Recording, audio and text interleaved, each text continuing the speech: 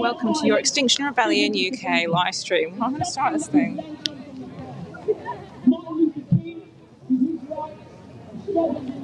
I'm practicing.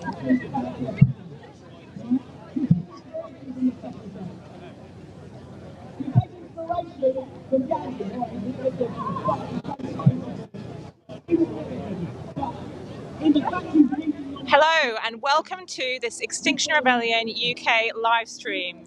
We're going to be with you for the next 9 days, reporting on this Extinction Rebellion, April Rebellion 2022. Quite a few people have gathered here in Hyde Park today. They've heard the call. It was 10 a.m. Hyde Park, London, UK, to come and join the rebellion against. We're in open rebellion against the UK government. Why are we doing this? Well, actually, we prefer not to be here. However, the situation has become so dire, and back in 2019 when Extinction Rebellion started, we were seen to be, there's all sorts of insults being battered around, eco-criminals, eco-terrorists, mobs.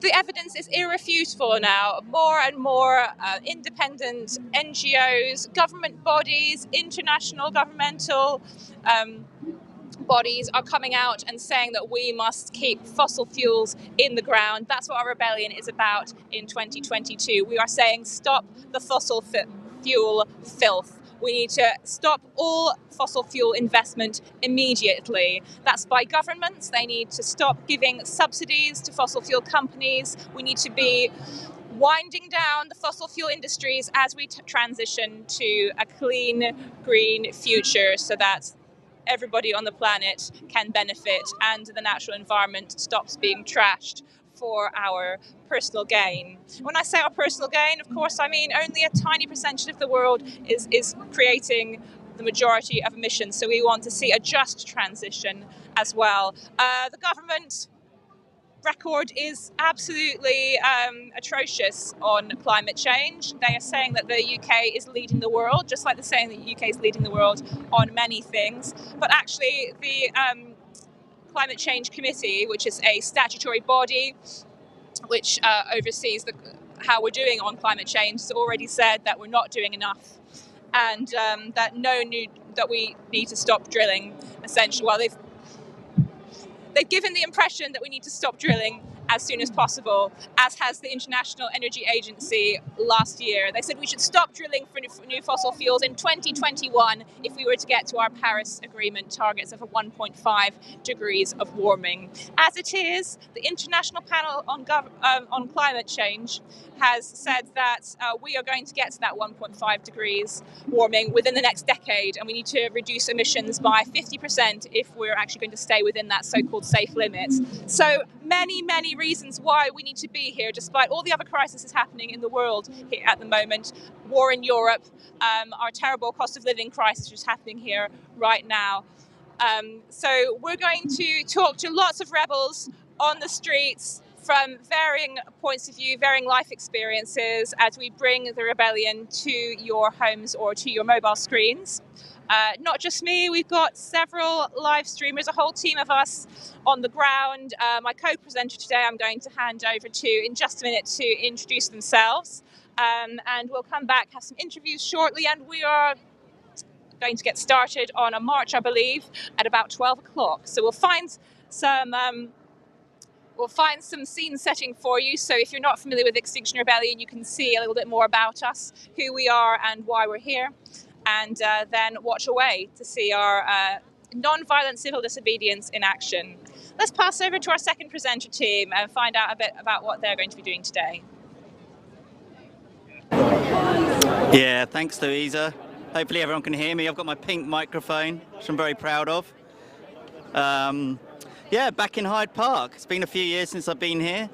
Back on Rebellion in London. My name's James. I'm actually from Norwich. Come down to London for Rebellion with a Norwich crowd, Norwich crew, and I'm going to be helping out with live streaming over the next week, bringing you hopefully all the information that you need, and hopefully encouraging you to come down to London yourselves if you can't make it. And of course, if you can't make it in person, please like, comment, share the news, get it out there on our feeds, get it out to your friends, neighbours and colleagues, let them know what's going on and why we're here.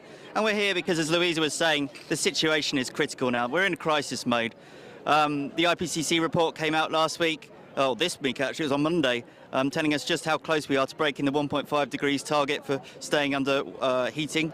In fact, by the end of the century, we're more on track to hit 3 or 4 degrees, and that's catastrophic. And one of the facts I read this morning, which really shocked me, was in the next 8 years, unless we make some really very serious changes, in fact, it might be too late to make some of the changes, half the population of Africa could be displaced.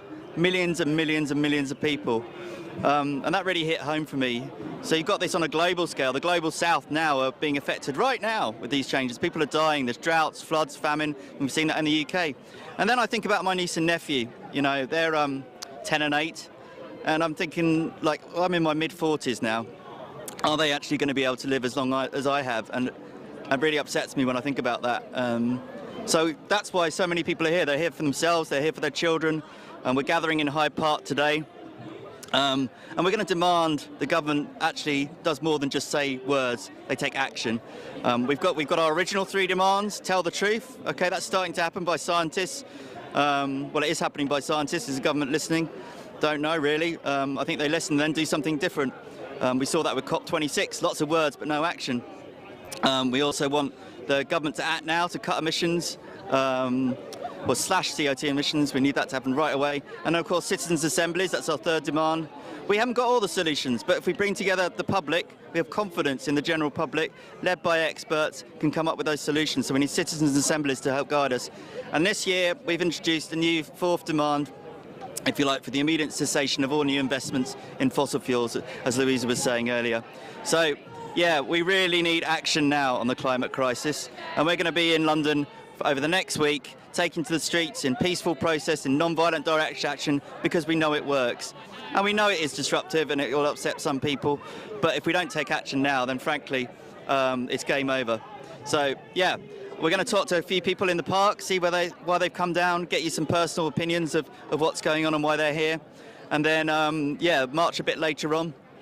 We'll see where that takes us. A little tour of London on the first day of Rebellion. Please get down here if you can and help support a wonderful sea of flags across Hyde Park. It's amazing to see. Lots of old faces that I haven't seen for a little while, whether it be because of pandemic or otherwise. But the rebel spirit is still really strong. We still want to get out there, let our voices be heard and demand change. Because the time is now, really. Antonio Guterres was saying, the UN Secretary General was saying off the back of the IPCC report, just how critical it is and how negligent the government are being, lying about stuff. And he also said a very interesting thing. He said, activists aren't the dangerous radicals. It's the government and industry who are the dangerous radicals by continuing to invest in fossil fuels. This is coming from the UN Secretary General. So if you don't believe us, maybe listen to him. Get the story out there, get the news out there, like, comment and share this feed. And let's go from now. Let's see what we can see who we can find in the crowd. I think I'm going to be handing back to Louisa shortly. Hopefully she's found some people to talk to. And I will myself be circulating through the crowd. Got my cameraman Dom with me today. Thank you very much for holding the camera up. It saves my arms, Dom. Much appreciated. And we're going to be circulating around and just seeing if we can find some personal stories for you of why people are here, because everyone's got a personal story of what brings them to rebellion. And a lot of it, unfortunately, is very sad because people are scared about the future. We can tell you lots of facts, but they're already out there to find. So yeah, we'll mingle amongst the crowds. There'll be a bit of samba action later as well, maybe taking some drumming, and bring you some stories. It's good. We can go for a little bit of a wander now, I think. Louisa, have you found anyone to talk to yet? I have, James. Yes, thank you very much. I've come and met a cluster of people from XR Scientists, and I think Scientist Rebellion as well, which is a sister movement of Extinction Rebellion.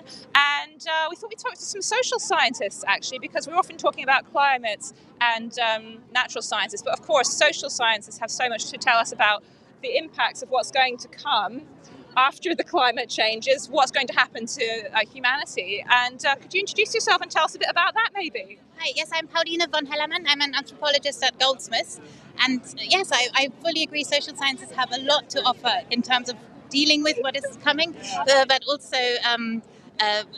actually maybe preventing things by working out ways of analysing the structures and the forces of power that are kind of causing all the problems. So, and also then finding different solutions and different kinds of ways of living. In anthropology, of course, we have a whole backlog of lots of knowledge of different ways of living and engaging with the environment. So yes, that's one of the reasons we're here. And just also, a lot of us have a background in studying social movements and wanting to help XR and other social movements and helping in that way. And lastly, just the whole idea of what universities as a whole, what we should be doing, what our priorities are, and that really the climate emergency should be a priority within how we teach and how we research and everything, how universities work, basically. So for all these reasons, we're here. That's great. Could you tell me a little bit about the focus of your work and how that's kind of brought you into climate knowledge and what you're doing in the movement? Yes, so my own work is actually, I am an environmental anthropologist, and I've worked in Nigeria and Tanzania and Indonesia about forest issues and palm oil. At the moment I'm working on palm oil. So climate change comes into that, but it was really actually for me in 2019, Greta Thunberg and the climate youth strikes, and I suddenly, that was more, it wasn't even my own academic work, it was just as a mother and as a citizen that I really felt. So I have done like 3-4 years of climate activism in Eastbourne, where I live, more as a citizen. But I've just recently, this is why I'm here now, just this year I thought maybe social sciences are really the way forward to work through universities and do what you can as a social scientist as well as a citizen. So that's sort of, but yeah, so the two are side by side but also coming together. My palm oil research feeds into it and vice versa. That is really, really interesting, because obviously we've got the climate problem and then we've got the environmental damage and ecocide problem, which are interlinked, but two sort of larger, two spheres that come together. What are your, I was wondering from your perspective, what are the biggest fears that you have about the coming decades? That's a big question, I know. But... I mean, it's sort of, I mean, it was mostly I was just worried about my children, basically. I'm just really thinking we can't. So I worry. So, but that applies to everyone. So the things we're already seeing in so many parts of the world, like less ability to produce food, and then so I'm also a political ecologist. I'm looking a lot at political economy issues, and of course, these things are never happen on their own. When you have a food shortage, it's usually experienced or kind of compounded by political inequalities, and so it's sort of all those issues coming together. So food shortages, I suppose, and extinction of many different life forms, including, well, I don't know. I mean, I personally, maybe I'm not sort of focused on extinction of humans as such at this moment. It is much more what happens before then and how difficult things are going to be. So yeah, and then all the chaos of basically ecological collapse. And I do worry that things are... So yeah, I do worry that what sort of George Monbiot has been talking about, the sort of system, that things are so interlinked that then once there are certain tipping points, things can go bad quite quickly, much more quickly than we currently anticipate. So I worry about all that happening, and at the same time I worry maybe most of all about how most people just do not really realize and just continue living in a very normal way and planning their holidays, and how most parents most parents just focus on their children's future in terms of doing well at school, going to the right school, going after school activities, and they're not thinking about what is actually going to happen to their children. So I feel that quite a lot, I have to say. I think what you said about that food supply is not necessarily just a problem of can we make enough food. It's about that political interference. You know, we don't necessarily have to have a food shortage. Yes. A technical food shortage in order for it not to get through to the right people. And we're here today. I think most of us are here today because we feel that the politicians are not going to save us. They're not doing enough at the moment. And we're calling for the end of fossil fuels, aren't we? So is there anything you'd like to say about the end of fossil fuels? Well, I feel very, very strongly that is an absolute must, and I do support all the direct just stop oil, all the direct actions we've seen over the last week. I think it's really, really necessary to do almost anything you can just to make that point. And it's so obvious now, also with just again the linkages to political issues, the war in Ukraine, that the reliance on basically fossil fuels as well as destroying the earth, they also just support regimes that are not good and not just Russia, everywhere. So it's politics that we don't like. So sorry, that was slightly badly put, but so in all those, I am 100%. I think fossil fuels are the number one thing that we need to tackle, I suppose. Yeah. Thanks very much for talking to us. Thank you. I'm sure that Ukraine and food shortages and all those things that you've talked about are going to come back in different guises through this rebellion. Lots of themes here that have come together to mean that we just have to be out on the streets today. We can't be bystanders any longer. So thanks for being with us. Thank you. I'm going to pass back over to James, who's found somebody else to talk to. Yeah, thanks, Louisa. Really good to hear those views. And we're here with another group who've come down to London today. I think you're from, was it Surrey area you're from? Yeah, I mean, it's brilliant to see so many people in the park, isn't it? Yeah, really good. Maybe you could tell us a little bit, I mean, who would like to speak first about why you're here? Should we come over to you first? Yeah, I'm so angry my head could blow off, really. I don't think there's enough people here. There's a lot, but there should be more. Everybody who's got kids should be here. Mind you, forget the kids. It's happening now. 120,000 people a year in Pakistan are dying because of global warming. And no one here seems to care because they don't know, because it's not put on the news. Because apparently when Boris Johnson got in, he shipped in a load of Tories to run the BBC News. We're not told the full truth about what's going on. We need everybody here jumping up and down because it's going to get grim. So basically, a lot of rage there today. I'm yeah, sensing. bloody angry and righteous rage, really, isn't it? When the government inaction on the climate crisis. Yeah. I mean, apparently Grant Shapps said he didn't like onshore wind things, which is what Boris was going to do. So then he chose nuclear because of Grant Shapps. It's ridiculous. Yeah, yeah. And is it right that renewable energy is cheaper overall than these options? Yeah, apparently. Quicker to implement? Yeah. Yeah. I mean, it's very confusing, isn't it? They're lining their pockets. Yeah, exactly. I think it was Shell and BP made like £23 billion worth of profits last year or something like that. And yet, who's profiting out of the climate crisis? It makes you think, doesn't it? They are, yeah. Yeah, they are. Yeah, maybe come over to you. Can you tell us a little bit why you're here? Good to see you. Thank you. I just feel so angry and upset. Like, I don't want to have like lung problems by the time I'm like 30. I quite like to live till old age and live by the sea and look out and onto the horizon where it's not hazy, and you know, like the whole dream of sitting on a rocking chair when you're old and feeling the wind and hearing the birds. I just want that so badly. Yeah, so you want a future. And how do you feel about the government and what they're doing at the moment? No words. Very angry, very angry. Yeah. It's the whole institution, it's the whole system. If it's not the Tories, then it will be someone else, you know? And they all just need to change. They're all corrupt, they're all... Yeah, so we need system change. Yes, rather definitely. Because only individuals, I guess, can only do so much, can't they? We need Exactly. the entire system to... We're all trapped in the system. It's all the collective, not the individual. We need the collective to change. And yeah, and what are your plans? How long are you down for, and what are your plans? just today, I'm going to shout loudly and hold my sign up. And Brilliant. support You got, other yeah. We can't drink oil and eat coal. I think that's absolutely right, isn't it? Yeah, yeah. Down for the day, brilliant stuff. And yourself? Any messages you'd like to get out there? I guess maybe we're just angry because like they're doing it for the now. They're not thinking about, oh, what's our money gonna save us later when everything's dead? Like, you can't live without the planet. You can't just live on your own cash. Like, you might feel good now that you've got it, but later when everything's dead, you're just gonna feel really depressed. And like, people won't understand that, like, when it gets to like the no return day, they'll be like, oh no, we gotta do something now because we can see it happening. But like, they don't understand.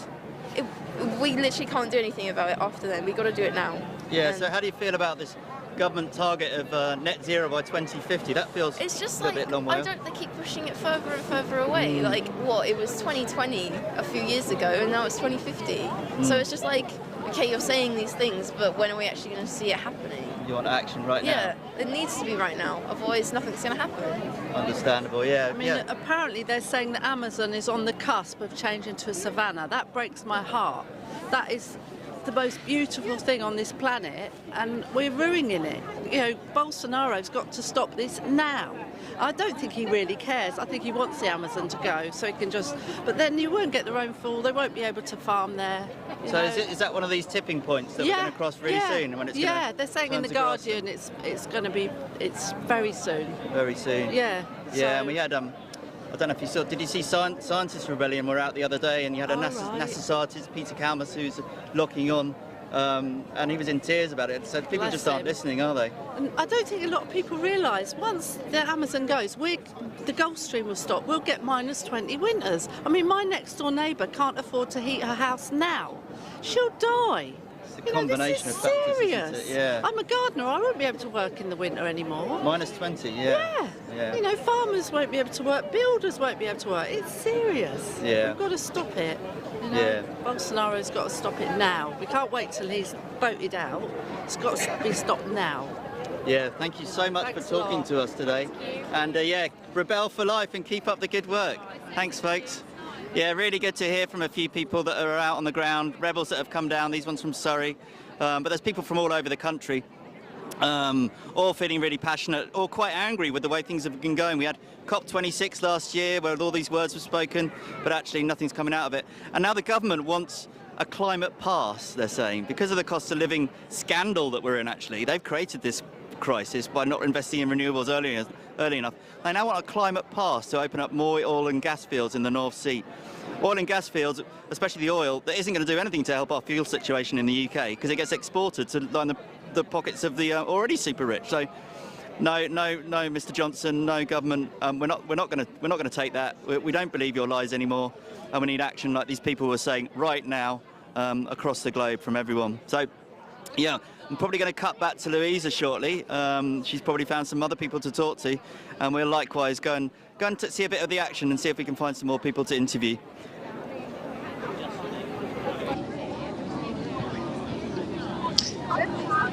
Thank you, James. Things are developing here. There's been a training started, non-violent direct action training, for people who need a refresher or need to understand some of the principles and values that we operate by when we come out on the streets and protest. It's also about keeping safe, making sure that you know your rights on the street.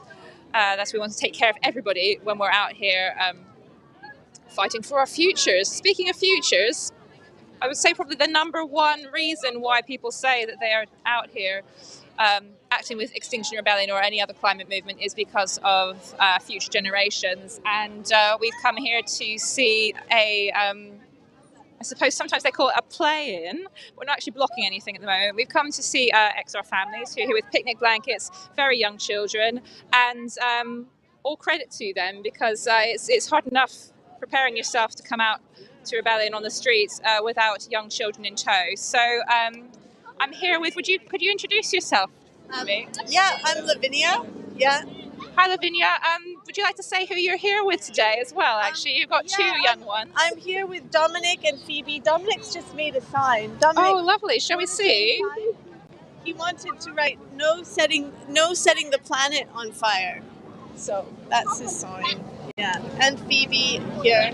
And my kids are 2 and 4. 2 and 4. And how do you feel about what their futures will be like and the way that governments around the world are acting at the moment? Yeah, I feel scared about that, and that's why I'm here, because I don't feel I have another choice. I feel like this is the only place I could be right now to help spread the word and say something. And quite a few people would probably say you should be sheltering your children while they're so young. Clearly that's not something that you agree with. No, I don't agree with that at all. This is their world and the government's not doing anything about it at the moment, and nobody's doing enough about it at the moment. But we do feel I feel very strongly that, it's their world and that we need to change the system from the ground up. So we need to change it from my 2-year-old shouldn't be relying on fossil fuels. And my 4-year-old, they need to be thinking about other types of energy. So how does it make you feel that the International Energy Agency said that we've got to drop fossil fuels last year, and now the UK government's still got 40 projects in the pipeline? Yeah, really sad and really scared. That's how I feel. Yeah. Scared for my kids' future. Yeah. Thank you for bringing them out. You're not alone, obviously, as well. And XR Families actually do some really amazing actions when we're out and about. So hopefully we can catch up with your group later in the rebellion. Is there anything else that you'd like to say while you're on XR UK? I don't think so. Thanks, Lavinia, for talking to us. Have a great day. It's really inspiring to see these young parents out with their children, that they feel so passionately about their futures that they'll bring them out to a windy park for a day, and the rebellion's going on for 9 days. XR families do a lot of actions that are key parts of Extinction Rebellion's mass actions like this. But of course, the climate, it's not just about children, young children and grandchildren that might not have yet been born. It's about, this is happening now. This is climate crisis is here, and it's difficult to actually know where to start when you list off impacts, because let me just move a little bit out of the way of the families.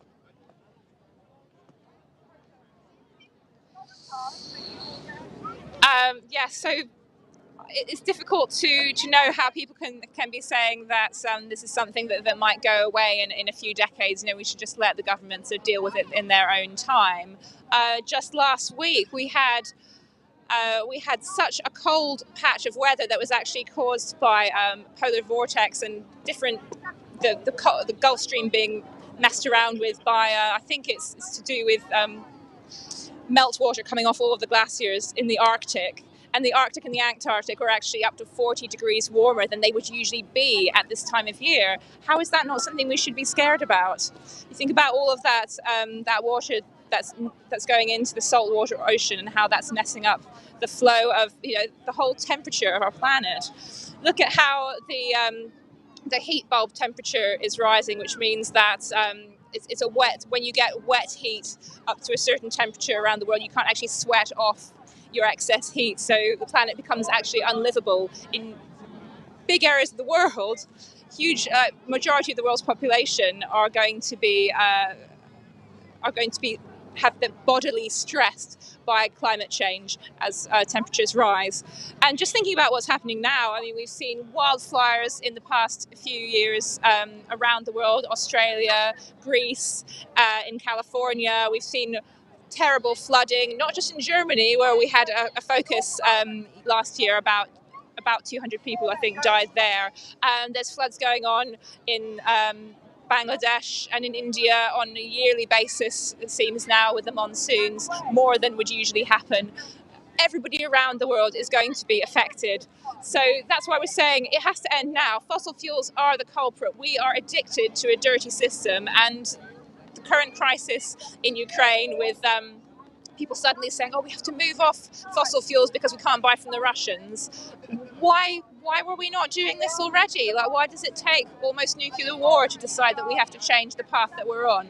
Why do we have to get so far down that road before we realise that actually humanity needs to have a future that doesn't rely on a tiny proportion of companies making huge profits at the expense of the rest of the population in order to be able to heat our homes and cook with and cook our meals. So that's why we're here today. We're saying we will not be bystanders, and in not very long we're going to get out on the streets to show that we are ready to put our bodies on the line, to force governments to wake up, and not just wake up but do something with all this evidence that they have. I'm going to pass to James before I start getting a little bit more emotional about this, because I think he's going to be talking to a few more interviewees.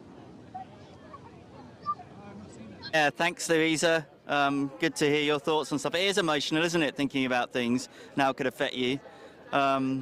Yeah, I can get quite upset too. But I'm with scientists for Extinction Rebellion. We've got Aaron here, who's come from Cardiff, I think you said? That's right, yeah. Yeah, so in London, how do you feel, and what are your plans?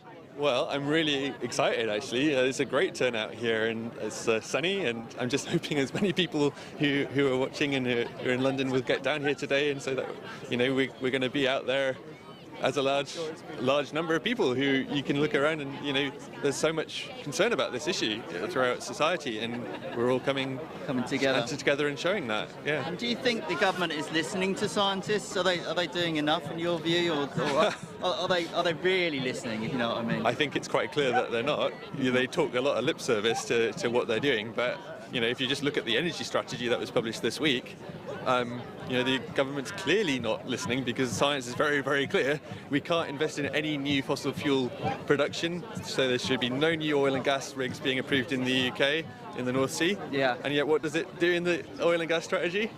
it says we want to approve more. So, like, you know, it's completely counter to what the science is telling us, which is we have to keep the fossil fuels in the ground. And so if even our government, which says it accepts the science, you know, hosted COP26 in Glasgow in September, says it's a world leader on this issue, and they're still approving more fossil fuels. It's clearly that they're just talking out one side of their mouth, you know. And is it right that they're considering fracking again? Is that going to be a thing, do you think? Or? Well, they've just commissioned a new review of it to say, should we do it? And it's like, well, no, it's quite clear. The science says, again, no new gas. How more clearly can we say that? No new gas, so no new fracking, no fracking at all. And maybe you can help me out with a question, because I know a lot of people support nuclear energy. Is that a sensible idea, do you think? Or it's definitely not the first thing that we should be looking to do. If we're right now in this energy crisis, right? The first thing we should be focusing on is getting energy efficiency standards rolled out, really insulating homes, bringing down energy demand. That's the first thing any government should be doing. It's hugely cost effective. It saves us so much money as a country, and that's meaning that there's a lot less people in fuel poverty in this country. So why has the government not said anything about what it's going to do with insulating homes? That's exactly what they should be targeting the money at right now. Likewise, you know, we can put up wind farms really quickly. You know, and the wind farms are really popular. People want to see them. They know that we need renewable energy. So, you know, all the opinion polling says, you know, across the country, urban and rural, you know, all ages, they back having wind farms, right? So what does the government do? It says we're not going to lift the kind of ban on wind farms in the country. So it's mad what was happening. It's just completely counter to what the science is saying. Very frustrating, isn't it? I mean, how does it make you feel? Is it a lot of anger maybe, or just frustration? I mean, anger for sure, but like, yeah, I think it's frustration, sadness, I mean, bewilderment. It's all of these emotions, right? Yeah. And I think the thing is that what we're trying to do is save the world, right? For all the young people, for, you know, like, it is that serious. And even the government admits it's that serious. So, like, why won't they do what's needed?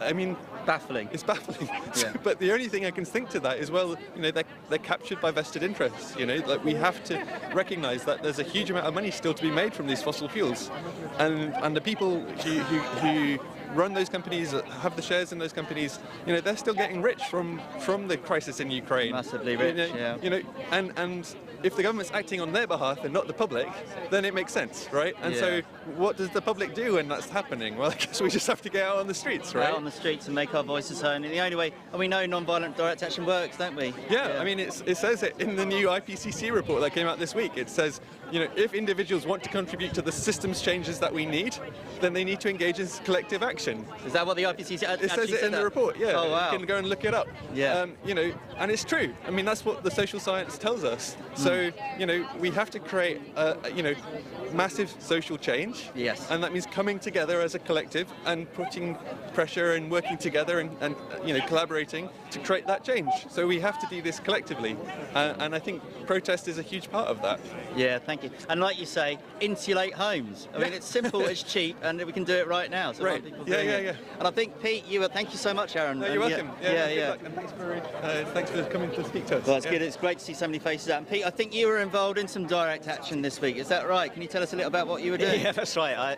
We went to go and decorate the Shell HQ near Waterloo Station. Sprucing up a little bit, did it? Yeah, that's right. It just looked a bit plain. It didn't have enough oil on the outside of it, you know. Right. Yeah. There's plenty of climate crimes that Shell have done and plan to do, but it's not advertised on any of their buildings. You know, the only advertising we see from Shell is all of their greenwash about how their new, you know, their hydrogen is going to revolutionise and how they're so important in the future of decarbonisation, whereas in fact they spend more on marketing than renewables. I heard this. It's like I mean, it sounds like a lot of money, but when they're making 23 odd billion pounds or something like that, the fraction that they spend on renewables is nothing, is it? That's right.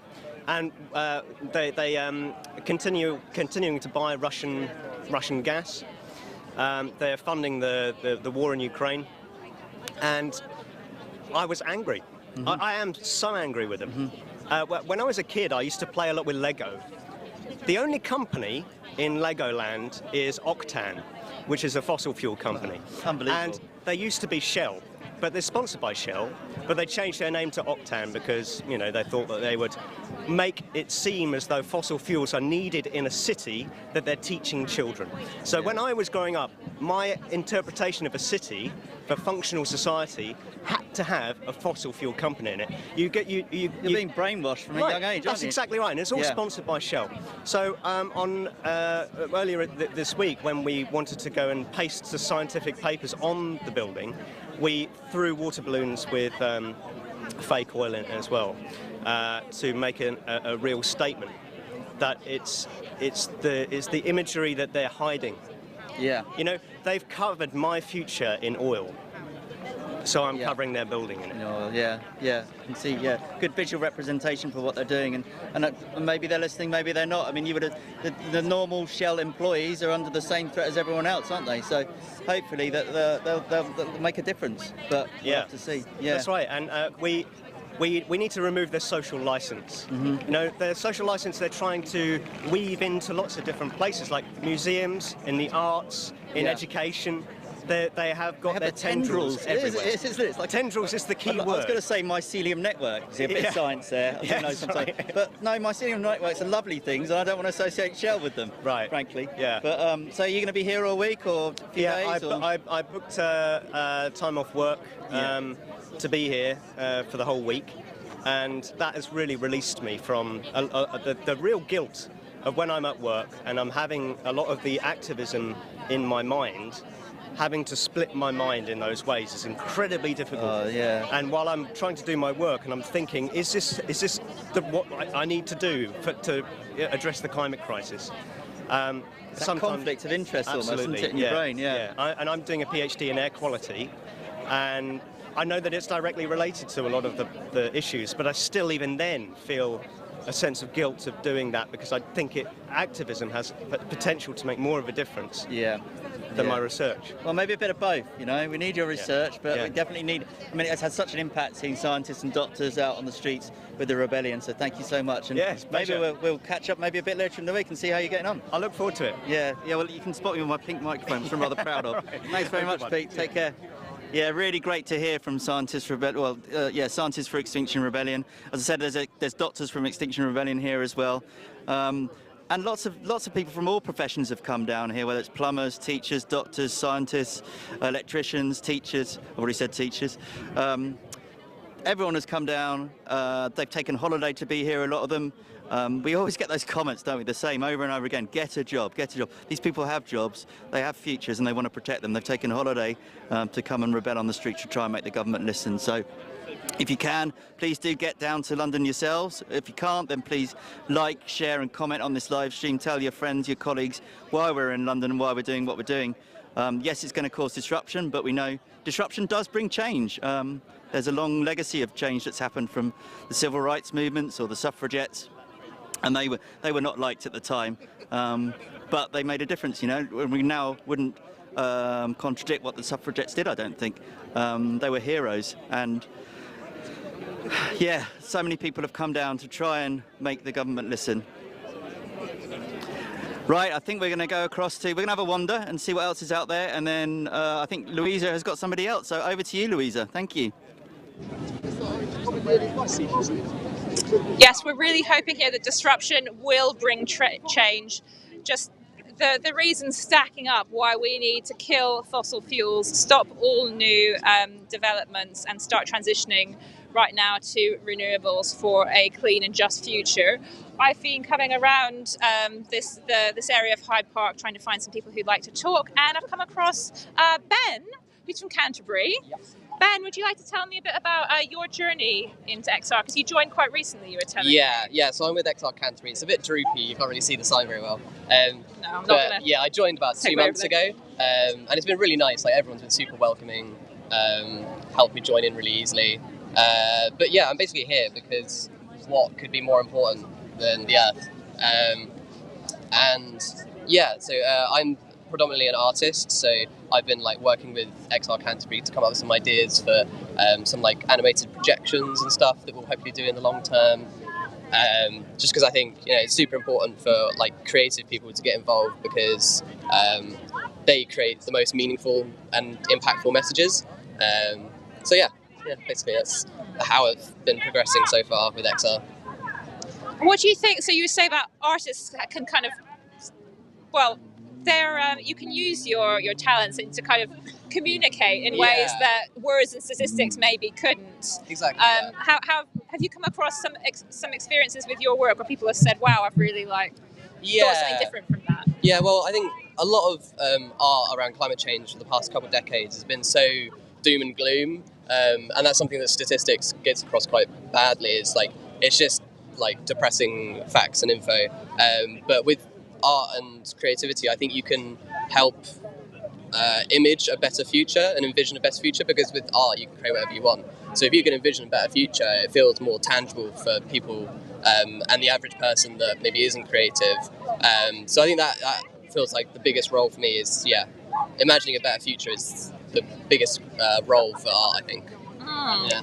That's so important, isn't it? That we're not just saying it's so bad, because I think a lot of people who are working in outreach would probably say that just switches people off. Exactly, yeah. We all know it's bad, so we just need solutions. Yeah, let's find what is better, then let's start working towards it. Yeah, right? exactly. And if artists imagine it, then it feels more real than if they didn't. Because, you can imagine what a city would look like if it was more sustainable, and then suddenly it feels more tangible and within reach. So, yeah. And how have you felt, so joining Extinction Rebellion quite recently, how have you found sort of working within the movement, getting used to the principles and values and non-violent direct action? I haven't done a hell of a lot of the training yet. I've been quite busy in the first 2 months that I've joined, so I haven't gotten super involved with that. But there's so much to get involved with. That's what I found, just on the Telegram chats and everything, there's every day about 5 different updates on things you can join and training you can do. So yeah, it's all there. I just need to get into it. Yeah. What would you say to people who are just wondering, should I take that step? Is it too radical from your experience? What's your answer to that? It doesn't feel radical, because I feel like what's more radical is kind of not doing it, because it feels like the most important thing in history at the moment. And so if you don't get involved, it's kind of like, you're missing out on one of the biggest changes in history, I think. Yeah. And prehistory, millions of years, right, leading up to this very point. It feels like a huge responsibility. And we're saying we won't be bystanders anymore. That's the slogan, if you'll permit us, the slogan for the rebellion is, we will not be bystanders. So please, if you feel the same way, get down and join us. We're going to be here for 9 days in central London. And yes, we need you. We need feet on the ground, bottoms on pavement, because there's going to be some disruption, but like James said, it's all non-violent, and there is no better cause surely than the future of our planet. Thank you very much for joining us. Have a great day. You too, thank you. Okay, and I've got somebody else here that I was talking to just now. I'm sorry, I didn't actually ask your name. Yeah, my name is Sudesh Thakur. Yeah. Hi, and you were saying that you come from India, right? Yeah, and you live in right. Delhi, or lived in Delhi. Could you talk to people watching just a little bit about some of the problems that you have there from climate change, or in India in general? Yeah, so I recently moved here 6-7 months back, and I lived in Delhi, which is in India, not for much years, but for 2-3 years. But yeah, the situation over there are not good, and the government also knows it, even other people also know it. Government is doing things, but I really appreciate that. But yeah, things has to be done more to get it more better. Even people know it, but yeah, things has to be done more. So yeah, this is my experience back in India, in Delhi. So yeah, the things gets worse in winters because of the cold. Yeah, that's one thing. But yeah, India is a developing country. It's not developed over here in UK. So it will take time to get things better over there. But yeah, things will be better. This is what I'm hoping for.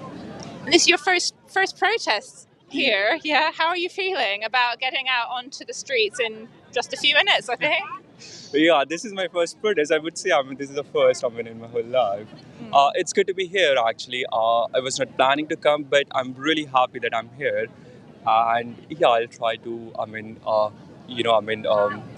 but my things, it won't be much, but it would be little. And I think that little would, motivate others as well. So yeah, I'm feeling good. Good to see a lot of people, and good to see, very old people are over here. I think they are more, they are more worried about our future, and that is something really important. We, like people like us who are like in 30s or something, they should understand this thing, because yeah, I mean that is, I would say, it's really important for us to understand the teens, the youngs, who are like in 30s or in 40s. Yeah, that I would say. It's our generation, isn't it? That it's going to be our old age that's impacted, and of course all the young people as well. We've got people of all ages out on the street here. I hope you have a really good first day and that you enjoy it. Is there anything in particular that you're looking forward to? No, I mean I'm not particular, but yeah, I'm just contributing myself to be here. I think. I know I can't do much, but whatever I could able to do, I'll try to do that. That is what my point is. Thanks for being here. Hope you enjoy it. Okay. So I just heard some a loudspeaker system behind us somewhere. So we might be getting towards the time where we actually start moving off from Hyde Park. We don't exactly know where we're going today, but we are going to get onto the streets and make our way peacefully somewhere with our flags and banners, and probably quite a lot of noise as well. Some of you might be aware of the policing bill, which is ping-ponging between the House of Lords and the House of Commons at the moment, which I think I haven't actually totally kept up with it. I think that now we are going to the noisy protest aspect of it, where anybody who is accused of being a nuisance to passers-by, or people who might have been passing by, it sounds bizarre, but would have been able to be prosecuted under the proposed new bill. I think that's now come out, but we're our ability to protest and our right to protest is being threatened. So that's another one of the reasons why we're out here, is to do it while we still can. Obviously, if it becomes criminal, then a lot of people believe so strongly that I'm sure they still will go out and protest. But we have to remember that a lot of people here from marginalised communities, people who are not citizens, people who are BIPOC, or going to be treated in a discriminatory, racist way by police, can't go out and do that. So this is like one of the final times perhaps that we'll be able to come together and really make an impression on the streets. I've just heard that James has another person to speak to before we have our speeches start, I think. So let's go to James quickly. Socialism. Yes, good to hear, Louisa. We're here with Saji from Animal Rebellion. She's going to tell us a little about, from her perspective, what we need to do. Good to see you, Saji. Hello.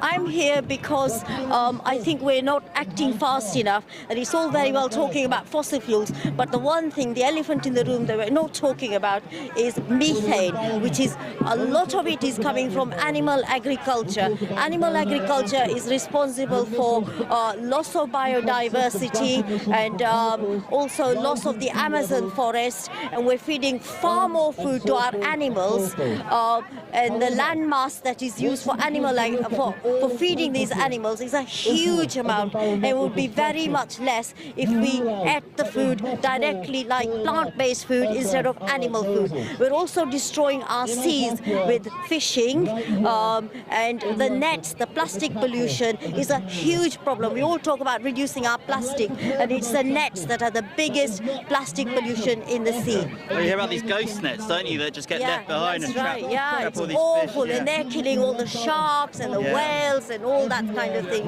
Yeah, it's all. Is it right that the Amazon itself is approaching a tipping point? We heard earlier that it is, and to be honest, if we don't stop now, it's going to be too late. And we all eat 3 times a day, and we can change that now, tomorrow, with your next meal. Moving to a plant-based. And there's a big lie about you're going to die because you don't have protein or calcium. And quite honestly, it's a lie that carries on the myth that we should carry on eating these animals. And it's cruelty is another factor that we won't even, a huge factor. Who can honestly say, if they knew what was going on in the slaughterhouse, that they can eat that on their plate? Also, I've got something to say after as well. Yeah. Well, let's not discriminate between fishing nets and types of nets. I think it's about 50% of garbage in the Great Pacific Garbage Patch is actually fishing nets. Also, around 90% of Amazon deforestation is being deforested basically to grow soy, not for vegans, but for animals which are used to feed to people. Yeah. And bearing in mind, as well as the Amazon now no longer being a source of removing carbon out of the atmosphere, it's also now requesting more out into the atmosphere because of the deforestation. There's more carbon coming from the Amazon than it's absorbing. Because the trees getting deforested are creating more. So actually, the only way we can stop that is by not eating animals, essentially. But yeah, everything that Sanjay said was right as well. Two things I would urge people to do. Please watch Cowspiracy and Seaspiracy and make a start. Our Earth needs it, and we can do it quickly now. So get informed, like you said. Get informed. Make your own analysis of it, and then maybe move to a plant-based diet because it's going to be good for the planet. Yeah, and our children. And everything. Nothing will happen to you. You won't become ill. Give it a try. Brilliant. Yeah, sure. Yeah. I just want to say, also think about animal cruelty and how we're treating animals. Just because our demand for meat and animal products it's so high, we basically treat them like slaves. And as humans, we think we're so important that we decide who's worth killing and who's not. So our pets, our cats, our dogs, we love them. We would never kill them. Why are the other animals different? They have a conscience. They have their feelings. Why do we think we have that right to decide over their lives and treat them that way? It's a bit of a contradiction there, isn't there, between your pets and what you eat sometimes. Yes, so I would say, animal cruelty, let's stop that. Whereas we can eat, we can have a plant-based diet and live in a harmonious way without...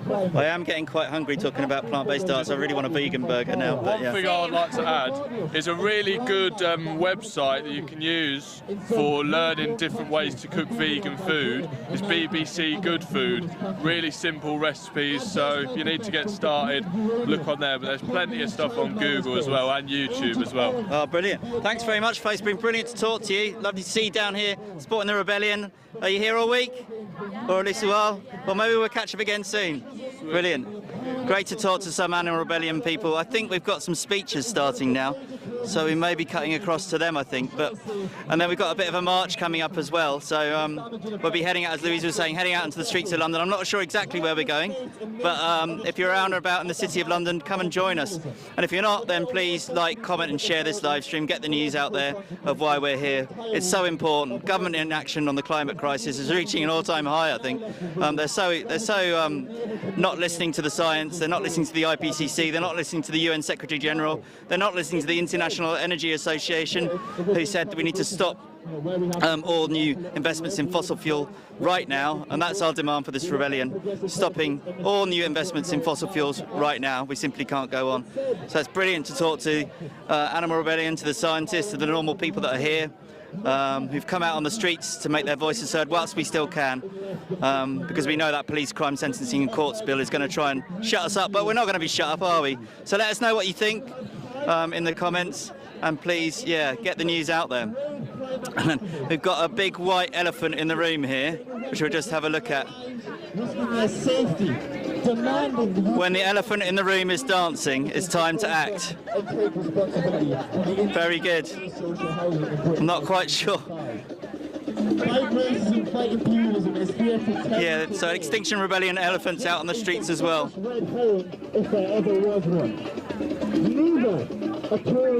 Yeah, so we'll wander over towards the speeches, I think, and see if we can hear what they're saying over there before we head out on the streets. Because they can't. The capitalist system, let alone look after its people, give adequate food, healthcare, housing. This looks like they're speaking about capitalism. Of course, the economic system that we're in at the moment is driving a lot of the problems that we see. This constant shareholder pressure to earn more money.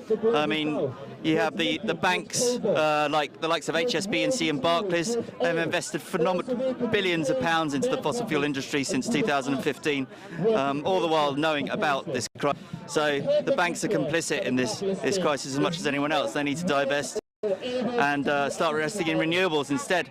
Barclays, biggest European investor in fossil fuels, we've taken quite a lot of action against them in the past. HSBC are a close second, I think, to investing in fossil fuels as well. So they really need to get with the programme, along with the government and politicians, and really make some changes. But we'll move a little bit away from the mic because it's getting a bit loud there. To show you, the elephant is still going. We must be getting close, I think, to setting off on the march. Feels like people are starting to form up. And it was really interesting what Antonio Guterres said, wasn't it? That the dangerous radicals aren't the climate protesters that are out on the streets.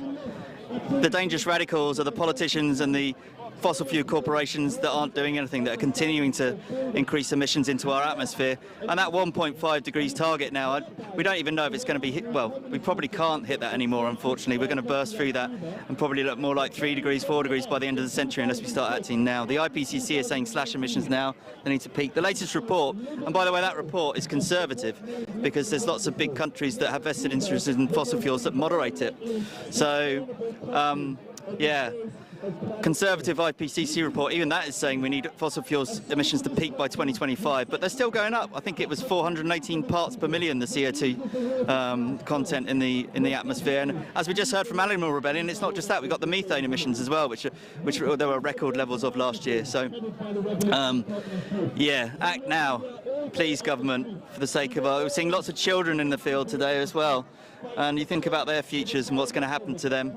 I referred to my niece and nephew earlier, and when I think about my godchildren a lot and what's going to happen to them, are they going to get to, I'm in my mid-40s, are they going to get to as old as I am? And I'm really fearful for what could happen to them. So there's a lot of rage, a lot of love in the field, and hopefully we'll see some changes off the back of the rebellion this week. And I think I'm going to pass over to Louisa now. Yeah, over to you, Louisa. See who you found.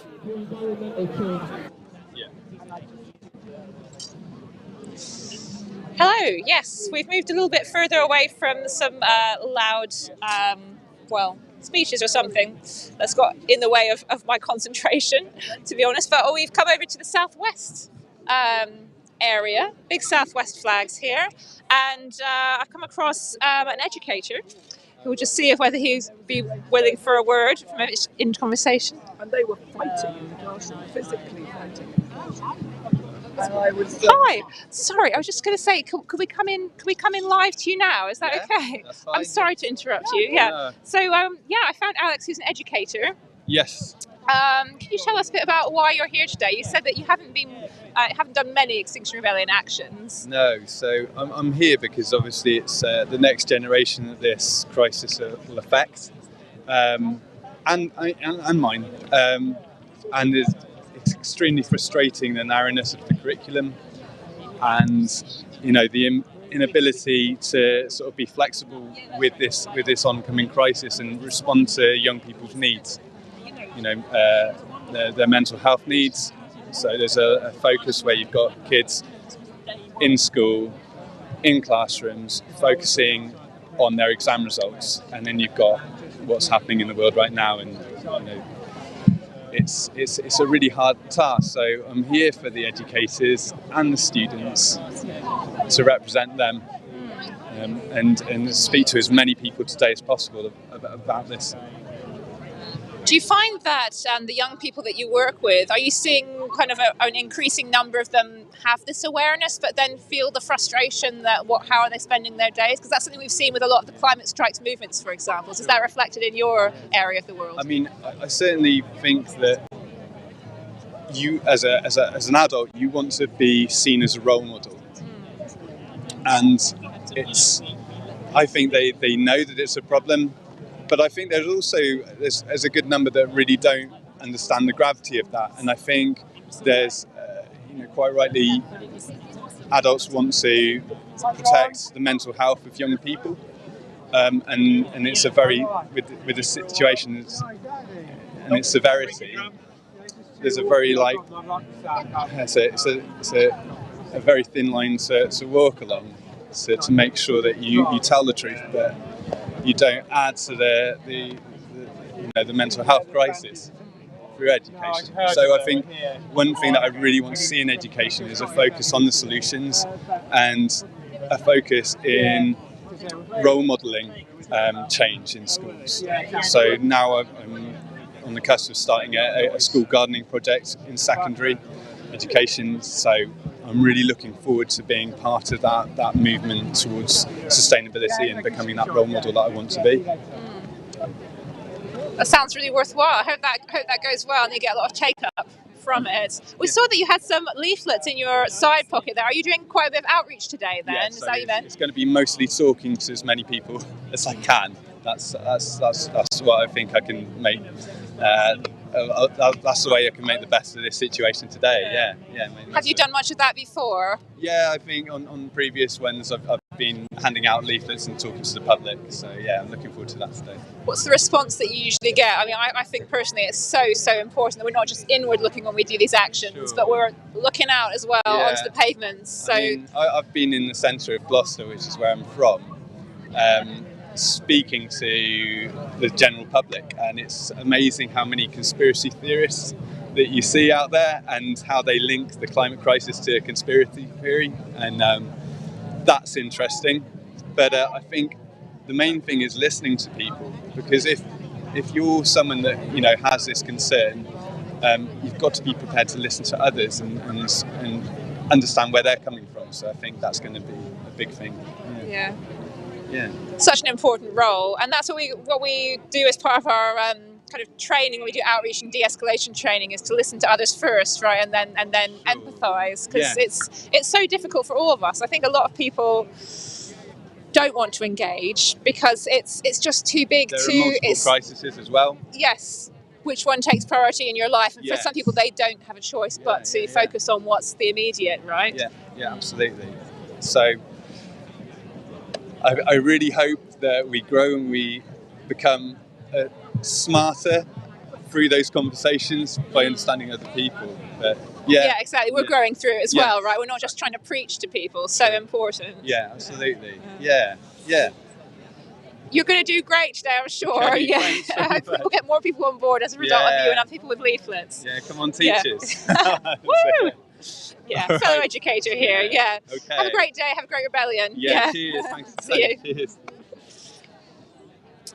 Okay, already talking to such a variety of people here for different reasons and different backgrounds. So I'm feeling quite positive about what's to come.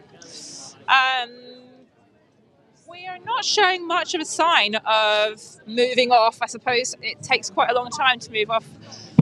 Not good at estimating numbers, but I don't know. We've probably got about a few thousand people here spread across Hyde Park, and once we get funneled down into some of the streets that we're about to go down, I think it will seem like more. So, but let's just have a reminder actually of where we are for those who are recently joined. We are at Hyde Park in the centre of London. This is an Extinction Rebellion action, as we call it. First day of 9 days of rebellion. We've done rebellions before, of course. They tend to be about twice a year, but this time feel like it's really crunch point. I don't know how many more times we can keep saying this, but there's a lot of things recently that have come together. We've got crises in terms of the war in Ukraine, which is just absolutely heartbreaking, and in so many ways human rights abuses, but we're also being shown how dependent we are on fossil fuels, even when that means that we're putting our sort of ethical concerns to one side in order to get those fossil fuels. We've got a cost of living crisis, which is just hitting so many people really, really hard. We've just come out of another few years of COVID, which has, knocked a lot of people sideways. And understandably, a lot of the British public are maybe not thinking so much about climate change, but really we need to be bringing that back into the forefront of our mind. And I'm talking about politicians as well, not just members of the public who've got other things to think about. The government needs to be on top of this. They need to ditch fossil fuels. Everyone's saying it. The International Energy Agency is saying we've got to stop fossil fuels as of last year. COP26 finally had a mention of fossil fuels after 26 years last year in Glasgow, but they still hadn't brought in dictate that coal has to be totally stopped. It's being phased down rather than phased out. So we really need to get on top of things now. And I don't want to just say it from my point of view. We're going to be talking to people on the streets of all, from all walks of life, I should think. Seeing a real variety of people here, and the live stream team are here for those who would like to be at Rebellion but can't be, or those of you who are thinking, oh, what's this about? Maybe I'd like to join. Are these really eco-loonies, or do they have a point? So please do follow us, please like. If you like it, please share the stream, because that's how we spread our message to more people. And yes, please, I was going to say enjoy. I mean, none of us really want to be here, but since we are here, we're going to celebrate the community that we share in trying to make a better world for ourselves and for the whole planet. So yes, do enjoy the live stream. Hope that you learned something. Do comment if you think that we need to talk about something else as well. If you've got anything you'd like to share with the community, please do. I'm going to pass over to James to talk to another rebel. Yeah, thanks, Louisa. Well, I was just chatting with these people here about children and grandchildren, and how we need to be looking so many generations into the future about what's going to happen to them. Every decision we should make now should really be about our children and grandchildren, generations beyond, children that aren't even born yet. We're not doing that. But I was going to speak to Andrew, who's from Brighton XR. Andrew, yeah, do you want to give us a little bit of a lowdown about why you're here and how you're feeling, and what do you think needs to happen? One thing, I think we're all very triggered by the Ukrainian war, and so I thought I'd do a little bit of research, and we're still giving £10 million a day to Putin. And if we all just drove a little less, turned down our heating, we wouldn't have to give any money to Russia. But we're still giving, this week we've given 70 million to Putin, and then Boris says, oh, I'm going to give 100 million to the Ukrainians. I mean, it's not joined up thinking, it's absolute stupidity. Clearly, the climate crisis, this is one tiny part of it, but just that simple fact is being suppressed essentially. The press are not mentioning it, the BBC are not mentioning it. They're saying we will get rid of our use of Russian oil and diesel by the end of the year. Well, how slow will that be? It's only a relatively small percentage, so if we could make a 10% cut in our usage, we could stop it tomorrow. So we're still giving, how much did you say, money to Russia? Well, we normally give, in a normal, before non-COVID, we normally give between 3 and 4 billion every year. So I did the maths, it's 10 billion a day, it's 11 billion a day on average, is what we've been 11 billion every day we give to Russia. For their gas? For the gas. Yeah. And when, there was the oil tanker covered on the BBC last Saturday at Grays, Essex.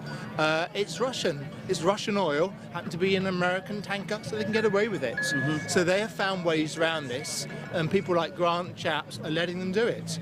Just say no to Russian oil. It doesn't matter which vehicle comes in, which tanker, which flag has to be under. It's still Russian oil. So we're still buying that. 18% of our diesel is still coming, and 8% of our oil.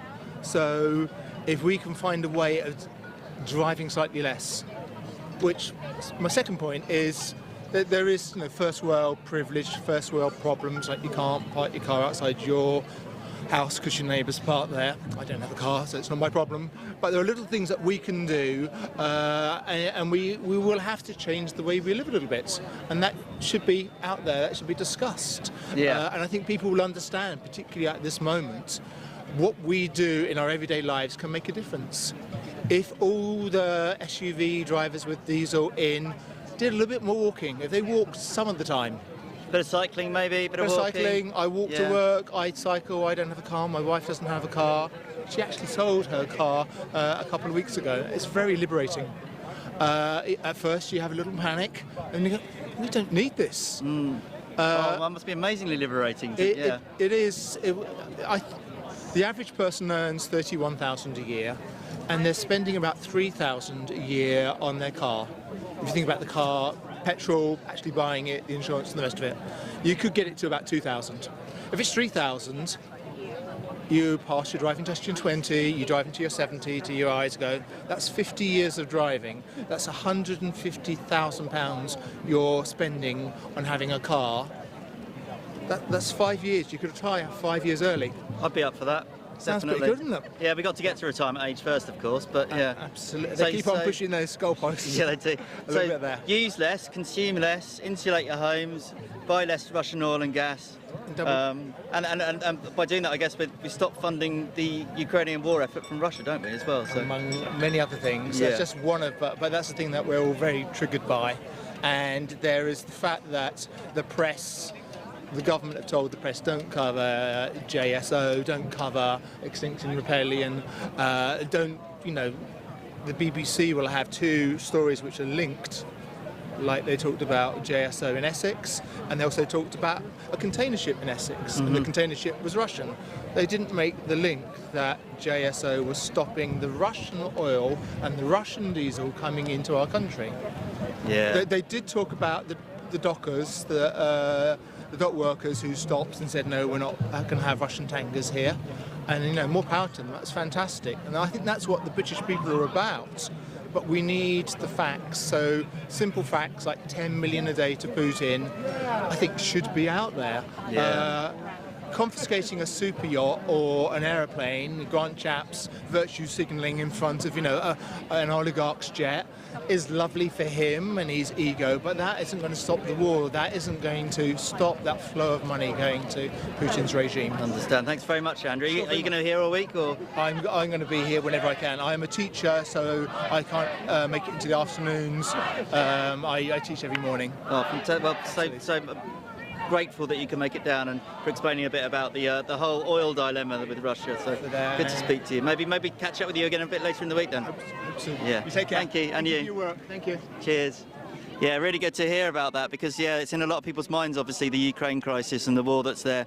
And unfortunately, the fossil fuel industry is complicit in that because the war for remaining resources of oil and gas and how we're buying Russian oil and gas, which still will fund the war effort there. So it doesn't add up, does it? If we can reduce our reliance on fossil fuels by investing in renewables instead, by insulating our homes, as we've heard from the scientists earlier that we really need to do that, by moving to non-gas boilers, so maybe heat pumps and the government subsidising that, wouldn't that be a great idea? But again, going back to the point is we don't have all the solutions. We need citizens' assemblies to form to try and make some recommendations to the government and then be bound by the recommendations, actually take action rather than just completely ignoring the crisis. And I think maybe the samba band's about to start up, so it might get very loud here shortly, but the march must be starting pretty soon, I think. Everyone seems to be gathering up together.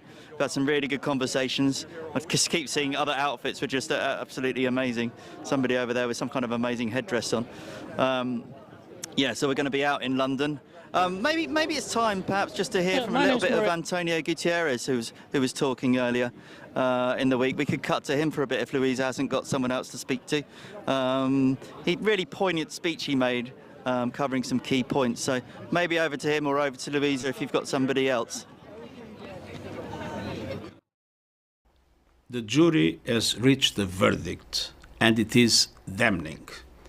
This report of the Intergovernmental Panel on Climate Change is a litany of broken climate promises.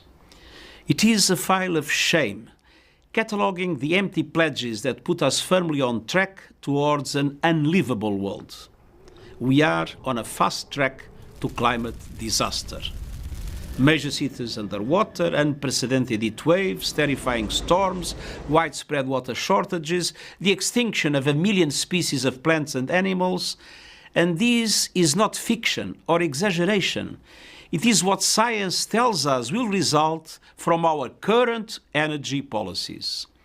We are on a pathway to global warming of more than double the 1.5 degree limit agreed in Paris. Some government and business leaders are saying one thing but doing another. Simply put, they are lying. And the results will be catastrophic. Climate activists are sometimes depicted as dangerous radicals. But the truly dangerous radicals are the countries that are increasing the production of fossil fuels. Investing in new fossil fuel infrastructure is moral and economic madness. But it doesn't have to be this way. Leaders must lead. But all of us can do our part. We owe a debt to young people, civil society, and indigenous communities for sounding the alarm and holding leaders accountable. We need to build on their work to create a grassroots movement that cannot be ignored. If you care about justice and our children's future, I am appealing directly to you. Demand an end to all fossil fuel subsidies. Today's report comes at a time of global turbulence. Inequalities are at unprecedented levels. The recovery from the COVID-19 pandemic is scandalously uneven. Inflation is rising, and the war in Ukraine is causing food and energy prices to skyrocket. But increasing fossil fuel production will only make matters worse. Climate promises and plans must be turned into reality and action now.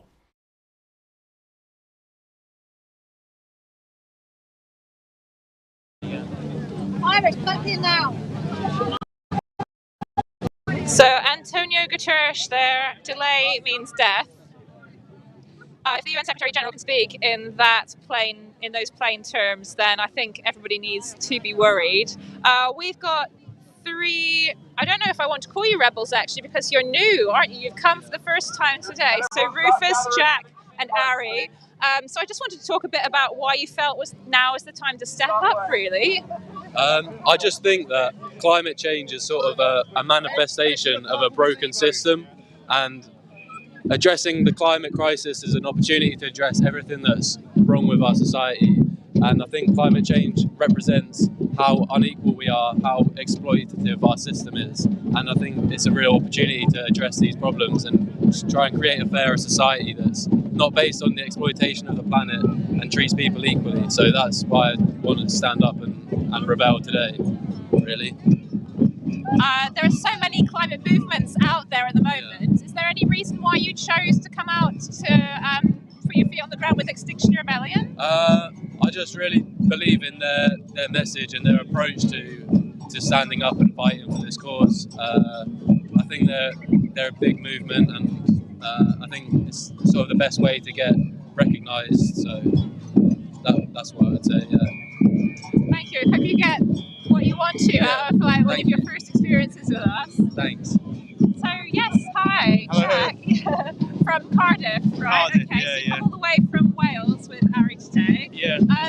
Why? Why have you decided now's the time to step up? I think we're reaching the point of no return. A lot of scientists are saying the same thing at the moment. It's clear that as temperature is rising, that we are going to reach a point where we can't go back on the damage that we're doing. And even the government, we're having the climate meetings. They're saying they're going to make a lot of change. There's going to be a lot of difference. And 2-3 years down the line, there's just absolutely nothing they're doing. With new housing at the moment, simple stuff like building with solar panels, just insulation in the walls. Even with new housing, they're just not bothering to do that. Even simple stuff. So if they can't be bothered to do that, there's something needs to change. And I think people need to say what they're thinking at the end of the day. Yeah. Yeah. Like you said, all these things kind of compounded one on top of another. Was there anything like one event that just made you decide that I've got to get out there? I think Ukraine's been really big for me.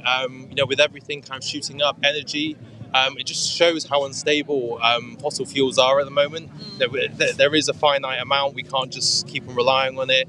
It is destroying the planet at the end of the day. And there's so many, other options out there. Like solar. They try and tell you it's super expensive, it's super difficult. But you see any writings by scientists explaining how easy it would be to actually fuel the entire planet. There's just so many alternatives to use out there. I just think it's so possible, and it just doesn't make them money at the end of the day, which is why they're not doing it. There is stuff they can be doing. Yeah. Thanks very much. Yeah, I think a lot of people feel in the same position, that we're one thing on top of another. Like you said, Ukraine's really brought it into focus. Yeah. So what are you expecting from today? Are you entirely sure? I don't know, just march really, and just to raise awareness, show support. I think people are so it's so hard for people at the moment. People don't have much money. But to show that it is easy. We don't really know much about Extinction Rebellion. But we're just here to show that it is important that it's everyone's fight at the end of the day. Everyone lives in the same planet, so just do what you can. You don't have to go buy an electric car. You don't have to completely cut out everything from your life. Just if you can just do the best you can to show your support. You know, that's all you can do at the end of the day. Definitely. Really nice to hear from people who aren't necessarily sort of hardened rebels. You know, you're here because you've just felt like it's not about the movement, it's about the cause, right? Definitely. Anything else that any of you would like to add? Because I can see that we're moving off. I don't want to keep you from your group. No, we are going. Yeah. Yeah. Thanks for talking to us, and good luck to everyone. So Yeah. keep fighting. You too. Find us on XR UK Facebook if you'd like to follow the stream later. Have a great day. Thank you. You too. Take Thanks, care. bye. It's all got very quiet, and that must mean that we're about to move off from Hyde Park. So we are going to. I think we better follow them. Really, I don't know whether we need to get any more interviews at this point, but we'll see who we meet along the way. Been told that we do have our other camera person, or our camera team has another interview. So as we catch up with the crowd, we'll pass you over to them.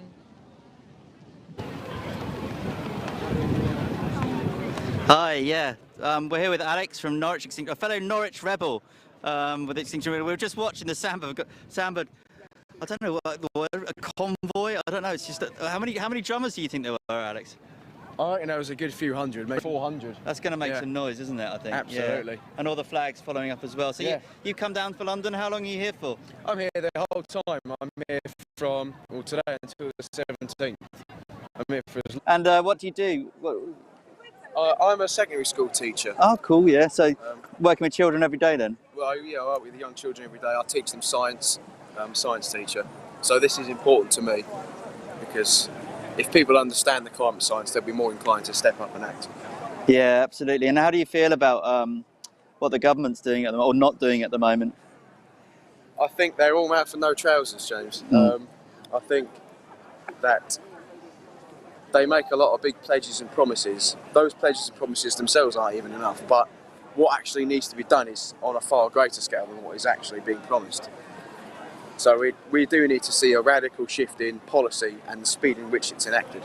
Yeah, and I presume you sort of had a look at the IPCC report that was out earlier this week, and it just makes me feel so sad, doesn't it, about what's going to happen to kids in the future unless we act now. It does, absolutely. I mean, that is exactly the reason why I'm here, because I dread to think the future that the children that I teach will have to endure in 10, 20 years if we don't get a lid on this. Yeah, So, and you're a young person yourself, absolutely. so you must be thinking about your own future as well, I guess. I mean, it's hard to know whether to have children, isn't it, when in the current environment?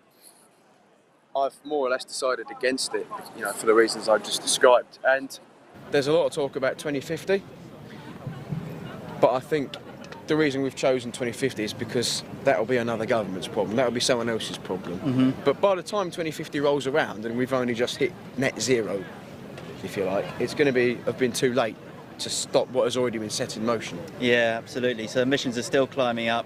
2050 is far too far in the future. The IPCC are telling it, the International Energy Agency, and we just heard from Antonio Guterres, who has said some quite strong words earlier in the week about climate activists being in the right and politicians and oil gas companies being the dangerous radicals, which I think we can all agree with. So what are your plans for the rest of the day? I think we're going on a march through London, aren't we? So it looks like that's forming up. On a march in London, it looks like we're just getting ready now. There's a lot of people, so it does take a little while to get going. assemble the ranks. Yeah, the upshot of, or the upside to this all is just looking around and seeing how many people like me care.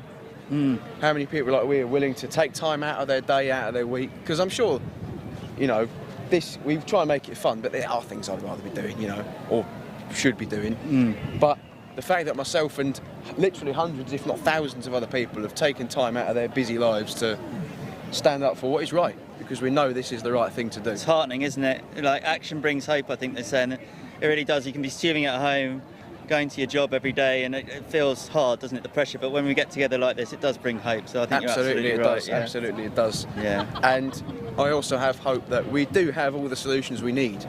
They just need a little bit of motivation to enact them, and we are the motivation. We're the motivation, so we'll be here all week for motivation. Really good to talk to you, Alex. Thank you very much. Maybe catch up again later in the week, and absolutely, let's go and see where this march is going. It's good.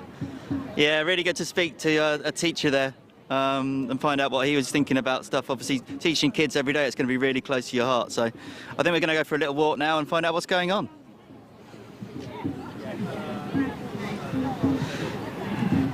My name's Maria Huff, and I'm with the Banbury group of Extinction Rebellion. We're meeting up here today because there's just no other way I can think of to actually help democracy work better, to put pressure on the government so that they realise it is the most important thing and they've got our backing to do the right thing. Hi. You know, coming out on the streets is vitally important because this is how we let those that we've elected know that we're not happy with the decisions they're making on the climate crisis that we're currently facing. And we are facing this crisis right now. It's just you're not being as informed because we have media suppressing the information. And we have a golden opportunity right now where within a year we can transform into renewable energy rapidly if we put the hearts and minds of all the people and systems, as we did with COVID, onto this. It can be rapid transformation, and we can see that stopping fossil fuels, especially the new extractions, is vitally important. So it's a transition.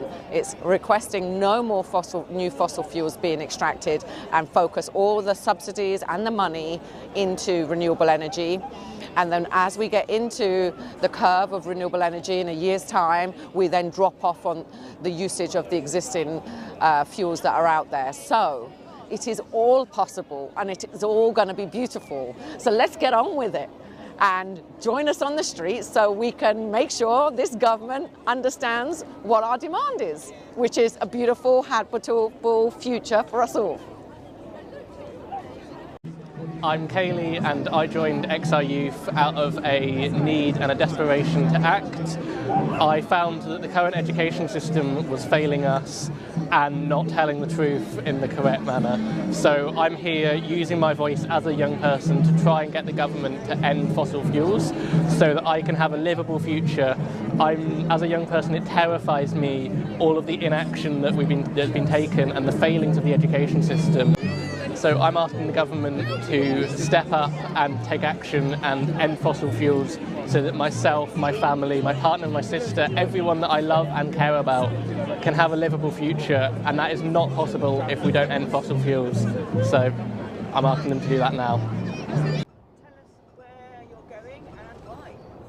I'm going to London to stand up for children everywhere and for a sensible, common sense approach to growth, which is considered to be the be-all and end-all on a planet that is not expanding and cannot take any more growth. The growth we've got so far is going to lead to a lot of the Earth becoming uninhabitable, not only for us but for all other species. And we are cutting off the species that made nature work, and I'm horrified, and I wish I could do more, but there seems to be nobody in power is listening because the global system is entirely predicated on growth.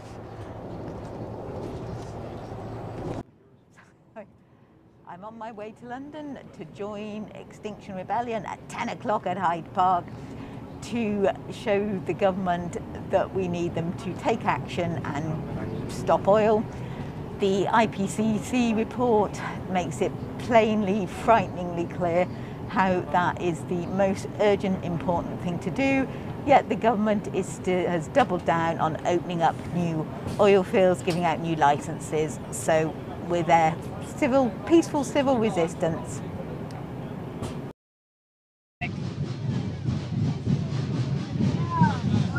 So we're just very close to the samba now, and I'm hoping that you can hear me. Getting very close to people as well. Now, the samba bands here have always been a kind of like the heartbeat for XR. They're that part of noisy, joyful disruption, I suppose, that really is grounding, but also motivating and marshalling everyone. So they have a really great feature of giving this feeling of solidarity to everybody, I suppose. And And I think the fact that they've started up now in earnest means that we are about to head off. In fact, I've been told that you're seeing pictures from all over the place, actually, of people who have already made it onto the streets, which I can't see, so that sounds great. Let's see if we can talk to a few more people around here, because I am quite boxed in. Hello. We're doing a live stream for XR UK. Would you like to talk to us a bit about why you're here today? Young people in your life. Thank you. Let's try and move. I'm getting a bit more space here. So actually, I don't think people can really hear me. Oh, look, I found some scientists. Maybe we can talk to some scientists while we're waiting. Everybody keen to move off, of course. Let's see. Hello. Would anybody ever here like to say something about the scientists' cause on XR UK live stream? Lynn here is very articulate. Hi. Hiya. You're here today with everybody in Lab Coast. Are you Scientists Rebellion, or are you in a XR? Sorry, Scientists for XR. We are Scientists for XR, but we may have a coalition here of some sorts. Okay. As far as I know, we have the same message. And what is that? What is that message today? That message is that we're destroying the planet. We're destroying the animals, the atmospheres, the oceans. And as scientists, we can read the papers. We understand what they're saying. We've been understanding that this has been going on the majority of my adult life. And I kind of naively kept to my research and thought that surely our leaders would be doing something about this international global crisis, but they haven't been. It's very aware to me that they're not doing it without more members of the public pushing them to do what we need to do to save the planet, to save the oceans, to save the plastics out of everything. And so I'm here today and will continue to be here to push that door open faster. We all have to, I'm here for the younger generation. We've got to pay it forward. We've got to get active. We've got to get involved. We can do this. We can work together. We have solutions. Let's get on it. Thank you so much. I'll let you continue because all the hands are going up now. Hello, everybody.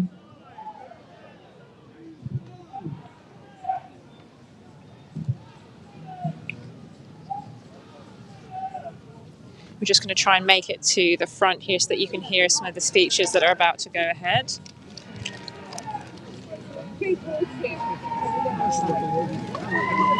These hands up are Everybody, really... can you please walk that way to join the procession? Thank you. This hands up method is a really powerful way of spreading messages very quickly amongst our group. Exercise and paying attention to your surroundings.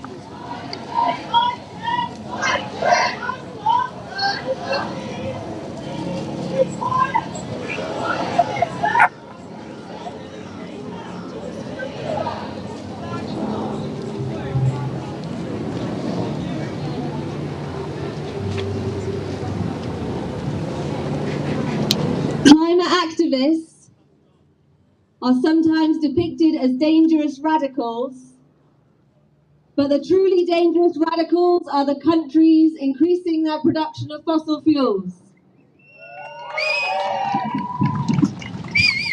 We need a grassroots movement that cannot be ignored. Those are the words of the UN Secretary General 5 days ago. Maybe you already heard them, maybe you saw him on the TV, maybe you cheered like I did, or maybe you cried also like I did. To me, he sounded like a desperate man, admitting the systems he's worked for and within his entire life have failed and calling out for help. The question is, will we respond? We can no longer ignore the science, and the politicians themselves can no longer pretend they're up to the job. So it is down to us, the public, the citizenry, the people, to decide whether we will answer the call. Now, those of us here today have already begun to answer, but we are not loud enough yet. Those of us here today have already begun to step forward, but we have not gone far enough yet. From this moment on, we must do more, much more, to answer this call. We must ask more of each other, more of our friends, our family, our neighbours, more of ourselves. Over the next few days, we will test the limits of what we can do together. Just people, no gimmicks. And then we will pledge to go away and have as many conversations as we can and bring as many people as we can back with us to London in September. Because what we must do is going to take more than one day. It's going to take more than one rebellion, more than 5 rebellions, more than the talks we've done, more than the leaflets we've handed out, more than one arrest, more than one person in prison, and more, many more people than there are here today. We have work to do, all of us.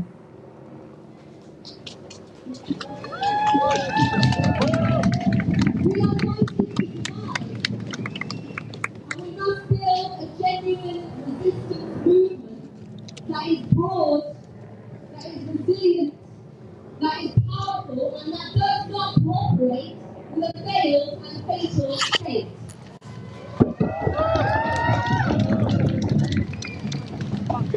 Non-cooperation and civil disobedience are tools that have been tried and tested throughout history. When we cause enough disruption, we make ourselves impossible to ignore, and the government is forced to respond. It's as simple as that. Yes! And these are tools that are grounded in a rich history that we all share, and that are beyond justified and necessary now. And these are tools, it's our job not just to exercise ourselves for ourselves, but it's our job to create the space for other people, for all people, to practice with them too. That's what these trainings are about. This is not just about us getting really good at civil disobedience. This is about creating the space for everyone to understand this is a tool that will empower us. We must be able to organise ourselves into a force to be reckoned with. Not just in Hyde Park, but in our communities around the country and around the world. Because these are the tools that will see us through not just today, but they'll see us through the difficult months and years ahead. These are the tools that will allow us not just to resist, but to create the world we need. So today we will cause disruption, and tomorrow and throughout the week we will increase that disruption, paying visits to the worst fossil fuel criminals along the way. We will use fluid, agile tactics. We will forge new bonds of friendship. We will build trust in each other, and we will strengthen our movement for what's to come. And on Monday, Tuesday and Thursday, we will switch from disruption to dialogue. We will go and have conversations with strangers on the tube, in the pub, in the park, and on doorsteps. And I invite you to identify which of those makes you most uncomfortable, and then go and do it. For those of us that are privileged enough to do so, will disrupt to the point of arrest, and we will accept the consequences with a vision for a better world raging in our bellies. Because Angela Davis said, you have to act as if it were possible to radically transform the world, and you have to do it all the time. And even on our darkest days, we all hold a vision for a better world.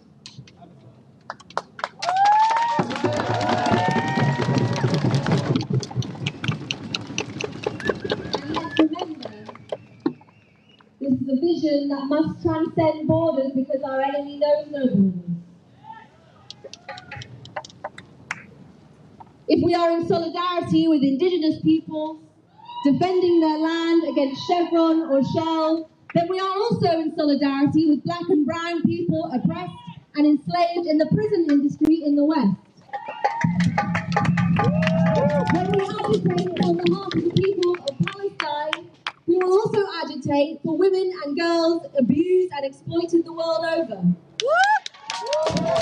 And when we are outraged and disgusted at a cost of living scandal in the 6th largest economy in the world, let us remember our outrage for the communities of New Orleans abandoned and left to drown in the most powerful nation on earth. We can and must build a resistance movement that stands up in solidarity with the world's most vulnerable and abused communities, and that sits down in non-cooperation with their abusers. We can unite into a force so powerful that these visions for a better world are realised. It begins with you asking more of yourself, and then knocking on your neighbour's door and asking more of them too. When we stick to the pavements and the parks, when we march and then go home, we know what happens. In 2003, 2 million people flooded the streets of this city in opposition to the Iraq War. 2 months later, we invaded. What would have happened if those 2 million people had sat down in the road and refused to move? What would happen if each of us here go away and bring 10 new people, and each of them bring 10 new people, and we sit down in the road in September and refuse to move? I don't have that answer, but I think it's time we find out.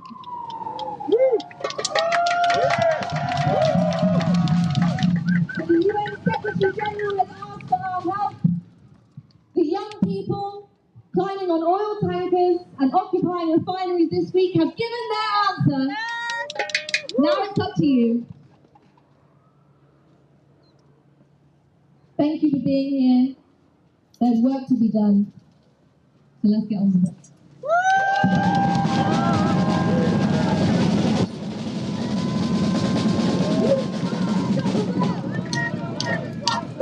We are unstoppable! Another world is possible! We are unstoppable! Another world is possible! We are unstoppable! Another world is possible! We are unstoppable! Another world is possible! Extinction! Extinction! Extinction!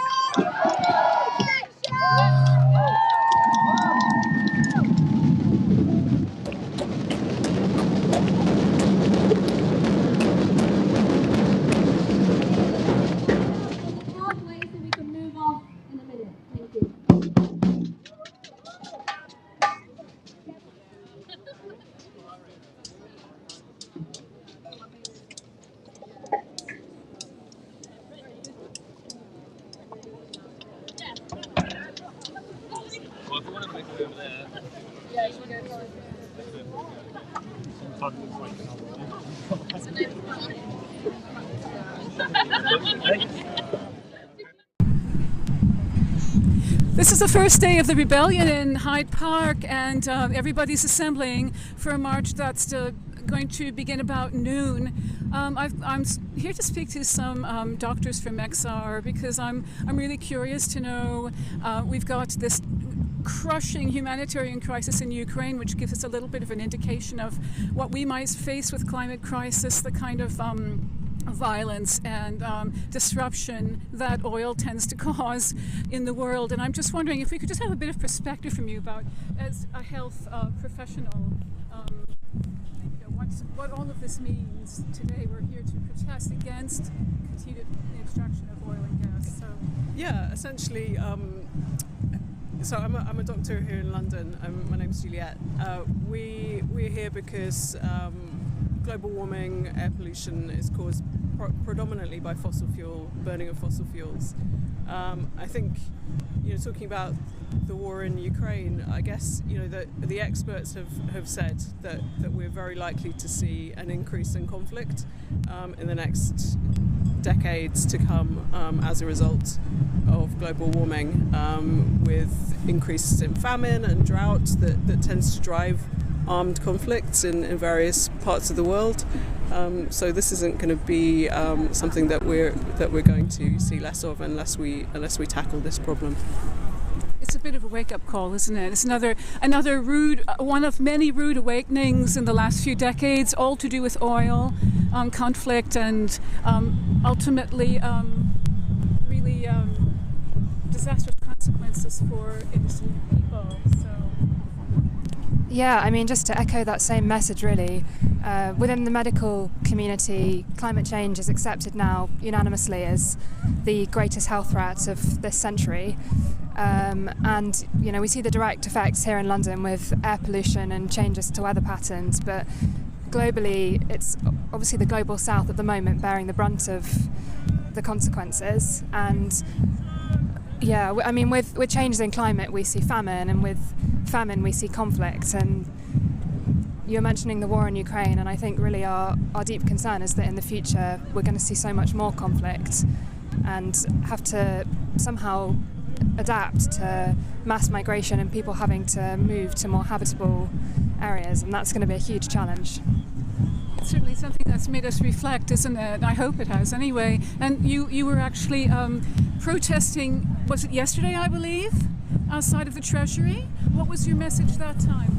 So our message to the Treasury was to stop financially supporting fossil fuel industry, and this can be through various tax subsidies and the like, where the fossil fuel industry is supported by I think it's 12 billion per year that we are effectively subsidizing, for want of a better word, the fossil fuel industry. And this is absolutely clear that we cannot carry on this way. We've got to divest and we've got to stop burning fossil fuels because of the climate crisis. And reflecting back to that Ukraine question there, we have seen how the conflict has displaced several million people. But when we talk about the climate crisis that's impending, we're talking about billions of people moving. I mean, the catastrophic effects of that are going to be huge. And that's not just within our country, 1 in 7 people moving, I think it's projected, but it's across the globe. And where are those people in the tropics going to go? They're going to move northwards to where we are, they're going to move southwards. It's going to create more conflict. So it's that thing. And I think the other thing that Ukraine has shown us is how the oil networks is hamstrung. It's like handcuffing ourselves, so we cannot act in a way that we should do as human beings because of the linkages of oil, money, and energy. And so we need to break free from that capturing within the oil system of economic political networks. So yeah, Ukraine is really a wake-up call for all of us. We need to face this. Get off fossil fuels now. And yet, the government's just done their most recent energy report this week that is going to do anything but. Do you hold out any hope for there being, a switch to renewables and energy conservation and things like that very soon? We clearly have the solutions. We have all of the solutions that we need to this crisis. It's just the political will to enact them. I think, I guess in this country we have to ask why we're not acting on the solutions that we know we have that create a much healthier future for all of us. Moving towards renewables is a very, very straightforward answer. And clearly politicians are struggling to make that happen. So we've seen kind of a very limited support for renewables in the latest energy review, and it's really not good enough. It's a political failure and a moral failure. It's really a quite shocking, isn't it? And very, very, very disappointing as a citizen to for them not to be listening. Do you have anything that you'd like to add about that? Yeah, just to really say that we know that there's a huge mismatch between the scale of the problem and the actions that the government are enacting. And we know that, you know, there are plans and that things are happening, but it's too little and it's way, way, way too slow. So we're here to say that we see that and we want that to change. And there is still time, but action needs to happen ASAP. Yes. Yesterday, really, right? Yeah. So just to say, myself and my colleagues here, all of us are involved in trying to make healthcare more sustainable, and in our own ways we've been working on that. And recently I was talking to one energy consultant, and he was saying that, you know, when we talk about your energy in your building, number one, you've got to stop, you reduce your losses. And then you've got to look at, you know, improving the way you create energy, and then the third way is to buy sustainable energy. Now, this new energy bill is got nothing really about reducing the losses. I mean, where is the insulation in that package, in that thing? So, you know, and that's the first step of moving to greener energy, is reduce your losses. So we need to have that wake-up call. And I think the other thing that the IPCC reports, comment is that while individuals can make a difference, it's modest. We need the governments and the industry to change. So that's why we have to give them the mandate. We need more people on the streets to be giving the government the mandate to change and to move fast and furiously, because we haven't got much time left. Yes, and having said that, looking behind you, we're all massing for this travel through London. We're going to have several stops on the way. I'd like to thank you really, very sincerely for talking to me, and it's been great hearing your opinions. Thanks.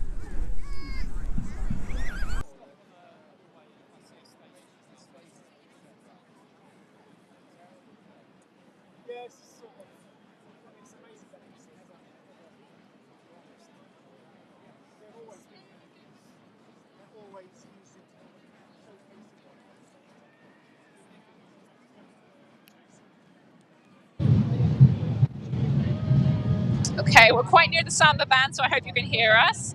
I'm with a sometimes fellow streamer, Farrell. Hi there, how are you? Yeah, I'm good, thank you. How are you? I'm fine, yeah. I'm feeling quite overdressed, actually, for the rebellion today. We always have to be so prepared on the streets, don't we? So, how are you feeling about the upcoming 9 days? Yeah, I'm feeling good. It's good to see all these people out in the streets after a long time of not being out protesting.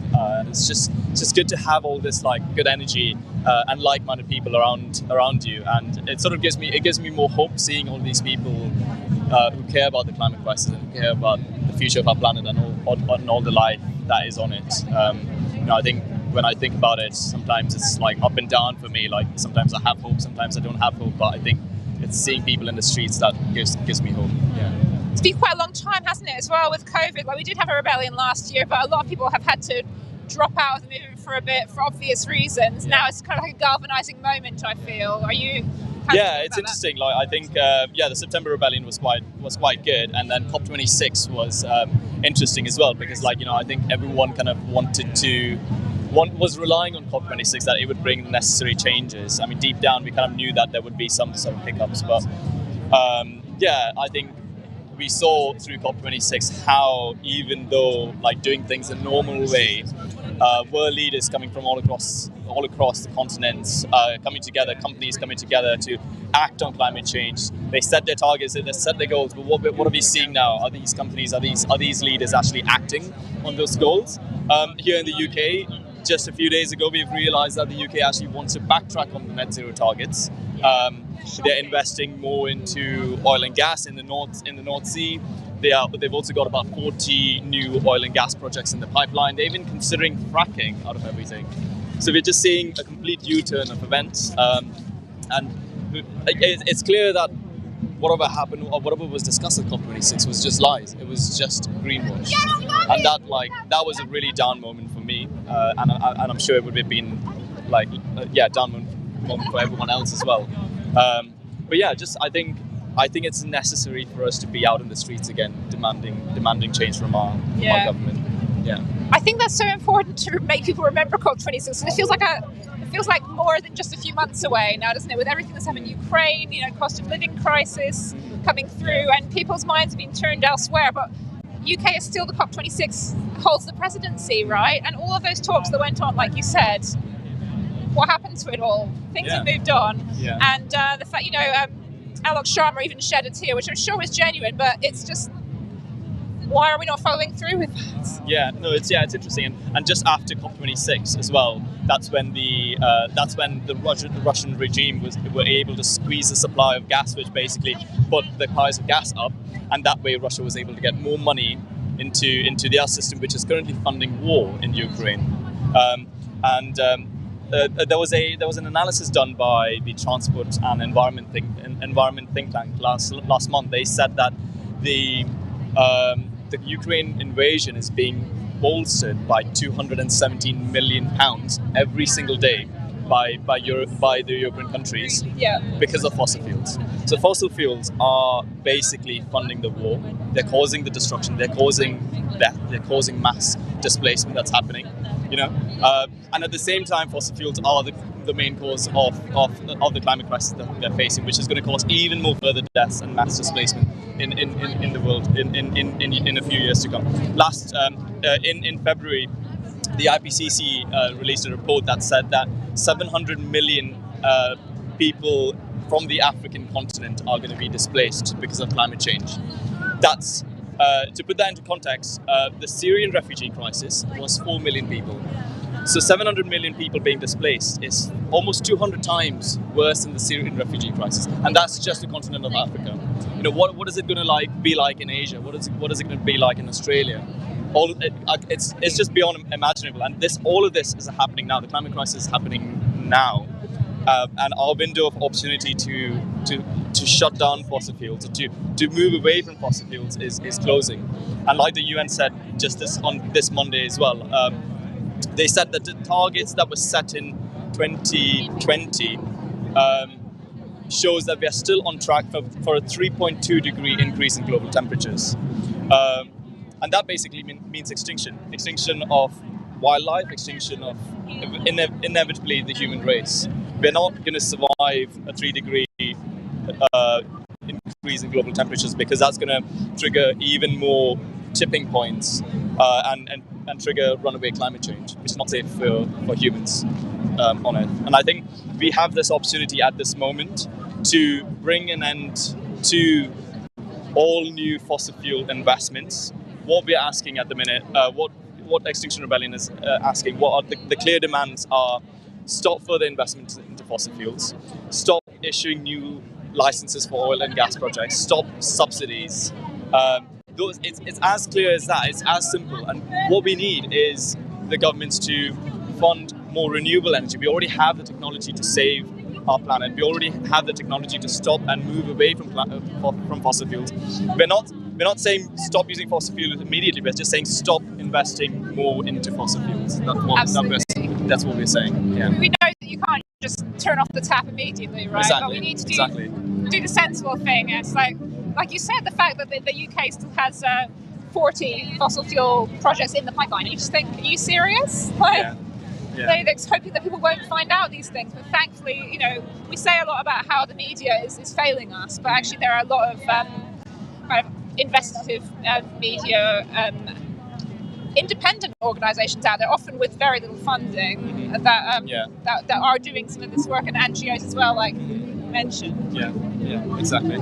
Do you think that's just thank you for that summary? It shows like what you said about runaway climate change as well. I wonder if you might want to say a little bit more about the kind of unpredictability of what's to come.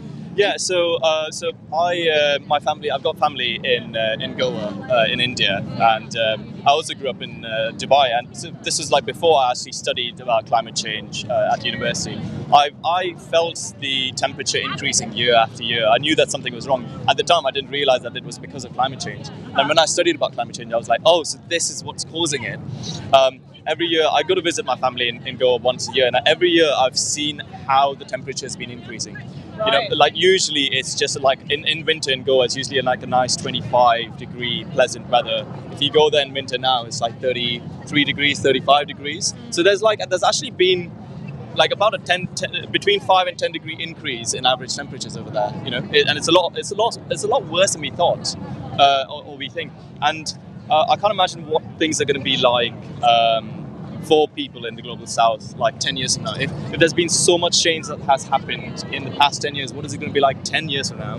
What is it going to be like in 20 years from now, or like in 2050? And I am scared for my family, and that's why I've been trying to raise awareness with them. And that's just go. And I can't imagine what it's going to be like in hotter countries like the Middle East and in places like Africa. It's going to be a lot more worse. I think what we've got to realize is that like we don't really have time. The more time we delay, the more lives that we're going to lose, and the more worse we're making it for ourselves as well. And I think the sooner we act, the sooner we can save more people. So I think to some extent, like we've already triggered this wave of extreme weather events that are already happening, but we can't. We do have this window of opportunity where we can act, and we can sort of make the world's atmosphere stable again if we stop putting more fossil fuels into the atmosphere. Yeah. Thank you so much for that, and thanks for providing the Global South perspective as well, which we're going to come back to again and again. It's so important about the justice for everyone on the planet. We feel, I suppose, we've got a duty to act in this country because of the power that's held in the financial centres, for example. So we are reminding people of that duty as we go. Thank you very much for your time. Yeah. The Great Rebellion. Thank you. Yeah, thank you for letting me speak. You're welcome. Speak to would you like to speak? Sure, yeah. if you want someone to, then yeah, sure. Yeah. What would you like to talk about? Why are you here today? Well, I'm here because I mean, I think as young people we're scared for our futures, but also climate change is affecting people across the world, particularly in the most vulnerable parts of the world as we speak right now. People are being displaced, people are having their lives uprooted, and in some cases people are dying because of the extent of fossil fuel exploitation and global warming that countries like ours, for the most part, have done the most to cause that. And so I think it's our duty as people who are privileged enough to be able to come out here on the streets, for those who are privileged enough to be able to get arrested. It's been proven that obviously this kind of civil disobedience throughout history has had so much success for many other movements. And so, yeah, I think it's my duty, to be honest, to be out here. Let's remember that a lot of areas of the world actually people do not, like you said, they can't come out on the streets without real fear of reprisals, maybe violence, maybe even being killed. Environmental protectors on the front lines all around the world, South America, South Asia in particular. So yeah, we have to. We're standing up for them, really. Yeah, absolutely. I met a really, really lovely activist actually a couple of months ago from Nigeria, and she was telling us her story and saying how I think her and maybe a couple of other activists had just gone and stood outside, I think maybe the Home Office in their country to protest about something to do with like deportation rights, and immediately they were gassed. A couple of activists standing outside a building, immediately tear gassed, and she just sort of said to us who live here in this country, it's amazing that you can all just go out onto the streets and pretty much nothing happens. It's amazing that it takes so much for the police to even step in, for violence to start happening. And obviously those things do happen here, and they happen in particular to the most marginalised communities. But I think that conversation with her and the fact that she was still doing what she was doing really brought home to me just how much we have a duty to do this and just how privileged we are, because those activists in the global south, they're still going out on the streets, they're risking their lives, they're fighting for the same things, but it's just completely different stakes for them, and I think we have a duty. Stakes as well in terms of like we say we've got to do it for our futures, but for them it's about life and death right now, right? Exactly. Natural resources, water being polluted, so they can't actually survive in their homelands anymore. So much respect for them in that context. Yeah, right? Completely. I think that's the thing that really does inspire me. When I feel tired or when I feel, completely demotivated and think that we can't create change, I think of those activists who are just, who have completely ridiculous stakes and just still doing what they're doing and still have that belief and the motivation, and it really does keep me going. Yeah. Thanks so much. Anything else you'd like to say? I think that's I think. Yeah, I agree. Yeah, thank you. You too.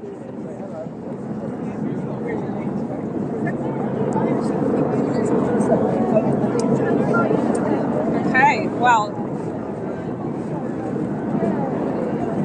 you can see that we are moving towards Oxford Street. Well, actually, you can't see it's pointing towards me rather than Oxford Street. We're moving around a bus at the moment, and then maybe we can get some wider shots of the march once we got just around this pinch point. Just wait a minute. I think now might be a good time to play some testimonials, actually, to show why we're out on the streets at this point.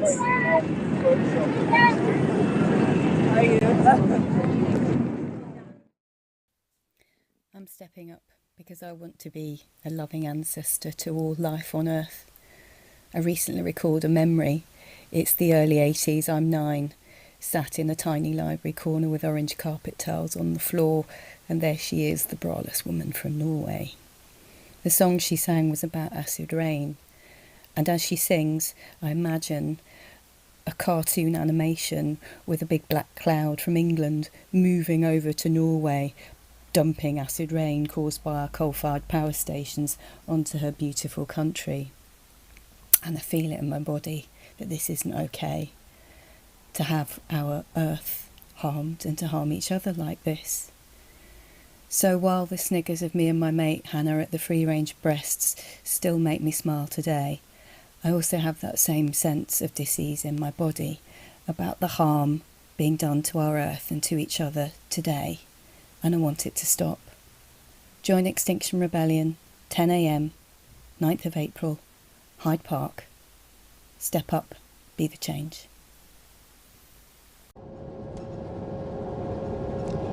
My name's Roman Krasnarek, and I'm on my way to London to join the rebellion. Why? Because of science and because of history.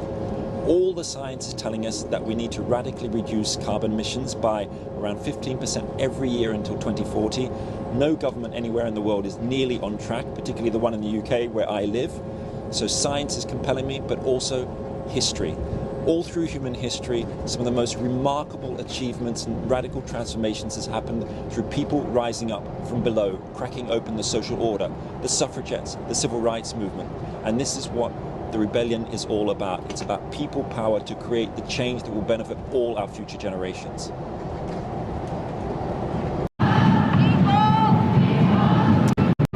And you're back with me on Oxford Street. I've got a hat on now. It was getting a bit sunny earlier, so I just saw sunburn. So you've got my slightly manky hat, sorry about that. But yeah, we will not be bystanders. We're at the front of the march on Oxford Street. You can probably hear the coming from behind, so I need to hold the microphone in the right place. It's getting pretty noisy up here. A lot of marching up Oxford Street. There must be thousands of people. And there's a little team at the front, a little banner team that's hopping around, just holding up the traffic for us to make sure everyone keeps safe as we march down towards. I don't know where we're going. It's a bit of a magical mystery tour of London, so we'll have to see as we carry on. But obviously, a lot of passion in the crowd today. And a lot of people marching, which is great to see. Let's see if we can talk to someone. Hi, how are you, sir? I'm fine. Yeah, would you like to tell us a little bit why you're here today? Why I'm here today is because we've got about 15 years to save the planet, in all honesty. Last weekend I was on LBC because I said, look, instead of fracking or nuclear power, what you can do is we have a substance that can take CO2 out of the air. 1 hectare of this can take 2 to 3 times the CO2 out of the air as a typical forest. It would take out CO2 out of the soil, as long with the toxins and metals. Yeah. On top of that, it puts nutrients into the soil. This particular substance has 50,000 uses, and it would do cladding, it would do insulation, it would do building. Also, instead of using paper, we could use this product. Brilliant. And it's called hemp. Oh, hemp, okay, and as a result, and the point is, what he said, oh my God, it will get us stoned. And I said, no, industrial hemp is something that has been around for millennia, been used for millennia, and in any effect, it's 100% recyclable. It is renewable. It takes about 20 weeks to grow, and all the farmers that are currently going out of business, they could actually grow it. It's a cash crop. It's 100% recyclable and renewable. And we won't have any of the problems with nuclear power or the problems with fracking.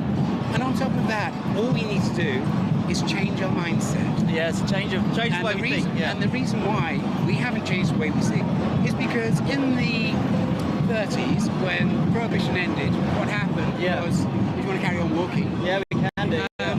What happened is the Narcotics Board lost all their funding. So they needed to get more funding. And what did they do?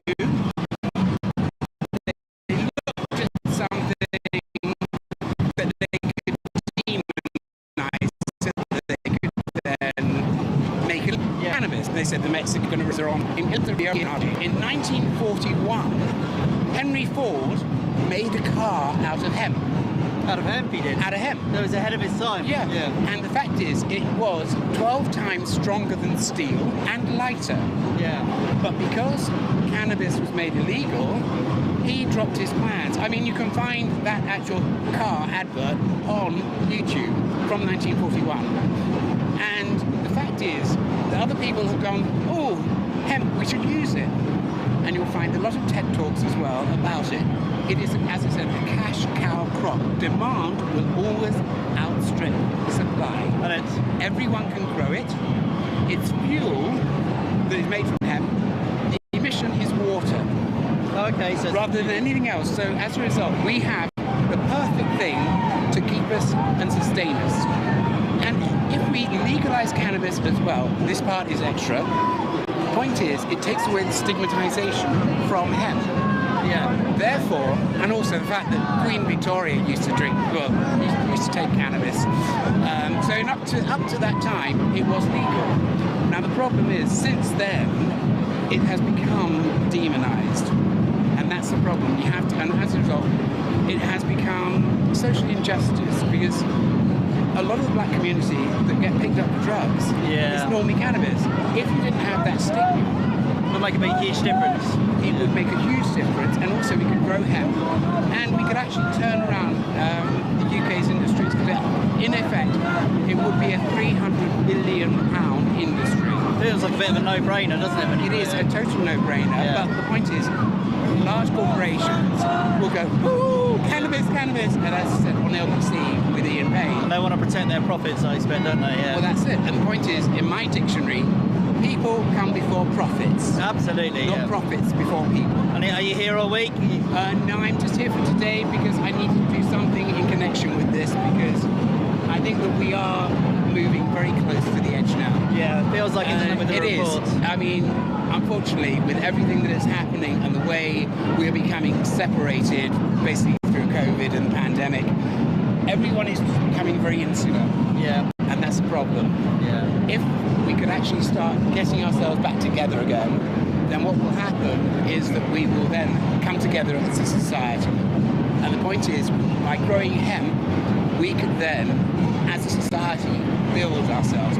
England could be a green, or the world could be a green and pleasant land again through a green revolution. Yeah. Because, for instance, if you're, say, producing steel, hemp takes considerably less carbon to produce than it does steel. So in other words, you're using more resources and creating more pollution, whereas with hemp you're using less. Yeah. And also, if you're growing hemp, it takes less water than a field of, say, cotton. Now, also, hedgerows and wildlife will flourish again. I'm not hearing any downsides to this. I know. So, that's the thing. There are no downsides. And the point is, with cannabis, in the 70s, Richard Nixon did a trial. Yeah. Wanted to demonise it because of the Vietnam War. Yeah. He said, oh, it doesn't do anything. They found the exact opposite. Because cannabis can be used as a cancer relief. Yeah, so there's lots of benefits to it, lots of benefits to hemp. Medical benefits from the gun side and also from the actual hemp side. So so many industries can be created, and the point is all the depressed areas could actually have a life again. People would have pride in their work again. Yeah. People, instead of being on benefits or sort of having no real just joy for life, they can then say, oh, there's a reason to get up in the morning, and it'll give people ideas. Okay. Because we are about 80 years behind on our technology at the moment. Makes sense. Thanks very much for letting us know. What was your name, sorry? Well, Ebony or John.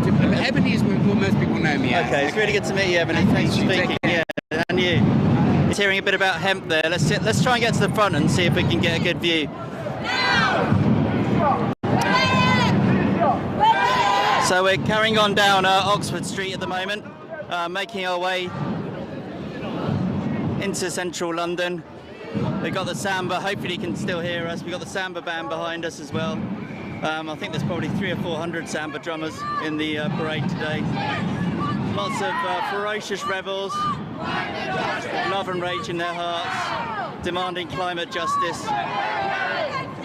And as we were discussing earlier, and as we've heard from all the people we've interviewed today, now is the time for action. We can't leave it any longer. With the IPCC telling us on Monday what's happening, with the IEA saying no new investments in fossil fuels, they don't need to be part of our energy strategy going forward.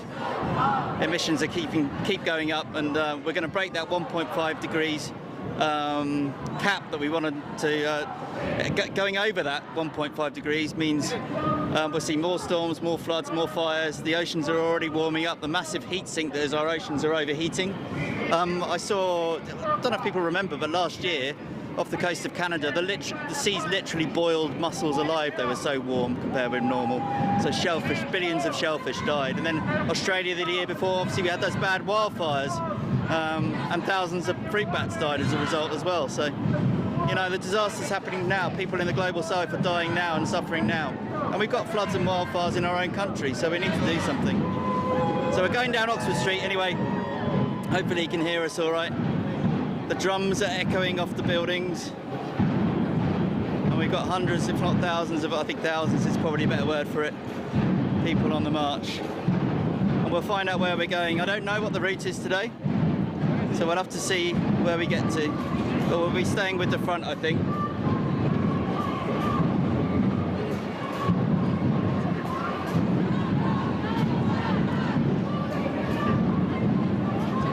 You're right, they're getting caught up. So yeah, lots of really good flags and signs, and of course we've got so many different people that have joined the rebellion, different walks of life. We've got animal rebellion flags there, we've got scientists for Extinction Rebellion we saw there, doctors for Extinction Rebellion, all demanding the same thing, an end to fossil fuels right now, not by 2050. It's really interesting reading some of these messages as well, like, my future in your hands, exactly, government, take notice. The climate crisis killed 5 million people in 2021. I'm scared and I'm angry. We deserve a future, say the young people. Thank you so much for being here. Life on Earth is dying. And here come the Samba. Sambas are very much a stalwart of Extinction Rebellion, supporting us on all the marches. Really helping to get the message out there. It's nice to see a Norwich contingent from where I am joining the march today as well. People from Cardiff, people from Scotland, from the southwest, Wales, Midlands, northeast of England. People from across the whole country have come together today. And we'll be here all week, for as long as it takes the government to listen. They're betraying our futures at the moment and we need change.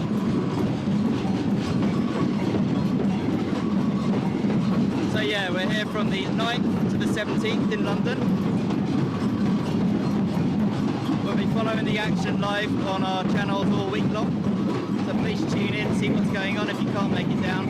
And please like, share and comment, get the message out there to your friends, family and colleagues of why it's so important what we're doing.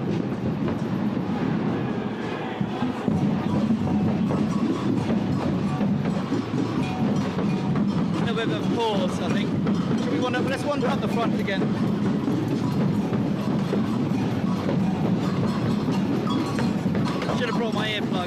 And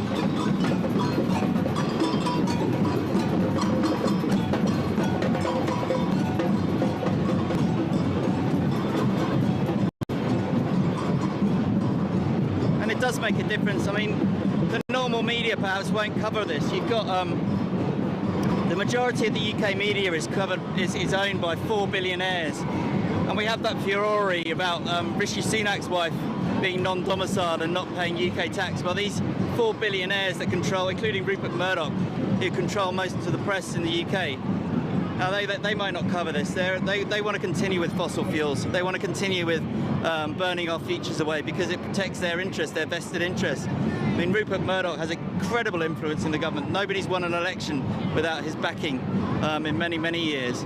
The media, the right wing, or these billionaire-controlled media really are influencing a lot of our futures in their interests and certainly not in ours. We need to do something about that. So do get our live stream out there because it provides a counterpoint to some of the mainstream narrative in the mainstream media, which they might not even, they'll probably have a media blackout on us.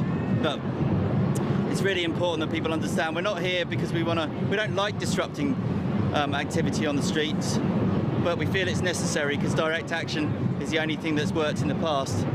There's a long history of it in this country and across the world, and we're going to continue our action until change is made. A lot of brave rebels out this morning and this afternoon.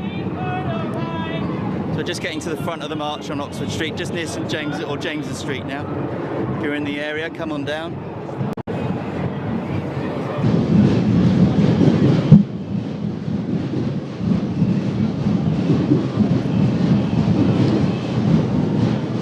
Well, it's a lovely sunny day here on Oxford Street in the centre of the commercial district of London, and for shopping in any rate. Looking around here, looking around you at the adverts, the bus shelters, you wouldn't think that anything was amiss. Yes, the advertising industry is still pumping the fact that you need stuff. We need to keep buying.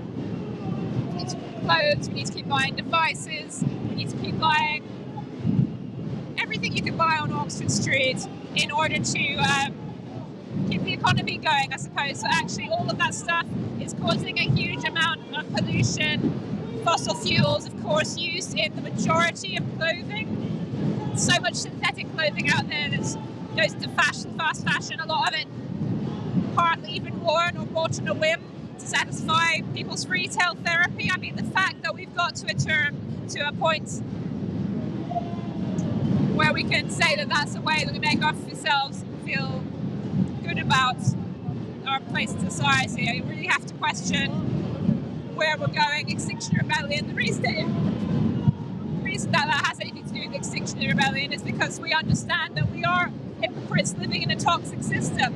All of us need to wear clothes, all of us need to be able to communicate with each other. Everyone has a phone, but we say that what we do as citizens, most of the people that we're talking to here, I'm sure, are trying their best in their home lives. They're cutting things out. They're trying to make sacrifices to the climate, but it's not enough. We need government intervention, and what we're calling for in this rebellion, which is lasting 9 days, this is day one, and we're only a few hours in, is that the government stops all fossil fuel subsidies for new projects going forward. In fact, they stop all new projects going forward. They've currently got 40 in the pipeline, despite COP26 just in November last year, giving all these impressions that the UK is world leading, but actually there's a lot of evidence there that says that we have to cut fossil fuels out altogether. The International Energy Agency said that as of 2021, fossil fuels were over. No new fossil fuel projects should be launched. But look at Boris Johnson now wants a climate pass. A climate pass so that we can have a bit more time to, in fact, invest more in fossil fuels so that we can get out of reliance on petrostates because of the war in Ukraine. Well, I mean, if you just do a little bit of reading online, I'm hoping that most people have already, you can see that that's actually not what we need. The Committee on Climate Change, which is a statutory body that advises the government on climate change, says actually if we did still keep drilling for oil and gas, now, if we increased our production, this wouldn't actually make any difference to people's bills in this current crisis that we're in with the cost of living, because it would take years and years for those projects to come online for a start. And wouldn't it be much better if we actually said, right, this is a point of no return, where we're going to say that from now on we do actually invest in distributed methods of energy production. So that means not just in huge centralised oil and gas facilities, for example, or even nuclear facilities. Look at wind, look at solar. These are renewables. They're not only better for the planet, but they're also things that you can use in the community to produce your own energy, so that you don't have to rely on other states or even on governments and large companies for your energy. You don't have to pay your energy companies, so much of your salary per month.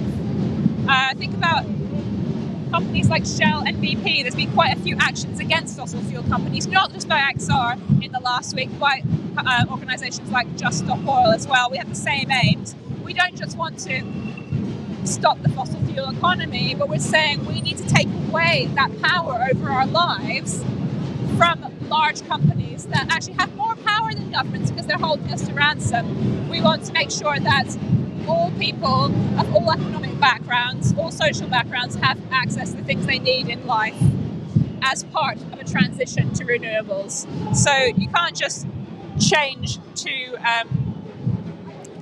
the energy industry. You've got to redesign it to be fair as well moving forwards, because we've got to remember that climate change isn't just going to go away if we do all these things. We've still got a certain amount of climate change baked in, which we're not going to be able to avoid. So mitigation is what we need. And mitigation means adaptation is what we need. It means adapting to the terrible changes that are going to come to us. So we need the government to step up, and that's why we're here blocking Oxford Street. I wonder if maybe I can talk to some doctors who are standing next to me. Let's see if I can get their attention. Doctors have a really interesting perspective to share here. Hello. Hi there. Hello. I'm doing the Extinction Rebellion UK live stream on Facebook at the moment. Idea. Oh, well, thank you. I wonder if you'd like to contribute and say why you're here today. I always like to talk to the health professionals. I'm marching with other health professionals, which feels good, because we're all today acknowledging that we're protecting public health, which with the climate crisis affecting the health of many parts of the world already, but with the predictions for the future, if we don't make massive changes, that the life will not be viable for, and that's the health of people on the planet, not just dying, but their ill health and the failure of the bread baskets and so on. It feels as though that's the public health emergency, and yet it's not reflected in the way that the government is responding to it at all. And I feel if we can tell them and shout loudly with our professional hats on as health workers, it feels as though they're going to have to challenge some of our facts to ignore us, and they haven't got any response. We need to end fossil fuel use now, and we could make the sort of changes we need to do. But I'm here because this matters so much. I've been a health service campaigner for 40 years and to try to keep the NHS going, and worldwide health services will collapse under climate catastrophe, and it feels as though everybody should be fighting for that. And so where else would you want to be but here, making your voice heard? Yeah. And what's striking to me is I saw that you did an action the other day, and part of the messaging for that was that your own professional body has come out in favour of a lot of the same things that not only Extinction Rebellion, but the International Energy Agency has been calling for. So that's, how many people does that represent? That kind of I can't remember, the BMA's got about, I think is it 100,000 members? It feels like that, but the majority of doctors. British Medical Association. And I think it's a bit. But essentially, that is a mainstream organisation of doctors. I remember doctors are law-abiding citizens, and we do good and we don't do harm. And this is about doing good and not doing harm. Our response is proportionate, and that kind of support is amazing. We've got people who write for the British Medical Journal who are here. And that's, this is how serious it's got. The sitting around and saying, let's hope it gets better. It's, even what would appear to be quite mainstream organisations, It's what the Secretary General of the UN said. It's like the government's not doing anything. They're the extremists. We're the wise people. And it's just amazing seeing how many people are joining as activists.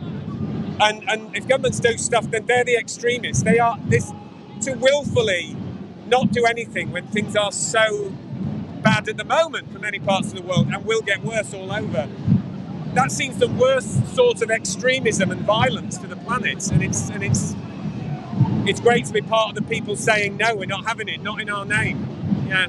So would you say that you feel like taking action is actually an extension of your Hippocratic oath?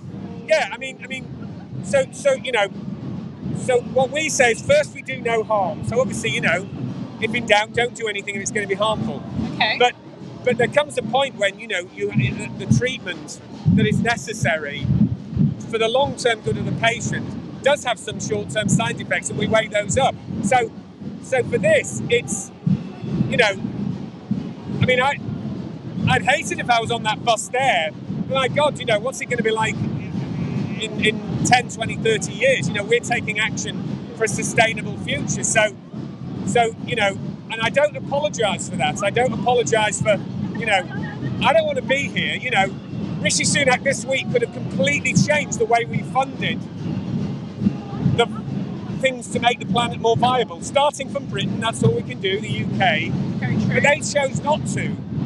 We're forced out of here because people in power who have the ability to do that are not taking the right things.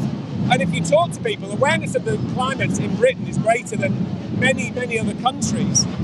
And we've kind of been taken for fools. We've been taken for fools where people are said, oh, we can't do much, we can't have wind farm. Onshore wind farm, nobody's bothered by them anymore. That argument went 10 years ago, 20 years ago. And I just feel that, as a health professional, I've spent all my life looking after patients and being good, all my adult life. And this is about a continuation of that. So yeah, it's public health. And actually, in reality, 6 million people a year are dying from air pollution. When COVID kicked off, I would cycle around to work on my bike, and I noticed that diesel didn't smell. If they find a child with asthma, I would also notice that I wasn't in hospital with asthma. We're poisoning ourselves all the time and saying there's no other choice, and there are other choices. And I'm very cross. I was going to say, as a final point, whether you actually are seeing, in the context you work, people coming in that are affected by, effectively, the climate change impact. Well, in a way, it's kind of too small to see individuals. It's always I don't think that, I can't attribute somebody who says that they've got, their chest is bad because of, how near they are to the road. It's hard to do those trials, but I know from reading stuff that is going to make a difference. And if they could move away from the road, if schools could, ban cars from around the place and encourage cycling and walking, that person wouldn't come as much. I know that, admissions for children with asthma drop when there's less road activity, and so I'm making the connections from as a kind of from the scientific aspect, but I'm seeing the realities of it, where you see people who are so marginalised just ordinarily, and this is going to they for them there is no planet B. They're not Jeff Bezos. They can't go anywhere else. For them, they can't rehouse into a much nicer place away from roads. They can't live. And that's the areas I work in. That's always been what I've seen already. That if you're at the most marginalised, it doesn't take much for that tipping point for you to become quite seriously unwell. So it's a public health crisis. It's around climate justice as well. Those people who will be most affected in this country and also on a global setting, health-wise, are those who are already on the margin. If you haven't got clean water, and or it's got mercury, and then removing that water, drying up, is going to make a bad situation a lot worse. So I am here for the whole planet and for those, in a way, the most marginalised, because that's the other part of being a doctor, is that we have a very privileged life in terms of our work conditions but actually we are the small percentage of the small percentage of the small percentage of the planet. So that's why I'm getting off my arse and trying to fight for people who can't be here, for people who don't have that in their lives. And Yeah. Well, thank you for doing it, and I hope your numbers. You for doing it. I hope your numbers grow, because I think, I'm hoping Oh, people yeah, will really yeah, take notice yeah, of yeah, people yeah, like doctors coming up, because you we're see growing. this on a daily basis. Yeah. It's very easy for people to sort of, bat away people who don't have that kind of perspective, and they're reading about it. But for people who are seeing it firsthand, I think it's a very powerful thing. So yes. Thank you. I hope all any actions that you're doing this week go really well for you. Yeah. Good. Thank you. I'll let you get back to your group. So I can actually hear myself a little bit more now. I've quietened down. I would ask people behind us too if they wanted to talk on the live stream, but I can see that they've symbolically taped their mouths shut. Presumably it's a way of saying that maybe I can ask them exactly why they've done that at the moment, but often when they do that, it's about, say, we've been muted from the conversation, and I mean, this is a way of really, I think a lot of us I believe certainly, that it's really the only way that we can get out and do something now and create change, because we've tried voting people in who have policies that will save the planet. In fact, most of the major parties don't really have policies that are going to save the planet, because it doesn't seem to be something they think that voters really care about. But actually, there's been a lot of research done. There's a charity called Climate Outreach, which has done a lot of segmentation of different, so kind of market research really about how different groups think about climate change. They found that actually most people in Britain have some kind of idea of what climate change is, what the effects are going to be, and like how it's going to affect them, but they view it in different ways. I think a lot of the outreach in Extinction Rebellion is really trying to kind of break down those barriers and see how different people view it, to bring more people on board, because we are going to need everybody's perspectives if we're going to affect change. And sadly, Parliament is not sitting this week, so I hope that we're still going to have an effect. But it's not just about government. We're trying to influence government to stop fossil fuel extraction, but we're also trying to communicate with the public. So that's what we're doing. You can maybe show those, with a lot of people doing outreach here, doing leafleting, there's pictures it might be good to get now. So many people out enjoying their Saturdays on Oxford Street. Climate change protest. And hopefully some of them might be moved to join us. That's why we do protests like this. This is why we disrupt. This is why we use colours and noise and theatre. We really want to provoke a reaction in people and make them question maybe what they've been told by the media or by governments or by people who surround them normally, saying that climate change will be sorted if we just let the people in power do it for us. Actually, a lot of the people in power aren't elected. They're big companies who are extracting fossil fuels and damaging people all around the world, especially in the global south, in the process. So we're taking a bit of power back today on this, the first day of the rebellion. With Extinction Rebellion on Oxford Street in London.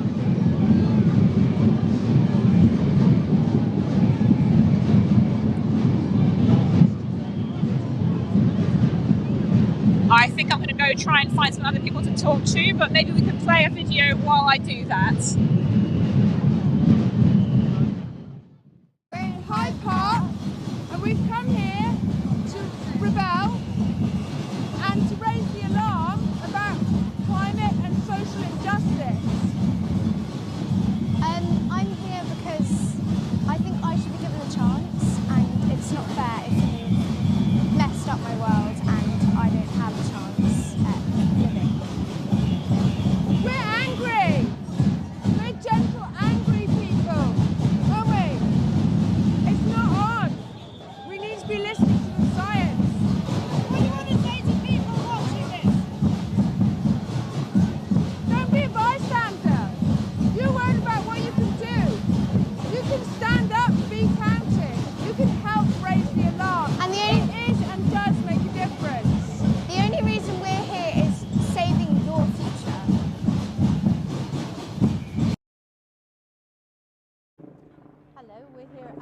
Rebellion. It's actually quite a beautiful day. I was a little bit worried.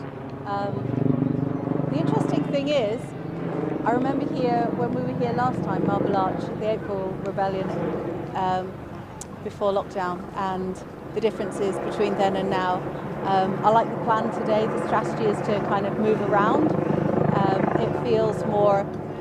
It feels more urgent. I think each year we've done really well to kind of keep up and learn. So yeah, it's a really good turnout. That was surprising as well. I was a little bit nervous that people, a lot of people have been doing this a while, and it's like, no, this is new, this is different. There's less infrastructure, which is great, because that was quite a headache, getting gazebos in and food and all, and the stage stuff.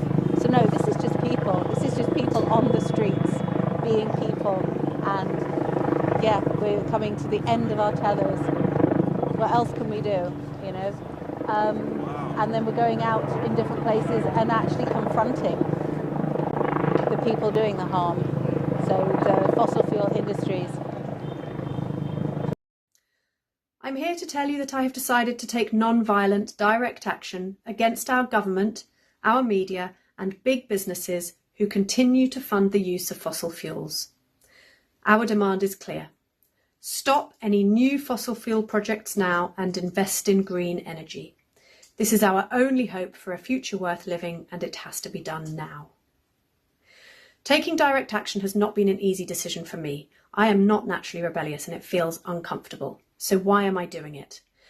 Well, because I have listened to what the most respected scientists in the world are telling us about the climate crisis, and I have looked at the most recent official report to the governments from the International Panel on Climate Change, made up of the most esteemed specialists in their fields.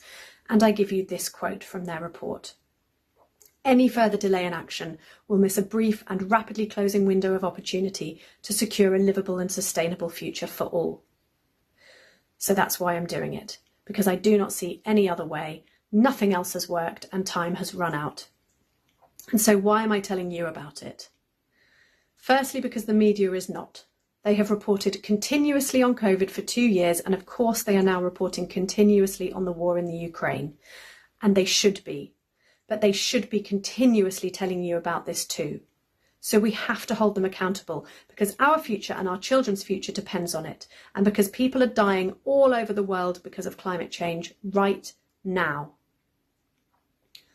I have 2 children, and I work with children and babies every single day in my job, and I'm doing this for them because they can't. They're helpless, relying on grown-ups to do the right thing, and most of the grown-ups are not doing the right thing. I was partly brought up a Quaker, and Quakers do not evangelise, and neither normally do I. But this is an exception, because I am asking you to step up and take action. I'm not scared that you don't care about the crisis. What I'm scared of is that you don't know how urgent the situation is, because the media is not telling you. And I'm also scared that you don't think there's anything you can do. But there is. And I don't mean to frighten you, I mean to empower you.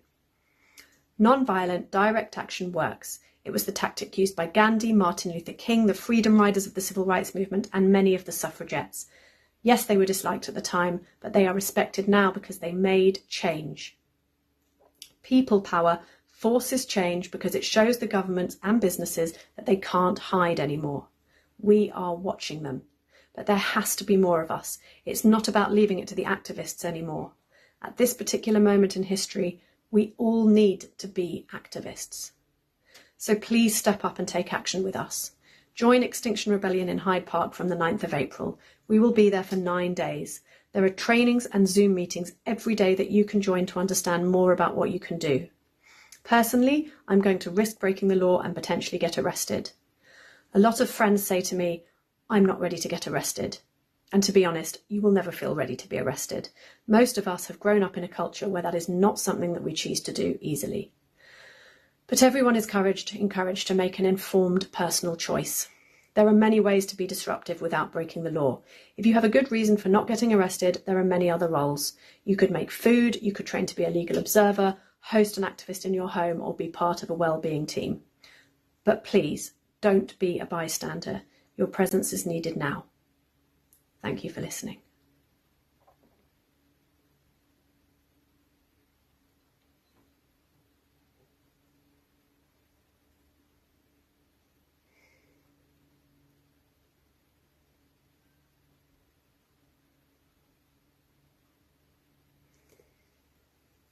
15 seconds.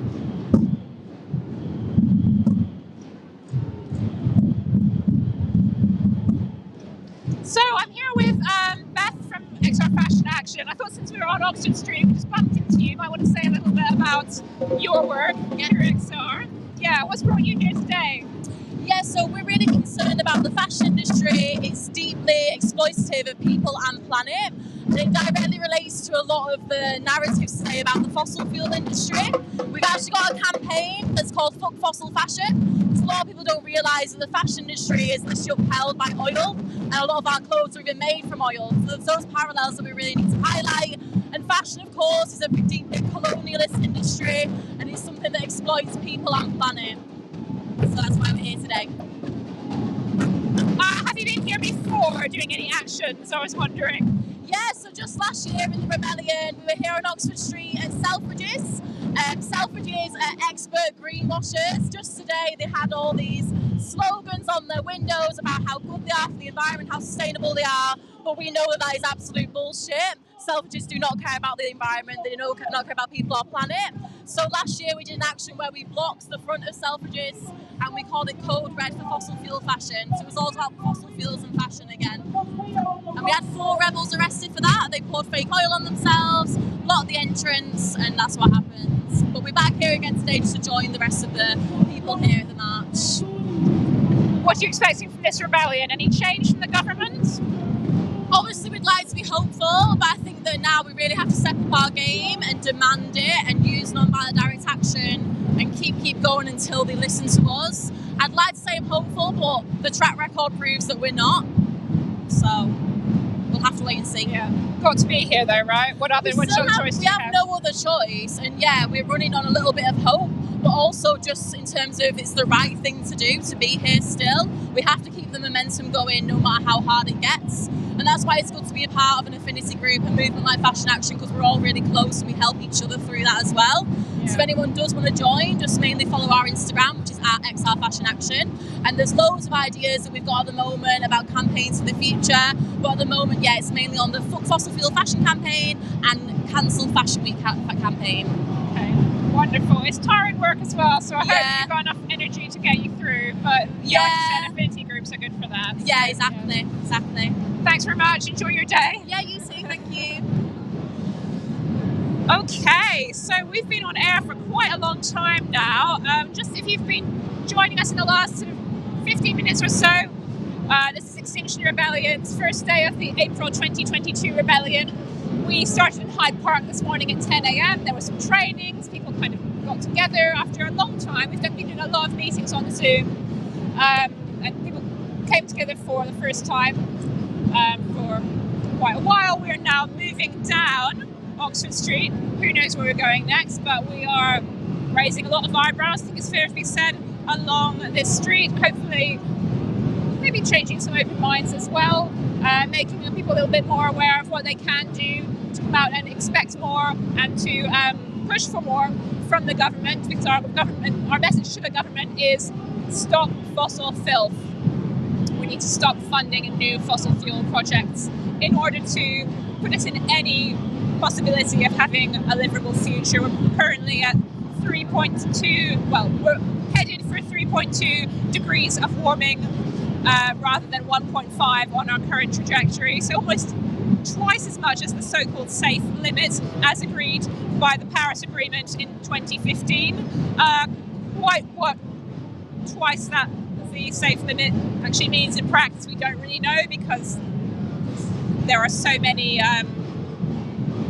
well, like we were talking about with Farrell before, this climate impacts and the climate kind of the system, the way that it works, there's so many different inputs and outputs that we could tip over into, through positive feedback loops, into something very scary quite quickly beyond 1.5 or even before. So we need to stop it at the pass right now, rather than give ourselves a climate pass, which is what Boris Johnson has suggested within the last few weeks. So please like, please share, do comment on the stream. We'd love to know what you're thinking so far, especially since we've got a new feature now, which is that we're going to take a little break, but it's not exactly a break. We're still going to have one camera showing you what's happening on the march, not quite as much multi-angle stuff for a little while, and we'll be back with you very shortly, probably in an hour or so. But watch the stream to find out more. We'll tell you when we'll be back online. We're all just going to have a little bit to eat, a little bit to drink, so that we keep our well-being up, and then we'll continue reporting this afternoon. Thanks everyone for watching. Rebel for Life.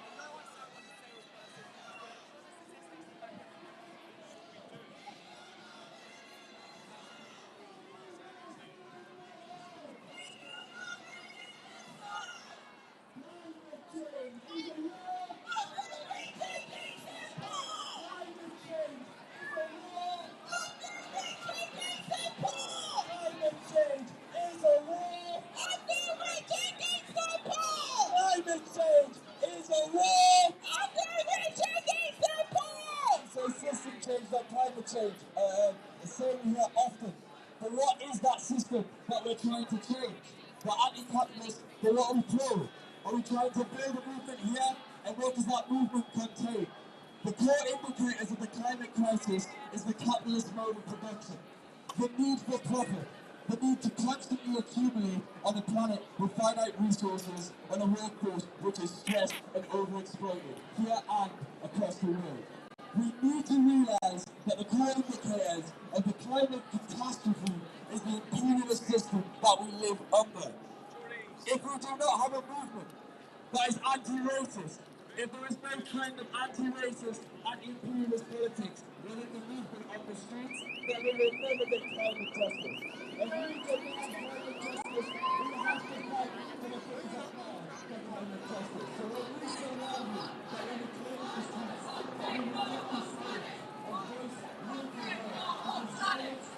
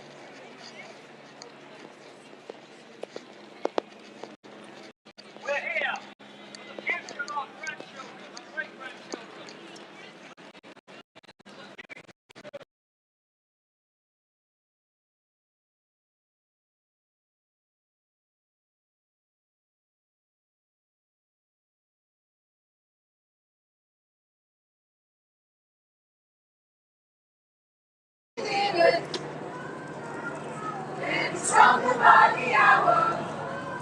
Power. People. People. Power.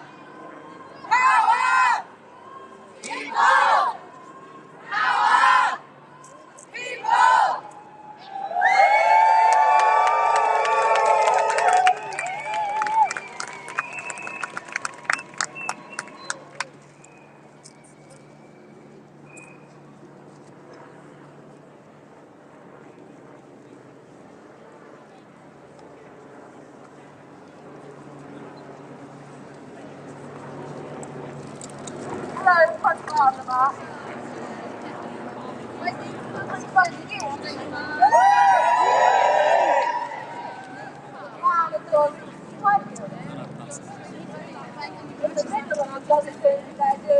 going to see if IPCC Declaration of Rebellion, and then they're inviting people up to give testimony. So we're going to have to do our own thing up here. So, go with me.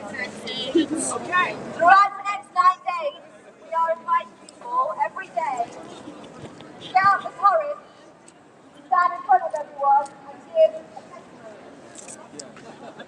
All that means, talk to us for 1 or 2 minutes about who you are and why you are here. It doesn't have to be slick or polished, and it's scary. It is scary getting up and saying it.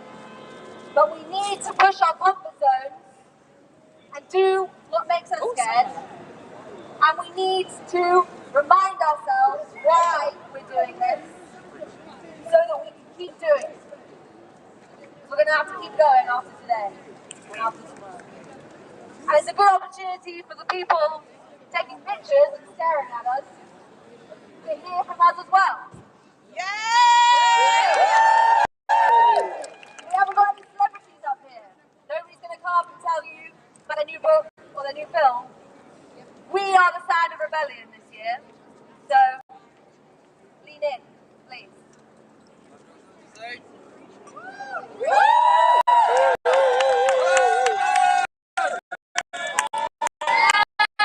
Well, here is because of climate change.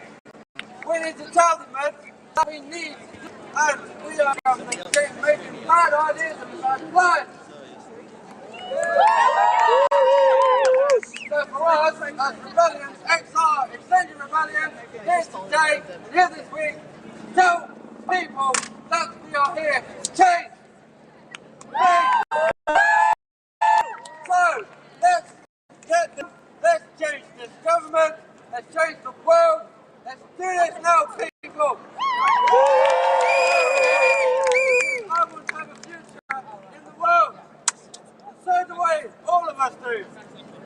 So everyone here, enjoy yourselves, let's rebel against government!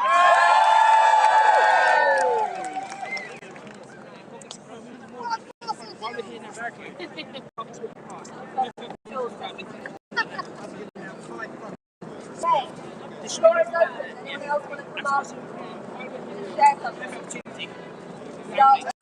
I'm just going to take up 5 minutes. No, not you. Not you. Give me out 5.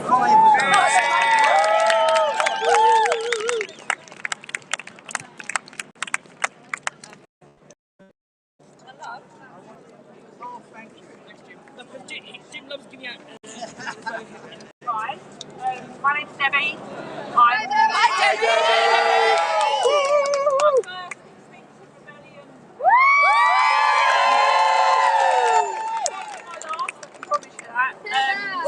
I'm in my 50s. I have 4 grandchildren, and I'm scared, to be honest with you.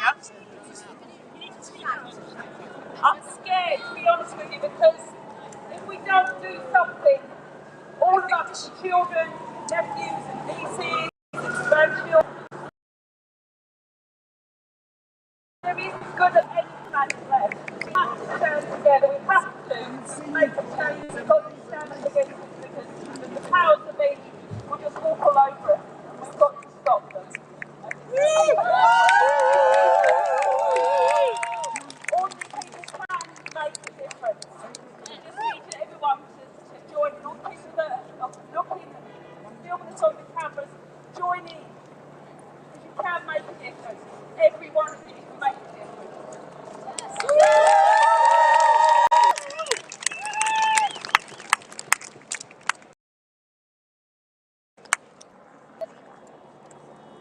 Sorry.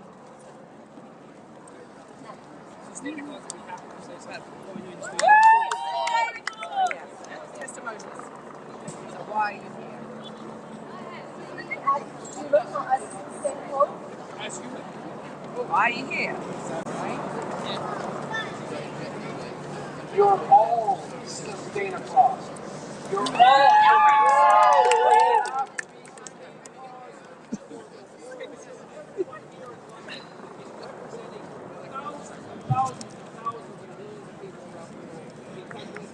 Stop the oil. We have to stop those people who are taking from the earth what they do not deserve to take. And we have to stop consuming. So Sustaina Claus is all about gifting. We have a gift for each other.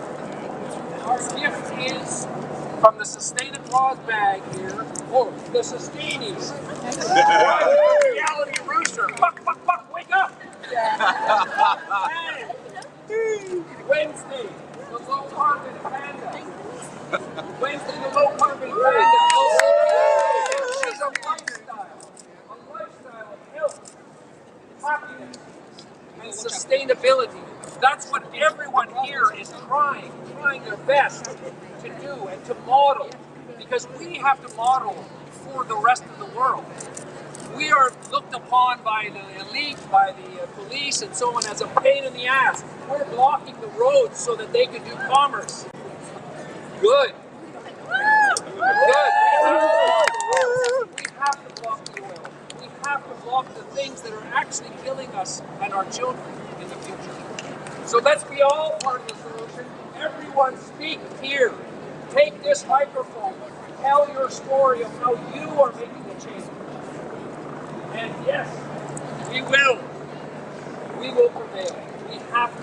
This is not a test run. This is it. Yeah. Thank you, everybody.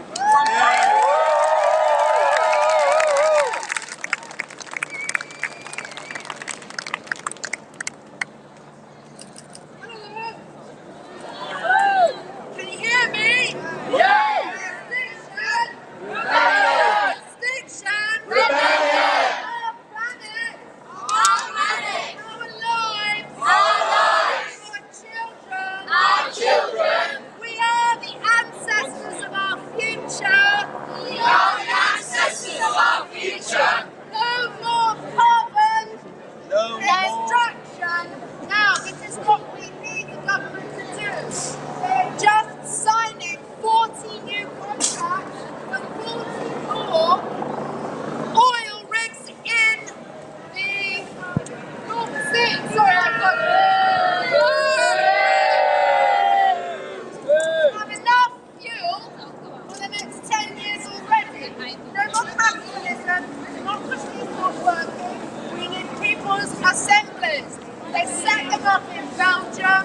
They're actually there in Belgium now.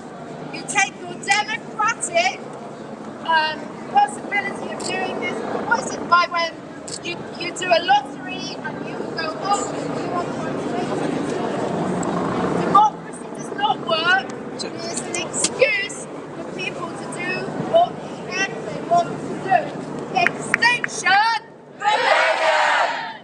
Extinction Rebellion! Who are we? Extinction Rebellion! The rebels! What are we gonna do? How are we gonna do it? Rebel! Where's your clue? There are people, don't stop oil. Don't stop oil. Just stop oil.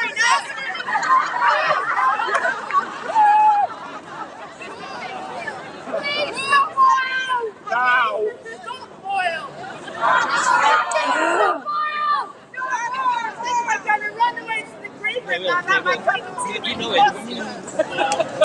Extinction! Extinction! Do we want? Or do we want it? I love you! I love you too! I love you too!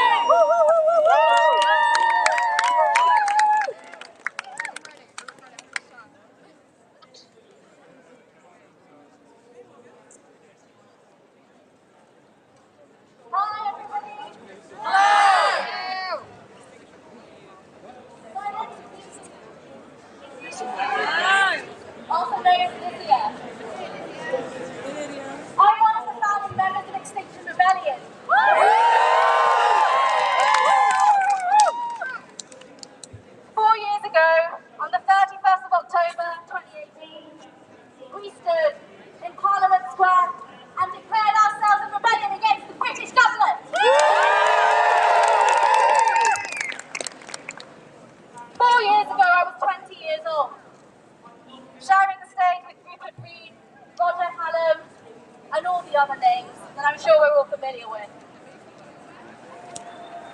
And now I'm 24. 4 years later, a few rebellions later, and what progress have we made? Gone backwards. We've gone backwards. That's where we've gone. How many cops?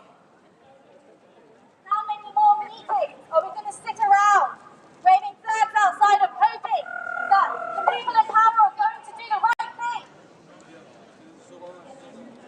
People are already dying from climate change, from climate injustice, from corporations and governments putting profit over people. This is a story as old as the human civilization. I am a British citizen, but I was born in Malaysia. The village that I grew up in looks so different to the village that my father grew up in. And it looks so different to the village that my grandfather built our home in.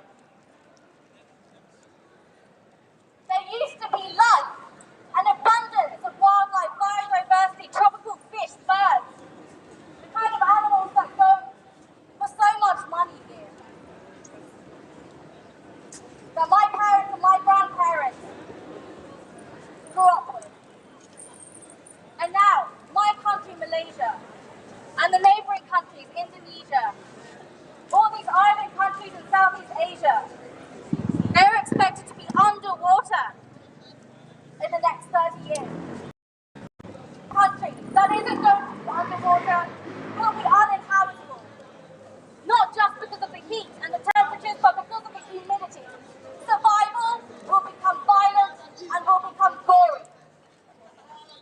It will hit the global south first, but we are not far behind. We have the privilege. We have the privilege of time. Watching everything around us collapse in slow motion, while we still have to go to work, to pay rent and pay our mortgages. But we are out of time.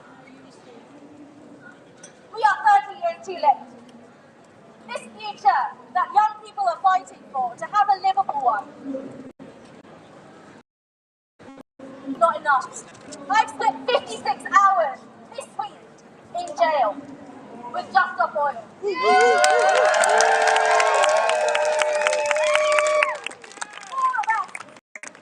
It was my first time this week getting arrested, actually.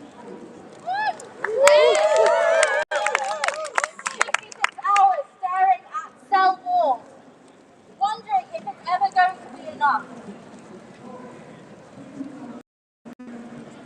Amazing young people this week. For many of them, it was their first arrest, but also their first time in civil resistance. And I'm so inspired.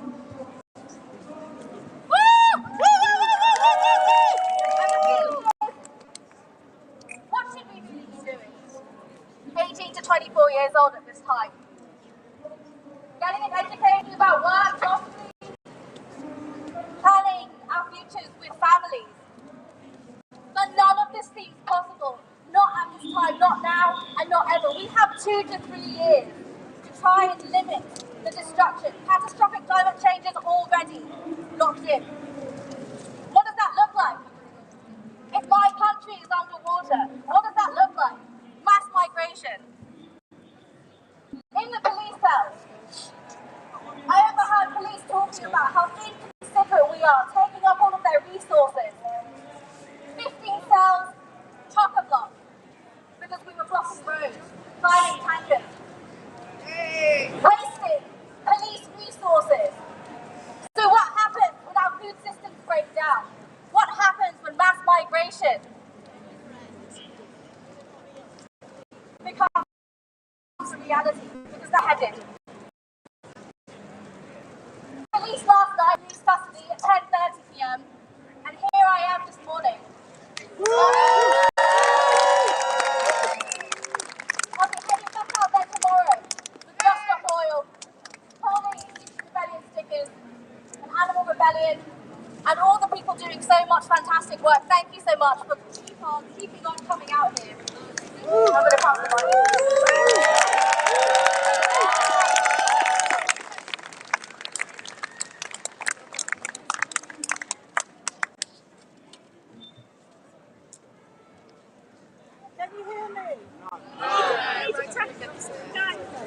Keep your mouth closed. Really close to the face. Hold the trigger.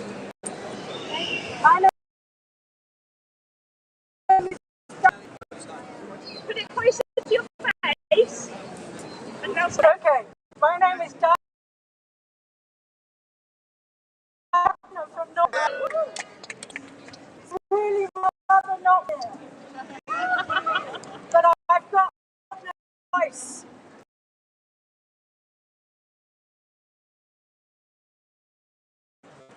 It's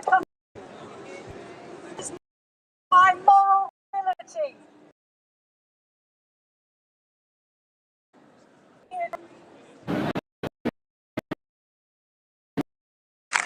I have 3 grandchildren, and I dread to think what sort of world will be inherited if governments don't act as a matter of urgency. There is a world of unpredictable weather patterns. There are drought, landslides, floods, crop failures. In our century, 50% of this planet will be uninhabitable. Can you imagine the migration, displacement of people? Can you imagine a world without birdsong?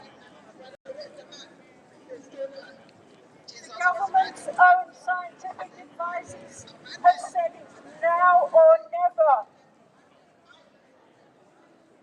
But we can still avoid the worst ravages of climate breakdown. If carbon emissions are drastically reduced over the next few years, if we're to have any hope of avoiding a grim future for our planet and humanity, we need to act now, act now. Our government is putting profit before people. And you being here today is saying that's not right. You being here today is saying, come on, step up, Morris, and do the right thing.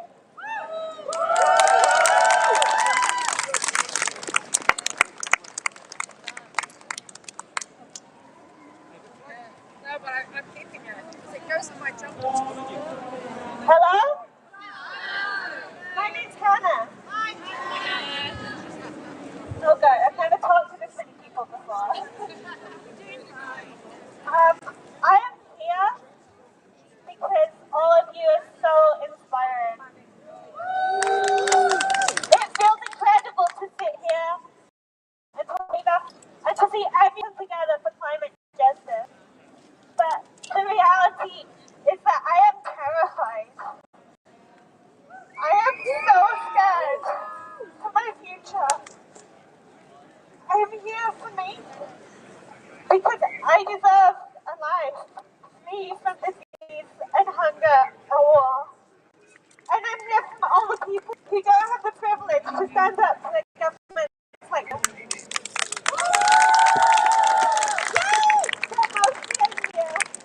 And I sit in my peace cell and I think about my little cousin and how he's growing up in a world that's going to kill him. And he shouldn't have to die. I'm here with Animal Rebellion. We need to end fossil fuels, and we need to end them now. But animal agriculture will take us to 4 degrees all by itself.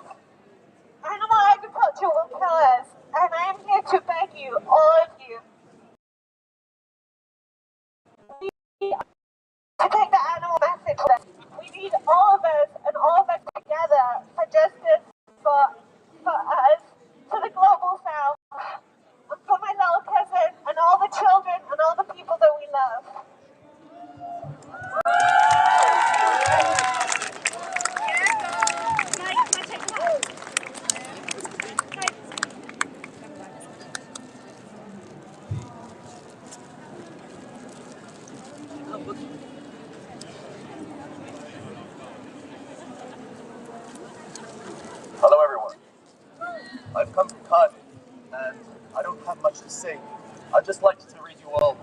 small poem by Anouk van Otterloo.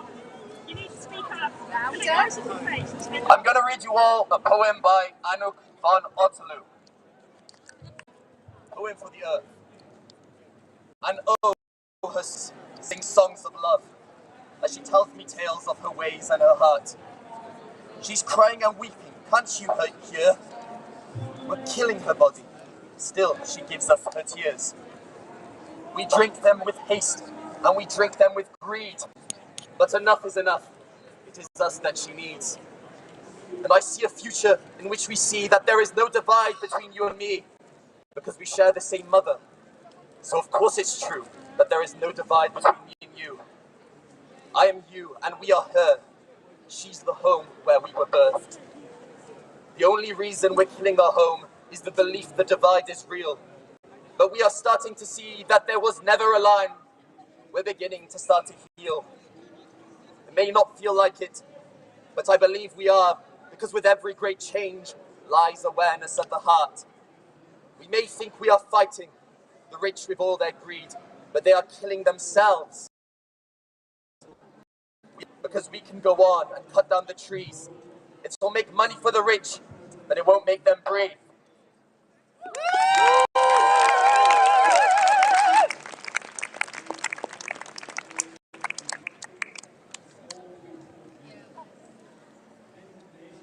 Hi everyone, can you all hear me? Yes! Can we all sit down, please? Can everyone pass the sit down hand signal down? We all need to be sat down. Cool, that's slightly better. Okay. Hi everyone, so my name is Amelia. I am 23 years old and I am here because I am so scared. I am here because I know that this is the only thing that I can do. There is nothing more powerful than when we all come together like this, when we all act in non-violent civil resistance against the government that is killing millions. I don't want to be here. I don't want to have had to have quit a job that I love. I don't want to have had to quit my university master's degree. But this is more important. I am so scared.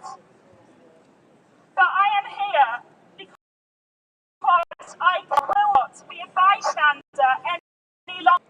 I will stand up, I will sit down in roads, and I will act with non-violent civil resistance until the government meets our demand to end fossil fuels now.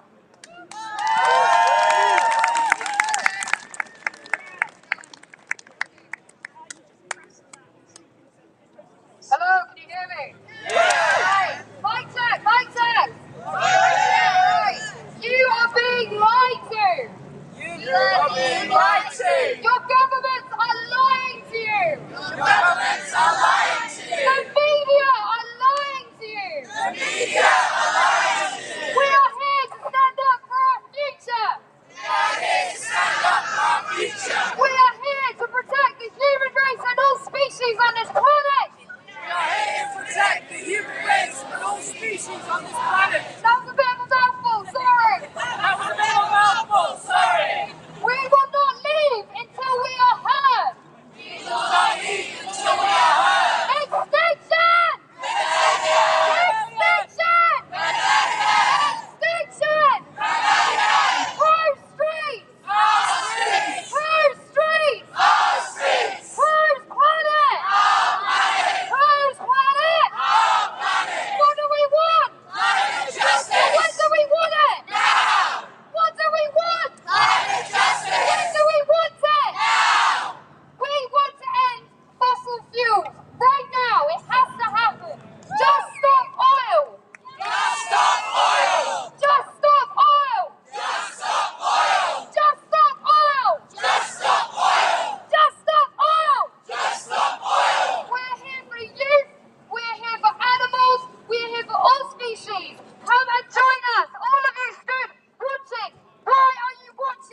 Why are you not sat down? This is your last chance. We have already hit midnight. This is it. If we don't do it now, we are all doomed together. Come and join us. Just stop oil. Just stop oil. Save our planet. Save our planet. Just stop oil. Just stop oil. Save our planet. Extinction. Extinction. Thank you for everyone.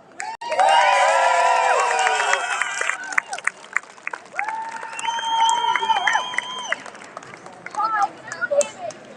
You need to closer to your face. Hello? And louder. Speak louder. My name's Stella. I'm 14 years old. I'm 14. I'm 65 this year. Stella, we can't see. Okay, shout.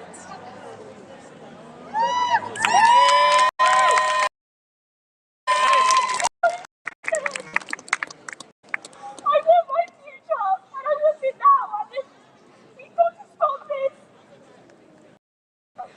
I'm sitting at school and I'm learning about these things and science, and I'm just sitting there, I'm so scared, and I just want everything to stop, because it's not right.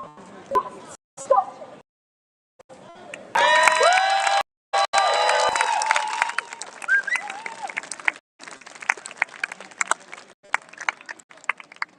Hi, I'm Stella's mom. And when I was 14, we were going through the whole hole in the ozone layer, giving up CFCs thing. And I really can't believe that 34 years later, we're still not fixing anything and we're in a worse situation. It feels like we are totally doomed. And I'm sorry, I find it too depressing to whoop and cheer. So I'm going to stop there.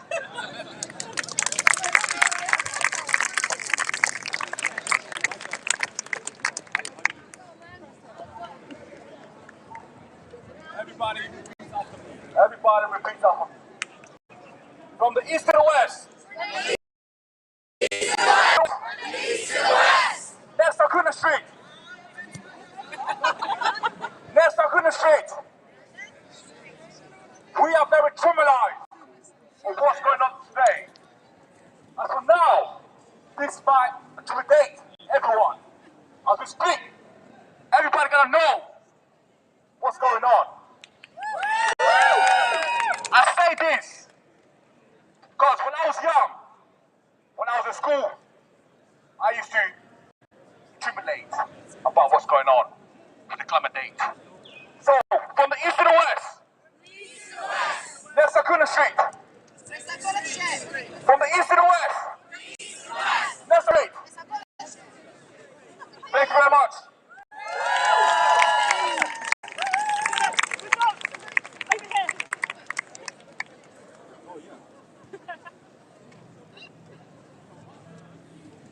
Thank you.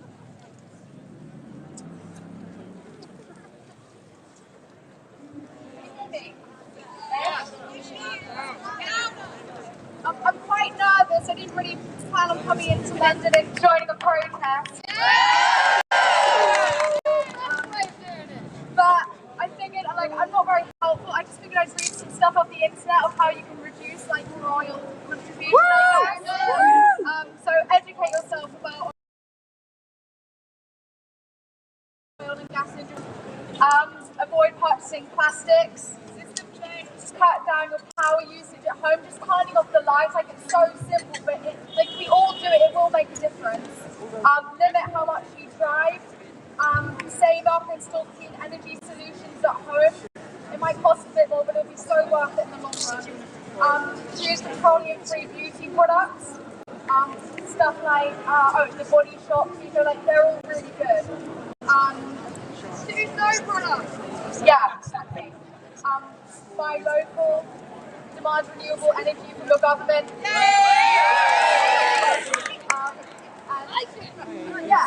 I didn't really have much to say. I'm more worried about the animals than I am the people.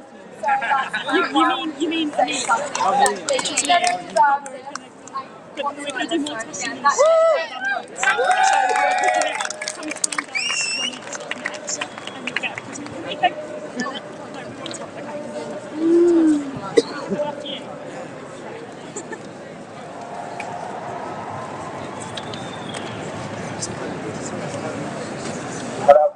Pod. I'm here today when I was 5 years old, I had a dream. I wanted to be a pilot. And I wanted to be a pilot when I was 5 years old because I wanted to see this beautiful world in which we inhabit. I wanted to connect with other people around this globe. And when I finally achieved that dream, now I've realised because of the climate and ecological emergency, I can't continue. So I've had to step back from aviation. I've got eco-anxiety, the thought of being betrayed by the government and the airline industry. And me going there and killing all life on Earth is no longer an option. So I'm here today as just an ordinary bloke that grew up on a council estate in Essex, just trying to make something of my life. I'm here because I'm sick to death of everyone being betrayed by this government. They need to get off fossil fuels. We're in the midst of a crisis, an energy scandal, and all they can do, the same people that are profiting from the destruction of our Earth, are currently meaning that we can't pay our energy bills right now. We have a common enemy. We need everyone to come together and do whatever we can to change the system. Thank you.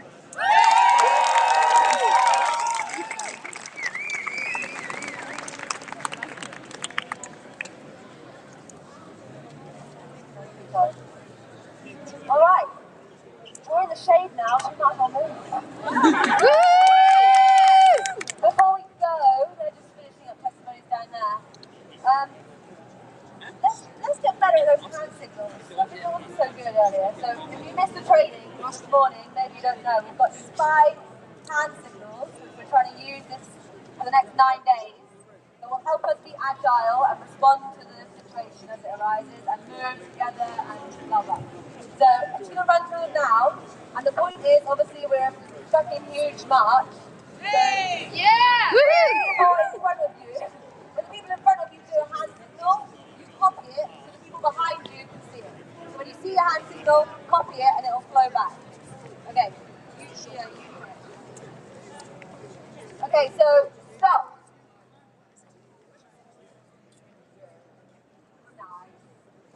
Quiet. Good.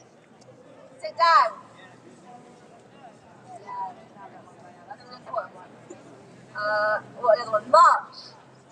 2 hands going forward. What's the other one? Oh, stand up, yeah. Stand up. Let's stand up, actually. Stand!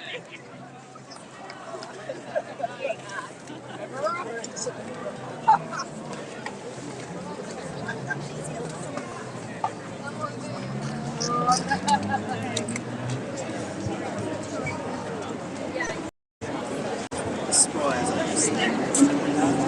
Spry as I used to be. Bend as well.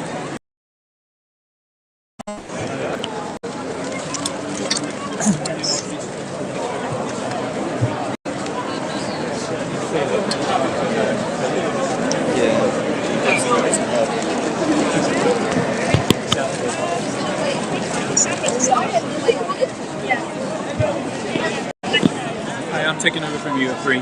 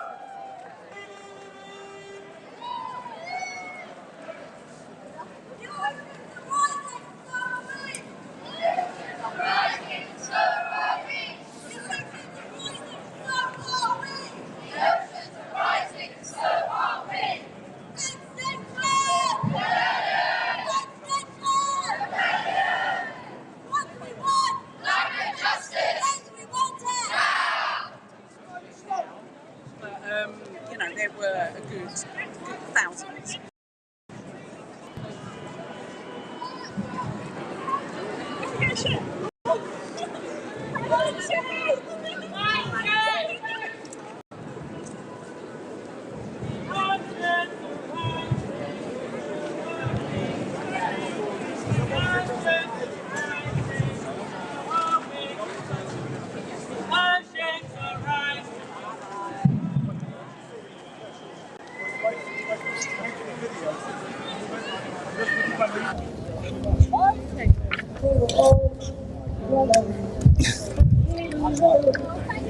Monday, UN Secretary General Antonio Guterres announced the truly dangerous radicals are the countries that are increasing production of fossil fuels. Investing in new fossil fuel infrastructure is moral and economic madness. We are scientists. We are part of Scientist Rebellion. This is an emergency. Act like it. Thanks, James. So I just wanted to kind of tell people what happened on what's been happening this week. There's been a lot happening with Scientist Rebellion, and even I'm struggling to keep up with it. So just to show people how global this has been, I think that's one of the most profound aspects of this rebellion has been that it's been in 27 countries. We think it could have been more. And we know that there's been over 1,000 people involved, many taking sacrificial, disruptive action. But then we've also had about 8 countries in Africa doing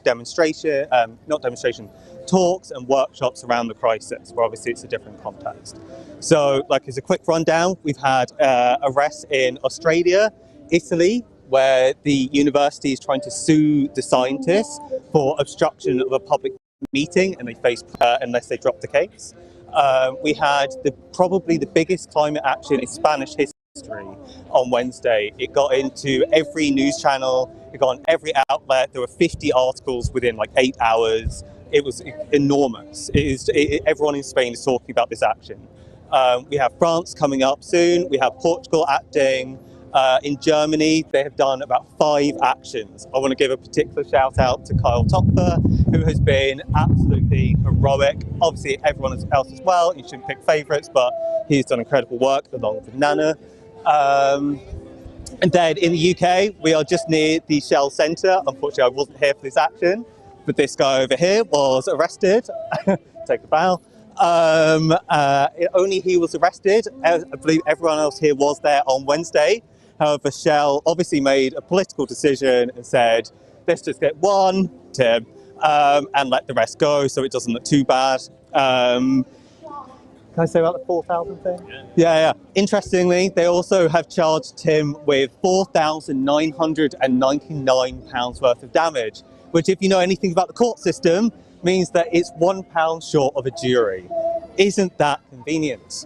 Democracy is alive and well. In the US, we had 4 actions, one including Rose from Tennessee, who locked onto the White House with 2 indigenous people and 2 other scientists, I believe. And then Peter Kalmus was arrested in Los Angeles along with others. And the LAPD shut down the whole road. It was wild. And we've also had direct action across South America in Chile, Ecuador, Panama, Argentina, and Mexico.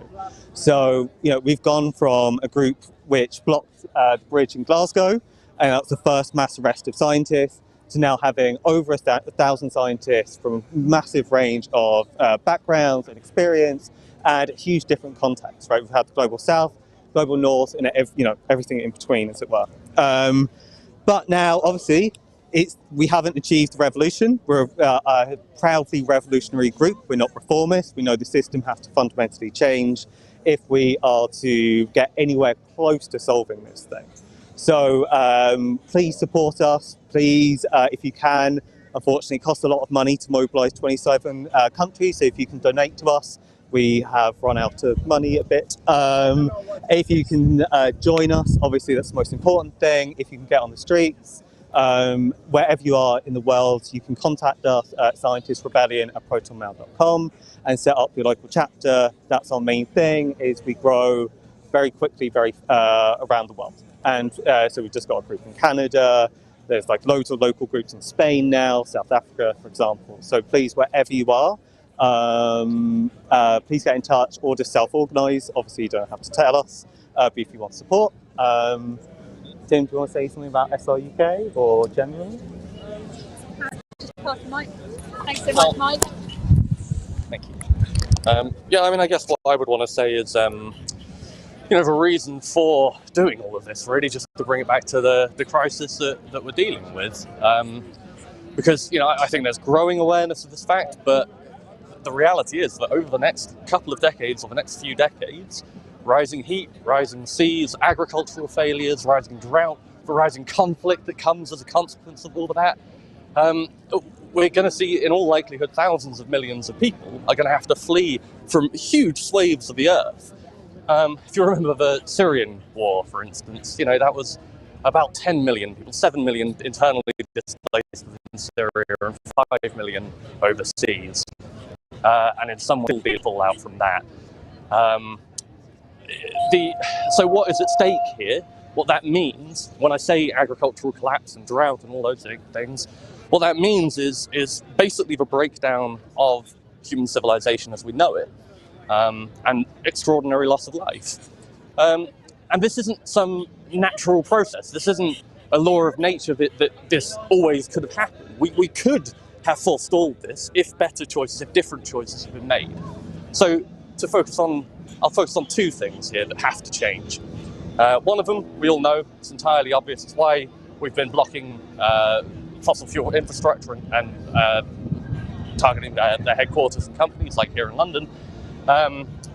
But beyond just the fact that we have to get fossil fuel usage down to as close to zero as possible, as fast as possible, beyond that as well, the entire premise of our economy is that we have to have an exponentially growing economy, which means ever more resource use, ever more pollution, ever more greenhouse gas emissions. Even if you try and green growth capitalism, you still run up against these fundamental limits that the planet cannot sustain. It cannot go beyond those limits. And so what we're seeing is, in the decisions that are made by governments, extraordinary levels of corruption.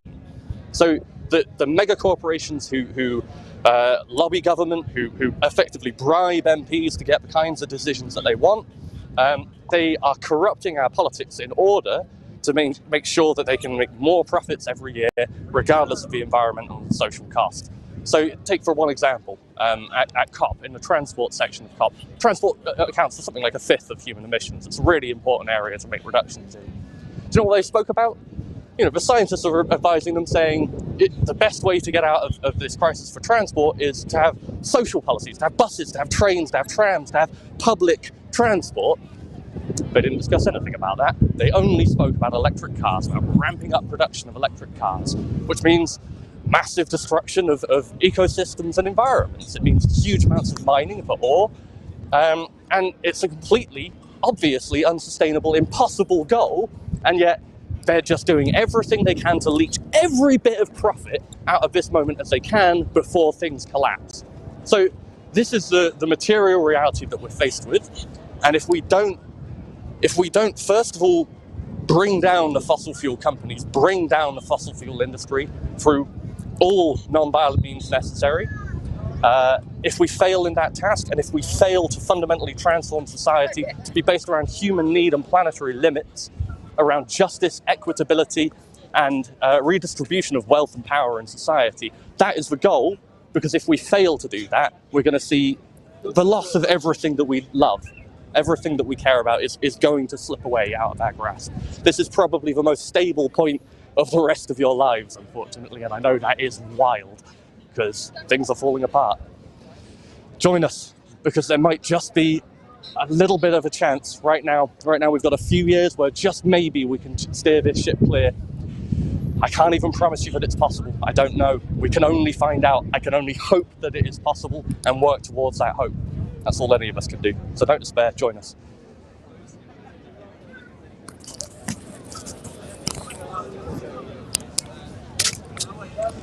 Brilliant. So you're joining us here in Jubilee Gardens, where Scientist Rebellion are integrating with the public, explaining from a scientist straight to the public what the climate crisis and nature crisis is all about.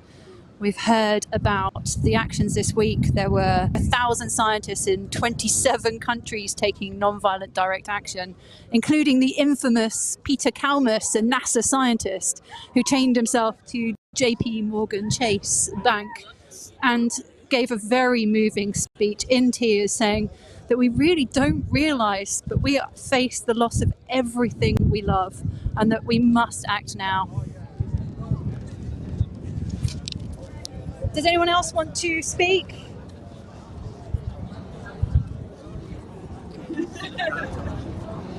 Anything else you'd like to speak? Do you want to speak? Do you want to say something? Hello.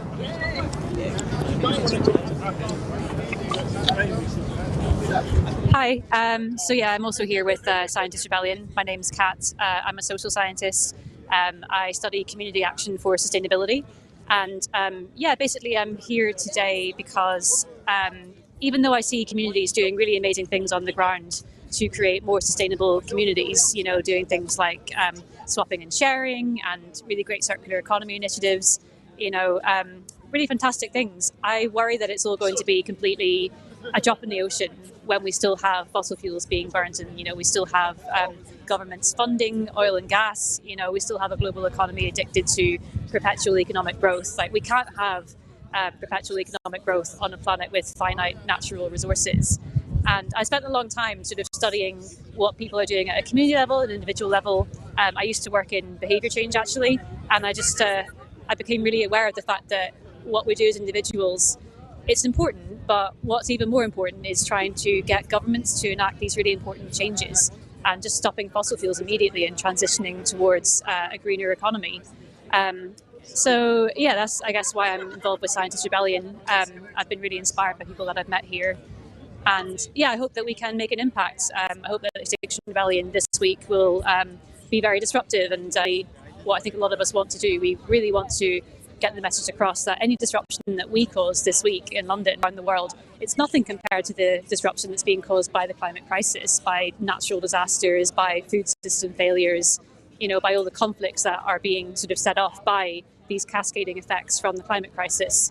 So, I guess that's sort of my explanation of what I'm doing here anyway. Was there anything specific that I should be talking about? Or? That's fantastic. Yeah. Yeah, it really is. Thank you. No. This is kind of a now. So real public engagement activity happening down here at Jubilee Gardens. If you're in London, come on down and speak to the scientists themselves. Hear it first hand from them. What problems we face that we need to embrace.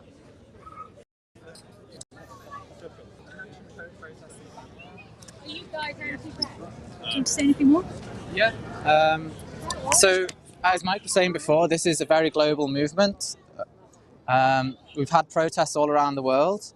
In Panama, they protested outside the embassies of the UK, US, Canada, and Germany. 10 scientists and 10 non-scientists.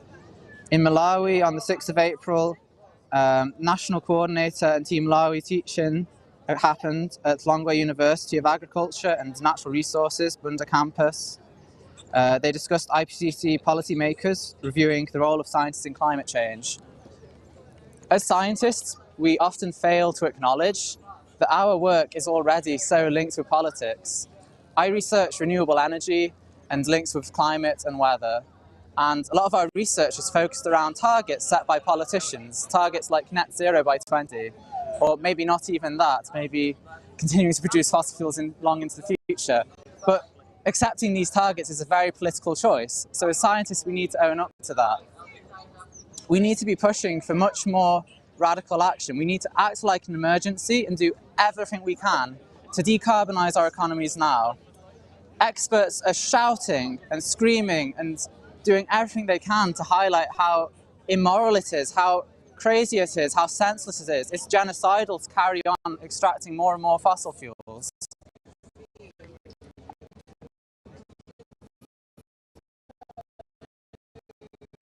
All science academics need to support civil scientific information that we need.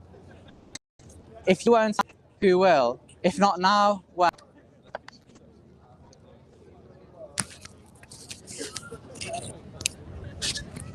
Thank you so much. Really powerful being down here amongst the scientists themselves during Extinction Rebellion's April Rebellion.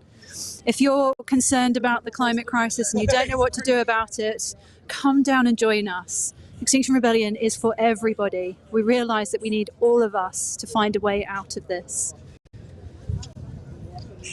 We'd really like to engage ordinary people in the decision-making process. That's Extinction Rebellion's third is for a citizens' assembly. You know, by including ordinary people in the decision-making process with so much needing to change, it's going to be a much better outcome than what we currently have with our current political system. I can guarantee that if we put ordinary people in a room together and empower them to make decisions, they won't choose for war or climate chaos. It'll also help to lessen resist to the changes and increase, change gives opportunity, and opportunities are exciting. So, we shouldn't really be fearing the changes we need to make. It should be, really should be the best chapter in humanity yet. Like, what we need to do to shift our communities and the way we live will be so joyful for everybody. It will actually increase the living standards and improve the living standards for the majority. So if you're down in central London, Jubilee Gardens right now, we've got Scientist Rebellion. They're here, willing to speak to you, to share their knowledge and expertise. Do come on down and join us. Do you want to say anything? What's your name? What brings you down here? All right, so my name's Dr. Aaron Thierry. I'm an ecologist, and I used to work up in the Arctic studying the climate crisis. And basically, I was terrified by what I saw up there. And so I've come now to show my support for Extinction Rebellion, who are taking protest action in London today, and to back them in their demand that we stop investing in any new fossil fuels. We have to keep the oil and gas in the ground. There can be no further development of production in the North Sea, as the government across the water have just said they want to do. It's completely mad, and it runs completely contrary to what the science is telling us we have to do, which is to keep the fossil fuels in the ground. I can't say it any more clearly than that. Basically, scientific report after report after report is saying we have to keep global warming from going over 1.5 degrees Celsius, because if we go beyond that, we risk triggering all sorts of catastrophic tipping points in the Earth's climate system that will kill literally hundreds of millions of people. And the message from the scientific community is that we have all the solutions that we need. We have invested in the technology. We know how to change our behaviours in order to decarbonise. But unless the government do the investments that we need, losing this we are completely screwed. And I'm just desperate to try and get this message out there. And I think what we're trying to do is say we have to come together as a collective, as many people as possible, because they're simply ignoring what the science is saying. They're simply ignoring all of the sense of consultations and that has happened from countless people for generations. And so what we're just saying is if they won't listen to reason, then we're going to have to force them through disruption. And I wish it wasn't like that, but I don't see that we've got any other way now. So, for the sakes of all mankind, all life on this planet, get out on the streets and rebel.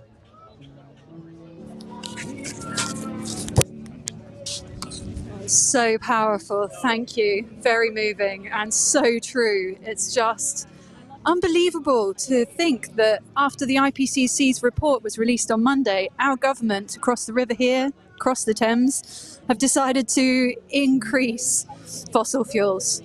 They're saying that it will help our energy security, to create our own oil and gas on UK soils and UK waters. But the truth is that those fossil fuels are sold on the global energy markets. So it's not going to improve our cost of energy. They sell to the highest bidder. Currently, 80% of the oil that British companies extract from the North Sea is sold overseas. So we have a corrupt government, we have a corrupt system, and the power of protest has been proven over and over again in history. Most of the social changes that have happened have been formed or because of protest. So come down here and join us. Extinction Rebellion are here for the next week. Every day. Tomorrow we're meeting 10 a.m. at Hyde Park. If you're in London right now, make your way down to the River Thames at Jubilee Gardens and come and speak to a scientist yourself.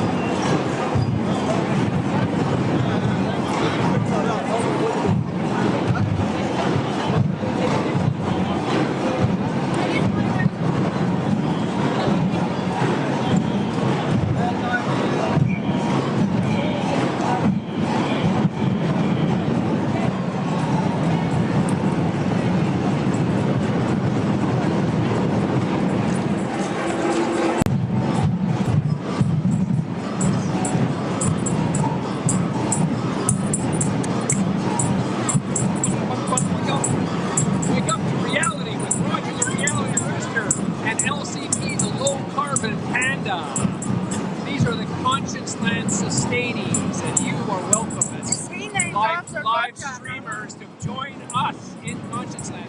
All of Extinction Rebellion, all the other groups around the world who are trying to make the world a better place. This is not about your own material wealth or anything like that. It's about your children. It's about their future. Look after your children. Climate justice! No! Climate justice! No! Climate justice! No! Climate justice! No!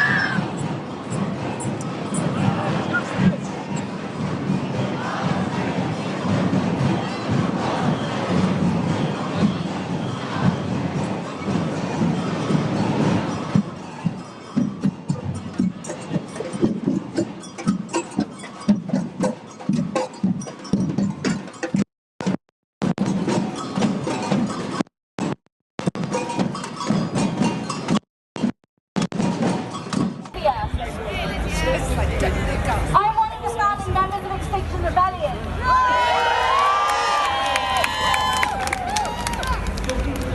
4 years ago, on the 31st of October 2018, we stood in Parliament Square and declared ourselves a rebellion against the British government.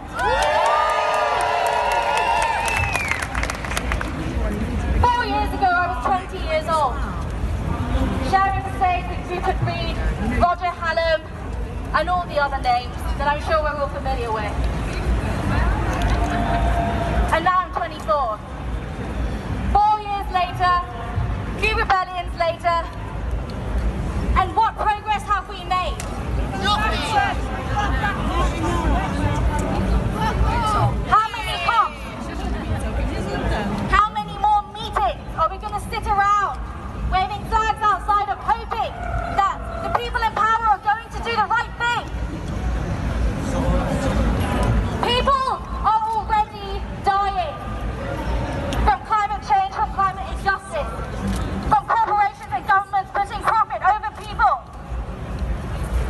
This is a story as old as the human civilization.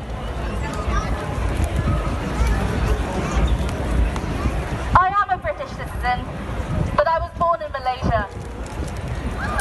The village that I grew up in looks so different to the village that my father grew up in. And it looks so different to the village that my grandfather built our home in.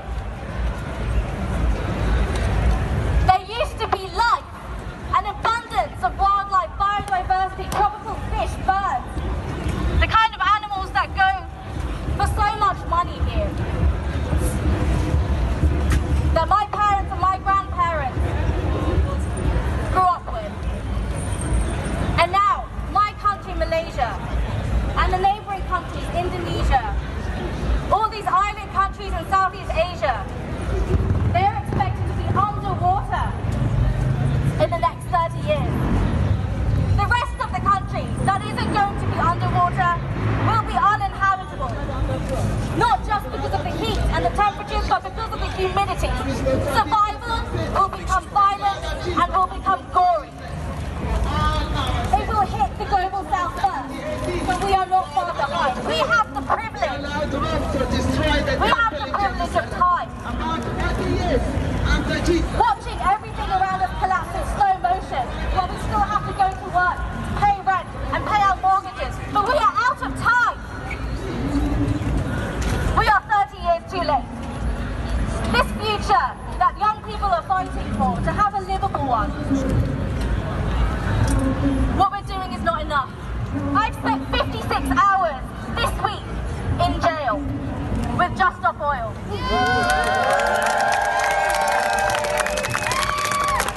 For arrest. And it was my first time this week getting arrested, actually.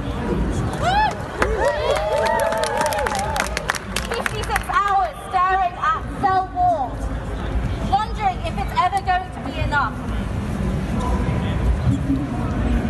I've met some amazing young people this week. For many of them, it was their first arrest, but also in civil resistance. And I'm so inspired. And the feeling is, what should we really be doing? 18 to 24 years old at this time. Getting an education, thinking about work, possibly planning our futures with family. But none of this seems possible. Not at this time, not now, and not ever. We have 2 to 3 years to try and limit the destruction. Catastrophic climate change is already locked in. What does that look like? If my country is underwater, what does that look like? Mass migration. In the police cells, I overheard police talking about how inconsiderate we are, taking up all of their resources.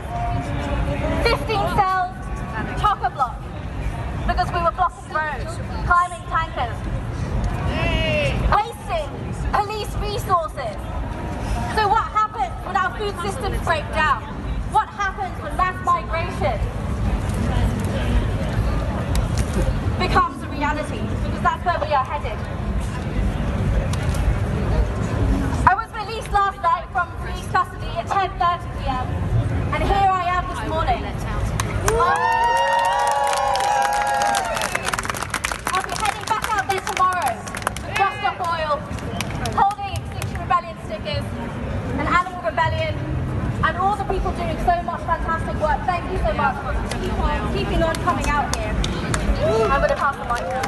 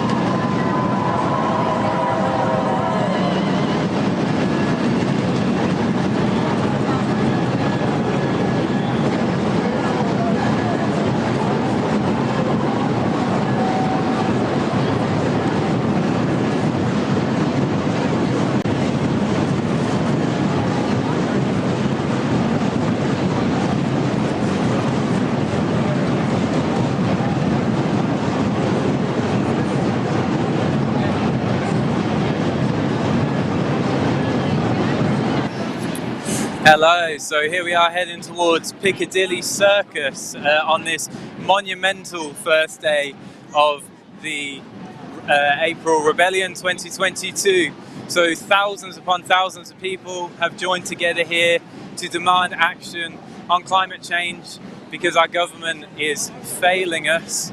The most recent IPCC report was an absolute damning documentation of inaction from governments, from oil companies, and from big business, which is threatening our very existence. So all of these beautiful individuals have come together to say there's no future in fossil fuels, and we are demanding change. This is the first day of a 9-day rebellion, which will extend beyond those 9 days and into weekends to come. It won't be the first rebellion. Sorry, it's not the first rebellion, and it won't be the last. But let's make this the big one, shall we? So if you're watching this and you're thinking, I want to do something, I need to take some action, I need to demand change from government, from big business, then what you need to do is come down here and put your fucking bum on the ground with us today, tomorrow, and throughout this week. We're inviting you to come and join with thousands of like-minded people who are trying to defend our own futures. So do come down here and join us. If you're stuck at home and you're unable to join us, there are tons and tons of different ways you can support us.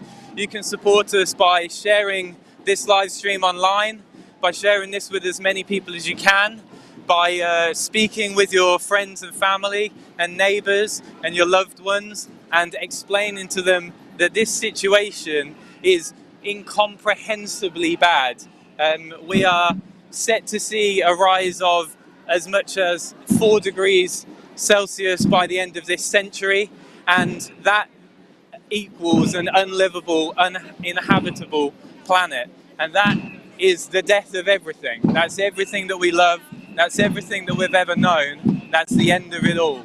So the only way to stem it is to stop with the fossil fuels and to demand change and to demand action and to demand an end to fossil fuel industry. So we're here with numerous other groups to make those demands to the government, to Boris Johnson, and to say, now we mean business. This is it. This is everything that this movement has ever been built up towards, culminating in thousands upon thousands of people causing mass disruption and civil disobedience. And we don't want to be here, and we don't want to be doing this. I'm a 31-year-old from Northampton. I should be able to start making a family, enjoy my life, and experience and explore all of the wonderful things that this planet has to offer. But instead, I've made the journey down to London today to demand action on climate change, because nothing else matters. Nothing else is as important as this one demand, in amongst our 3 demands, which are for governments to take action, to act now, for governments to refuse to fund the fossil fuel industry, and we want to see net zero carbon by 2025, which is extremely close now. And it wasn't that close in 2019, in 2018 when XR started, but now we're pressing it. 2025 isn't very long. Our second demand is to tell the truth, for government and media to tell the truth on the severity of the climate crisis, and to make it really apparent and really clear that this is a climate emergency. We declared a climate emergency in the UK in 2019 after Extinction Rebellion took similar action to this, and now we're at a point where a climate emergency has been declared, but the government have done absolutely nothing to save and to protect lives and to defend our futures. Our third demand is to implement citizens' assemblies, whereby we have a representative group of individuals making decisions on climate policy based off of the proven science of climate experts. That would operate similarly to a jury duty, and it would mean we have really good cross-representation from a wealth of backgrounds. And that's what we need now, because we're in a situation now where we've got a few wealthy billionaires profiting from pillaging our earth, and this has been happening for a number of decades, and now we're at a tipping point where if we do not make the radical change, if we do not demand the radical change that we need, then we are all facing extinction as a species, along with 1 million species. So that's why we're here. That's what we're doing. And we intend to be disruptive, and we intend to be seriously annoying, but it's not for one of nothing better to do It's because this is all that we can do. This is the only option. Petitions don't work, marches don't work, historically hasn't, and it will do again.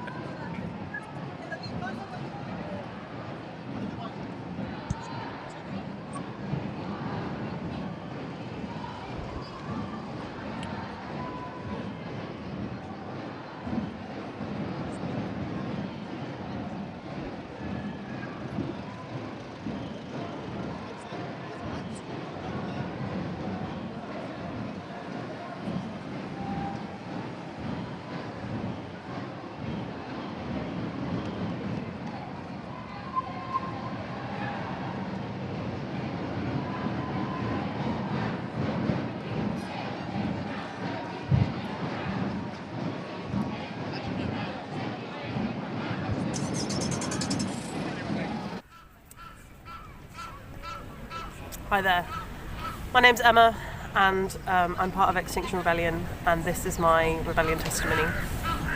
This week I'm joining Extinction Rebellion in London yet again as we desperately keep trying to force the government to end fossil fuel use. I've spent much of the last week at Esso, West London, supporting friends and rebels who are putting their liberty at risk and facing terrifying police responses because we see no other alternative. I'm petrified. I lie awake at night thinking about what is coming.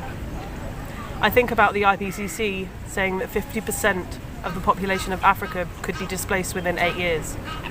I add to that the government's Nationality and Borders Bill, which will criminalise refugees and make it nigh on impossible for people to come to this country.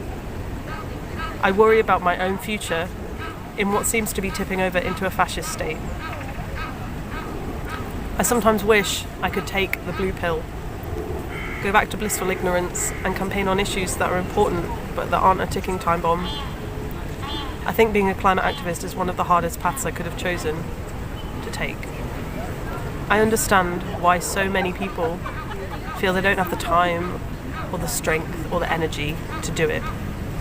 But yet we here have it easy compared to climate activists in other parts of the world. We're being tortured and murdered for standing up to the state and the corporations that control everything. Corporations who are decimating their access to clean water, habitable land, and breathable air. So I'm asking you, please, to make that difficult, life-changing choice. Join us. We will catch you.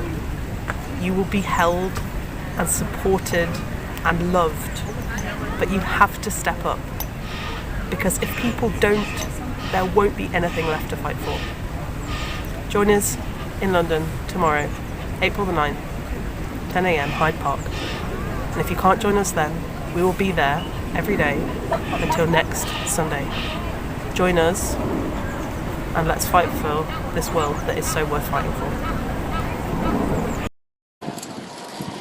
Welcome back. We've just come off the corner of Piccadilly Circus, and I'm here with the doctors and healthcare professionals who have been taking really interesting and significant action this week. You might have seen on our Facebook pages. So I'm here with Liv from very close to where I'm from, actually. So I'm from Northampton. Liv's from Kettering, right? Yeah. So if I pass you this, and I'll just quickly ask you a couple of questions. No problem. So what brings you here today? Why are you... Well, I'm here today as part of Doctors and Healthcare Workers for Extinction Rebellion because this is a global health crisis as well as a planetary crisis. The burning of fossil fuels is destroying our planet. It's causing countless impacts on health, not only on mental health but on physical well-being. We're seeing migration, we're seeing drought, we're seeing famine, and it's just going to get worse and worse. We're very worried. And so when people say that people in Extinction Rebellion are jobless scroungers, what do you have to say to that? Yeah, I'm pretty busy. I am on annual leave, I'd like to point out. And when I was there on Thursday outside the Treasury, I was on annual leave. So yeah, we are not jobless scroungers. I have a full-time NHS job. And I hope they're happy that I'm here. But, you know, we're not jobless scroungers. We are people fighting for our lives, for our planet, for everyone. And what sort of variety of healthcare workers do you have in We have everyone. We have a lot of anaesthetists, nurses, general practitioners. We have some OTs. We have a dietitian, physios. We have an orthopaedic surgeon. Lots of psychiatrists. So it's a completely mixed bag. So it's fair to say that across a wealth of healthcare professionals, people are aware of the health crisis that is going to be caused by this climate crisis. Absolutely. A disastrous health crisis is actually happening now. It's just we're a bit protected in England, aren't we? We're a bit protected in the UK. You know, in America, in California, the forest fire season is no longer June, July. It's January, February, March, April, May, June, July, August, September, October, November and December. You know, there are parts of our world that are already sinking. There are parts of our world that are already unlivable and people are having to move out. It's just a huge crisis for everybody. And I don't understand. I just can't understand why people don't take it seriously, why they think we're over-exaggerating when it's been proven beyond doubt. The IPCC said we've got less than 30 months to dramatically cut our fossil fuels, yet we're doing nothing. It's incomprehensible. I don't understand it. Well, you said it. Well, thanks for joining us. Thanks, and continue rebelling. Love and rage. So that's it, straight from the horse's mouth there. This is healthcare professionals demanding action because after 2 and a bit years of pandemic, one of the most difficult times that our healthcare professionals have experienced in livable memory, they're now having to face something that is monumentally bigger than the pandemic has been. The climate crisis is a threat to all life, and for healthcare workers that means much, much, much harder work than they're even experiencing now. And we know and love our healthcare workers, and we know that they are already overstretched and that they already have really, really difficult and valuable and important jobs. And why would we want to make that any worse? And that's just another reason that we need to take significant action. Now, Liv just mentioned about the wildfires in California and how they're now all year round, and it's unpredictable and it's impossible to determine. If we were to see 1.5 degree level of warming, pre-industrial level of warming, according to NASA, that means that we're going to see a 17% increase in extreme heat waves across the world, across 17% more of the world. Extreme heat waves at an unpredictable level. That's at 1.5. This is what the Paris Agreement is aiming to achieve. This is what COP26 was aiming to achieve. And it's not habitable. It's impossible for us to live in that type of situation. That's just at 1.5 degrees. We need to stop now. We need to stop fossil fuels now. It doesn't matter what the Paris Agreement says. It's a death sentence. 2050 net carbon zero is a death sentence. And it's important that we make that very, very clear.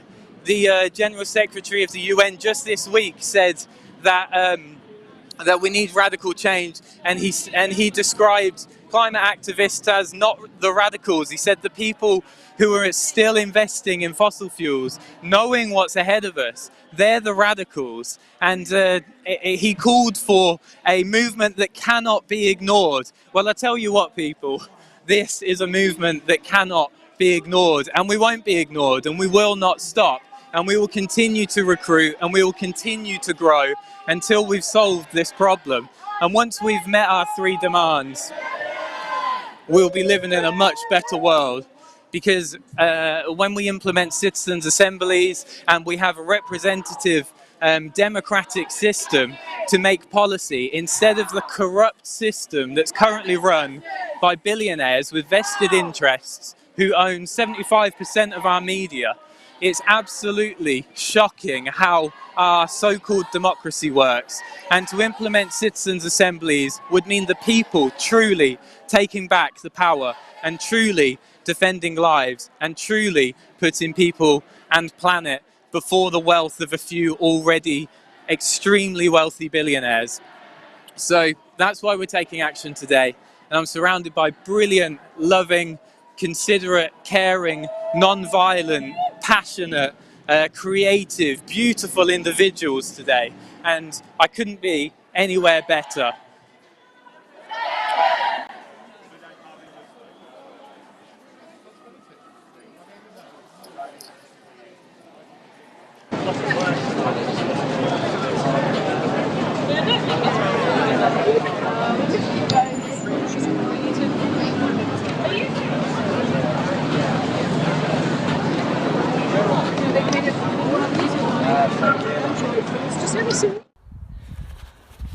For me, this starts with my lovely daughters.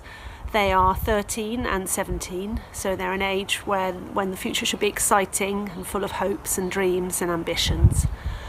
But they're growing up against the backdrop of an ever-worsening climate and ecological crisis, which is already affecting people all over the world.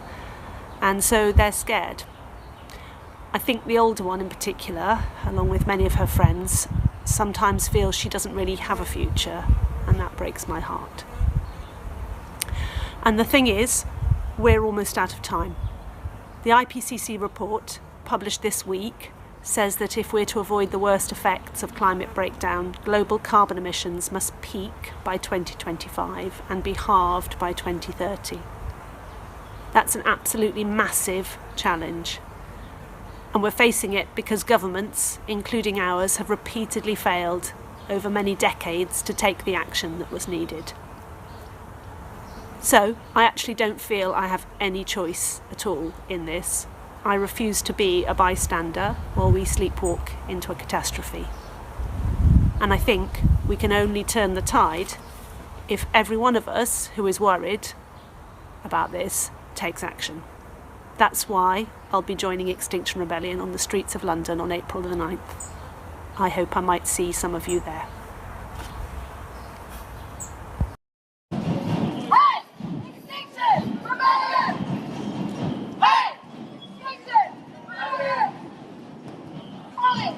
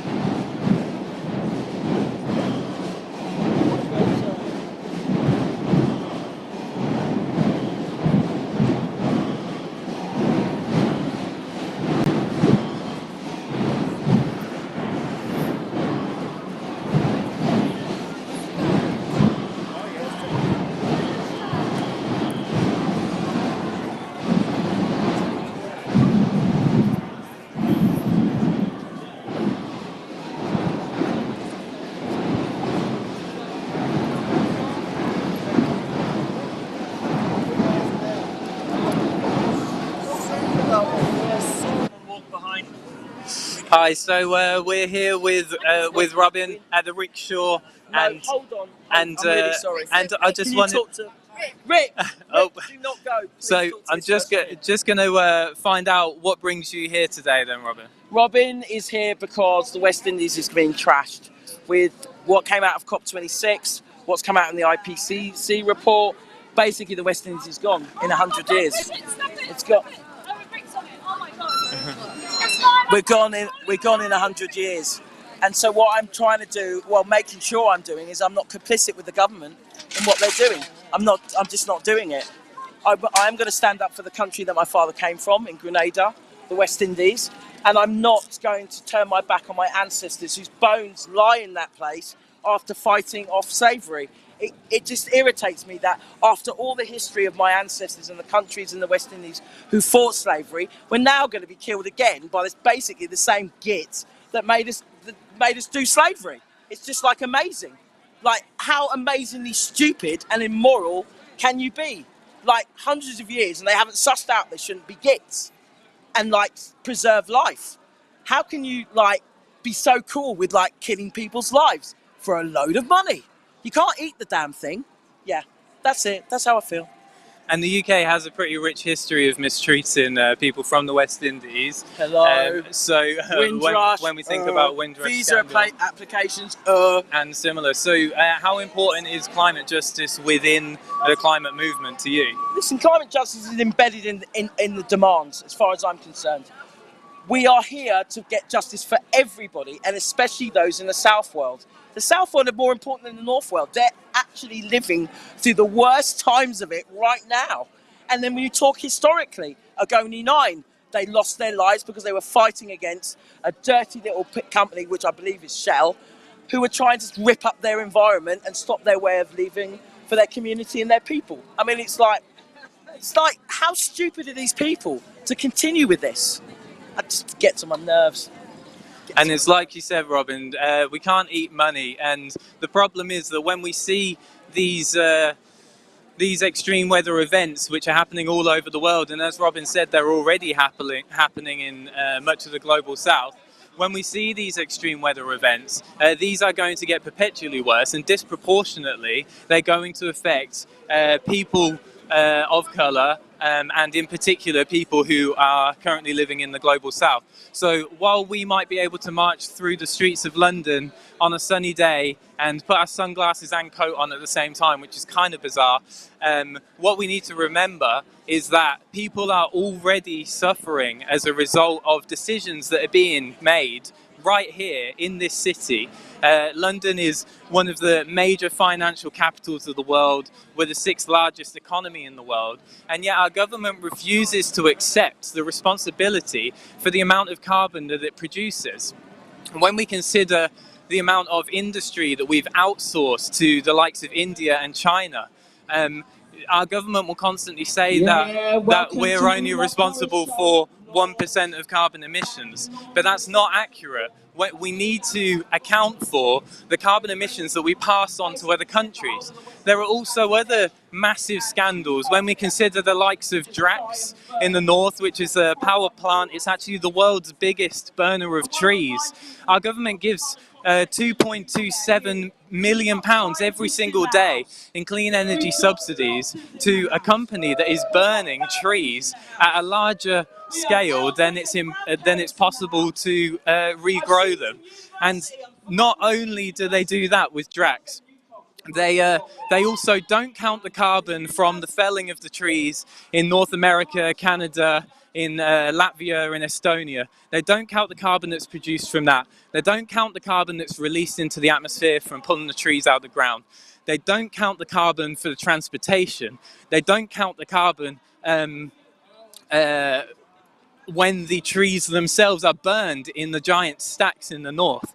They don't count the carbon because they say that that carbon belongs to the country of origin. And then the country of origin says, well, no, that carbon belongs to the UK because that's where it's being burnt. So this carbon in the world's largest burner of trees never gets counted. And our government has the audacity to not only refuse to accept the responsibility for that carbon output, but they also pay Drax millions upon millions of pounds of taxpayer money just to try and greenwash their credentials by claiming that it's a sustainable source of energy.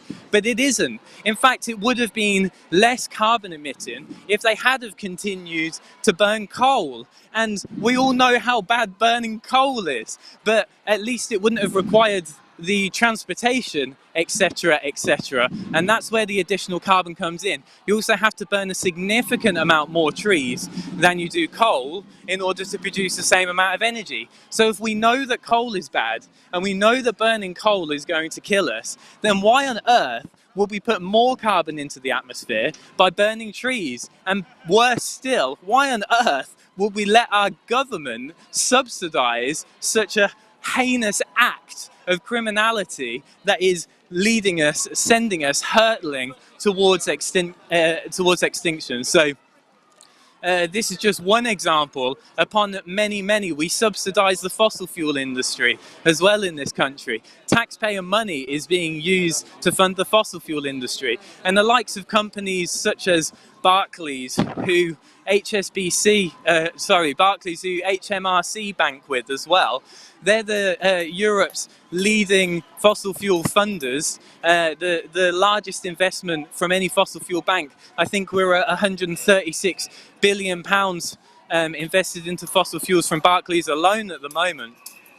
Now, because HMRC bank with them, and because your pension fund is probably with Barclays, that means that you are inadvertently funding the climate crisis, even if you want to not be complicit in it. So if you have a Barclays account, if you have an HSBC account, close it, switch to someone else. Visit switchit.green and find your local green ethical bank and switch your current account to them. But don't only do that, also make sure you let these companies know, I am taking my money out of your bank because I do not want to be complicit in climate genocide. So this is the kind of thing that's happening in all manner of multinational companies, and it's absolutely horrifying because you feel like it can be a bit helpless. You feel like there's nothing you can do sometimes, especially when this stuff's happening behind your back. But I can tell you, there is something you can do. And what you can do is you can support Extinction Rebellion, and you can come down and join with us, and you can demand change. And yes, we're loud, and yes, we're disruptive, but my God, are we going to win this? We are absolutely going to win this. So come down, and we'll see you over the next week or so.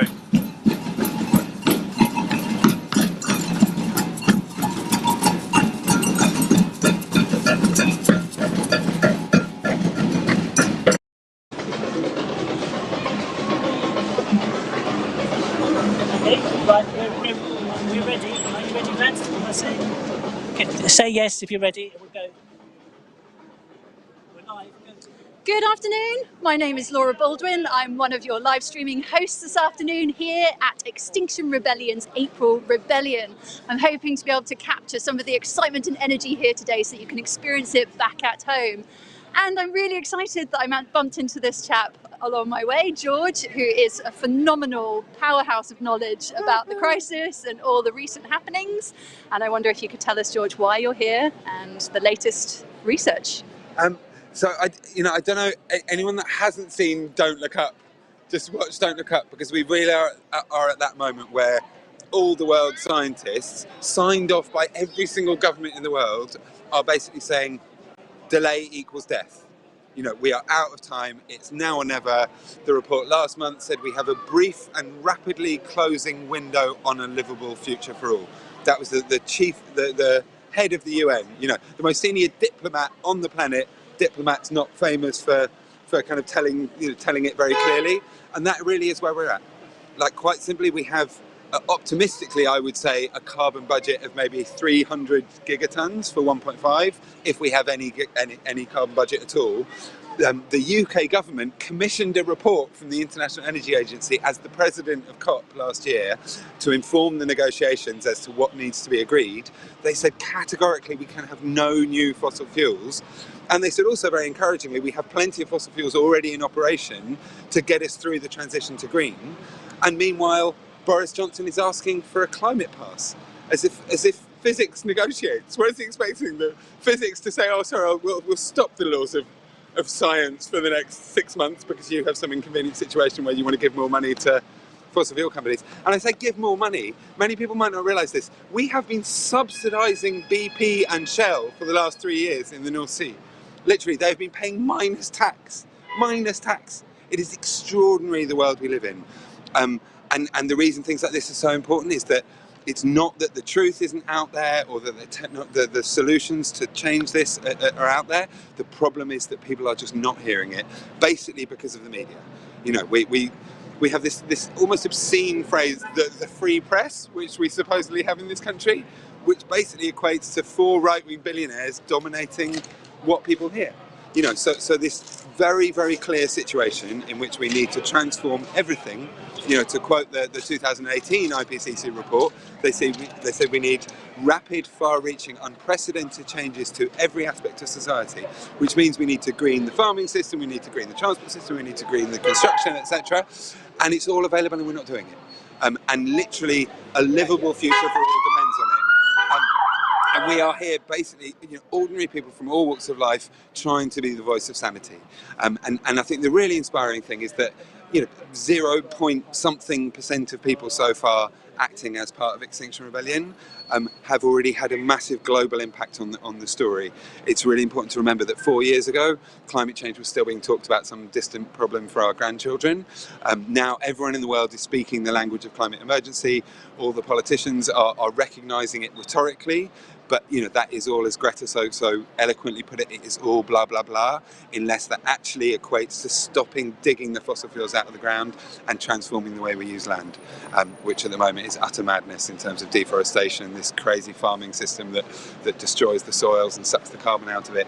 It is bonkers what we're doing, and unfortunately very powerful vested interests that dominate politics are responsible for this utter madness, and it's omnicidal madness. It's genocidal. You know, we are literally threatening the destruction of most of life on the only planet in the universe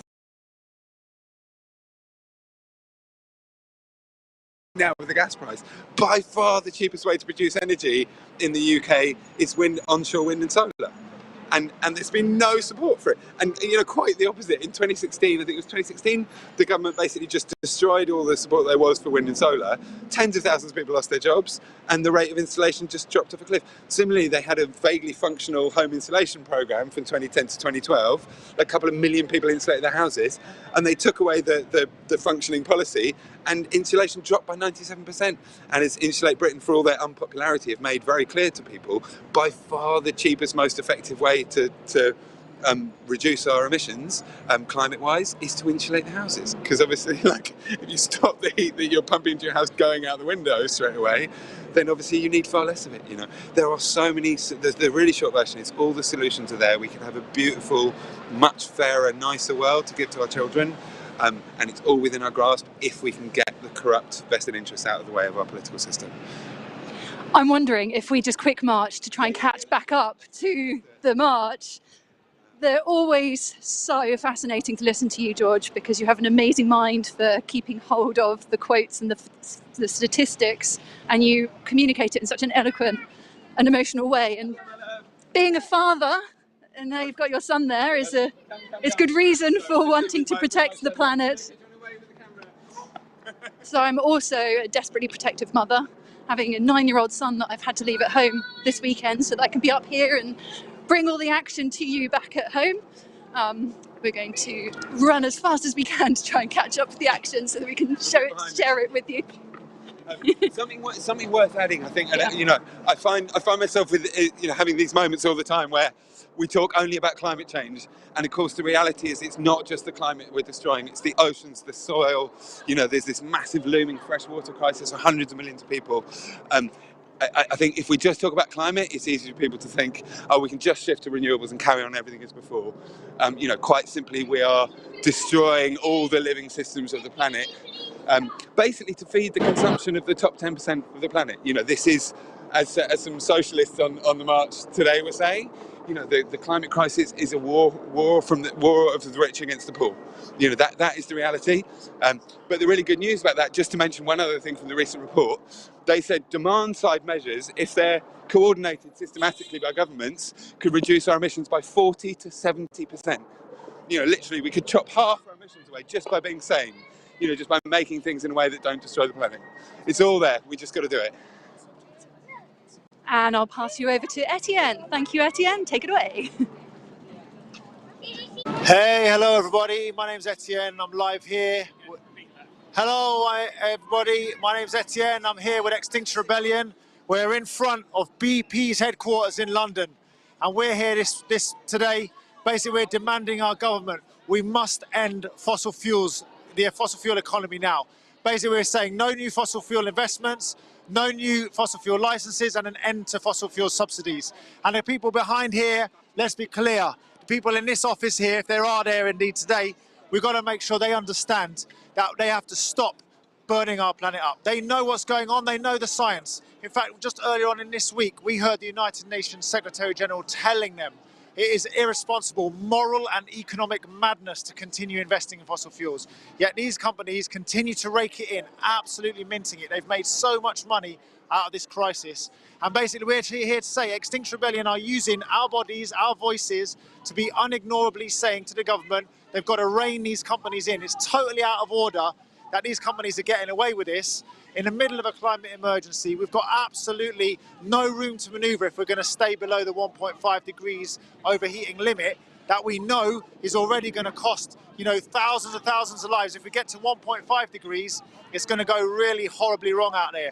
So we've got to get these companies like BP, Shell, ExxonMobil, these companies are complicit. They know what's going on. They know what's going on. They understand the consequence of their actions, yet they continue just trifling around, sending out a few pictures of turbines, a bit of solar energy, but a lot of them basically spending a lot of money on greenwash. Historically, we know they're employing the same companies as the tobacco companies employed to confuse people in when it was about back in the day about cigarettes, when people starting to wonder about cigarettes, thinking they were bad for people's health. They started to employ these companies to confuse the science, produce kind of positions and opinions that muddle people up. And so people thought, oh, well, it's obviously not as clear cut. And they're doing the same thing now with the oil companies. These fossil fuel companies are employing big PR companies, producing really lovely, fantastic photos, lovely graphics of green petals. Look, we can even see, BP, their logo is now this kind of green petal. As if they're dealing with, wonderful green energy. Frankly, it's a lie. And in fact, the United Nations Secretary General Antonio Guterres said as much. He said something like, let me see, he said, yeah, these corporations and governments are saying one thing and doing another. In other words, they are lying. And these companies know. So that's what we're here for today. Extinction Rebellion, we're a non-violent, peaceful organization, but we're serious. We cannot stand by and watch this disaster unfold. It's completely wrong just to stand here and just watch, as if people were just, as if they were walking along on the side of the road and you saw someone fall over and it looked like they hurt themselves. You'd have to help, right? And we're the same. I feel the same. We're in a dire situation. I cannot just stand by and just watch, our beautiful planet and all the life that's on it. We're not just talking about human life. We're talking about all life, the beautiful nature that we, so many people adore. I was speaking to people in the public today.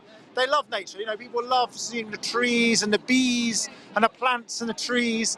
Yet actually our government is destroying all that. They know it. They're letting these companies get away with it. They're letting these companies just basically do what they want. And what they want to do is make a ton of money. They want to make a ton of money before our economy collapses. Because again, the United Nations, and I'm going to keep harping on about this, we're not making this up. The United Nations is telling us this. The United Nations has warned that because we need to transition away from fossil fuels, we need to decarbonize our economies, these companies have got no future. And at some point, It's going to go, it's all going to be realised, and all these investments that have been made will become what's called stranded assets. They'll be no longer worth anything. So all of a sudden, all of these, fossil fuel infrastructure pieces like oil rigs and pumping stations and all that, all of a sudden, everyone's going to wake up and go, actually, we can't use these anymore. But listen, don't believe me necessarily. What we need, what Extinction Rebellion want, is a citizens' assembly. We don't want to make those decisions. I'm not a fossil fuel engineer. I'm not an expert in these matters. What Extinction Rebellion is demanding is for a citizens' assembly. And a citizens' assembly is one of these amazing things that quite a few people know about, but we need more and more people to learn about. And citizens' assemblies are what we call a deliberative democracy. And deliberative democracy is this amazing kind of situation, amazing method, where we get ordinary people working together, advised by the best scientists, engineers, and all the different experts in an area, and they come together. And the interesting thing about a citizens' assembly is it's not politicians, it's ordinary people taken as a cross-section of society, a cross-section across the whole breadth of society. Basically, it's going to end up being ordinary people, like the person who works down at the corner shop, your neighbour, and your mate who you play football with on Saturday. They could get picked for this citizens' assembly. And then what happens is, they all come into a room and they're given the tasks. They say, look, we need to come up with a plan to rapidly decarbonise our economy. And then the experts come along and they say, right, these are the facts, these are the options available to you. And ordinary people get to choose what is the most sensible route. And at the moment, we know that our government, time and time again, chooses a route in favour of their vested interests, their friends, the lobbyists. We saw that just recently with the government's new energy strategy. So these ordinary people wouldn't be interested in what happens to fossil fuel companies. They would be interested, of course, in what happens to the fossil fuel workers, because there might even be some fossil fuel workers in the Citizens' Assembly. It's a random selection, remember. And so what we think and what we believe and what has been proven when Citizens' Assemblies go over and over again in the past is that ordinary people come up with fair solutions that work. They are solutions that basically work for people, work for ordinary people, and very often they will be not in the interests of these massive companies and not necessarily in the interests of the government's pals. But they make this plan up, they think about it carefully. And the interesting thing about these citizens' assemblies, as I say, is that it's called deliberative and it's collaborative. So instead of Labour, Conservative, and whoever else it is, fighting at each other, one person says black, the other says white, even if it's neither, both of these, this oppositional politics is unsuited to the sort of crisis that we're in. So what we really need is a citizens' assembly to come together and work together, because this crisis, we've left it too long. We can't afford any more bickering. This isn't a political matter. This is a matter of science. This is a matter of sensible responsibility. I can't even think, what is more sensible in the world than saving our planet so that other people can live on it in the future? It just doesn't make any sense not to do that. Yet our government shows every intention of turning its back on that and just continuing as we go. So that's what we're here for today. We want an end to the fossil economy. We want citizens' assembly. We want ordinary people to have the power and be given the job of creating a fair and sensible and safe transition, but a rapid transition to decarbonise our economy. And we at Extinction Rebellion, we are often told, oh, what's your solution? Do you think we need nuclear energy? Do you think we need wind turbines? What about X, Y, and Z solution? We're not saying, you don't have to learn all about these things. What we need to do is we need to get ordinary people in charge of this, and they will come up with a plan. I trust ordinary people to come up with a plan. When we have, a trial, we have ordinary people in charge of the jury, right? The jury decides on these huge life and death decisions, life and death or life-changing decisions for people. And very often, people say, oh, what about if you get stupid people on the jury? Or what if you get, X, Y, and Z people on the jury? What tends to happen, and it seems to happen, especially if the jury's given some understanding of what's going on beforehand, they are more careful and they basically take very, very good decisions to look at, in these serious situations, and they step up and take responsibility. So that's the amazing thing about citizens' assemblies. And that's why I really am passionate about that. I think Extinction Rebellion's got exactly the right idea. We're not telling anyone what to do. We're not in favour of taking over the government. What we want is ordinary people put in charge. So anyway, I'm going to have a quick look around and see what's going on. Look, there's a lot of police around. They're obviously worried that something might happen. And of course, Extinction Rebellion is known for doing actions around these sorts of businesses. They may have some fears, but here today we're exercising our people power. It's ordinary people in the street, and I've got to tell you, it's thousands of people here today. You know, it started off at 10 a.m. in Hyde Park, people started arriving, and we have got an absolutely epic march. It's been a super cool day, sun's shining, it's really nice. Yeah, so I'm pretty happy. And yeah, let's go and see if we can have a chat to some people. How about we speak to this? Would you be interested in having a quick chat on here? So I'm just gonna, what's your name, sir? My name's Tim. Tim, and would you explain why you are sitting here? Because a lot of people might wonder, like, what's the guy, you know, dressed like this, stood here, what's he doing?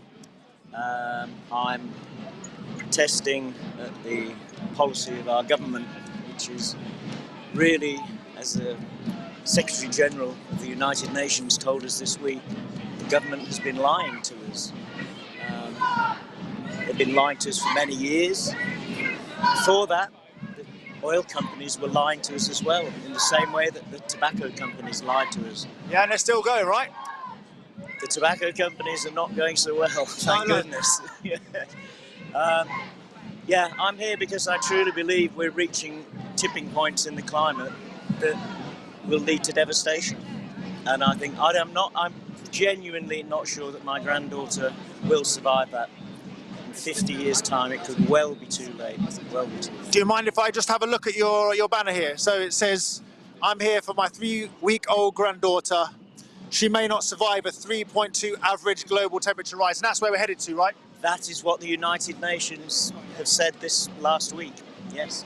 And so that's the interesting thing about Extinction Rebellion as well. You don't have to be a climate scientist. We're taking our lead. We're using our voices. We're trying to amplify the voices of these climate scientists. The Intergovernmental Panel on Climate Change has been meeting.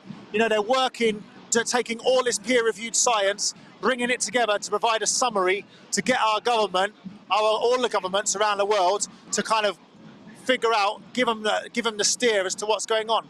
And just this week, the United Nations Intergovernmental Panel on Climate Change said there can be no new investments on fossil fuels. It has to stop. Correct. Stop now. Not in 2025, not in 2035 or 45. Now. And so, yeah, and we had the government's new energy strategy. And what did they announce? 8 nuclear power stations. And hitting targets with a 40,000-year lethal legacy. And that's the thing, and absolutely. And you know, the British public is unsure about nuclear power. It takes a long, long time to come in, and it also, you know, costs a lot. But we also know they approved around 40 new fossil fuel projects, and that's last year they were told not to. Correct. Everyone is telling them it's cheaper, quicker, and cleaner to use renewables, solar, wind, and tidal, all ignored. And I think actually, I think our government caved into the lobbyists to their small number of MPs, because I had heard that there was going to be some more space for onshore renewables, yet they caved, they buckled, they bottled it, and now it's all about nuclear and offshore, which is great, but it's still, it's still more expensive. And we're in a cost of living crisis right now, and they are turning away from the things that could be helping us. Correct. It would be cheaper. The crisis. The crisis is for the people of this country, not for the government. There's no power crisis. They have the power, we have the crisis. I like what you're saying there, man. Well, look, I want to wish you well and say thank you. I can guess you're going to stay here for a little while, but I wish you well. Thank you, and it's good to chat to you. All right, let's cruise on. Thank you. All right, what we're going to do, there's all sorts going on. You can probably hear the samba band in the background. Let's have a look at this. Let's have a look at this banner. End fossil fuels now. And that's basically what we're here for. We have to have an immediate end. And it's interestingly, the International Energy Agency has got a pathway to keep us below 1.5 degrees that says it is no need to invest in any new fossil fuels to stay below 1.5 degrees on their pathway. And I think it'll be up to a bit of debate as to whether their pathway is quick enough. But there's already lots of plans, there's already lots of ways of doing this. That means we can end fossil fuels now. Yet our government, it's not inexplicable. I was about to say inexplicably chooses to carry on. But it's not about inexplicable. It's to do simply with corruption. They know what we need to do, yet our government chooses time and again to continue supporting fossil fuels. They continue to make the decisions that are actually against all our interests. They're in the interests of a very small number of people. And again, that's why if we had ordinary people in the Citizens' Assembly to actually make the point here and they would come together, they wouldn't make these decisions. They would simply say, right, we're going to have to change this, we're going to have to sort this out. And one of the things we know is that we need a just transition. It's called a fair or just transition, whatever way you want to put it. It means basically we've got to look after those people in these industries, in the fossil fuel industries. We've got to upskill them, change jobs, give them support, and make there's huge numbers of jobs available in a new green economy, in renewables, in all sorts of industries that we need to make this transition possible. So again, once and over and over and over again, the government just doesn't do what it needs to do. It lets us down. I think another really interesting thing as well, what's been going on this week, is in this new government energy strategy, there was a couple of really open goals that the government didn't shoot into. And the first was insulating people's homes. This would be something that we know could make a massive impact and help people with their fuel bills, help people with their energy bills, help make our houses warmer. But they didn't bother with that. Again, we don't quite know why. It's really interesting. And I just basically think it's because it doesn't suit them for whatever reason, and I believe it's corruption. And that's why, you know, a lot of people in Extinction Rebellion like me, I'm not an angry person, you know, but I get angry when I think about what the government are doing. It's completely out of order. So that's why we're here, you know, we've got to get out on the streets, we've got to make ourselves unignorable. We've got to try and make sure that people know what we're doing here, expose these companies, expose these fossil fuel companies. They are profiteering. They have made an absolute ton of money. They're raking it in on the back of these heightened oil and energy prices, absolutely making a ton. But even worse, this is the thing that really, really frustrates me and really annoys me. They are basically exploiting this energy crisis to say, oh my God, we need to go and do more fossil fuel projects. We need to make sure we have energy security. What we need to be doing is decarbonising.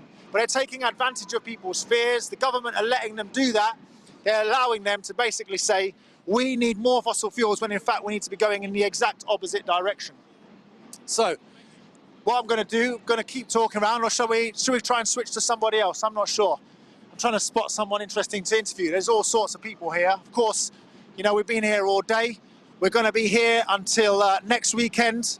You know, we're about creating enough disruption to make sure that people know what we're doing, know what we're saying, because this is important. You know, we're not just talking about trifling matters. We're talking about the future of our planet. We're talking about the future of every living thing. We're talking about the beautiful creatures and beings that are out there in our seas, in our oceans, in the air, in the forests, all of that. We need to protect it. And yet at the moment, it's not really happening.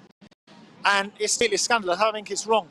So, right, let me go and have a quick see if I can find somebody who would like to talk to. I'm going to come over here. Would you mind, could I speak to you just a moment? I'm just wondering if you'd share, you know, I'm looking on your placard. It says, I'm here for my children and grandchildren's, their future. Can you kind of expand on that and say, because I guess everyone here has got sort of some real deep reason. They're not just hanging around, you know, it's a Saturday afternoon, you could be doing loads of other things, right? Well, I'm in deep grief, I think, because I'm so concerned for my children who are in their 30s and 20s and my grandchildren. I have many of them. And I look at them and think, what future is there for them in this planet? Because we've only got 3 years. That's what the IPCC report's saying, and otherwise we're completely fucked. Yeah. And nobody's listening. Nobody's listening. This government's not listening. The energy strategy was weak and crap and didn't actually do. There's a lot of grief and anger in me, which is here today. Can I ask you, are you a sort of person who would ever have imagined yourself like doing this sort of thing in inverted commas, being on the streets, perhaps annoying people, perhaps causing disruption? Do you think that's the sort of thing you could ever imagine yourself doing? Because I can't, you know, it came to me completely out of the blue. Well, I've always been reasonably active in politics, but not necessarily environmental politics. Okay. And I didn't expect to be doing this around this because I thought they might have heard the warning signs and done something about it. Yeah. So, no, in many respects. I don't think I've ever sat on the floor before in the middle of London. I've been on demos, but not like this.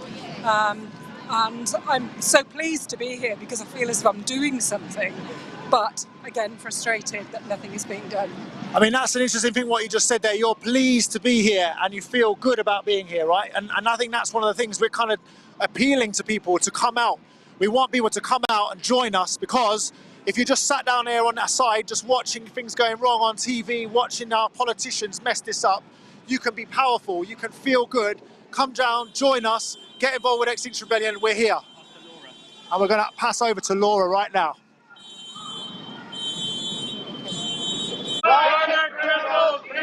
So you're joining us outside BP here, where protesters are shouting at BP how they think and feel. One of the many things about Extinction Rebellion that gives me hope is the recent judicial cases where climate activists have been found not guilty by juries. And I've managed to find one such climate activist here amongst them, who was one of the infamous Shell 7. Could you please tell us a bit about your experience with the jury, your story, why you're here still? All right. Okay. So April 2019, we went to Shell's equivalent of this. This is the BP building, and we sprayed on the walls. Shell knew about the science. Shell lies about the science, and Shell kills people because of the way because of its actions and because of the continuation of the fossil fuel production. So yeah, and a jury listened to us, describe why we'd done it, and they decided, since it's April 2021, to find us not guilty. So what were the key messages that you told that jury that you think really swayed them to find you not guilty for this? We all had different stories. Mine was that I'd grown up with Shell being the Shell Book of the British countryside, Go Well with Shell, the Shell Book of Birds, right? They were part of looking after the place, and to discover what was going on in Nigeria, where they've been committing ecocide and murder and theft and corruption. They've been corrupting the government there. It's monstrous, totally monstrous. They are wicked beyond belief, and they're still protecting those assets now. Yeah, it is rather unbelievable. Actually, on Wednesday I was there with Scientists Rebellion, who were targeting Shell HQ, throwing fake oil across the building and pasting scientific papers on there that were very telling indeed. And another person that was there that day, streaming for us, was Fergal, who's usually the other side of the camera here. Hello. Fergal, how's it been being a regular rebel amongst the tribe? I really enjoyed it. It's very relaxing. There are no IT issues. Hey Vlad, hi, how you doing everybody? But yeah, this actually here, this is my first banner I ever made. Well, actually my girlfriend made it, I drew the picture and she made it look nice. 3 years ago in the April Rebellion. So I work in renewable energy, and the biggest problem that I've got and our industry has is the amount of subsidies that goes to hydrocarbon companies. And right behind me here in this building is British Petroleum, BP. This is their London HQ in just there. And we have, to the tune in this country, over 10 billion a year goes in subsidising fossil fuels. And the UK government argue with that figure. They say they don't actually subsidise fossil fuels, but you've got the International Monetary Fund calling out UK and governments around the world. So the subsidies at the moment is about 6.7% of the world's GDP goes to fossil fuel industries, and it goes directly and indirectly. So if you add the actual cost of cleaning up oil spills, air pollution, everything is about 70% of the cost to health, and then 30% is like tax breaks. UK government handing out like these oil contracts to North Sea oil and gas. Funny thing is, I'm a member of the Energy Institute, and I get to sit with some people with the oil and gas industry. We have these debates or whatever, and we went to a talk on decommissioning oil fields, and one rig in between here in Norway is about 500 million just to decommission, and that's a tax write-off that the oil giants don't actually pay tax on. So it's indirect subsidies. And industries like renewables, we need as much funding as we can get. We need to change legislation. We need to have carbon taxes. On top of that, we need to be insulating our 27 million properties, rolling out heat pumps, education. We've got so much work to do. So that's why today I'm taking part in the march with this banner, so people know that we are still subsidising fossil fuel companies in the UK, and hopefully get a bit more press coverage about this pretty important issue. So what sort of policies do government need to put in place to help renewable energy companies right now? Well, if you had a carbon tax, do you know what I mean? Straight away, carbon tax. You could have a national home retrofitting program. You could put legislation in place for educating people. We haven't got enough installers. We haven't got enough engineers. We're short about about 400,000 engineers short to decarbonise the electrical grid. The actual UK government visa report said we need 200,000 people full time till 2050 in retrofitting our homes alone. Okay, so we got a phenomenal amount of work to do, and it will generate wealth. It will stop our dependency in oil and gas. It will rapidly reduce our carbon emissions, and get us the path where we need to be going. But this government, the likes of companies behind us here, have too much influence in politics, and we're going completely in the wrong direction. There's so many things we need to be doing. Onshore wind, right, is, not to get technical, is now about £30 per megawatt as a strike price. Should we walk and join the march again? So we might have to. To be the back blockers. Oh, okay. And it's new nuclear is £92.50 the strike price for electricity. So onshore wind is 3 times cheaper than new nuclear. We need to tidal lagoons. We need to push that out. Wind and wave technology. There's different kind of biomass. Some of it's good, some of it's bad. We need to be developing R&D technology in that. Heat pumps. We need to be training thousands of installers from British Gas to go from the go from installing gas boilers into installing heat pumps. Oh, that's very cleverly done. Nice move. We need to be upgrading the grid. All of National Grid has to be upgraded. Also the fact of offshore wind in this country, they're actually putting the first 12 megawatt wind turbine, offshore wind turbine, that's so big it dwarfs the size of the London Eye, and one wind turbine produces enough electricity for 16,000 homes. So we need to be quadrupling our wind output, quadrupling our onshore wind. We got a lot. Excuse the French, we've got shitloads of stuff to do. Which way are we going? Are we? I'm guessing we're not on now, yeah? I think we just lost everybody. Do you know which direction they went? No. Follow the helicopter. Oh yeah. Yeah. We're not on still, are we? Are we still on?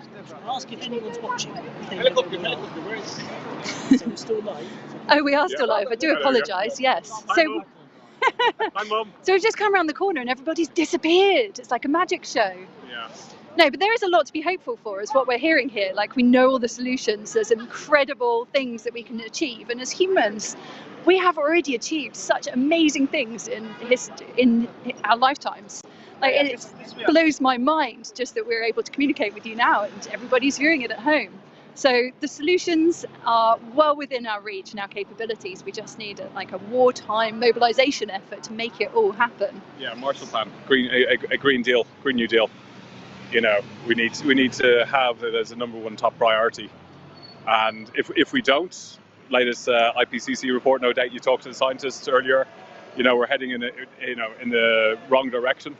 But also in terms of resources, we need to be diverting all resources into it, because there's certain industries that are really physically hard to actually decarbonize, like steel, concrete, petrochemical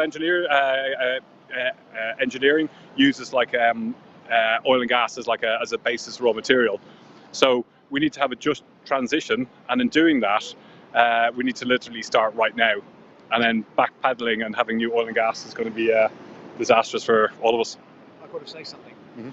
So we have to remember that although the IPCC report talks about that, the possibility of restricting growth of aerial carbon to 1.5, temperature rise to 1.5% above pre-industrial levels, every scientist you talk to is saying that is not possible. That we've lost that, we've passed that, and they talk about you can overshoot and come back. That's what it's insanity, right? So yes, these technologies are wonderful, but we also have to face the reality that that political message that there's still time, that's politics. Mm-hmm. That is not okay. We have to face up to what we've lost and what we're going to lose.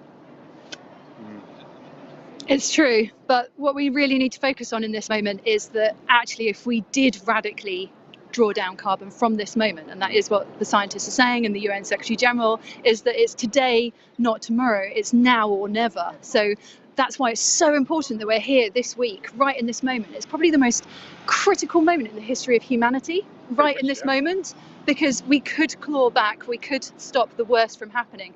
It's going to get bad, but we can stop it from getting severely bad. And have faith in humanity that if we did put all our attention and focus onto achieving these goals that we need to, that we absolutely could. And we can always stop it from getting worse. We can always stop a number of species from going extinct. We can always extend the amount of time, we can slow down the amount of time before the planet heats up to give us more time to adapt and for species to adapt. But I was actually going to say, just quick thing though, is we don't have enough resources right now.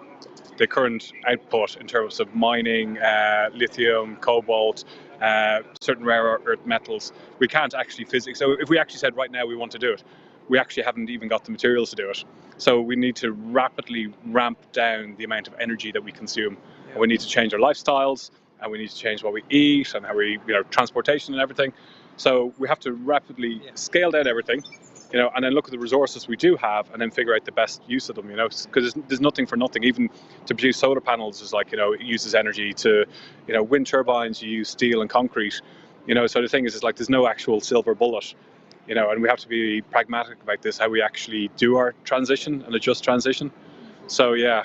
Without that scaling back, without that letting go, the technological solutions won't achieve anything. That's what we have to face up to, is letting go of what we think we need. So that's a big challenge. That's a huge cultural challenge, and I don't see us. How do we cut through to that? Right? Well, big question. That is a big question, and this is where I like to come in, is because we need to start thinking like advertisers and actually sell the future that we need so that people want it. And the vision that I see and the life that I've sort of adapted to try and reduce my own carbon footprint at home, I love my new life. I love eating vegan food. I've loved my food more than ever. It's so tasty. I can make really delicious, amazingly tasty food. So I don't miss the fact that I used to eat meat with every meal. But this is why we need a carbon tax. Yeah, there's that. But we're trying to sell this to people to make it sound like it's good and appealing. So, if you're thinking about wanting to reduce your carbon emissions, try eating tasty vegan meals, and that can help. Just reducing the amount that you travel, having more time for your family and for things that you enjoy, leisure activities. If we have to, to draw back our economies and work less, we'll have more time to have fun with our friends and families and do the things that we enjoy, to connect as communities. Communities are so broken. People are so broken. We've been so, just pushed into such economic hardship for the majority of people. I certainly am one of the people this winter that has not heated my home. I've lived with lots of layers, woolly hat in every Zoom meeting, hot water bottle against my chest. Right now there's 500,000 people, is it? Or 500,000 people? How many people? 5 million people that actually can't afford their energy bills. Yeah. And by October, it'll be 1 in 4 people that can't afford to heat their homes. We had the Insulate Britain crew on the motorways before this winter saying, if you act now, if you insulate homes, we can save 8,500 lives. That's how many people on average are dying each winter from the cold and from unable to heat. I used to do home surveys for councils. And we worked actually with vulnerable people, and it was like I couldn't believe it when I first came across it. Absolutely shocking. And what we've got like a government that actually looks at the problem, then whoever kind of shouts the loudest in terms of funding, and we've got these think tanks that control the government, and oil and gas companies that influence politics, and then we get these bonker laws that come into place. Like they talk about bringing in fracking. And new oil and gas. Just to give you an idea with the oil and gas, right? To build one of these oil rigs here, right? The upfront cost that goes into it, right? We're talking like billions for infrastructure to build these platforms, and the return on investment that they expect to actually make a profit is like a 40 to 50 year period of time, right? So it's not quick. It's very slow, and if they're going to put one of these in place, they're going to be drilling for oil and gas as much as they can to actually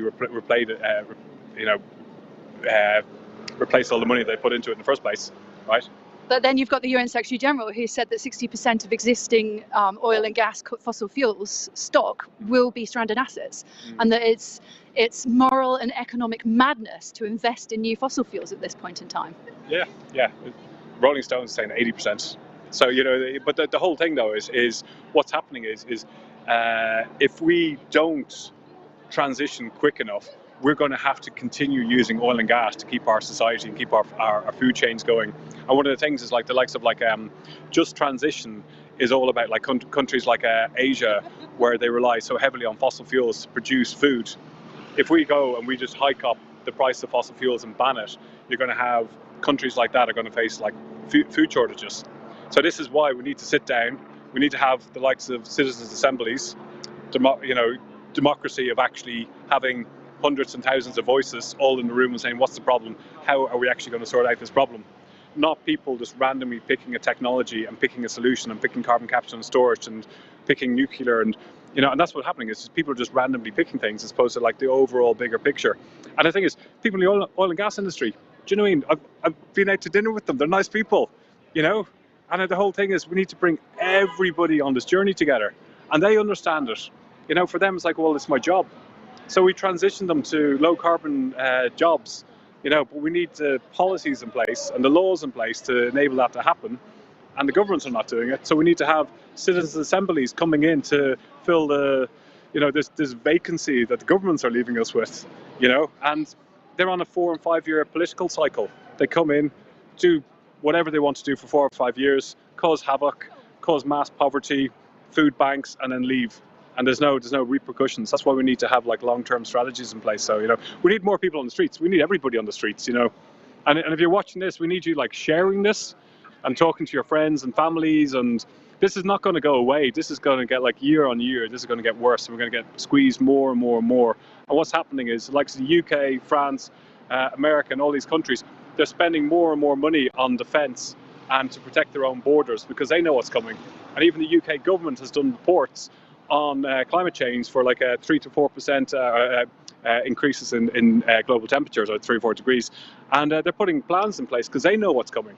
So the MOD knows what's coming, the military knows what's coming, right? And it's the general public.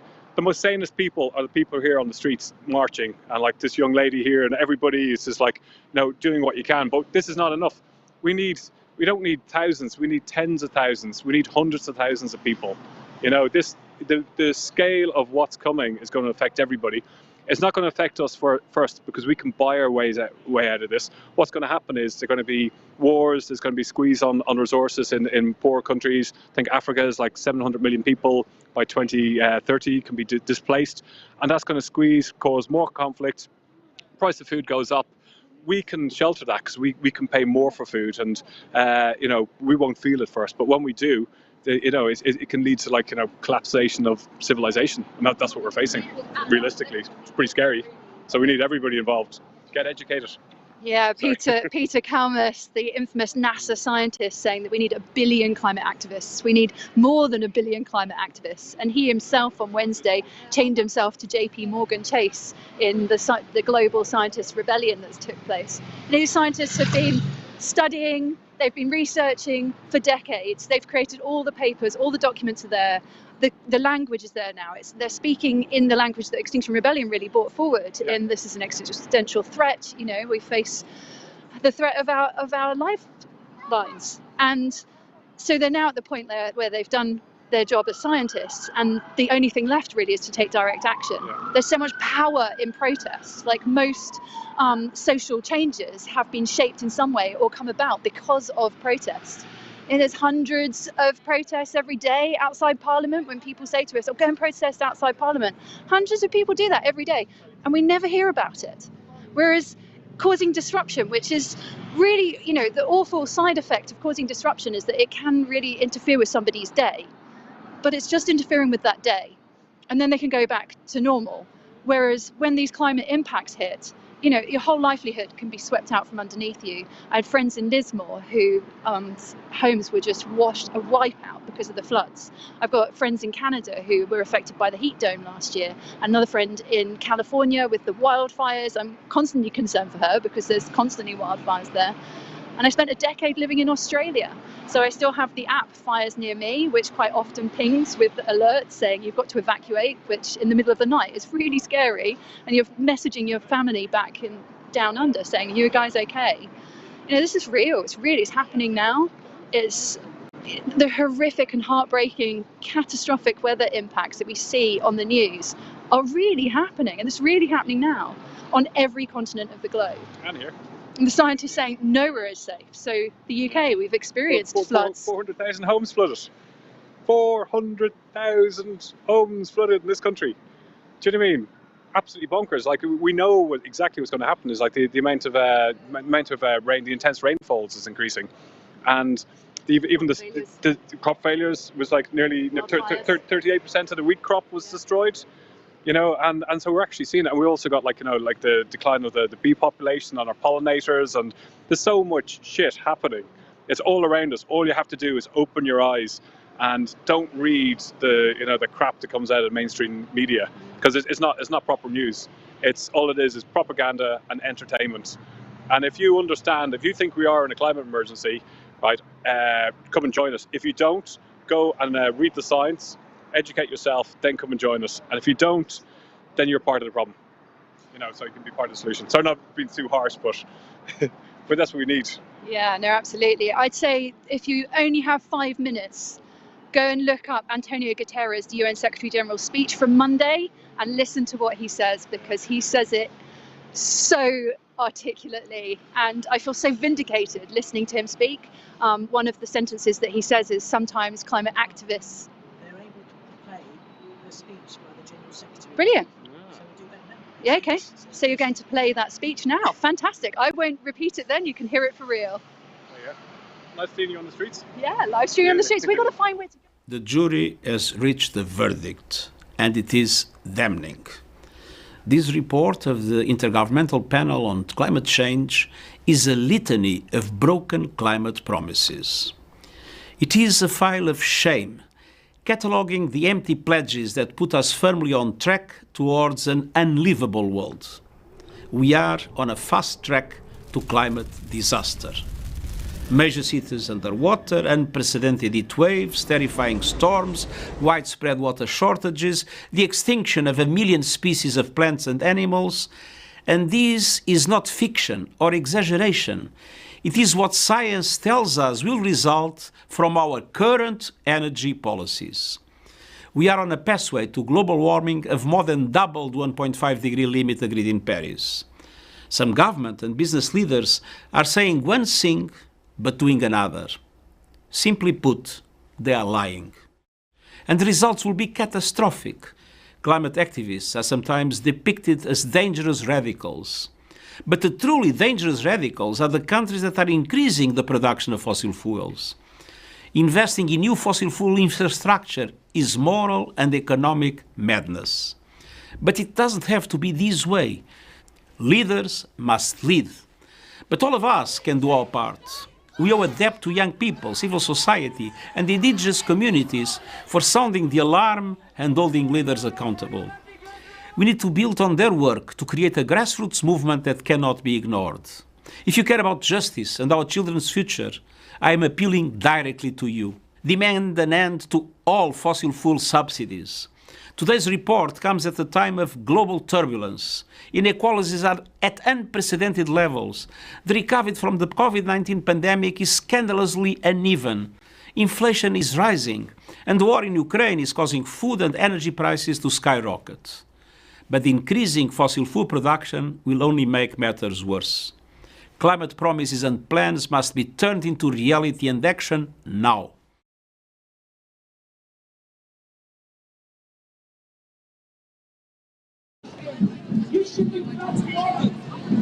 Hey, hello, it's back here again. It's Etienne here. We're in the middle of the kind of everyone just sat down, making sure we're being not ignored, making sure our voices are heard, making sure the government hears our demand for the most sensible thing the United Nations has told us to do, which is to end fossil fuel investments, end fossil fuel subsidies, and then grant no new fossil fuel licenses. But I'm cruising around, speaking to so many good people in Extinction Rebellion. It's like incredible. I believe You know, one of the ways that, you know, the media sometimes portray us is that we're horrible, selfish, uncaring people. But actually, I think the opposite is true. People I know and are such kind, thoughtful people. We're thinking about ourselves, but we're thinking about the people we care about. Future generations aren't even born yet. But what about all the young people who don't get a chance to vote, who don't get a check out there right now? And speak for them, try and get out there, try and make sure that the government does its job, make sure our planet isn't burnt up on our watch while, you know, they just sleepwalk us along off a cliff. But anyway, I'm just seeing one of my friends here from Nottingham group.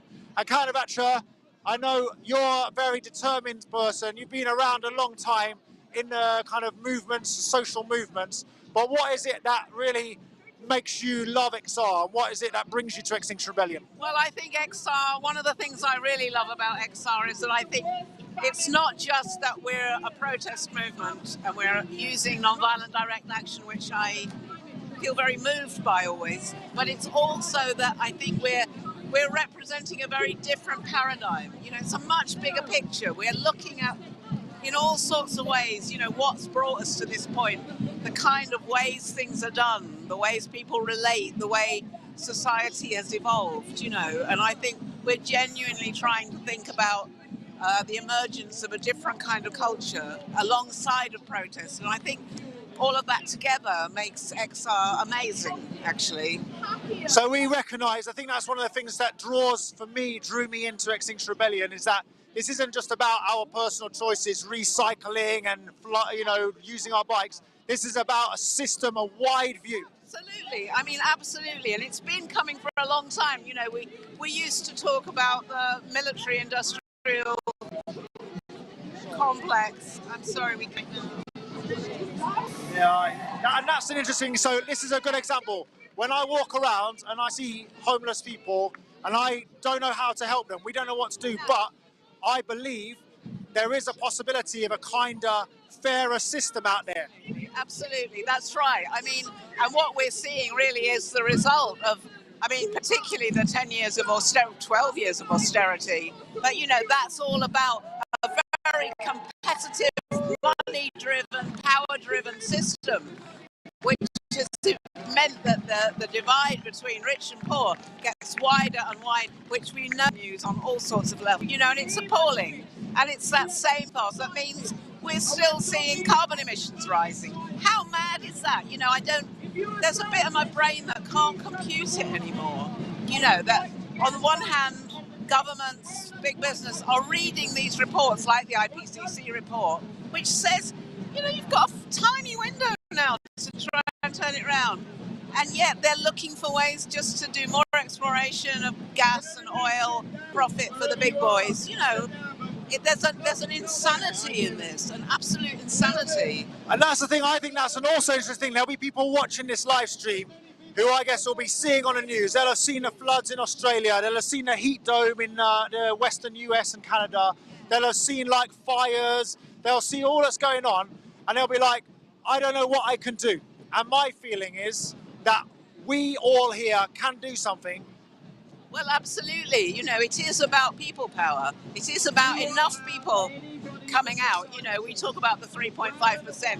Who knows if that's right? But what we do know is that we need people to come out, and that on our own we're powerless. It's true. But, you know, you immediately feel so different when you're with people. And we just want to say, come on, come on, come on, wake up. This is your world. These are your kids. This is your planet.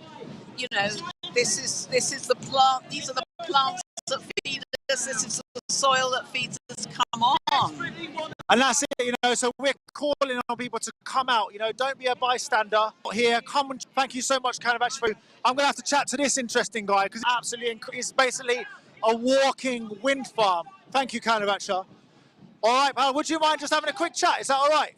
I'm just filled with admiration, so I can see, you know, what's going on. Do you want to just talk a little bit about why you're here? I'm here because I don't trust the government to sort the problems out. I think, you know, we're in big trouble. All the IPCC reports have said so, and yeah, what can we do? This is the best thing I can do. I want to help. I want to be part of the solution. I don't want to be You know, I know I'm a hypocrite. I don't want to be a hypocrite. You know, people are, you know, be accusers of, you know, still buying diesel and everything. But would you trust me more if I was living in a mud hut? Yeah, let's talk about this, because this might stop people getting involved, right? Some people might think that to be in Extinction Rebellion, you've got to not eat any meat, you've got to not drive, you've got to not fly, you've got to do all X, Y, and Z as a sort of prerequisite for participation. And I would suggest, to me, I mean, I do quite a few of those things, you know, just to try and kind of live with myself. Yeah. But we know that ordinary people here, in ways we can't do anything. You know, that our choice is limited, like to use public transport more, but basically, you know, it's not that much public transport around where I live. It's really hard to use, it's not very convenient. So we're all somewhat like hypocrites. It's the system we live in, isn't it? It's what we're living with. We don't want to live like this. You know, we want to be sustainable. And you know, if you're an ardent state eater, I don't care. Come down here and sort the problem out. If you care, come down here. That's it. Yeah, and that's the thing. And if you care, this is what we're saying. You know, this movement is built on care and support. It's built on, you know, listening to the science and trying to translate our understanding of the science into what needs to be done, what is necessary. And I see, you know, you've got this wind turbine. It's really clear in the most recent, the government's new energy strategy, they have been sort of putting out a few crumbs for the green, kind of sustainable groups, going, oh, we'll get some offshore wind going, but we daren't go down the road of onshore renewables because they're too scared for a few MPs that are going to talk about. So, do you know about? Yes, well, I mean, as much as you by the sounds of it, but yeah, I mean, it just annoys me.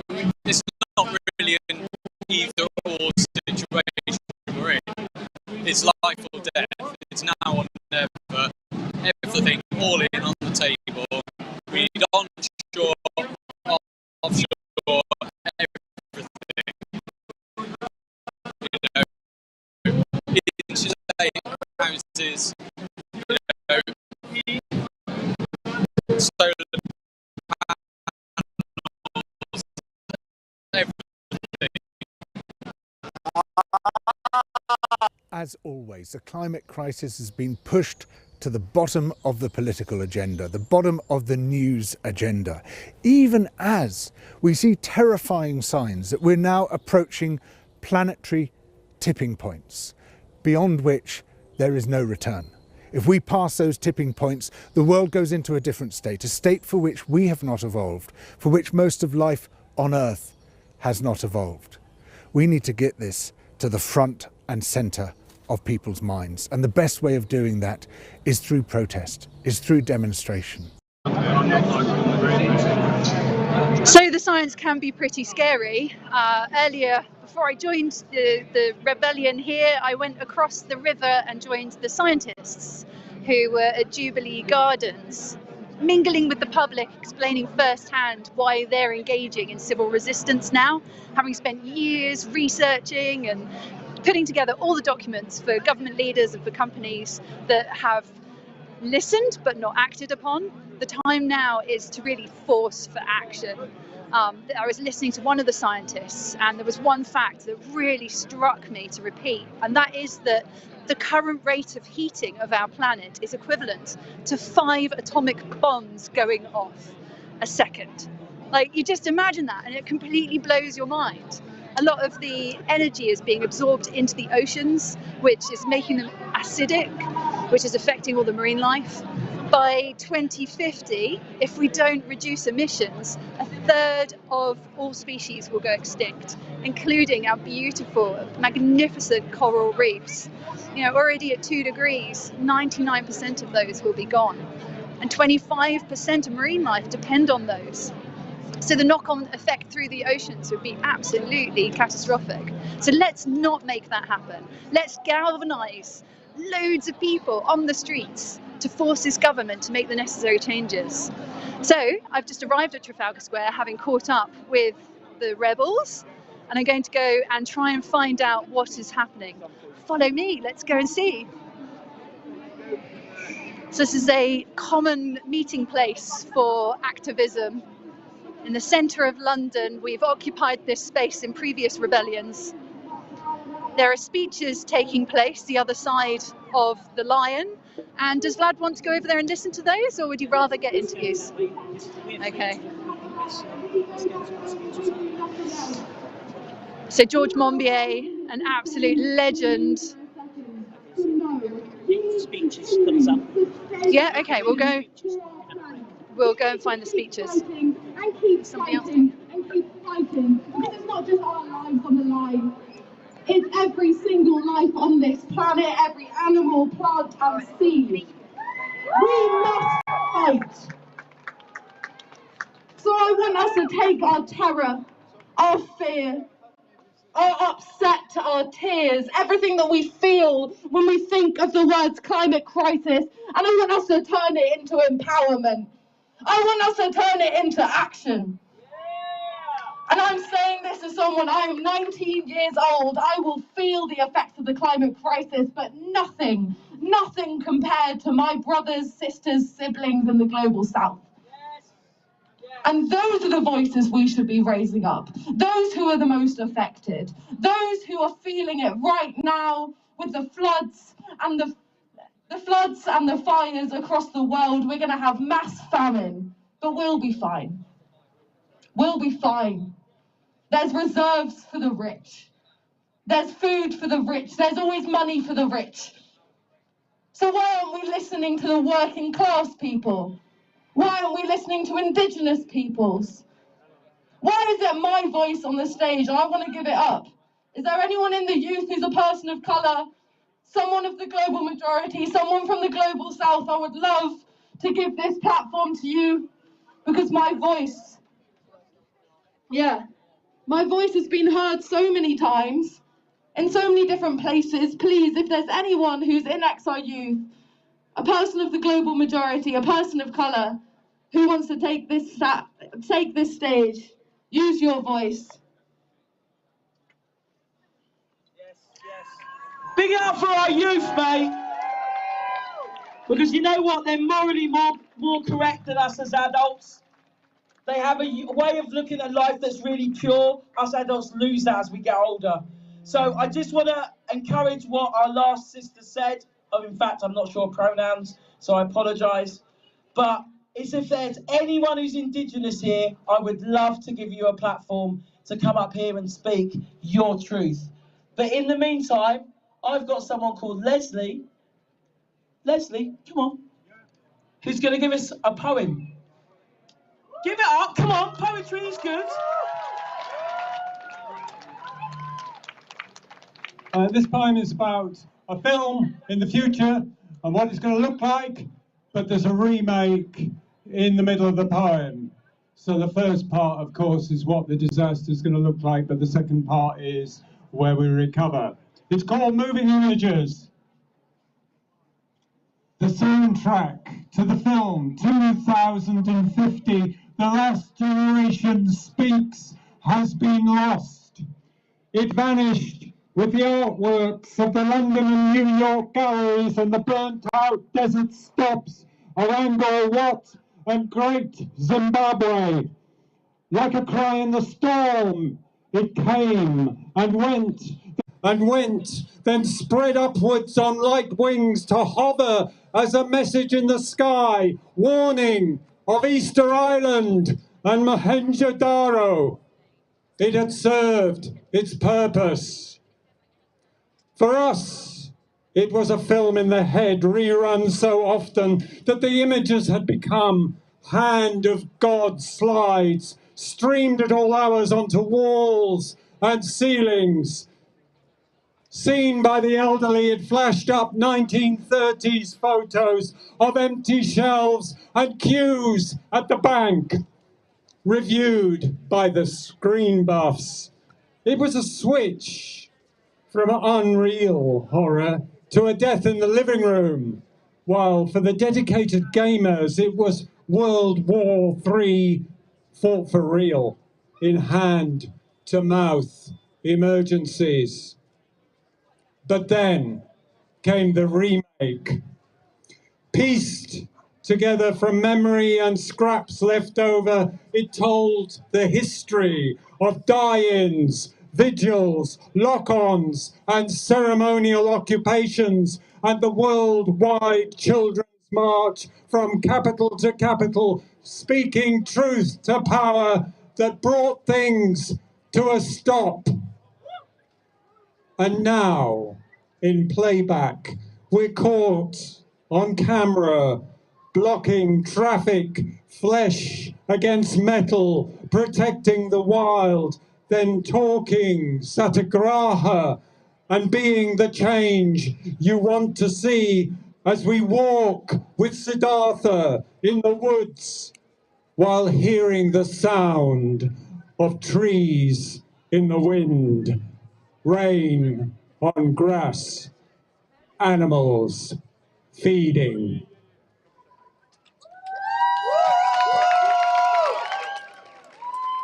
Big it up for our poets. Big it up. Sorry, you just got me with a mandarin in my mouth. Like, I'm seeing a lot of people of colour in the house. Where are the African crew? Anyone of African descent? Put your hand up. Anyone from African descent? Put your hand up. Yeah, African descent. Anyone from Asian descent? Anyone from Asian descent? Put your hand up. All right? Anyone from Brazil, the Americas? Put your hand up. Anyone from the Americas?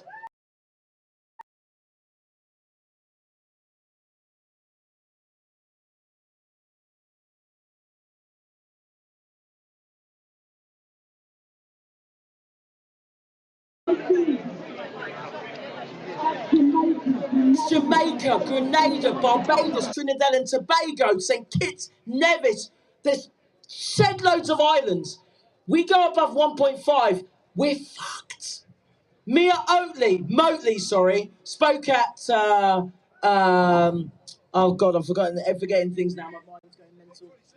COP26, and she said that and she's the Prime Minister of Barbados, she said that we had a right to exist 100 years from now. If we're talking about the Philippines, you're screwed. You're massive loads of little islands. This climate crisis is racist. It's racist because the first places that go are people from black, indigenous, and people of colour.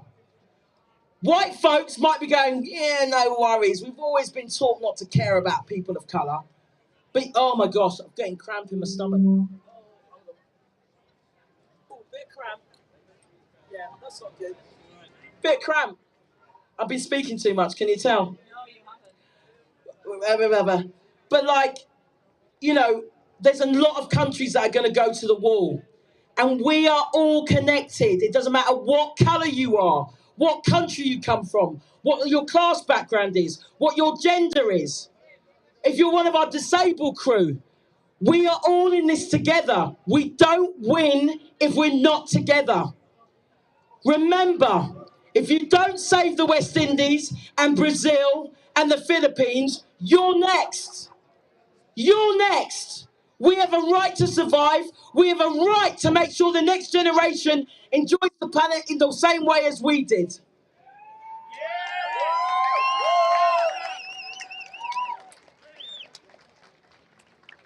We've let a bunch of psychopaths rule us for way too long.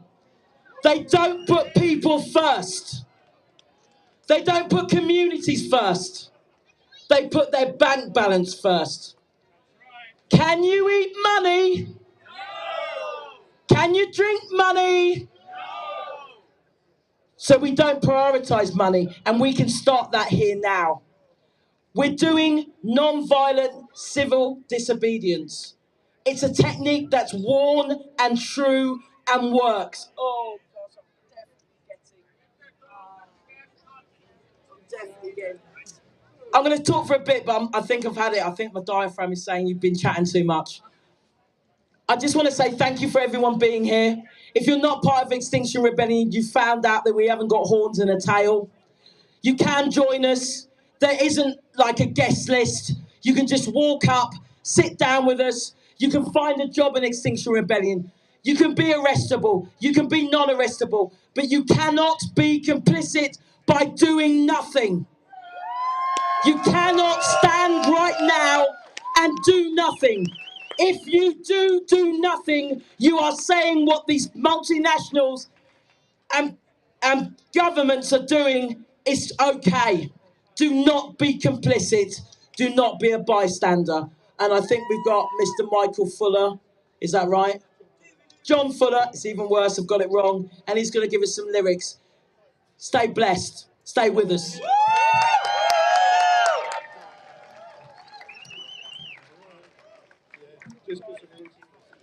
Yeah, great. Okay, can you hear me? John Fuller. Some of you know me as Jonathan N. Fuller through social media. Just wanted to say a quick couple of words about our corrupt criminal justice system and disobey in the dock. A number of our rebels have been disobeying in the dock either over the last couple of years, gluing themselves to the bench in the courtroom and showing their contempt for the court. Let me just explain that. The environmental movement has for years appealed to the police, to the authorities, not to kill people. It's that simple. Climate change is killing people right now. It's killing at least 400,000 people a year, predominantly in the global south. 360,000 of those people killed every year are infants under the age of 1 year, killed slowly by the increased spread of disease in a 1.2 degrees Celsius hotter world. It's a terrible way to kill people.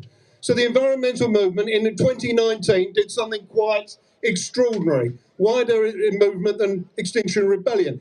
39 people went to their local police station with a dossier of evidence against 3 British prime ministers and called for a criminal investigation into their complicit role in killing people through causing climate breakdown. Their policies were detailed in this lengthy dossier showing that they were responsible for killing people.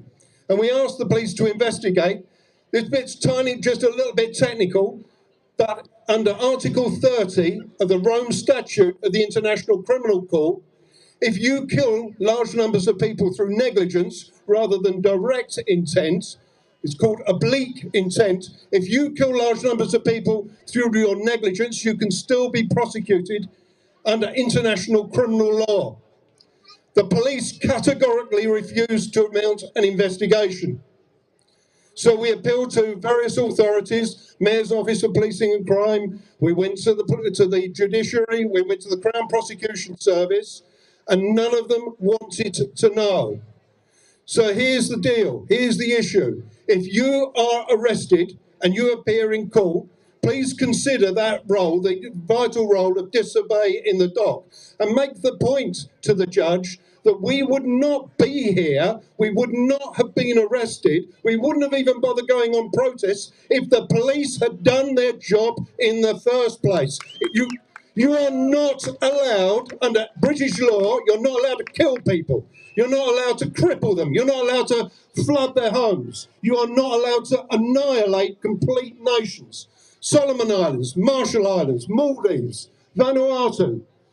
We heard a list of the islands that are likely to go under, but I've just given you some countries which are going under. They are definitely going under. There's no way they can be saved. So there is absolutely crystal clear evidence in accordance with international criminal law, in accordance with British law, the police should have acted to stop the politicians from killing people, and they refused to. So I just got to reiterate it for everybody. If you are ever arrested on an Extinction Rebellion protest, remember to say to that judge or magistrate, I would not have been here if the criminal justice system had done its job. Let's be absolutely clear. This is a corrupt criminal justice system. My name's John Fuller. You can talk to me anytime you like about the details behind that. If you want the dossier of evidence, very happy to give it to you. Cheers.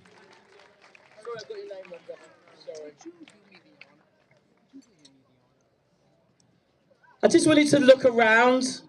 Just stand around and look at the 2 or 3 people that's nearest to you. Did someone say shut up? Who said shut up?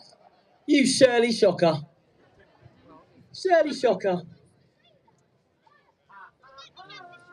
Exactly. We're all humans. We're all from the same species. We're all the same race. We are the human race. and we are out of balance with the world. We've not respected animal kind. We're still not respecting animal kind right now. We're not respecting the species. We're losing so many species of animal. We're abusing the animals when it comes to agriculture. We're abusing the land. Thank you. The land isn't owned by a country or a state or a group of people. It is the land. It gives us nourishment. It allows us to survive. And we've got to a point where we don't respect nature because we don't think we're part of nature. And that's why it can collapse around us when a lot of us go, well, I'm not bothered. I get my food from Tesco's. Yeah, your food from Tesco's comes from somewhere. Tesco's is bad, by the way. I shouldn't have used that as a great example. But anyway, Tesco's is bad. We need to care about each other. Extinction Rebellion's #1 line for me is love. That's the #1 line. We love the world that much. We want all people, all cultures, all communities to survive. That's what we want.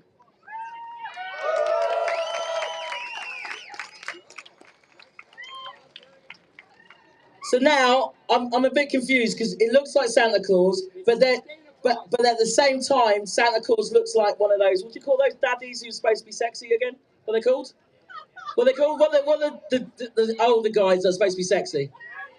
Yeah, daddies. He looks like one of these super sexy daddies. Not that I'm into that thing, but I want to introduce.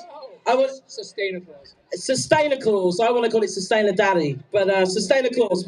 Welcome him.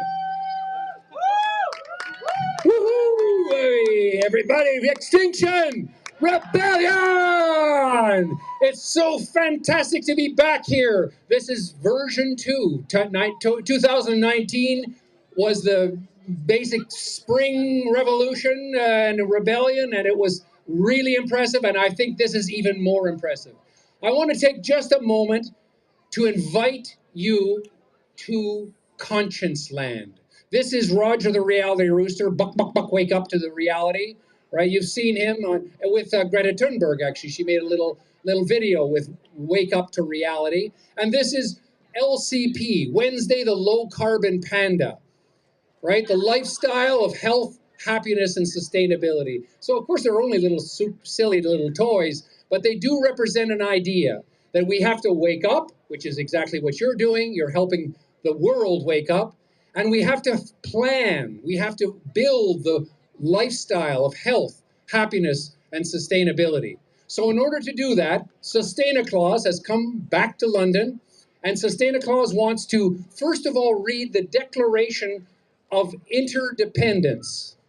Okay, this is our, not independence, we are interdependent. So the Conscience Land Declaration of Interdependence says, grow up. I think that's what we just passed by BP. BP and the other oil companies have to grow up and take responsibility. They have to shut themselves down or at least reduce very drastically their production, and we have to wean ourselves off oil. Do we agree?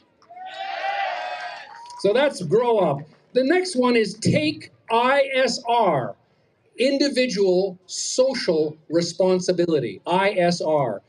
ISR. Share that with me. Individual.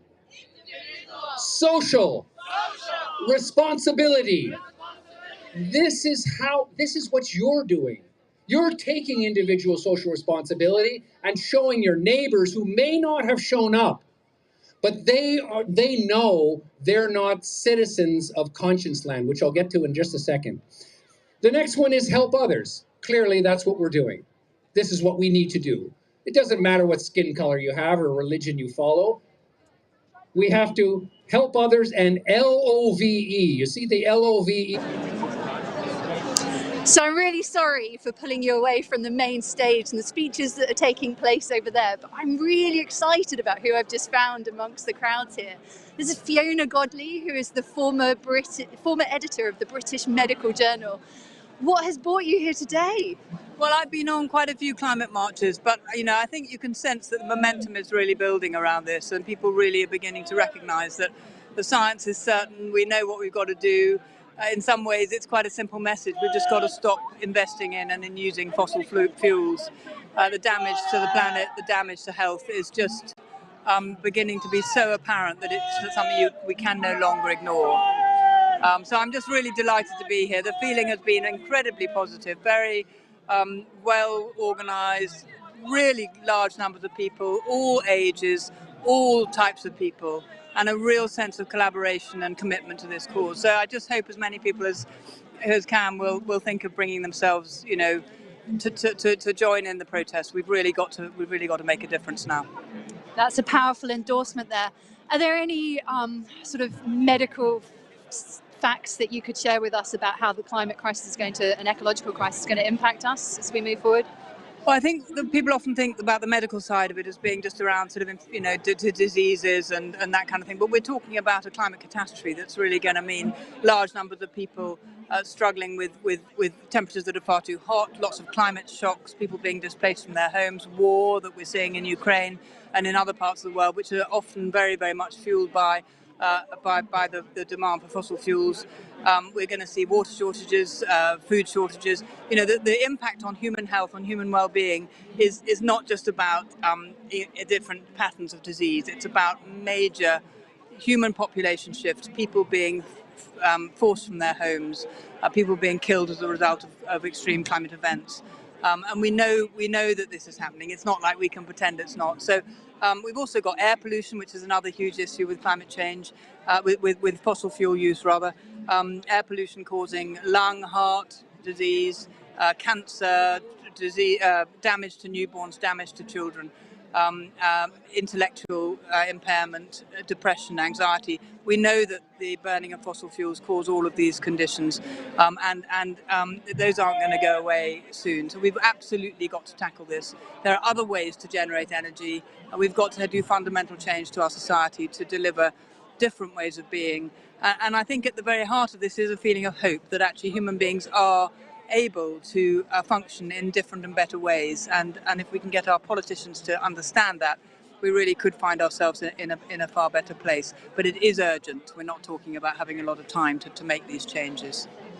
That's why you're joining us here in the centre of London at the most critical time in the history of humanity. How's your experience been here today? Has it filled you with hope? It's been really lovely. I came, my daughter was going to be here, and I was at home this morning, and I just said to my husband, I've got to get there. And what was wonderful was finding my tribe. You know, there are a lot of doctors here, a lot of nurses, physiotherapists, occupational therapists, healthcare workers, and you know, I could immediately see them because luckily they were wearing scrubs. So I arrived in my tribe, and I felt really, really buoyed up by that. The number of professionals from all walks of life who are absolutely stepping up here. They're not radicals. They're not sort of eco-loonies. They are not that there's anything wrong with eco-loonies, but they're serious people. They've understood the urgency of the situation, and they're out here on their Sunday, and they're going to be here for the next few days. Many of them are committing more and more time to this because they know that it's absolutely the thing to do. They see it as their duty as professionals, and that's always how I've seen it too in my work at the BMJ. So I think it's been, from that point of view, a really positive experience to see so many people putting themselves up and being here today. Thank you so much for giving us your time and for being here and for endorsing the experience and calling upon others to come and join in. It really is what will give us hope. We've heard it from the UN Secretary General himself saying that what we need is a grassroots movement that is so big it cannot be ignored. That's right, absolutely. And well done, you guys, and keep up the good work. Thank you very much. And next, what is your name and what brings you here? Obviously, you're a doctor as well. Yes, one of the senior doctors stepping up. That's what we have here. Senior. So I'm a GP, so I don't know if it calls me senior, but anyway, yes, I'm David McKelvey. I'm from Manchester area. Been a GP for a number of years, so yeah. But I'm here because it's basically a health crisis as much as anything else. And yeah, I was just thinking earlier that the reason that I'm here is because of three things that I believe in. I believe in, number one, the science. And the science is crystal clear, as we all know, and from the IPCC report. We've got to do something. We've got to do it now, and we've got to get off fossil fuels.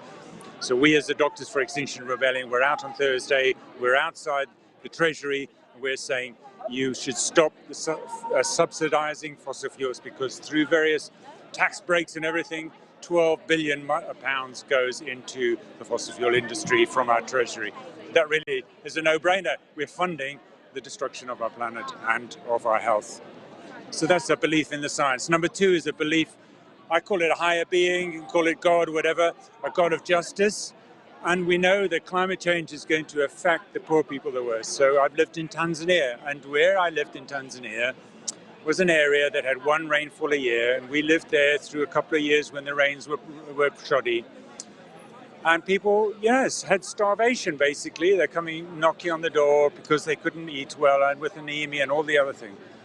So it's a problem of affecting the poorest worst. And when we think about the migration that's going to happen in the future, it's going to be the well-off people that move, and the poorest people are the ones who aren't able to move and are going to suffer the worst. And that's not just abroad, that's here as well. 2 million people from the Ukraine, suddenly refugees, and we're all struggling in Europe, wondering how to cope. It's going to be affecting us even more, and it's going to be affecting the poor people worst. So that's the second thing, a social justice issue. And the third thing is my belief in people. And I just think my belief in people is that this is going to change. People can change. I've seen it in my patients, how you sort of have this moment of truth where you wake up, you understand, got to give up smoking, or I've got to lose weight, I've got to do something.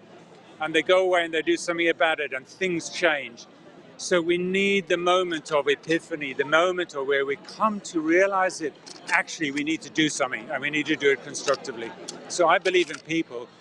And being here today as part of Extinction Rebellion is me saying, wake up everybody, join XR please, because we've got to get the body of people joining this parade to say, no, change is now, change must happen, and we need to break this tyranny of the political system wrapped up with the economic system, wrapped up with the banking and the fossil fuels. And we've got to say, no, that's not okay. We want a better life for us all. So joining XR is the only way I've found out to sort of give us a chance of hope. So that's why I'm here, and it's good to be with you guys. Oh, it is so good to have you with us. It really is. It fills me with so much hope, seeing doctors and nurses and lawyers and scientists stepping forward and into this arena and really proving that what you read in the media is not correct. We are actually very nice, just very ordinary people who care deeply. I must tell you, so we were down there at Doctors for Extinction Rebellion on Horse Guards Road, outside the Treasury. We're all sitting down there, blocking the road and all the rest. And some people come past and say, oh, go away and get a job. And we say, got a job. And then they say, oh, so you're doctors, nurses, yeah. And then you start engaging in a conversation. So people have this perception that the only people here are people who haven't got jobs. I can tell you, most of the people I speak to have got jobs. They're taking time off. They're taking their holidays or their weekends. They're coming down here, and they're people who are working, and they're saying, no, it's got to change. It's not. Maybe there are a few here who are unemployed. To be honest, I haven't met any yet. Not today, anyway. What's been the highlight of your day so far? What have you enjoyed the most? It's the numbers, it's just the sheer body of people, and it's just the feeling that actually, wow, yeah, I'm not alone. Yeah, we're not alone in this. And, you sometimes you sort of lie there in the evening and you're wondering, oh goodness, where's this all going? How can I make a change? How can my life make a difference in this? And you come here and say, no, we are making the difference in this, all of us together. That was the other thing, lovely thing about the action at Horse Guards Road. So I was stuck onto a barrel there, and I'm sitting there, and I can't engage with the rest of the public, and I can't reach out to them, and then I'm feeling cold, and I can't put a jacket on because my one hand's stuck to a barrel. So I needed somebody to come and put a jacket on me, and then I needed somebody to give me a cup of tea. But not only that, it was that I needed somebody to engage with the public. I needed a leafleter out there, and I needed somebody else to block a road up there to stop the traffic coming down. And it was this lovely sense. I was stuck there, not doing much, but they needed me and I needed them, and we were part of a team, and we were creating a moment, a space in which to open a conversation about our governments subsidising our fossil fuels, which are going to take us into climate catastrophe. And it was this lovely sense of us being together and working as a team. And here we are on this grand scale here saying, whoa, come on, England and Britain, wake up. And indeed the world, wake up. It's time to get up now. Rise up. Rise up and then sit down. That's the theme of this rebellion, isn't it? It's like, come here and join us, and all you have to do is sit in a road. It's not asking too much, and then have really engaging conversations that can really be quite therapeutic. You can share your emotional turmoils, the way that you're feeling. It's a good therapy in that way, just mentally. We've got, 75% of our youth now that are frightened for their future, and 54% of the youth that think their future's doomed. A lot of the anxiety being amplified by the fact that their parents are either just ignoring them when they try to speak about it or ridiculing them, and then them witnessing what our government is doing, that they're not actually acting. So the fear of the actual science and the actual situation, I don't think is what's the major issue here. It's the witnessing nothing being done about it. Or what is your, have you spoken to youth? Do you deal with eco-anxiety amongst people? So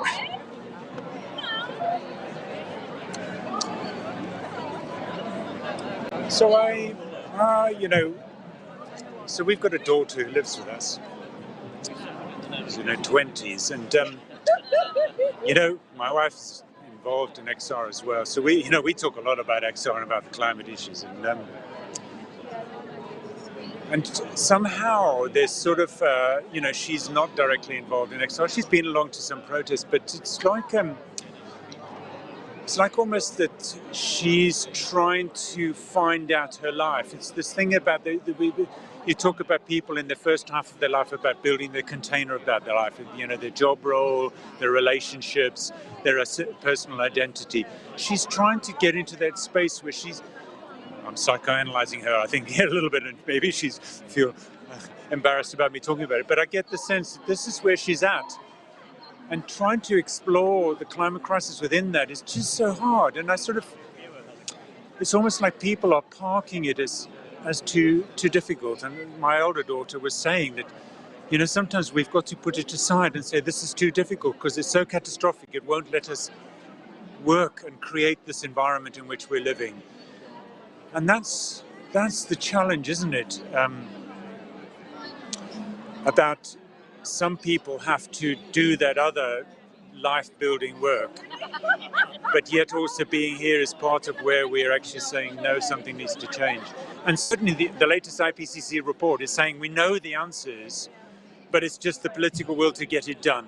And so this is like, whoa. And what's our government doing? It's its energy strategy that comes out a few days ago, and you think, please, what planet are you on? Why are we not implementing insulation, which is shown to be the fastest thing to get the carbon down? Sorry, I'm rabbiting on you. Is it okay? Okay.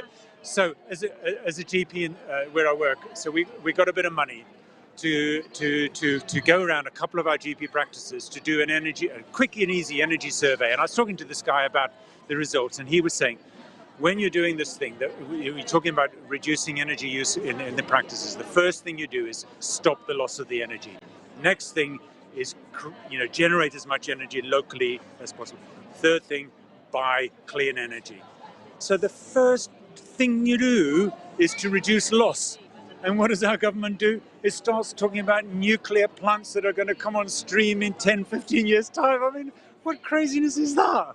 I just don't get it, We need the stuff to be working, implementing now, starting now, and reduce your losses first step. So, it's a no-brainer. So we know the solutions. We've just got something about this economic, political, banks, politicians, and fossil fuels. I don't know. I just see them in this cahoots, and they seem to be unable to break that business as usual orthodoxy that needs to happen. Yeah. It most certainly does. And so we're here at this rebellion with the demand of no new fossil fuels, no new fossil fuel investments, no more fossil fuel subsidies. And when we're here, backed by the United Nations and the International Energy Agency, that are saying the exact same thing, it gives us such confidence in our demand that we're asking for the right thing as a starting base. And this insulating all the buildings, going street by street to reduce the cost, I've heard some 40%. There are some councils around the country that are taking it on themselves to try and make it happen. And Luz is one of them. And that's got to be the way forward, a mobilising effort. Wow, I might have found my next guest. Will you be interviewed? Do you want to say anything? Thank you so much. Thank you. Very that was welcome. really, really lovely touching to as lovely well. to talk to the people watching, and I wish you all well, and do think about getting on the streets. Non-violent direct action seems to be the only change strategy that seems to work. So please join us. Yeah, we're going to get there. We're going to move this Overton window. We're going to change the public's perception. Yeah. Brilliant. Thank you ever so much. Do you want to say anything about why you're here? No? Okay, I'm going to have to fill the gaps. Are we still on? Yeah, we can walk around, but there's plenty to say also about our demands as Extinction Rebellion here at this. Okay, I'm sorry, I'm being directed to get a better backdrop for you all so that you can see more of what's going on here behind me. Okay, so I'll just share my story. So my name is Laura Baldwin. I didn't actually properly introduce myself. I was an 80s child, grew up being told to aim for the skies, you know, the sky's the limit, dream big. And so I dreamed about competing in the Olympics in the sport of sailing. And I was very fortunate enough to make that dream come true. I coached at 2 Olympics after that, and then became a mother, which was probably the highlight so far. The thing I'm most proud of is having this very energetic, exciting 9-year-old son.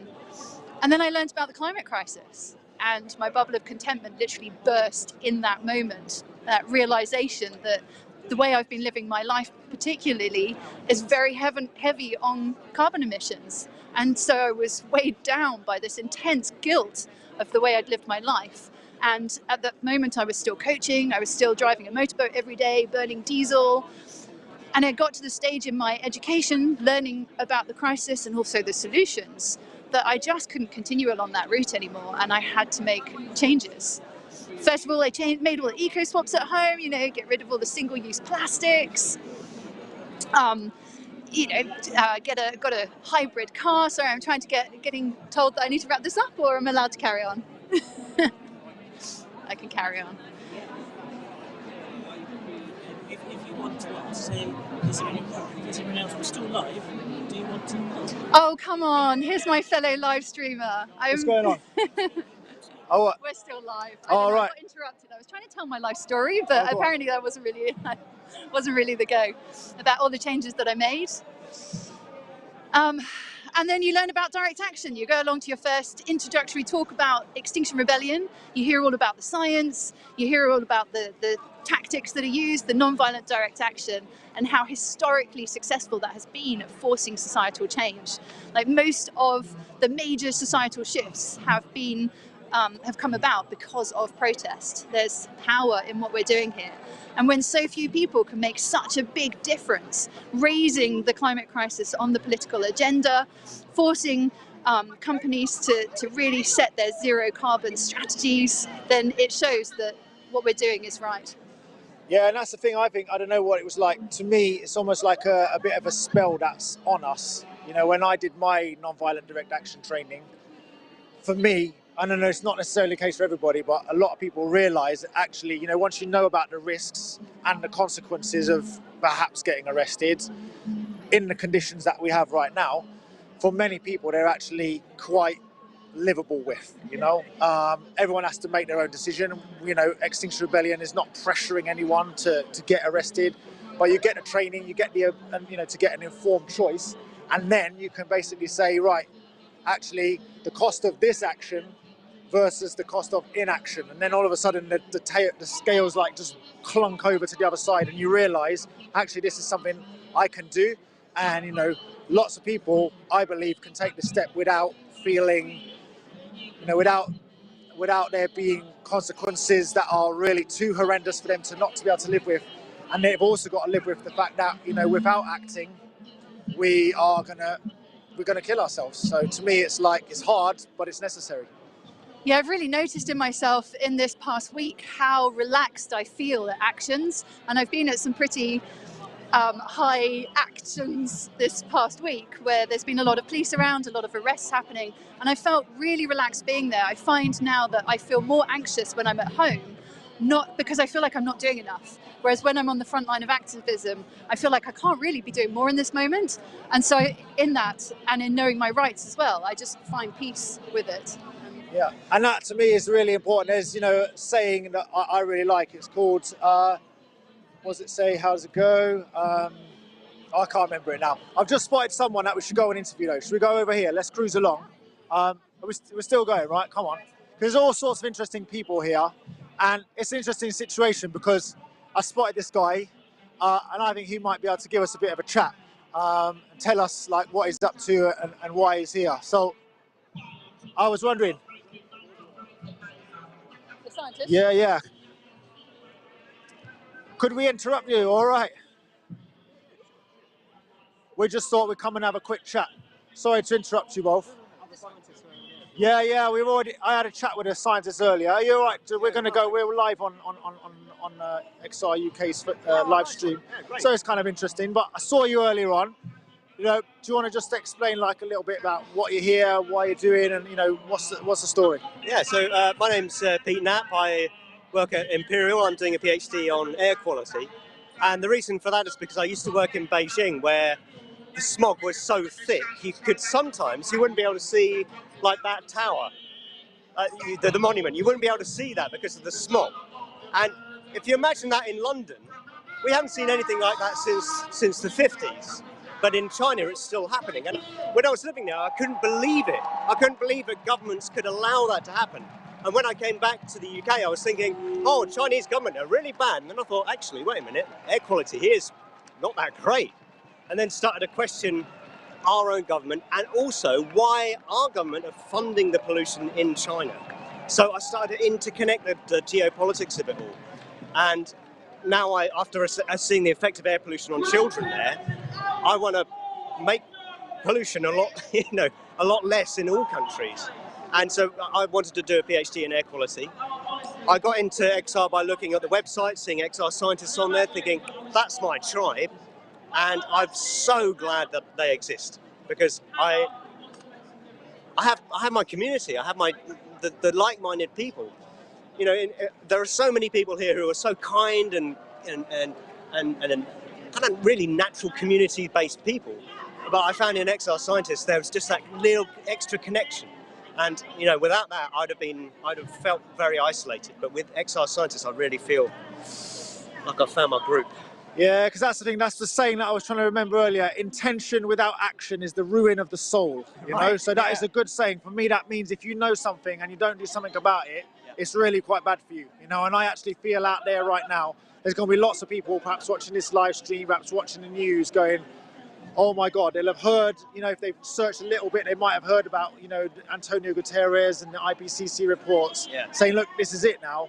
And you just don't know what to do. And we're saying, look, we know what to do. Well, we've got an idea of what to do, and in history, this one has worked. Yeah. And I remember you saying a lot of these great phrases during that interview on tipping points. I hope that I edited all of them in. It's really difficult to remember. But yeah, you've got a lot of these really great phrases that really kind of resonate with a lot of people. And when I'm working with XR scientists, you hear these kind of phrases through the scientific literature, and you think, blimey, that sentence, that phrase there, it really hits home. But then you think about, actually, is the public going to understand that as well as, you know, the XR scientists? So we have to change the phrasing sometimes to make it more kind of understandable, accessible. And we've found that a lot of our messaging has to change a bit more into our personal experiences, rather than us talking about what 1.5 degrees means, what 2 degrees means, and you know, all the numbers and statistics. We feel that part of our messaging has to be what that means to us. You know, and in my future, I don't really know about whether, you know, in terms of pensions, I don't think I'm going to get one. I don't think I'm going to get a mortgage. You know, I don't think I'm going to have that security that I believed I would have had 3 or more years ago. So my whole mentality has changed a lot. And we think that being scientists, it's really important for us to talk about those things as well. And I think that's one of the things that I find is like, you know, we're here like investing directly in our future. You know, people kind of go, what's going on here? What? And I'm like, this is the most sensible thing. And I believe there's a huge number of very sensible and responsible people here today. You know, the scientists, we see the doctors and all the nurses. There's loads of people here who are, you know, they're these sensible people, and they're not just doing this for the fun of it. They thought about it carefully. Yeah, that's right. And some of the statistics like that I could use, one in 5 deaths globally is a result of air pollution from burning fossil fuels. Wow. Yeah. That's a statistic which really kind of hits home, and how much it connects with the doctors, right? Because the doctors are all about reducing or preventing the harm rather than putting plasters on it. And I work in air quality, and I feel the same way. I don't want to be there thinking about creating Dyson headphones that have an air purifying mask thing in it. I want to be trying to prevent the air pollution from happening in the first place, right? Because these Dyson headphones are going to be great for people who can afford it. Yeah. What about those who can't? It's not about that. It's about reducing air pollution around the world, not preventing it from getting into the lungs of people when it's in the air. It's stopping it getting in the air in the first place. The biggest contributor to primary air pollution in the UK, have a guess. I'm gonna not guess. Have you got a guess for it? Well, primary air pollution. Cars. Yeah, right. So a lot of people will think cars, but it's actually wood-burning stoves. Right, and we think in XR, loads of us burn wood because we think it's it's a wholesome, renewable, really back to your roots kind of thing. But it's actually produces a huge amount of air pollution, and lots of people in London still do that. But they're using open wood-burning stoves because they're like traditional and stuff, and they create a lot of that air pollution. Another contributor is a mixture of the car exhaust with agriculture. When they mix together with the sunlight, that produces photochemical smog. But yeah, wood-burning stoves, we need to get rid of them. There we go. So that's science. And now about direct action. So on Wednesday, we were together outside Shell HQ. Do you want to share a little bit about that experience? Yeah. So I've still got some of the paint under my fingernails. I've still got it on my shoes. Yeah. I've still got it on my shoes. Yeah, my shoes Yeah. too. Yeah. It's all good evidence. Yeah, that's right. Yeah. My name is, we went to the Shell HQ. We plastered it in all the papers saying exactly why we should be absolutely cutting out fossil fuels. And to add a bit of colour, we thought we'd cover it in fake oil. So we had these water balloons that we threw against the building and splattered over it. That rained on us, as you can see, and we really feel that sends a good message to the public in reducing the social license, getting rid of that social license that fossil fuel companies have. We don't want people to be thinking, Shell is a bad company, so I'm going to fill up at Esso. We don't want that, but we want people to be thinking, actually, fossil fuels are linked with war. Fossil fuels are linked with the kind of capitalism which totally discounts community. The feeling that all people need to love and care for each other is not a part of the capitalist model, and that's really what's gotten us into the mess that we're in today. So I feel that part of the action that we did is trying to get rid of that message that capitalism and money is God. We want to break that. We want to get out of that system and start caring for each other. That's a part of why we're here now. That togetherness, that love and compassion and kindness. That's what we want. And there's none of that in Shell. No, there were some quite shocking statistics as well. What was it? That they're going to increase their gas by 50% by 2030? Yeah, it's a part of their 10-year plan. Yeah, they spend more on marketing than they do on renewables. Actually, they spend more on marketing than research. Part of their reforesting scheme is to have a mature forest. I think it's the size of Washington State by 2030 to offset. They're planning to increase their gas by at least 50% over the next 10 years. and then relying on this carbon capture and storage that's yet to be proven on any scale. And this is a part of their research that they spend less on compared with their marketing. And I spoke with someone from Shell who had worked for Shell just now. He doesn't work for them anymore, but he said that he worked for a part of Shell where he was kind of used as a token to do this research that the company would use as advertising to say, look how great we are.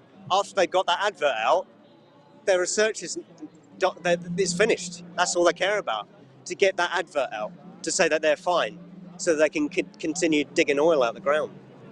They've got to be pretty happy at the moment, raking in record profits whilst the rest of us are unable to heat our homes. This cost of living crisis is a scandal, as you say. Yeah, it's absolutely, and that's an interesting thing, right? You know, people are talking about, why are we here now? We're in the middle of a cost of living crisis. And I'm actually like, no, it's a cost of living scandal, because our government has time and time again missed chances to make this easier. You know, they're not insulated homes, they've squeezed funding for renewables, underfunding public transport. All these things could have made the situation easier.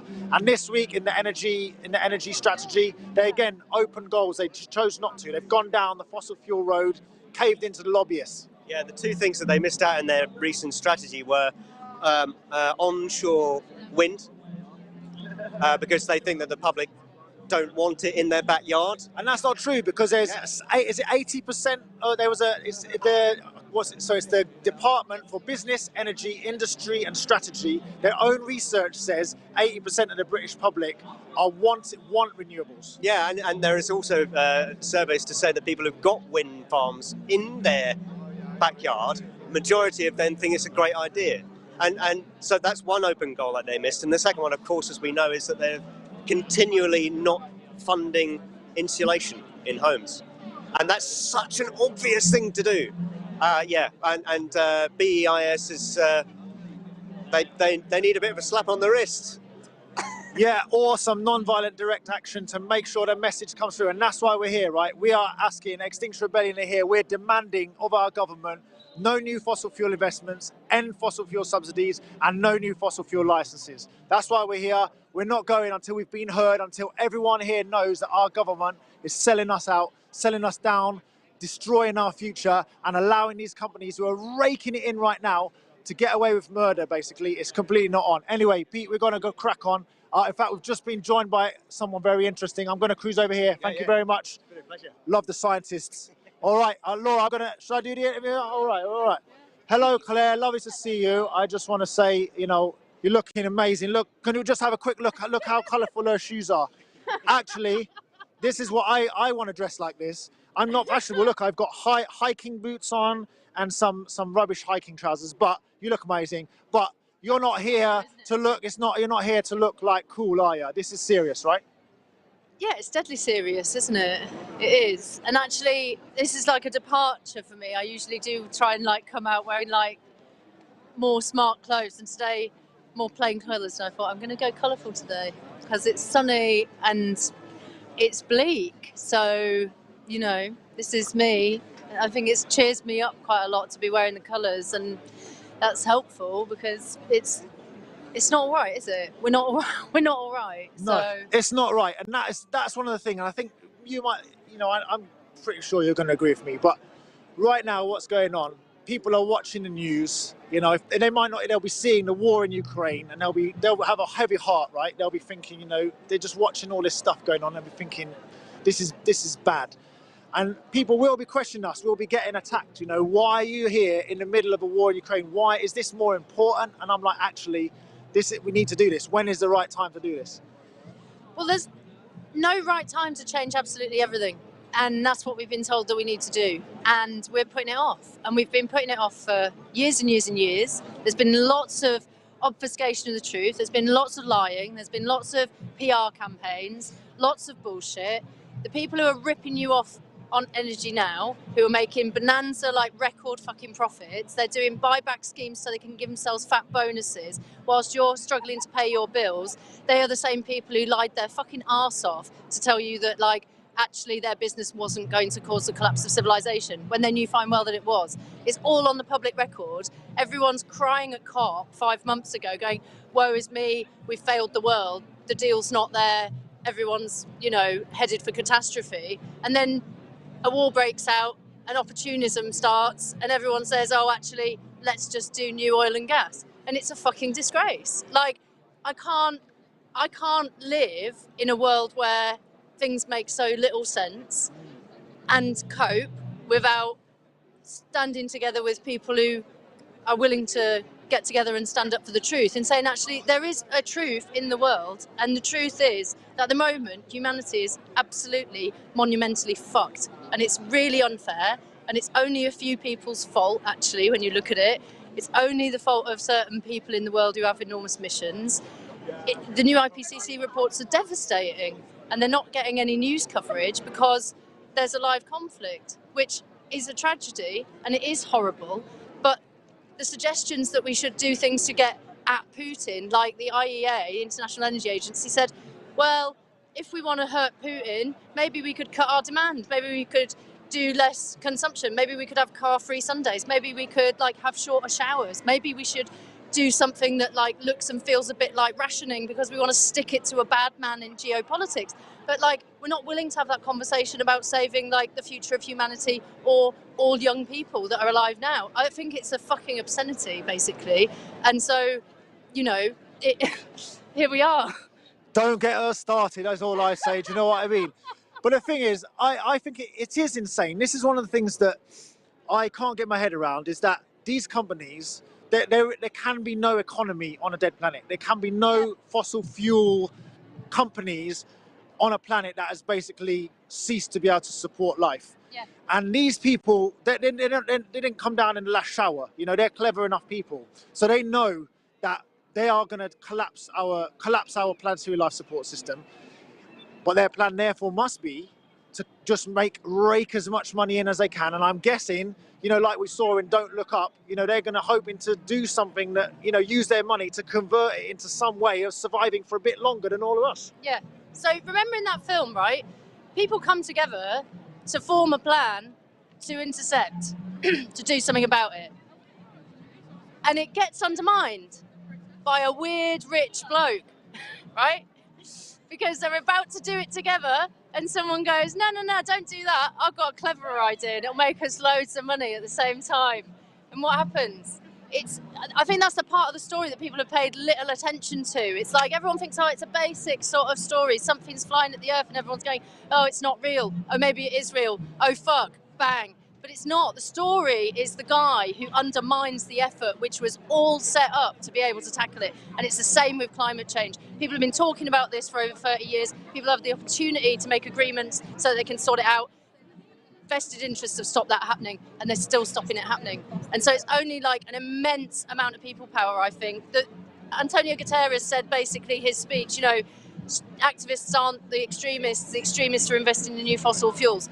What his speech said to me was basically, world governance is not going to do it. Everyone else, it's over to you. And I reckon Antonio Guterres gave us permission to be here in London, said, look, you've got to get out there, you've got to get it done. So look, Claire, if you want to carry on talking, we can, but if you want to go and do stuff, what do you want to do? That's all right, well, I can stay for a minute longer if you've got a question. Yeah, no, I was just wondering, because I know that you spoke to Charlie Gardner about the IPCC report, kind of translating it into language that we could all understand. And I wonder if you could just pull a few of the worst points out of that, or the points that stuck in your mind. Yeah. Well, so one of the worst things in the new report, which I've just done a new video about, but it's not out yet because it's just on the editor's kind of table. But obviously the mitigation paper that came out on Monday has clearly struggled to get over the line. It was delivered late, the press conference was late, it was a really tough negotiation.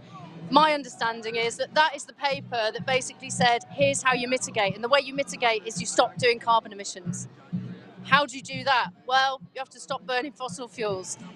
Everything about the IPCC process has been massively undermined by this thing we used to call science dancing with politics. You get the scientists who go, here's the facts, here's what we think needs to happen. And the politicians go, no, we don't take out the word fossil fuels. Take out the word that, take out the word that. The main report has got the word degrowth in it apparently 26 times. The summary for the policymakers, that's the political bit that gets signed off, doesn't have it in once. What it does talk about is the fact we can overshoot past 1.5 and somehow row back. The fact that we can do it because we're going to have loads of carbon removal technology, which basically doesn't exist at scale, and a lot of people think some of it is actually just more carbon intensive to set up than it will ever be capable of drawing down. Like, it's a huge risk, and people are saying, well, we can leave things as they are, we can leave power as it stands, we can stop people from having stranded assets by writing policy based on shit that don't exist. This is the madness that's going on in the world, and it's because people who are left in charge of these processes are bending to the will of power and the will of money, when actually there's a whole community of scientists screaming, going, what the fuck, like, listen to me, you know? So it's painful to watch. And then you've got like thousands of scientists go out and break the law just this week, and very, very little media coverage. Like, they're desperate, like we feel desperate, you know? And somehow that's also, then you go to the media and you say, is that not a story? And they're like, it's not really a story. It's like the end of the world's not really a story. The cause of the collapse of civilization is not really a story, is it? It's not really that interesting. We've done protests today and they go, oh, it's a bit fluffy, isn't it? It's a bit friendly. You're going to do anything more interesting. And then they go, oh no, don't do that, it's too annoying. Oh, now you're alienating everyone. Now you're upsetting everyone. It's like, I'll tell you what's upsetting everyone is the fact that nobody's doing anything about the fact that we're going to collapse civilization and break our food supply systems. Like, what the fuck? And the tragedy is that if we get too late, I mean, it's already too late, right? We've got loads of stuff baked in, but if it gets too late and we go into something that looks like it's going to run away, by the time people realise what's going on, I don't know what they're going to go through. I'm really worried about like the collective psychological impact of that. You know what I mean? Like, people are going to be sat there thinking, this is now irreversible. My children's future is in like enormous peril. And why didn't they stop me from getting those cheap flights? Why didn't they make me like stop driving a private car and use more public transport? Why didn't they insulate my fucking home? Why didn't they do all this stuff, you know? And I don't know what people are going to go through when they have to experience the fact that they know their lifestyle has caused this kind of fragmentation and disruption to everything. And I guess going back to the IPCC report, the previous one about impacts and adaptation, the most shocking thing in it wasn't mentioned anywhere in the papers. I saw one media article about it, and it said hundreds of thousands of people from the African continent could be displaced in as little as 8 years' time. And their worst case scenario is half of the population of Africa having to leave because of drought and famine. Like, what do people think is going to happen? Nobody knows how to deal with that scale of disruption. And it's the most grave injustice because those people have contributed the very fucking least. Like, what are we doing, you know? So, I don't know, the IPCC reports have their use, and the process has enormous problems. And I'm with Antonio Guterres, do you know what I mean? It's basically on us. So, find your courage, do you know what I mean? Yeah, well, look, Claire, I just wanted to say thank you. I know you're working hard, and we're all working hard here. We may be just standing around, sat in a road, but this is hard work. Yeah, we're calling on you guys out there. If you have been thinking about whether to join Extinction Rebellion, if you've been thinking about whether or not this is the sort of thing for you to do, look, go on our website, go on Extinction Rebellion's website, look at our principles and values. Our principles and values are amazing. They tell people what we stand for, like the way we are trying to live our lives. It's not easy, but we're trying to be here with care in our hearts, with love for everything, all living things, all living people, even people we don't like, even the people that hate us. We have to care for them. We are caring for everything. We want the future of our planet to be able to support life, to be able to support the beauty of human beings, but also all the other beautiful beings out there. So come and join us. If you're feeling desperate, if you're feeling worried, if you're feeling scared, if you're feeling bewildered, and you're just fed up of watching on TV or the internet, come on down. We're here until the 17th of April. There's going to be trainings, there's going to be stuff for you to do. Come down, make sure you're on the right side of history, I say, and that's what I'm talking about. So I'm going to go and find something else to speak to you now. Laura, I'll pass it back to you and catch you up. Thank you very much. Oh, that was such a powerful interview from Clare Farrell, their co-founder of Extinction Rebellion. And she was speaking there about the emotions that people are going to feel, like wondering how they're going to process this when they finally find out the truth. I just interviewed 2 doctors, both of them welled up when they were speaking and talking to me about it. There's a lot of emotions to process when you learn the truth of the situation that we face, and there's no better way of dealing with those emotions than coming down and speaking to like-minded people who have been dealing with them for a great many years, and a lot of people found a general way of reaching a state of acceptance so that they're able to function each day. And the one biggest thing that really helps us and gives us the most uplift is to come to protests such as this. Should we go and try and find somebody else? So there's a good vibe here.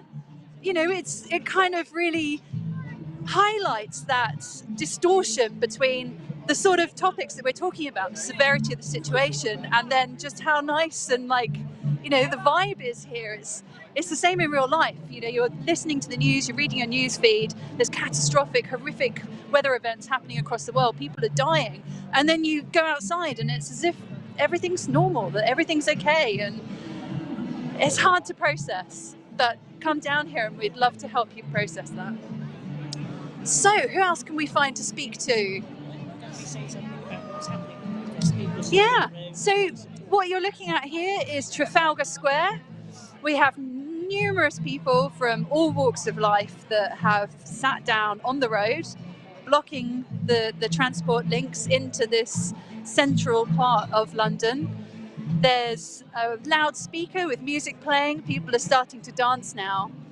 When you're dealing with something so heavy as the collapse of society, you do need to just dance it off sometimes to just shake away those negative emotions. I've heard interviewers and general public saying, you know, they're not taking this seriously, they're just dancing on the street. They're taking it seriously enough to be here. They care deeply about their futures, they care deeply about the people that they love and of all living things, and that weighs really heavy on your heart. Okay, so we're going to hand on to somebody else to speak. Thanks very much for joining me here in Trafalgar Square. Can I be interviewed? I've just gone off. You can. From why you're here at Oxford today. Square and Charing.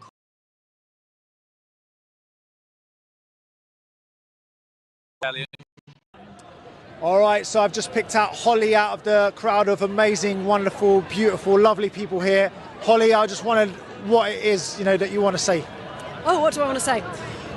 Well, I'm here because I think this is now the best possible way that we can get the governments, the media, the big businesses to listen.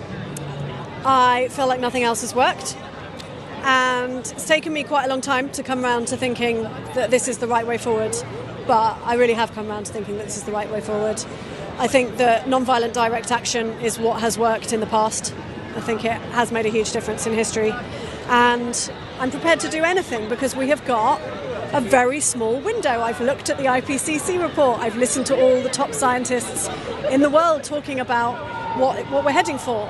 And they're saying we've got a very small window to make a difference. Now, I've known about climate change my whole life.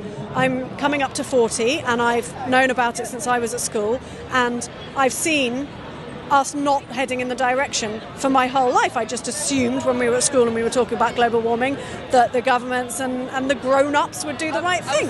The grown-ups, most of the grown-ups have not been doing the right thing, and it's just been getting worse and worse and worse. Carbon emissions are still rising, and the worst thing about it is that most people don't know that. So I speak to people all the time. They think it's getting better, right? They think it's getting better. People say, oh yeah, no, you know, I spoke to a friend the other day, he was like, oh yeah, but you know, the LED lights, it's a good thing. And I was like, no, it is a good thing, but the main point is that carbon emissions are still rising.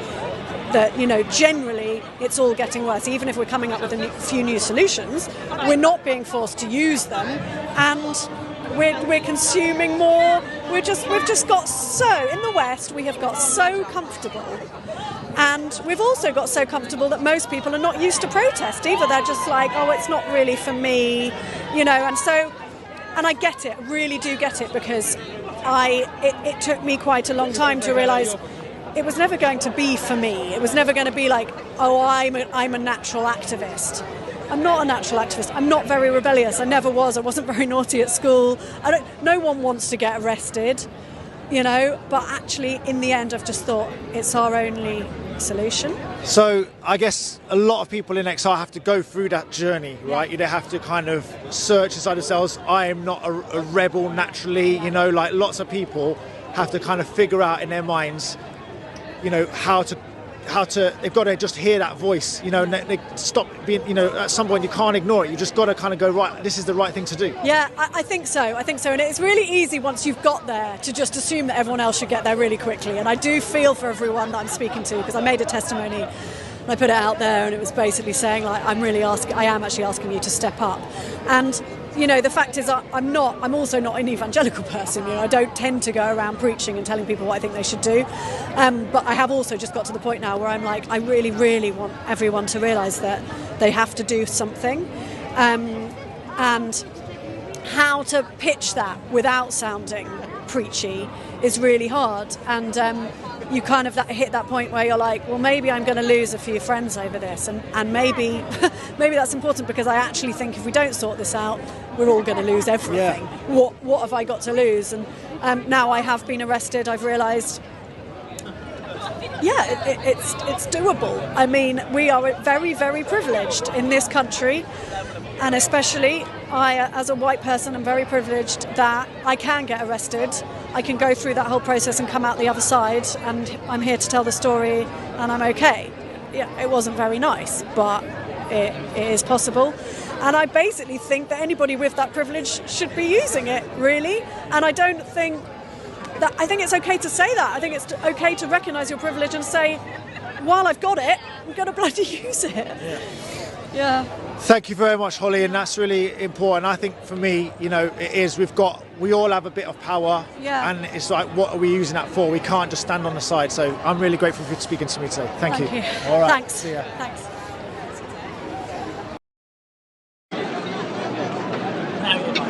So I found a younger member of the rebellion tribe that's willing to speak to us about why she's here today. Flo, what's brought you up here today? Well, the climate and ecological crisis is the biggest problem that humanity has faced in, I think, forever. And it's just got to the point now where definitely people in my generation, we've been signing petitions, we've been emailing our MPs, and we've been passive for so long. And Extinction Rebellion have really brought all of the people together who just want to take action and actually do something about the climate and ecological crisis, because we feel so helpless. And that's basically why I'm here, because it is just acting now and, you know, trying to just get the government to listen, because all of the other tactics just haven't worked. And we're so tired of that, and we're so tired of how awful it's getting for, you know, people in across the world, and just how complacent our government are being, and you know, the list could go on of all of the things that they're doing wrong.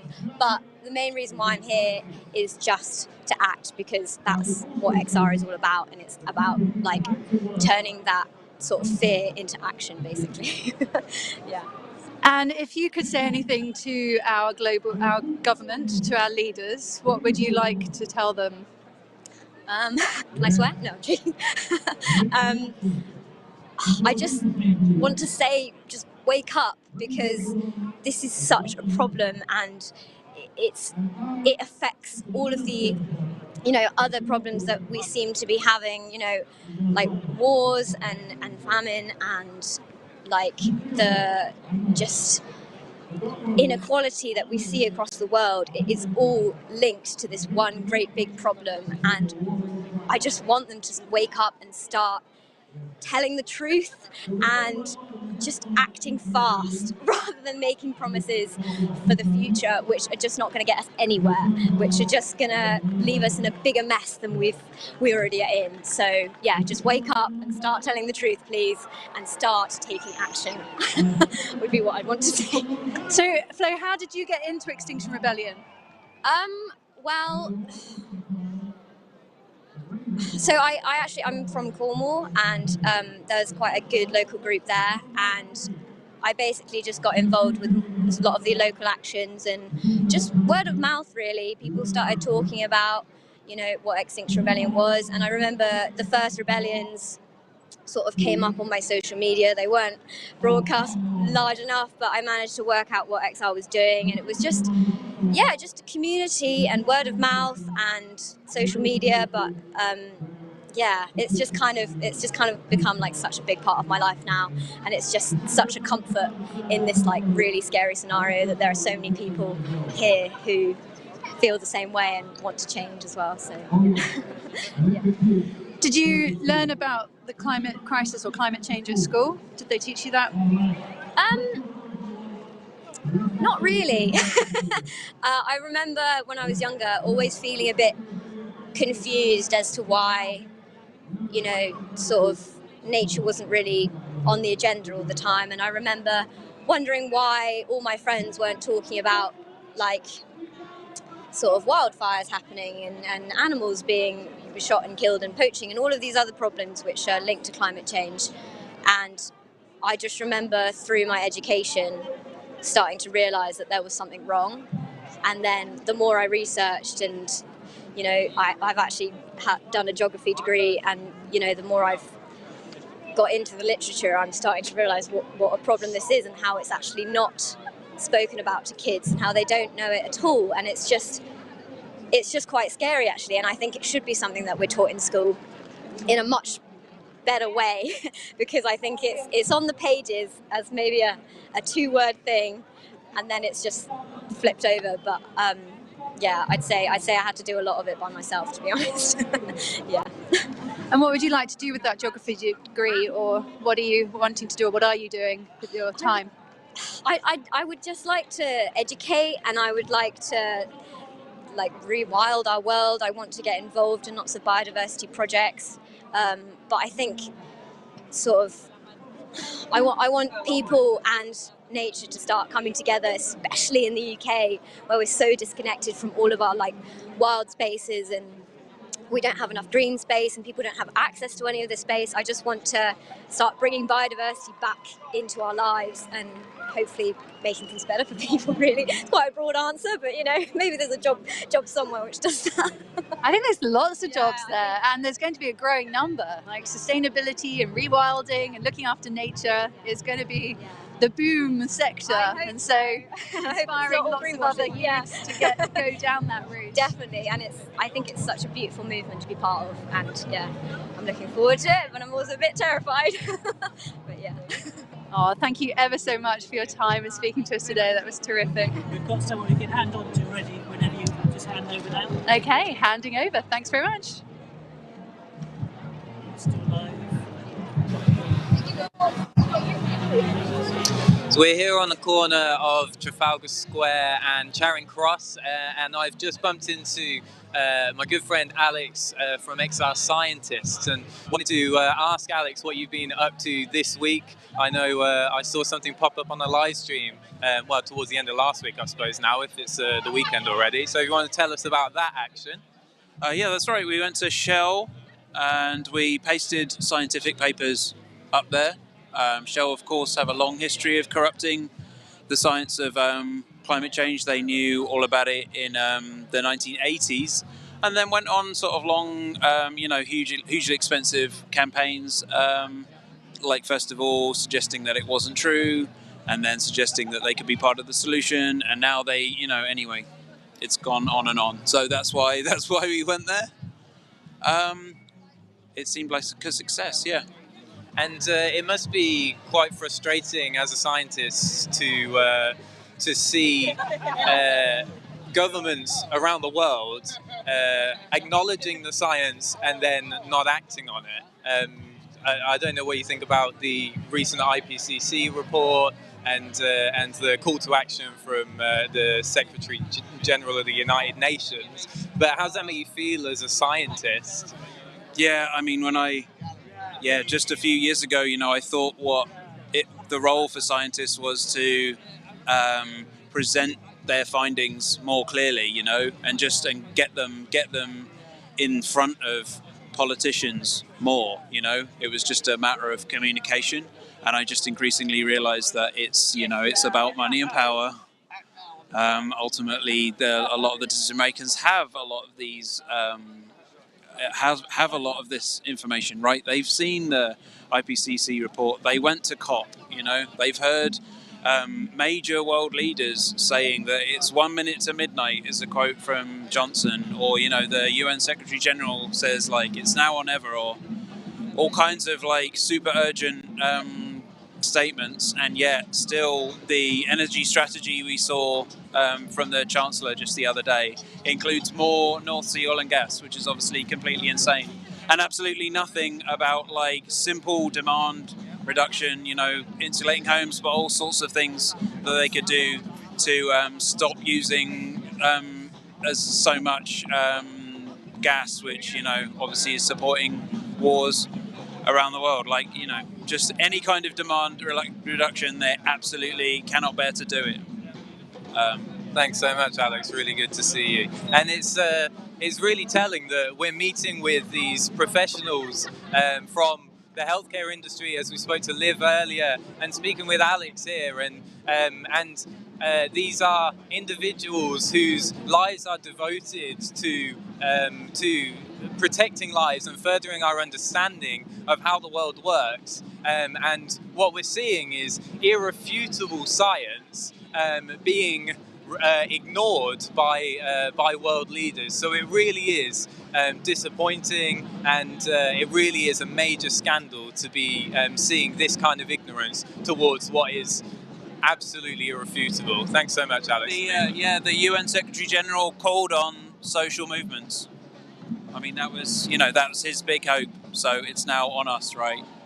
Exactly. It was a call to action in itself, wasn't it? This is the most senior political figure. I suppose not really political figure, but the most senior figure on the planet, the UN Secretary General, saying that we're not radical. It's not radical for us to be here defending our futures. What's radical is continuing to invest in the fossil fuel industry in the full knowledge that it's going to put the entirety of humanity and 1 million species at risk of extinction.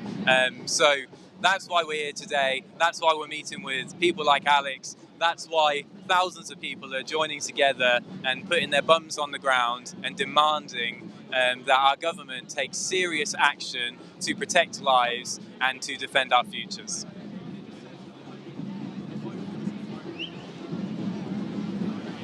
So I'd like to come over and have a chat with another friend of ours. If you're around, Todd. So Todd is a former airline pilot. So what brings you here today? Mate, I'm just fed up. I just feel completely betrayed. As you said, when I was 5 years old, I dreamt of being an airline pilot, and growing up on a council estate in Essex, it didn't ever seem like it was going to be a reality. But I worked for 7 years to make that dream come true. And whilst I was in the industry, completely oblivious, I was never an environmentalist. When I finally understood the science and just felt, completely betrayed by the industry and the government. And, I had the privileged position of being able to see this beautiful world in which we inhabit, and, I can no longer enjoy it. So, ultimately learning the other day that 700 million Africans could be displaced by 2030. What is the point in going on holiday to witness the destruction, the decimation of a natural world as Earth systems collapse around us? We can no longer be bystanders anymore. It doesn't matter who we are, what we've done in life. We need to be out on the streets. This is a sign of a healthy democracy. What's going on in Parliament isn't. And it's relatively coincidental that we happen to be surrounded where we are right now by a huge of embassies, and we've got signs right near us that say Tourism Malaysia and tourist boards of various different countries around the world. What's your advice to people who want to try and reduce their own personal contribution towards carbon. Obviously, we recognise that that this is a systemic issue that needs solving from the top. But for people who, as someone who's had the privilege of travelling around the world, for people who want to look into those kind of things, what's your advice to them? Yeah, it's a really tough one because like travel connects us and it allows us to see different cultures, communities, and appreciate this beautiful planet. But at the same time, like if we continue the way we're going, we're going to be flying abroad by 2 degrees of warming at 2050. All of the 99% of the coral reef could be bleached. The Amazon's turning into a savanna. So we need to tell a new story. We need to, it's not about the destination, it's the journey. And, we just need to relearn a way in which we used to appreciate the planet, sailing ships, or, there's just different ways of doing things. But of course, we need to hold the government to account because they're the ones that are lying to the public right now. They've set up all of the COVID passport freedoms, unless you have these things, then you can't then travel. So everyone's just dying to get back out and go on holiday. And we've been told this false narrative in the 50s or 60s that technology would mean we're all working less, we're working more than ever, just so we can afford that, holiday in Barbados or whatever and spend all that money if you're lucky enough to go there. So really, the thing is, we have this common enemy, and the same people that are suffering from the cost of energy scandal right now are the ones that are profiting from this destruction of the planet. They're the enemies. So if we just come together, unite, and I think the thing that scared me most was like the United Nations say that by 2030 we need to be below 2 tons of CO2 per person to be sustainable. And when I flew from London to Bangkok and back as a passenger, that was like 3.5 tons of CO2 alone. It just doesn't add up. We just cannot, long haul especially, we just cannot continue. And if you can take the train, please do. But we need to, employers need to be incentivizing workers to take extra holiday and pay them, to take the train. And train needs to be, next to nothing, not for 10 quid for a plane ticket. We need to tax jet fuel, which is completely untaxed. It's essentially subsidised. And we're here today to say that we want to end all new fossil fuel investments, and that includes subsidies. And aviation is a pinnacle of injustice. Given that 80% of the world's people have never been on a plane, and they're disproportionately being affected by the climate crisis most right now, what more can I say? So it's an intersectional issue that crosses the boundaries of wealth and privilege and all manner of things. Also, what happens to the emissions that are actually put out by these airlines? Where do they go? Who counts them and adds them to their tally? Well, this is the thing. International aviation emissions currently are not taken into consideration in any of the world governments. I think the UK said last year or something that at some point in the future they will count them, but we've heard lots of lies from them, and we don't have some until sometime in the future. And all of the airports, they say, Heathrow is a prime example, they say, we can expand because we're going to make our operations green. What they mean is like the ground operations, electric vehicles, and the transport to get you to the airport. But the second the wheels take off, you get into the air, but essentially that's not Heathrow's problem. So it's just, we need to tell the truth, and we can't look at things individually. We've got to look holistically at the whole system.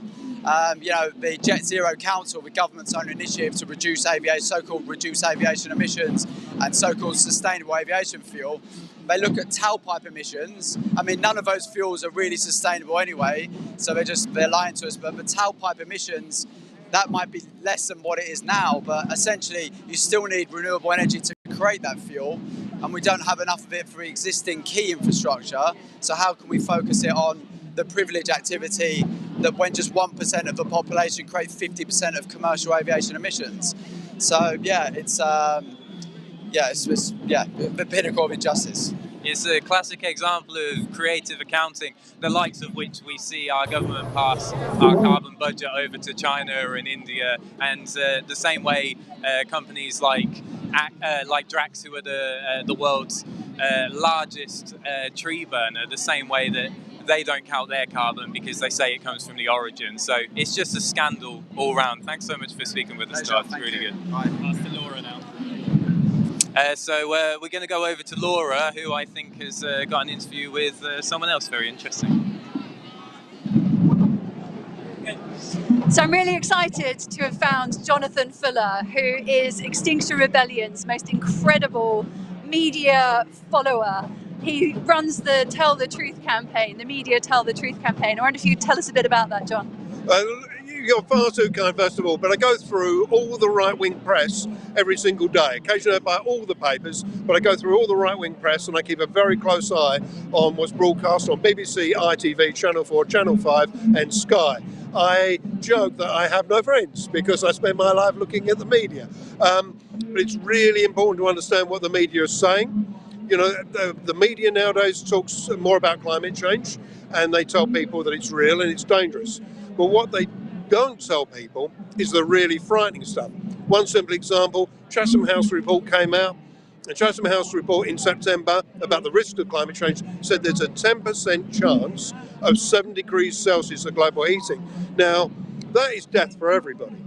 And I argue that the people, everybody deserves to know that. And if people understand the gravity of the risk and the threat, that's when they then understand, when we talk about Extinction Rebellion here, demanding immediate action, dramatic cuts right now, that's why. It's because the scale of the threat is so great.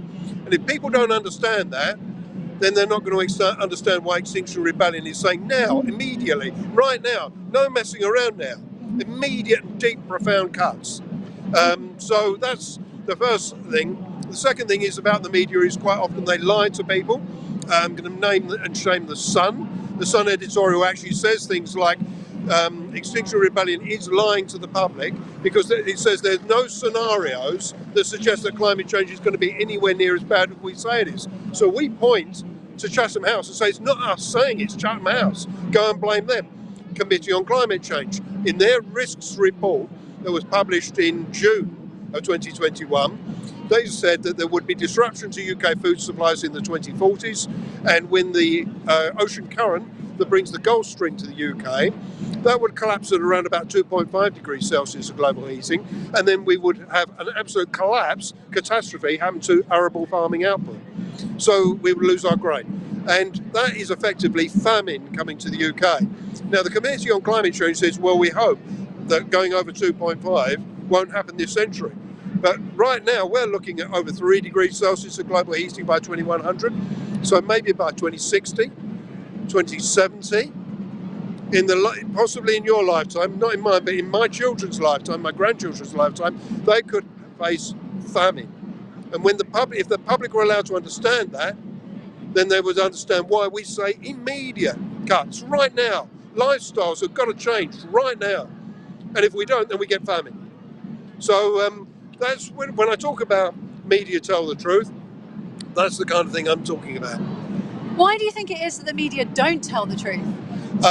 With something like ITV, they would say that their viewers don't want to hear that they shouldn't fly. They don't want to hear that their lifestyles are going to change. The Channel 4 audience is more socially progressive and people are more open to those kinds of issues and ideas. But ITV, frankly, doesn't survive without advertising. If it tells people the truth, they aren't going to have the viewers. BBC is in a different situation. It has a charter, a mandate that says it must tell the public the truth. And it must explain it in ways that people understand. There's a mandate upon the BBC and they are failing. They're failing their statutory obligations. So that's the situation with the media.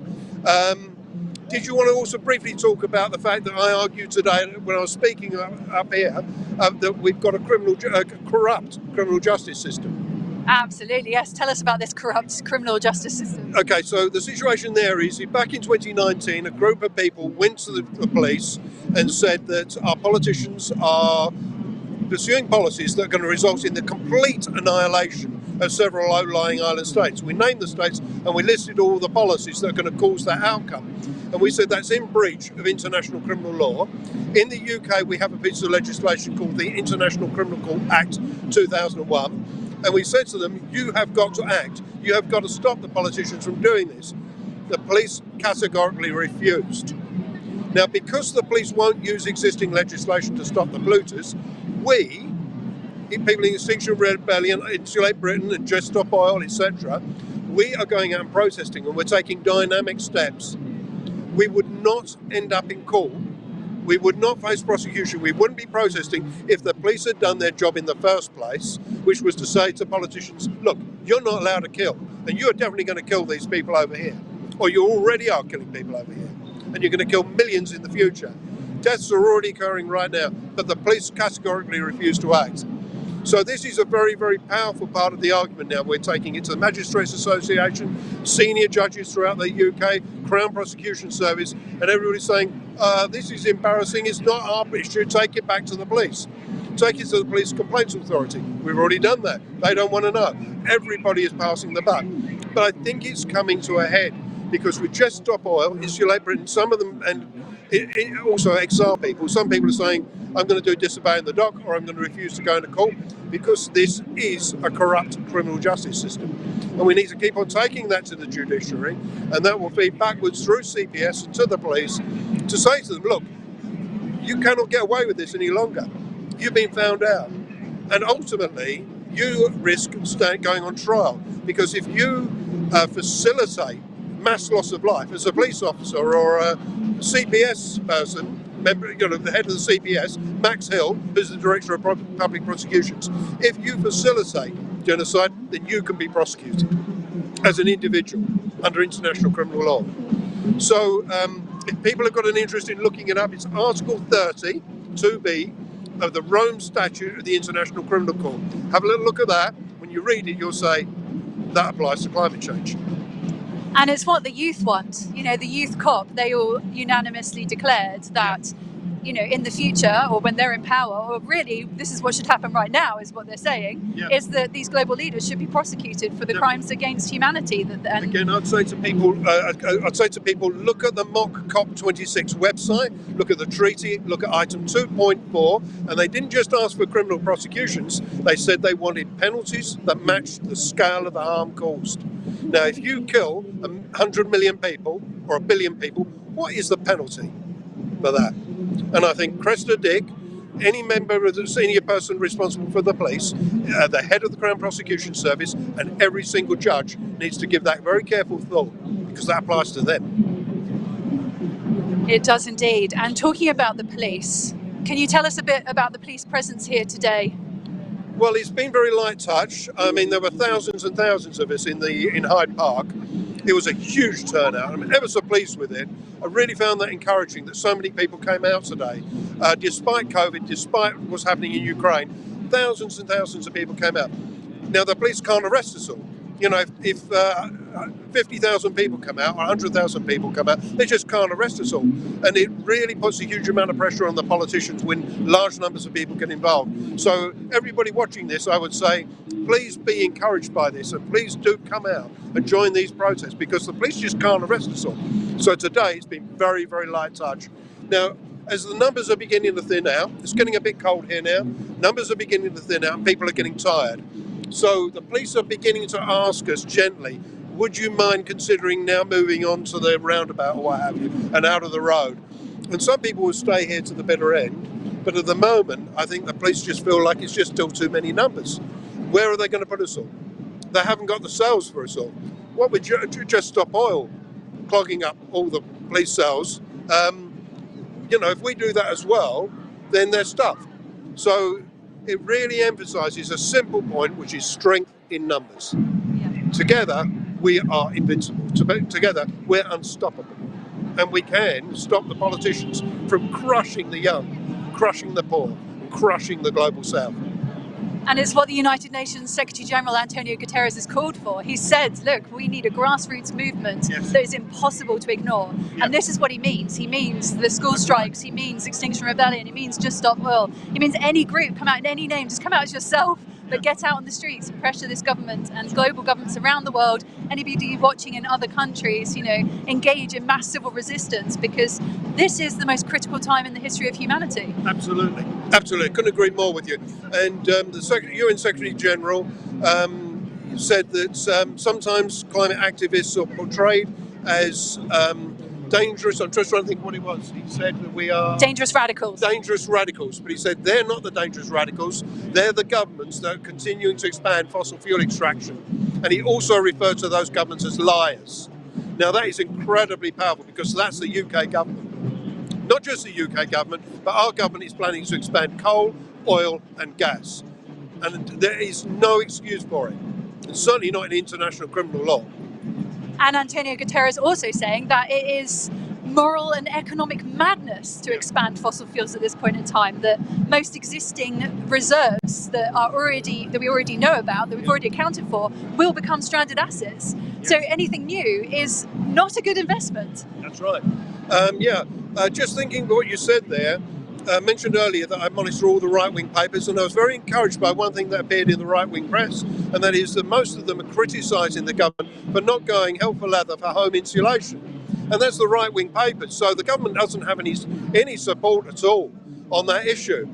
Everybody's saying, look, why didn't you go for a big national home insulation program? It was so obvious because it helps people out right now with their bills. It reduces gas consumption faster than anything else. You know, it was so obvious to do. So let's just hope we put more pressure on the government and get them to change. I think we will. Do you think that insulation would be so high on the political agenda and the media talking about it so much if it wasn't for Insulate Britain? No, I think definitely Insulate Britain really did raise the profile of that. The Labour leader began to talk about it, and more politicians did. Hell, even Andrea Leadsom announced that she was a fan, and she wanted a national home insulation program. So there's a large body of opinion, and you're right. You know, it is Insulate Britain. They would say that they failed, they didn't achieve their objectives of getting that national home insulation program. But the fact is, though, that everybody was talking about it.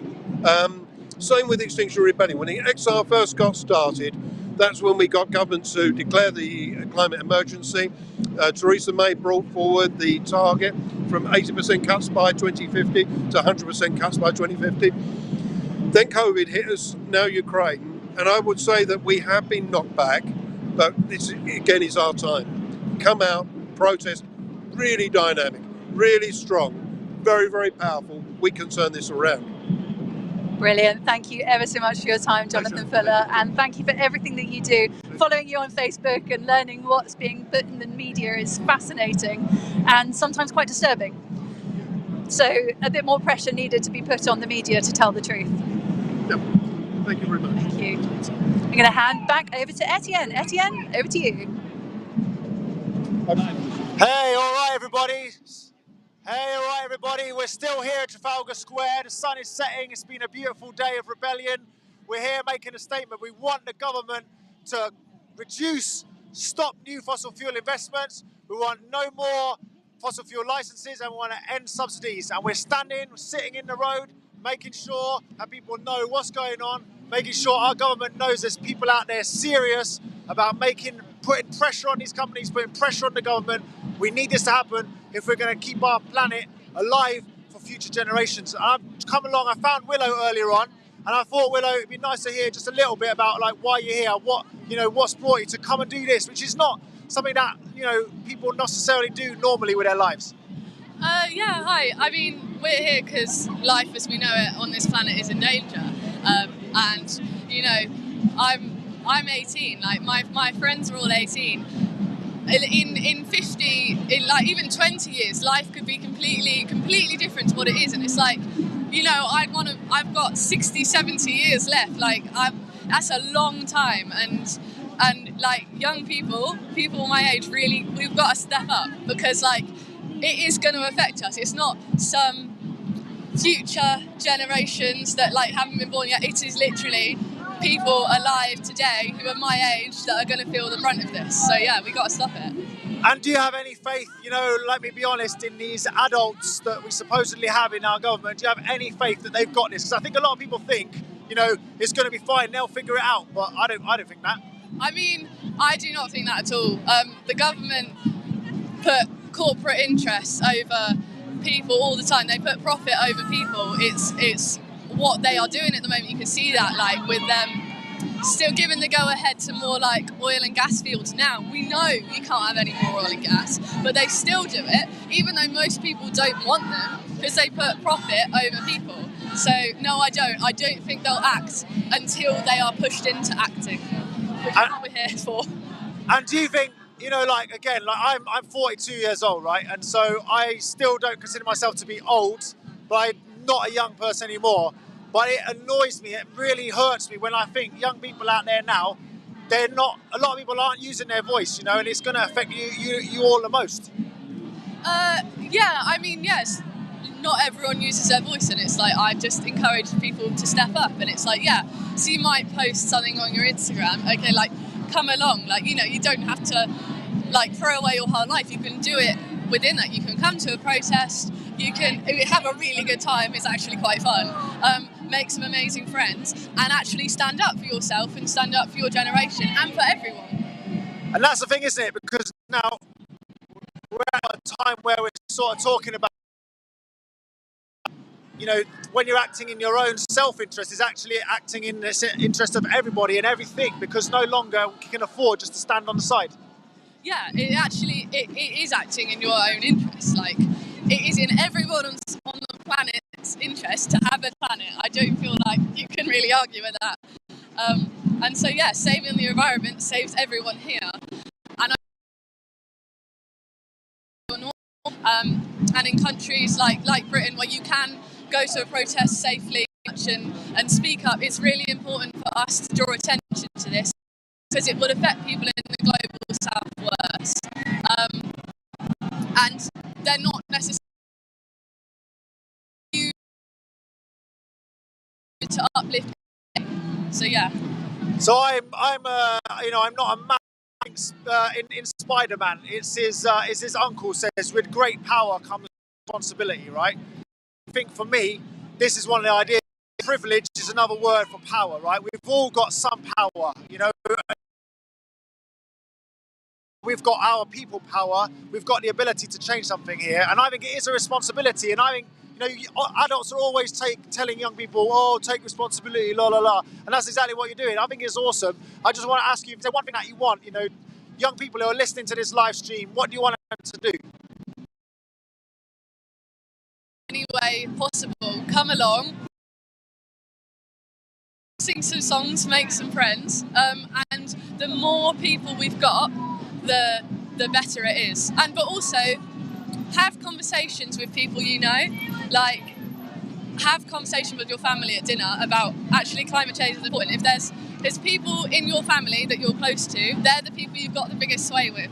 So if there's someone in your family who's like, oh, it's not a problem, it's not an issue, talk to them. Just have a conversation about it over dinner. That's a really powerful thing you can do. All right, well, Willow, thank you for joining us here. It's super kind. Look, mate, you have got an amazing group of people here. I got loads of respect, and you know, I've got to be honest, I'm here to try and keep the future alive for everything, everybody, every person, and you all as well. So have a wicked rebellion. See you again. All right. Thanks. Nice one. Cheerio.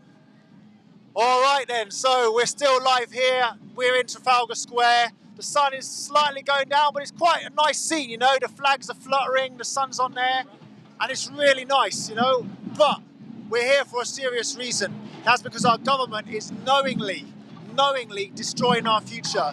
We elected them to kind of, you know, take care of bits and pieces, but now we need them to take care of the fossil fuel industry, wrap it up, and get us to a safe and secure direction for our future.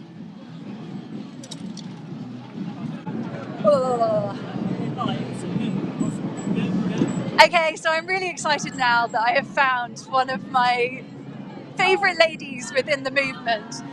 Jess has done so much that has inspired me, actually. I spoke to you in the beginning about Trust the People. Do you want to briefly say a few words about what Trust the People was about? Yeah, Trust the People is this incredible community democracy movement which is really trying to... Okay, so this is just showing that actually climate activists move straight out of the way when an ambulance comes. We have a blue light policy, and always straight away, as quickly as possible, let ambulances go on their way. Good. And we'll resume back to Trust the People.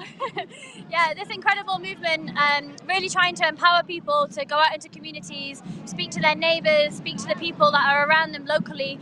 It's really, really important in times of crisis that we come together with people who are really near us, because lots of us are in loads of communities, you know, around the country, even around the world in this kind of like global system.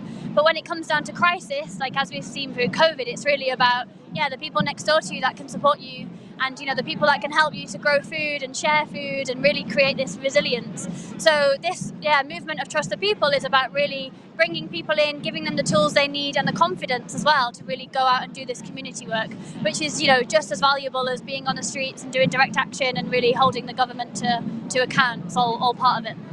So talking about going out onto the streets, you then did this amazing freedom tour with this big van, purple van with a pink "What Next" written on it. Yeah. What were the takeaways from traveling around the country and visiting different towns and speaking to people?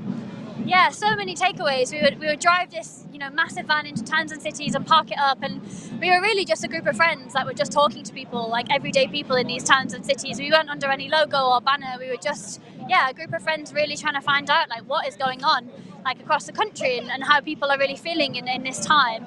And just everyone is so fed up, and everyone is so fed up of the government and, you know, its negligence and on all the stuff that it's just not doing in their communities. So people are feeling, angry about local issues, but angry about bigger issues such as climate crisis. And I think they're, really, really fed up. But another story I really took from it was the feeling of powerlessness that so many people have. So, you know, we're stood here saying, we can go out and do something about that. But so many people are just thinking, well, nothing's ever going to change. You know, we can't do anything about it. The government's too powerful. These corporations have too much money.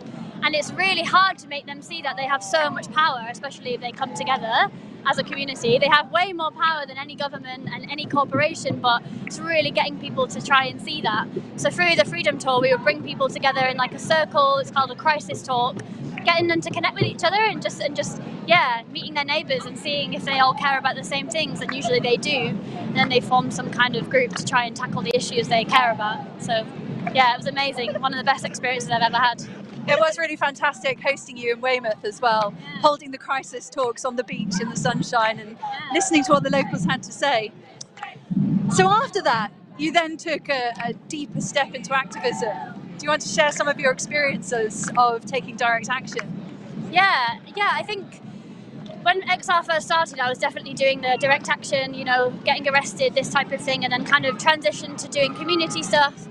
And then I was really involved in that and really dedicated to it, and I think it's really important. But then one day I got a call from my friend, and he said, there's this new campaign, Insulate Britain, it's trying something radically different, radically new, trying to speak to a different demographic of people.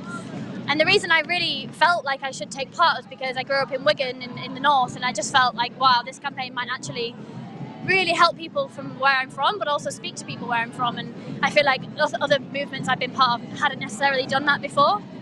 So I stepped into Insulate Britain, sat on the M25, I think 7 times, with this amazing group of people, and obviously such a weird and difficult time for so many reasons, but also one of the most inspiring things I've ever done in terms of who I did it with, and you know what came after that, and the kind of craziness in the news and everything that it came with, and just the kind of so simple demand of insulating homes. Like I had no idea I'd be sat on a motorway demanding insulation for British homes, you know, 4 years ago, 5 years ago. It's just mad. It's nuts, right? It's like really strange actually when you think about that concept, but I believed in it so much because it's such a no-brainer thing to be doing, and I was like, of course we have to be doing this. And it's like one of many things that we have to be doing, but that felt like a really important thing for me. So it is a really important thing, and we're actually really seeing increased pressure from the media and from other governmental parties, from other governments, other people within the current government, but our leaders are still not putting it into their energy strategy, which is super disappointing. But it is really great to see across all the media that they were actually getting a hard time for not doing a retrofit revolution and insulating Britain. Yeah, definitely, because I think people really dislike us for what we do, and that's okay. I'm okay with that, okay? Because it's like we have to disrupt people to get the issue to be forced into people's dinner tables and into the public consciousness, because they don't know and they're not being told the truth. So it's like I feel it's my role and our role to really do that, and we have to do that through disruption. You know, I've been part of Just Stop Oil the past couple of weeks, and it's been really hard to get the press to really take notice of what we're doing because we're not sat on the motorway, and it's like it really puts us into this difficult position of like we really don't want to be doing this, but we have to because then you put it on your front page of your newspaper, and then we get the issue of insulation into public consciousness. So I feel like it's really amazing that people got to know that that's a really issue that needs to be done, but also they might not support the tactics, but most people definitely support the cause, and I think that's the most important thing to take away from that whole experience. One of the most strongest interviews I thought was with someone from the police force who said in the interview about, in response to, go and protest outside Parliament, why aren't you protesting outside Parliament? And this interviewer actually said, well, to be fair, there are hundreds of protests outside Parliament every day, and we don't hear about them.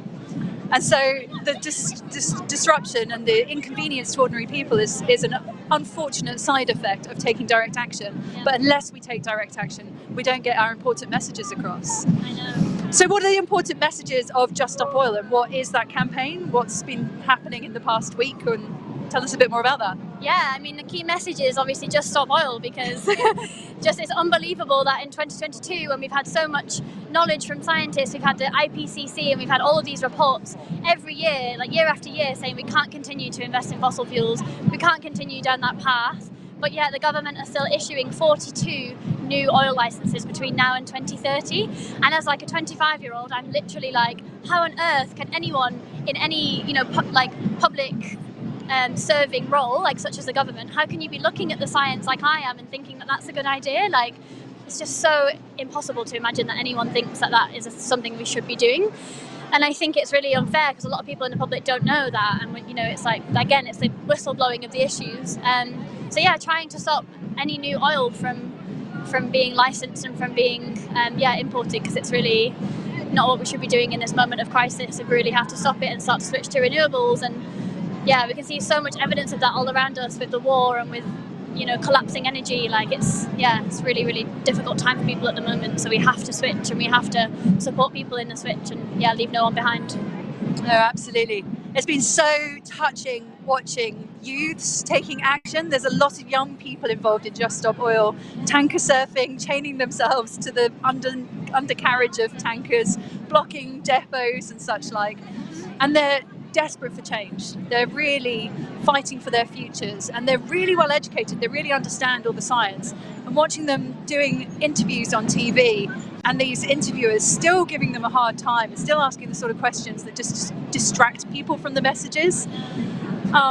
But it's just it gives me a real sense of hope, hearing how determined they are to just keep going, and that they're just not going to be stopped. Yeah, because they know they're right. They totally know they're right. Like, everything is behind them. Science, just so many people who know what's going on are backing them, and they know because they've read it, and it's the truth. It's like nothing else is the right thing to be doing except doing that. And I've seen over this past week, like, the determination and the courage that they've stepped into. A lot of them, for the very first time, they found out about this and they've gone like, I need to do something about it. And it's just incredible. And those people will only carry on to fight for this and bring more people on board. And yeah, it's just a matter of time until the fossil fuel industry is ended, because no one's going to stand for it anymore. And these people are just like, yeah, no way is that going to happen. So it's pretty cool. So we say, just stop oil, no new fossil fuels, keep it in the ground. Oh, thanks so much, Jess. Incredible. Thanks. Passing over to Etienne. Thanks very much.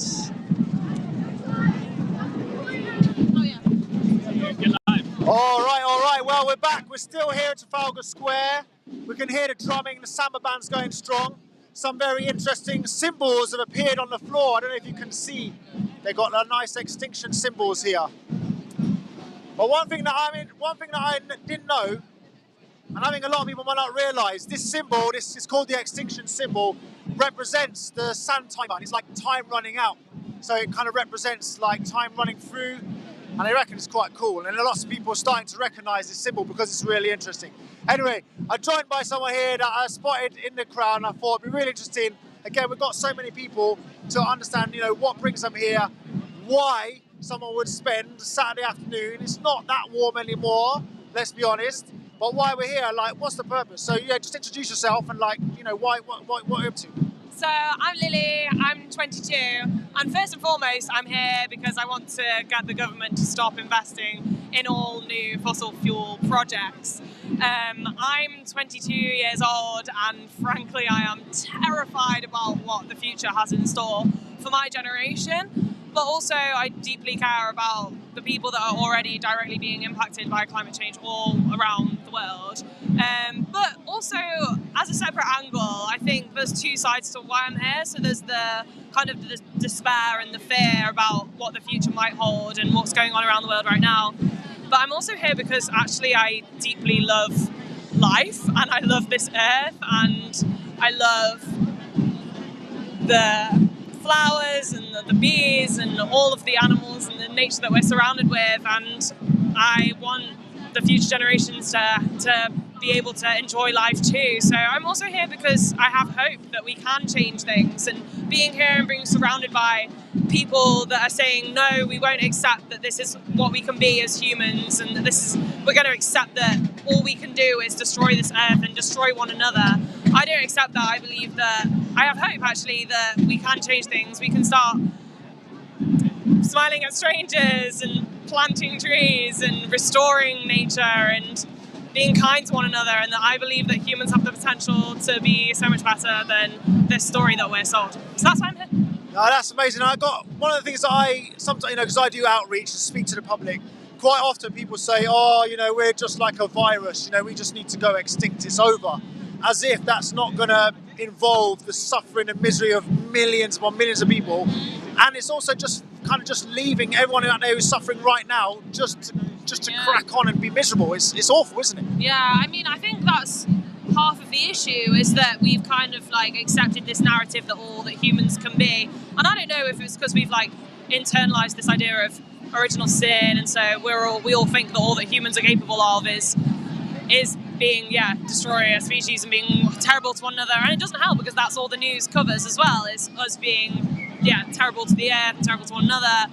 But what you don't see is is people dancing, people looking after their communities, people restoring the earth, and then also, the land defenders around the world that have been doing this for thousands of years. And, what really inspired me to be here especially was learning about Indigenous people who have lived in a way that respects and honours nature, living as a part of nature for literally thousands of years, and just showing that that is a way that humans can exist, shows that we can actually live in a better way. And being here just reaffirms that belief.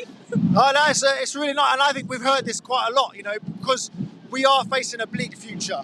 Right now we're on a path to a 3.2 degrees warmer world, which is, headed towards disaster. We know that. But I also think, I truly believe that we are capable of better. Lots of the time we're kind of being convinced that we're bad and we can't do it.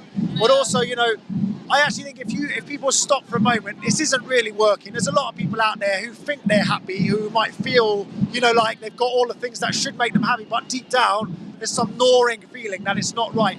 Things are out of sync. Things aren't good. They're just not good. And we can do something about this, because the same system that is destroying our planet is the same system that's making us miserable, making our mental health bad, making our physical health bad. It can all be changed, I believe. Yeah, I mean, I completely agree with you. It's all this disconnection from, I believe that it's a disconnection from what it means to be human in this earth, which is to be a part of nature. And, capitalism is kind of the root cause of that also, and colonialism, they're all intrinsically linked with one another. And once we realise that money isn't going to make us happy, and, the people in power currently, they are so addicted to this idea that material things and money is what's going to make them happy in this world, and they lay waste to the world and they destroy one another all in this pursuit of this fake thing that actually isn't making them happy, isn't making anybody happy, and it's turning the whole world upside down. But what if we instead realise that what we actually need in order to thrive as a species and be happy is a lot less, firstly, and secondly, it's human connection, and that's what it's really about. And do you know, so there's a really interesting book called Donut Economics. Have you heard of that, by Kate Rayworth? And this is about how, you know, we're kind of almost told there's only one economic system, and that is this capitalism system. And, you know, I think that's, you know, fairly commonly held view, but there are other alternatives. Very often people say, oh, you must be a communist. I'm like, no, I'm not. That's really, you know, we know that's not really working very well for an awful lot of people. Yeah. Again, it just works for very few numbers of people in those places. But there are other ways of doing things, and we have to kind of, we are starting, you know, they were apparently in the IPCC report, in the actual deep in there, they were talking about degrowth and about different ways of doing economics that allows us to have a planet that works, because what we're doing right now is our economics right now will kill us. Yeah, I mean, absolutely. And I know that there are some really cool people working on things like world basic income and other economic, I mean, yeah, circular economics is what we need, where it's not a system not based on infinite growth, but instead based on keeping things in what circular patterns, essentially, essentially in balance. So local economies are also like growing, gaining strength, where the wealth actually stays within the communities, because currently in this system all the wealth is leaked out to certain areas like London, actually, like economic centres that we're in now that benefit a few at the expense of the many. But yeah, there are so many alternatives out there, and I think that what we're actually missing really is talking about all of the many alternatives that exist to this system that we live within right now, of which there are so many, like permaculture communities where people are living more off-grid and off the land, and then other things like strengthening community ties to one another, like how do we actually go about reducing crime, for example? Well, how about we give people healthy male role models or healthy role models within their community? And it all comes back to local and community and connected to nature. That's the solutions. Oh, fair enough. And just one final thing, because I'm really passionately about citizens' assemblies. You know, this is our demand, and like people say, you know, Extinction Rebellion wants certain things, and actually we might all have a vision of what that wants, but really our vision is hoping and trusting ordinary people. And citizens' assemblies, I believe, are a way that we could change things. No, yeah, exactly, absolutely, because again, this is the problem with our current political system as well, right? Is that we're voting for candidates, we're voting for kind of like celebrities rather than anything that we think might directly impact us as individuals. But if you have more of a power within knowing how the politics actually affects you in your local community, you have more of a say. You can see, for example, oh well, the schools near us are underfunded, so you will directly vote, well, we want to put more money in our local area into the schools, and then you can have a representative from your local area that you all actually democratically elect, then come and stand together in this confluence, which is a citizens' assembly, and then within those citizens' assembly, vote on policies rather than people. That is actual democracy, and it's working in places like Rojava, and like the Zapatistas have been really inspiring with things like that as well. It's happening in other places across the world, and we can have that here too if we kind of just believe that we can and start doing it. Essentially, it just needs more people to kind of step up and say no to the existing systems and say yes to something different and something better. All right, Lily, thank you very much for being here. Enjoy the rest of your evening, whatever that brings. And it's really great to hear such, you know, interesting perspectives from someone. You said you are 22 years old. It sounds like you know a lot of things that our government probably should listen to and have a think about. So thank you. All right, take it easy. All right, see you later.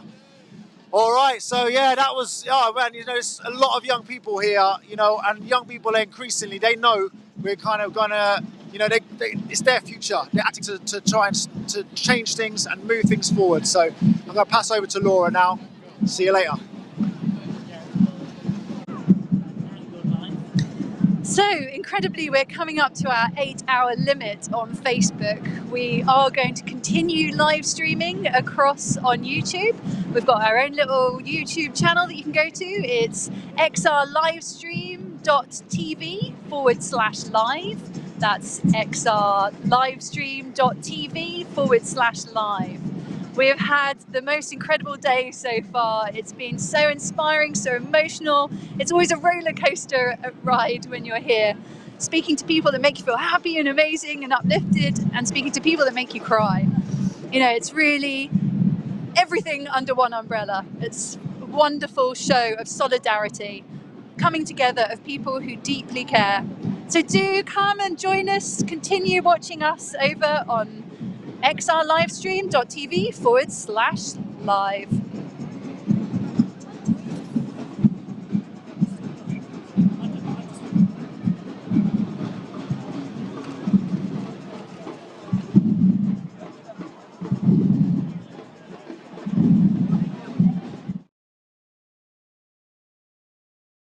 So I'm in Piccadilly Circus and the people are marching past right now, flowing around on all sides. It's a really amazing feeling coming down Regent Street. Beautiful with like all of the doctors at the front. And generally today it's a hugely uplifting experience. It's like this, seeing how humans are when they get together about something that they really care about and organise with each other. I'm loving it. So I'm Jack, I'm here at Trafalgar Square for the Extinction Rebellion protest. I've never been to one of these protests before and I didn't know it was happening, but it's a beautiful message and I'm happy to support. So yeah, that's why I'm here supporting it.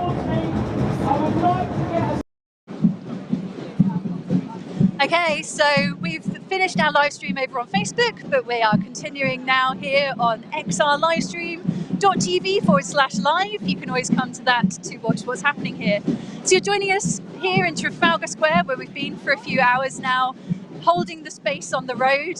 There's been dancing, there's been speeches, there's been movement, and a lot of really interesting people to interview. So right now, I'd really like to just wiggle over here and dig out a few of XR youth to come and speak to us. Seeing as the climate crisis is really going to impact them most, it's really good to hear from them. And this lady too I'd like to speak to. So many good people to speak to. Maybe we jump in with her first, because I can't see... Oh, there she is. There you are. Do you want to come and speak to us? You can bring the flag, that's fine. Oh, it's cold! So, we're behind. It's behind you! Sorry.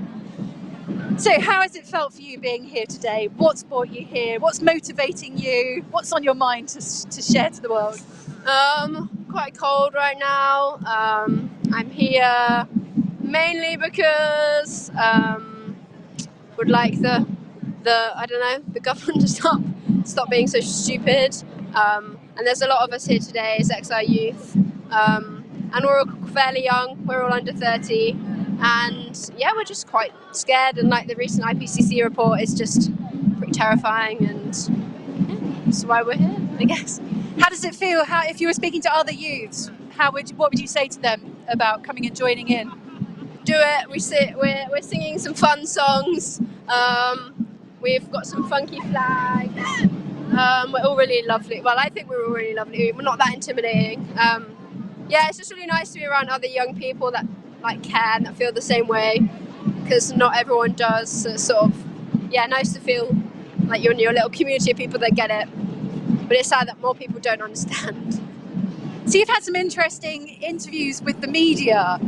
Can you tell us a little bit about your most latest interview that you had? Yeah, I was interviewed by Julia Hartley-Brewer from Talk Radio. She was speaking about the other campaign group, Just Stop Oil, and I think XR is part of the coalition or something. Yeah, she was sort of. Yeah, well, she was basically denying the IPCC report. And funny enough, on that day, she interviewed me at like 7:50, and later on, the IPCC, the sixth assessment IPCC report, the fourth section, or the third. Oh gosh, yeah, third section. It's the mitigation report. It came out like later that day. And yeah, she was just sort of denying it, and it was a bit weird, to be honest. And I was sort of like, do you not understand? Like, are you scared? Are you like stupid? I don't know. But later, a friend sent me a website, and basically her husband, or like her sort of, the Hartley-Brewer, it's like a I can't quite remember the London investment company, and they're basically their clients are BP and Shell and JP Morgan and Chevron. So then I was like, okay, so you're very smart in the fact that actually you're not saying that you're not legitimising the IPCC because you're paid by BP and Shell, so quite clearly you're not going to. And that was quite interesting, sort of like after the interview. But in the interview, it was just very weird. She was sort of denying it, and then she's got a 15-year-old daughter, and I'm 17, and I was like, surely, like, you get it. But yeah, no, she. You did an absolutely exceptional job in that, like communicating the science. You had all the facts there. You looked like the smart one, and it's really interesting now to hear what you've told me there about the vested interests, and that now makes sense. After, and it was like, it just sort of made a lot more sense, I guess, because it didn't make sense. But I was like, surely you're smart. Like, you've got a degree at Oxford, and yeah, it's just because she's paid, or I'm not sure. I need to do further research, but either she's paid or her husband is. So there's like links, which is quite interesting. So you've been involved in Just Stop Oil. Do you want to tell us a little bit about that? I haven't actually been involved. I've had COVID since. Yeah, so I stopped having COVID on Tuesday. So that's why I did the spokes interviews. But yeah, I've now come here because I don't now have COVID, and yeah, it's been really a nice day. But yeah, many people have been doing it. I'm not sure how many people have been doing it, but quite a lot. And it looks like they've been doing sustained, like, civil resistance for. Is it Saturday today? So 9 days. 9 days. Yeah. Which is pretty crazy. It'll be interesting to see what happens next, I guess. Yeah, I think they've had quite a big impact, and I hope that, yeah.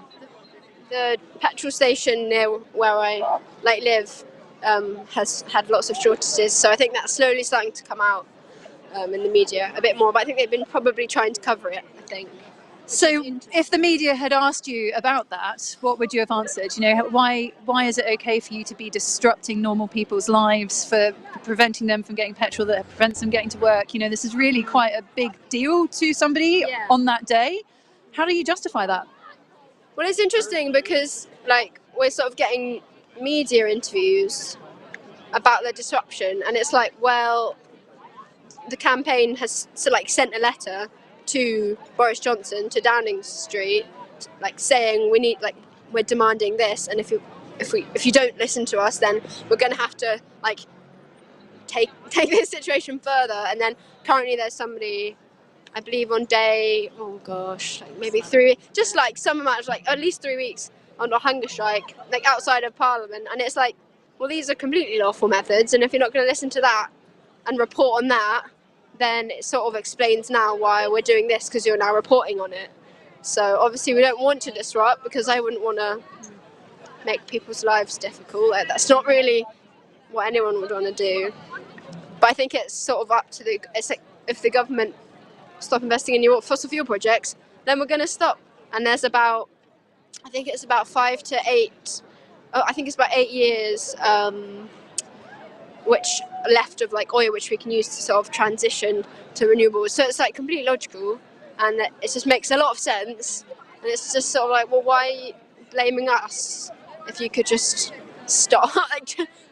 No, it is as simple as that, and we do just need to stop it. Yeah, and it's nice that different groups are kind of coming together in the coalition, because there's quite a lot of, like, you know, what the media thinks about all these groups, but in the end it's like, yeah, but, like, the fossil fuel industry is horrible and it's killing people, like, right now, like companies like Exxon, and which is, I think, mainly most of the targets have been hit so far. It's like, it's killing people right now, it's going to kill, like, us soon, but just because it's not happening right now here, it doesn't mean it's not happening. And it's kind of annoying that the UK are quite, like, UK centric. It's like, oh, well, it's not happening here, I don't care. Well, don't you care about people that are dying right now because of oil extraction? Like, that's a bit weird. Like, do you not care about people? What's this? So yeah, it's good that people, like, whatever groups they're from, like, whichever group they're from or whatever they do, it's important. It's nice that we're all kind of focusing in on one thing. Yeah, Greenpeace this year, they've got their Get Off Gas, Extinction Rebellion, no new fossil fuels, Just Stop Oil, obviously Just Stop Oil. And then there's Stop Cambo, which sort of campaigning. I think like no new oil fields now, because there's Cambo and then there's Abigail, and they're sort of a group that like they're not doing like the direct action, but they're doing the campaigning, and so it makes sense if you can't get arrested or if you can't put yourself in like that position. And there's other groups like Stop Cambo who are doing the kind of writing to the MPs, and like it's all really important. So it is. So there's lots of ways in which you can get involved to help to stop fossil fuels before it's too late. Oh, thank you so much for giving us your time there and sharing your experiences. Thank you. Have a good evening. Yeah. Well, it's gone quiet. I think we asked the young people to sing us one of their songs. Yeah. Can you sing some of these songs? Do you want to ask if they'll sing some songs? Saturday! I try every one of you fucking handwritings and leave you there, you shit! Are you still on? We're still live. No. Well, that would have been interesting just to have captured there. Was a member of the public that came past not so politely telling us to go and get a job and that he's not impressed with what we're doing. But, you know, eventually everybody's going to understand, everyone will realise, and I really hope that it's not too late by the time that they do. Have you got... Are you eating? Oh, great. They've just got some food though. So this is XR Youth here. They're having some dinner provided by the wonderful Hare Krishnas that always come down and feed us at these actions for donations that you can afford. Is Etienne ready for an interview over there? Are you ready for an interview? Do you want to go? No. Okay, stay with me then. I'll take you around Trafalgar Square. Oh, okay. Baby, baby, baby, oh, I thought you'd always be mine, mine. Baby, baby, baby, oh, like baby, baby, baby, no, like baby, baby, baby, oh, I thought you'd always be mine, mine.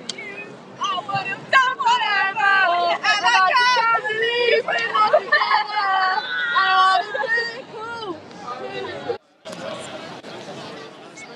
Hey, hello, we're back again. Just taking it easy now. It's the evening. Time is it? Just 7:10. A lot of people have been here. We started marching, I think, just after midday. So we've been going out for a few hours. We've been trying to make ourselves unignorable. And that's where we're at right now. You know, our governments have left this crisis, you know, without doing anything for probably over 30 years. Probably this issue has been known about for a very long time. And our government has left it basically until far, far, far too late to get a hold of. And that's why we need to make ourselves unignorable. The concept of non-violent direct action, this idea that if we can get enough people who are willing to put their bodies in a line, risk their liberty for what they believe in, if that concept has been proven over the history to create the sort of rapid changes, the massive changes that we need at the speed that we need them. So XR's non-violent direct action, what we've been seeing today, what we're seeing here now is people saying, we're not standing for this, we're not happy, we're not gonna just let our government burn our future up for us. We are not gonna let these fossil fuel companies, who we know are not acting in our best interests, we're not gonna let them just carry on doing their stuff. This is outrageous. And these people here, they're calm, it's mellow, but they're serious. You know, we are serious. This cannot stand. We cannot let our government make decisions now that are going to mean the end of organised civilization on this planet, which is where we're headed. You know, at the moment, the empty promises, let's be clear, in COP26, that were made at COP26, add up to a 3.2 degrees overheated world. 3.2 degrees is far too much. It's going to be the lives of millions of people. It's going to be the displacement of millions of people. And the way it's really going to affect us is that we're going to have like problems with our food. There's this prospect of what's called multi-breadbasket failure, where basically all around the world where our food is grown, mostly in the tropics, those places start to become too hot, too dry to be able to grow food. The people living there are too hot, can't grow their own food. And that's a big problem, because once those breadbaskets fail, we are all of a sudden having food shortages all around the world, and society we do not have the resilience to be able to handle that. So we need to change course urgently. We need to change course in a very significant way. We are entirely reliant on fossil fuels. Our economy is a fossil fueled economy. But we are getting the messages loud and clear now from the United Nations, from the International Energy Authority. You know, just from our own, we can see it. We can see what's going on if we watch the news. We're getting the message that this has to end. We have to rapidly transition away from fossil fuels. We have to change to a sustainable way of living that is not going to destroy our planet's ability to support life. That just does not make sense. And although, you know, you might be thinking it's all going to be all right, our government just does not have a handle on this. Our government is not doing its job. It's far, far too closely associated with these companies. These fossil fuel companies are basically a completely infiltrated government. You know, people probably remember at COP26, the biggest delegation was the fossil fuel companies. Out of all of those people in that COP26 negotiation, they were outnumbered by the fossil fuel delegates, who were basically squirreling and worming away their own personal agendas, their agendas of their companies, which is in direct, you know, opposition to what is good sense and good ideas to keep our planet alive. So, you know, these fossil fuel companies, they don't have our interest at heart. Our government is far too close to them, and that's why this period here of civil resistance that Extinction Rebellion and the Just Stop Oil Coalition are involved in is demanding an end to the fossil fuel economy. Right now, the International Energy Authority has said, in fact right now, it was last year, they said we cannot have any new, we do not need any new fossil fuel investments in a 1.5 degree pathway towards a 1.5 degree overheated world. And let's be clear, you know, lots of people say 1.5 degrees is what we want. But 1.5 degrees is going to be very, very tough for a lot of people around the world. We're at 1.2 degrees right now, by all accounts. And 1.2 degrees is causing misery all around the world. It's causing big, big problems. It's ruining people's lives. 1.5 degrees is going to be worse, but every fraction of a degree is worth fighting for. Every little bit that we're going to heading towards, we need to try and slow things down. We need to try and stop these fossil fuel companies getting away with the destruction of our planet. So that's what we're here for today. This is Extinction Rebellion. We've got this idea, you know, and it's an idea, let's be honest, we're not sure, but in history it's worked over and over again to make these big changes. We believe that non-violent direct action is a powerful tool, and it requires lots of people. So if you're out there just thinking to yourself, you know, watching the news, oh man, this is rubbish, you know, seeing fires, seeing floods around the world, seeing, you know, droughts, all of this stuff, and you're just thinking, you know, what can we do? Come along, get involved with Extinction Rebellion, go on our website, find out more about it, read up on some climate science. There's lots of really good, just the other day, there was a guy called Peter Kalmus, who is a NASA scientist. He was involved in an action that was basically to draw attention. The scientists were rebelling. He chained himself to one of the fossil fuel banks in the United States, to the point, I don't know if he was arrested, but he was out there saying, you know, we are desperate.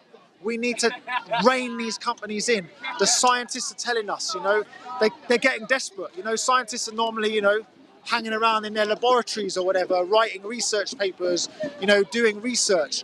But now scientists are coming out and saying we cannot carry on like this. They're willing to get arrested. They're willing to put themselves out there to say, you know, we need to stop this. And it is the fossil fuel companies. You know, we're not saying, you know, these fossil fuel companies are, how would I say the word? You know, there are people making these decisions, but it's got this bizarre kind of insane logic and momentum that just says, you know, that just means they're keeping going, even though we know it's not going to end well for any of us. So these fossil fuel companies, we've got to bring them to heel, and our government has got the tools that it needs. We know, you know, we saw during the pandemic, if it wants to, the government can change the way we do the economy like overnight. They can pump millions into here, take millions out of stuff, move things around. But our government refuses to do that, and it's because it's too close to the fossil fuel industry. So what we need right now is we need a Citizens' Assembly. We are asking for the Citizens' Assembly to be formed immediately to start making a plan for a just transition away from fossil fuels, away from this fossil fuel economy onto a safe course. Well, I'm going to keep walking around. We're going to try and find someone to chat to, because, you know, the thing about Extinction Rebellion, oh look, there's actually a game of cricket going on. This is kind of interesting. So this is, let's just watch what's going on. It looks like Doctors versus XR, really. Is it Doctors versus XR? Here we go. Oh, nice. Oh, fumble on the boundary there. Oh my word. So yeah, And this is an interesting thing here because, you know, we are also saying, you know, sports people, influencers, athletes, all sorts of people who have an influence in society, the people who we look up to, the people who we think have a voice, you know, these people who we see on the internet who've got influence, who can just say something and all of a sudden things happen. We need them to step up now. We need you all to step up and say, look, our planet is on its way to a path to destruction. And we need people to talk about it. We need people to have these conversations, and we need people to step up. And this is one way of doing it. Come and join us on the streets. We're here until the 17th of April. Get involved and catch you soon. And I'm going to pass over to Laura right now. Zoom meeting. Yeah. Oh, cool. Thanks for doing this. I thought it's just going to be so difficult with kids, so. But you've enjoyed it? Okay, thank you for joining us here amongst the hopscotch of XR symbols on the floor here. And some of our youngest fans here. Do you want to tell us your name and your age and why you're here? I'm Eva May and I'm 8 years old, and I'm here because I'm worried about the climate crisis and that the world is just getting destroyed and everyone on the planet's getting destroyed. Even the animals in the rainforests are getting cut down and all the forests. And the governments and big businesses, they're just destroying our world and they're not even thinking that they're going to die too. They cut down on the trees and stuff because there'll be no oxygen. But there is also a possible better planet where it's a better life and everyone is happy. And there's more forests and lots of animals. And no one is just dying, not because of old age, like because of natural disasters. Wow, you are very clever. You know a lot of information there. If you could give a message to our government, what would it be? What? If you could tell our government what to do, what would you tell them to do? What do you think they should do? First, the government, they should stop what they're doing, like cutting down the rainforest and using fossil fuels and exploring the oil fields, and just they only care about making money. Then they plant more trees and make more homes for people because the houses were being washed away, and then help some more animals breed so we can just get our world into a better world. That sounds a brilliant plan that you've got there. Well done, thank you. Have you enjoyed your time today? Yes, except for it's very tiring, and I just went on a residential of 3 days and we couldn't really get to sleep on the first night because everyone kept hearing noises and said I didn't do that, and then at one part we all woke up and then we had a pillow fight sort of thing. Then Miss Crowther came in and said it's 5 to 11, so we need to get to sleep, and I didn't really get any sleep. Brilliant, but you had a lot of fun. Have you been having fun doing hopscotch on these XR symbols? Do you want to do a bit now to show us?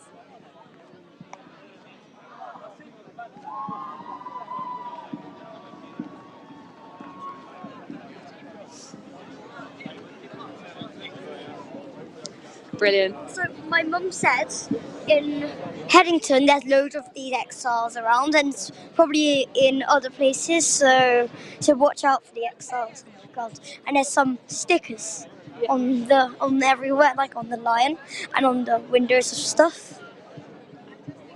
Yeah, and so everybody should see that symbol and want to come and join in. Come and join us with Extinction Rebellion. Other groups, not just Extinction Rebellion, there's all the ones, I can't really remember any of them. But you can join any group and you'll be doing the best that you can to try and help force the changes. Brilliant, thank you so much for speaking to us. It was really wonderful to hear from you. And there you have it. So the 8-year-olds know what this government needs to do. They know what the problem is. They know what the solutions are. Let's listen to the children. We're going to just wander over here. I've got a few more people lined up to listen to. It'd be wonderful to hear from. So, are they still over there? Are you ready? Do you want to speak? Hello. So, what is your name? What brings you here? What's your message?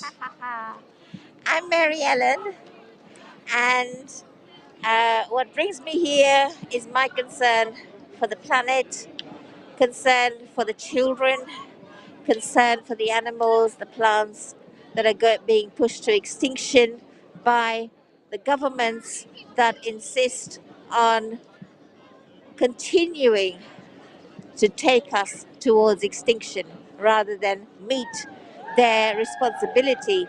Our government, for example, has declared a climate crisis, but what have they done?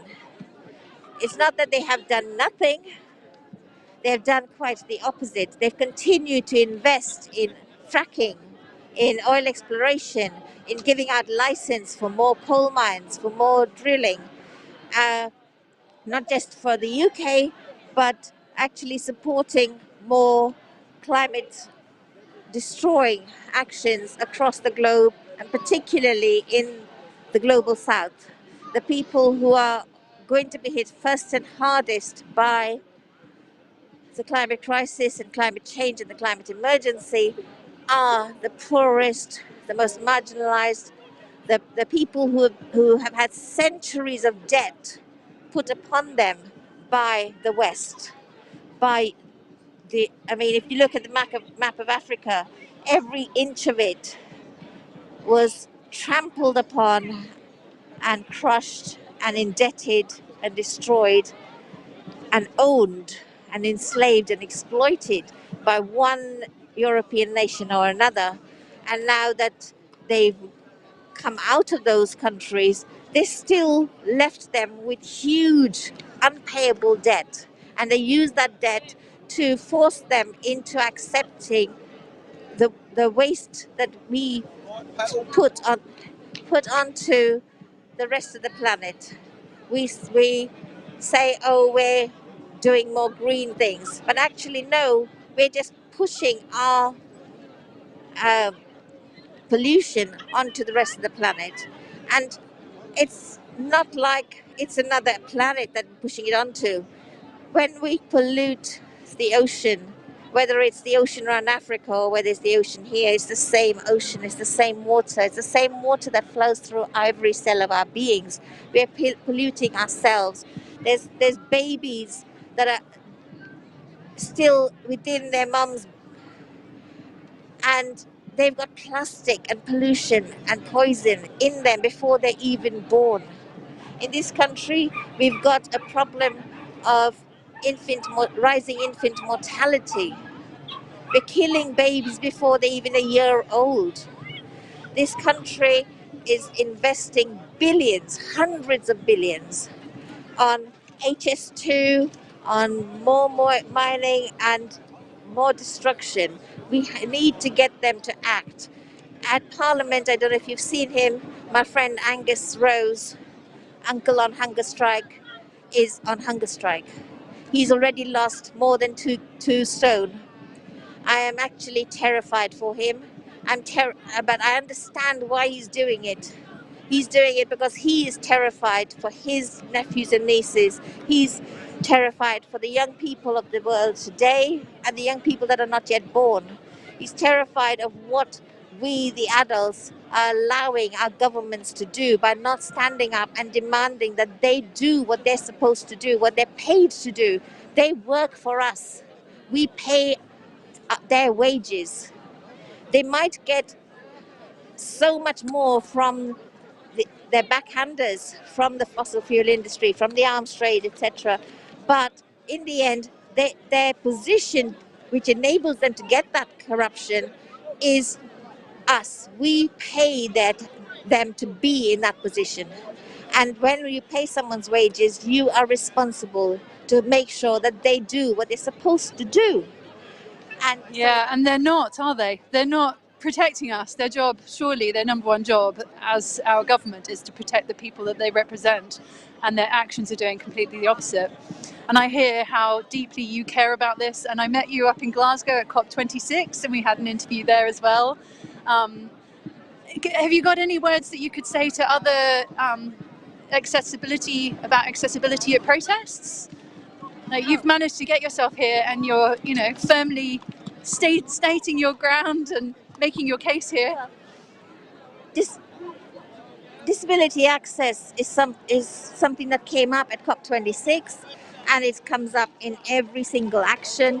Disabled people struggle to get anywhere because our public transport systems are not accessible, our roads are not accessible, our pavements are not accessible, the government's attitude to us is not accessible.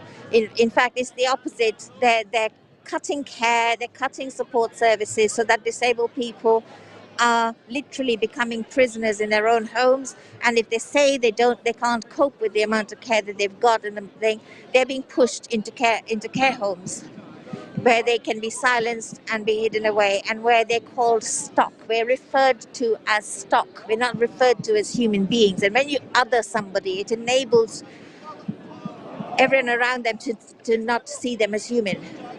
When you dehumanize somebody, you don't include them. When it comes to the climate crisis, it terrifies me that disabled people are the last to be considered in how do we deal with informing people if there's a crisis, if there's a fire, if there's a flood. You're not allowed to use the lift, so you're stuck if there's a fire.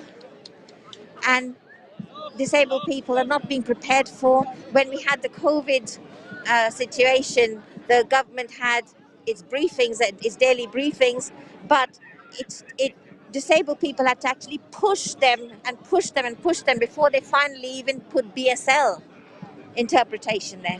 Just shows how much they totally disregard the fact that we are human beings. We deserve to know the truth too. We deserve to know what risks and and dangers we're in, so that we can actually be prepared. And yet disabled people, whichever community across the globe, whichever community is hit by climate change, the people within that community who hit first and hardest are disabled people, people with disabled children, just people with disabled elderly relatives. If there are other disabled people watching this, what advice can you give them as to getting involved in climate activism? Do it. No matter what it takes, be here, be on the streets. If you can't be on the streets, be online, be within your communities, go to your churches, go to your streets, go wherever you've got to go, and do it. Tell people what it feels like to be excluded, what it feels like to be left out, what it feels like to be left out of the government's planning and provision for emergency situations. Do it, because it's only going to get worse. And the only way we can stop it getting worse is to actually stop them. Thank you so much for finding the courage to come up here and the determination to get all across the country to come to these protests and to speak out on behalf of everybody and all of life. And you do so passionately. Thank you. It's a pleasure again. Etienne, we can hand to Etienne now. Okay, and we'll hand back to Etienne.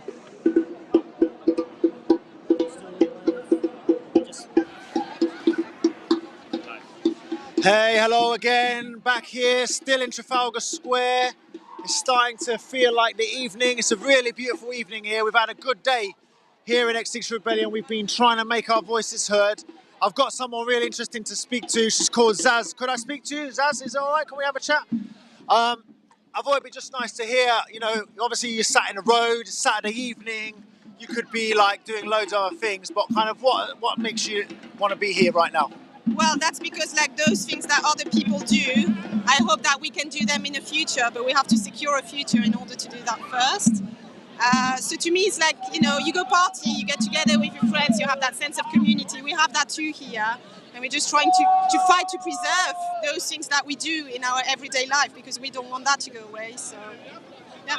And so, you know, this is the interesting thing, you know, we're like, we believe, you know, I believe in this, you know, this beauty of people, you know, and what it's, you know, we're trying to preserve things. We're fighting, really, we're non-violently fighting to keep, you know, some semblance of future, because the future we're headed to is horrible, and I think that's certainly on my mind. Yeah, no, it is. And I think it's quite important to say, like, we keep talking about the future, but that's the reality for a lot of people right now in many places around the world. So I think we have a duty, like we are quite kind of privileged here in the UK, that for now, like, we are starting to feel the effects of the climate crisis, but that's been a reality for people around the world.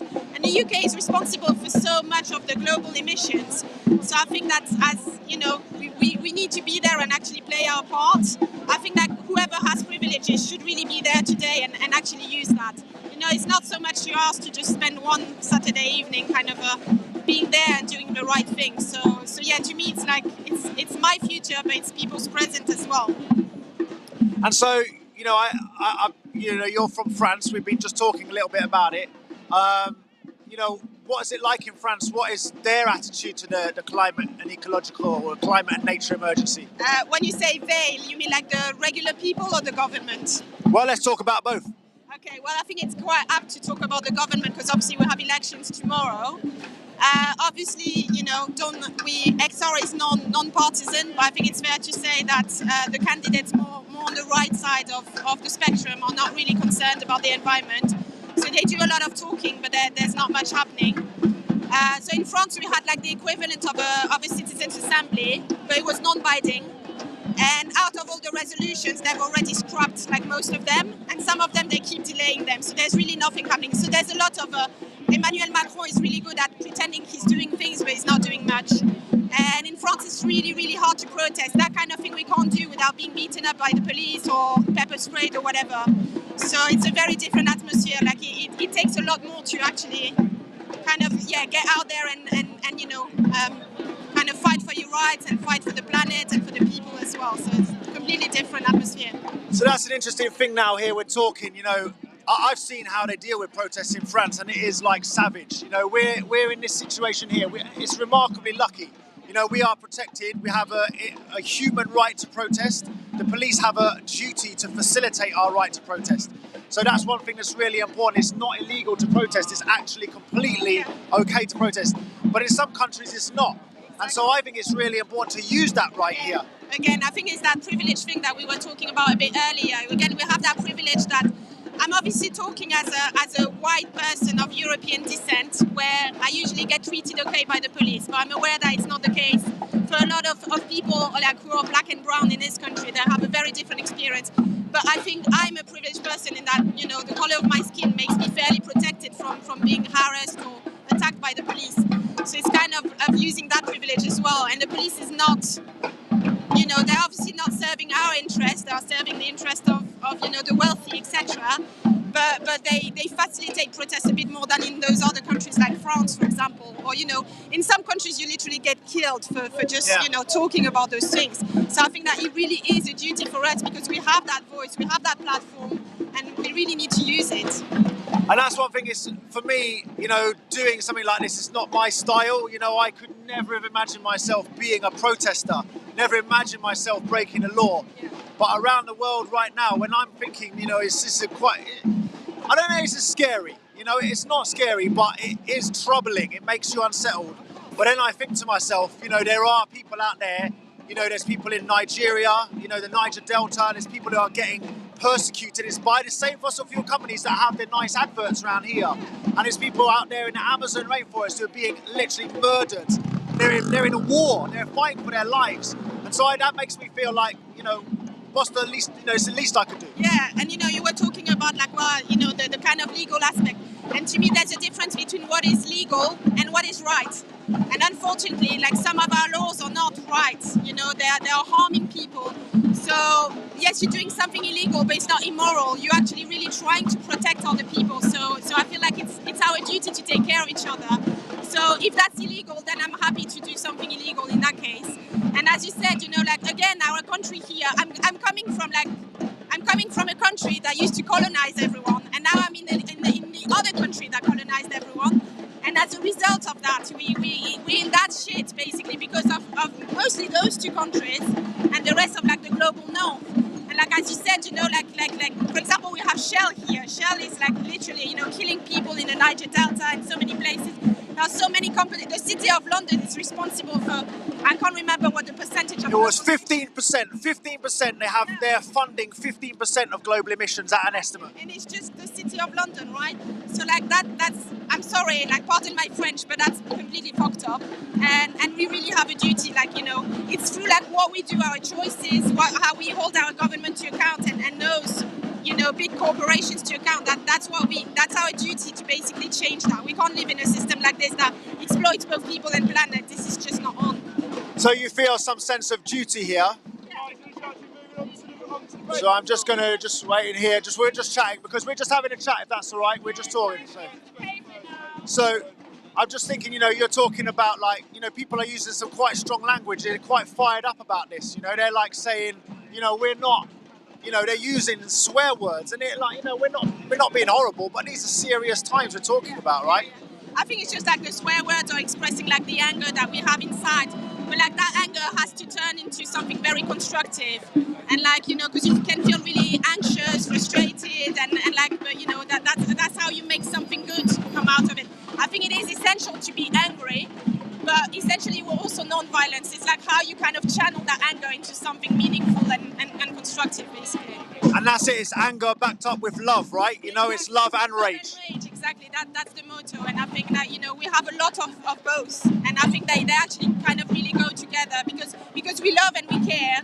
Then obviously what we see, what is being done to people and planet, like, you know, fills us up with rage, but then we use that to try and change that, you know, for that to never happen again, basically. So I just wondered if you would share, and I'm going to share what I just felt then when the police came over. I was very anxious, you know. The police come over and they're giving it the big chat, you know, and they're saying we need you to move out, and this is against the law and all that. And it's not comfortable. But we, you know, actually they went away, and now they're off talking to other people. And there is, you know, when we do an Extinction Rebellion, we do what's called non-violent direct action training, where you learn about the methods of the police to try to understand it. And it makes you feel a bit stronger, because that wasn't comfortable, but yet we're still here, and our voices are still being heard. Yeah, so I facilitate some of those sessions, so it's good for me to actually put them in practice a little bit. And I think it's just like challenging that power. We have nothing against like police as individuals, but at the end of the day, they are enforcing the law, which I was saying is basically not moral. So I think it's just constantly challenging that and saying, okay, well, you know, I'm doing this for a reason. It's not because I like, you know, pissing off people or whatever. It's actually really because I want to be, you know, I want to make a change. So I can't just obey the orders.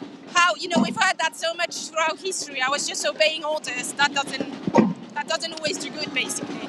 So yeah, I think we need to challenge that. Like, it's like, why are you asking me to do that? Is there a valid reason for it, or is my cause and our cause more important? And I like what you're saying there, that word challenge, you know, and we're using this word, this rebellion, we're talking about resistance, you know. It's no longer, we have to challenge, we have to push back against this. It's insane. Yeah. It's insane. We are letting, you know, unless we're out here, we are letting our government get away with the destruction of all our future. Exactly. So, like, you know, it's literally, again, it's coming back to the kind of moral duty of having to, like, you know, at the end of the day, we are meant to be in a democracy. But a democracy is not about, okay, I'm going to elect some people and then I do nothing for 4 or 5 years. Like, it's a participatory democracy. So we need to hold those people to account constantly. When they are doing some things that are harming us, it's our duty to kind of rebel against that and actually challenge that attitude. It's like, they are here to serve us, we're not there to serve them, but right now that's the other way around. And the governments and corporations, like, it's not even a revolving door anymore, it's like a fully open door. And like, we can't let that happen, because the interest of like private companies is not the interest of the regular people. And we really need to challenge that all the time. It's not because you are in power that you have the right to do everything that you want, you know. At the end of the day, they are meant to represent and serve us.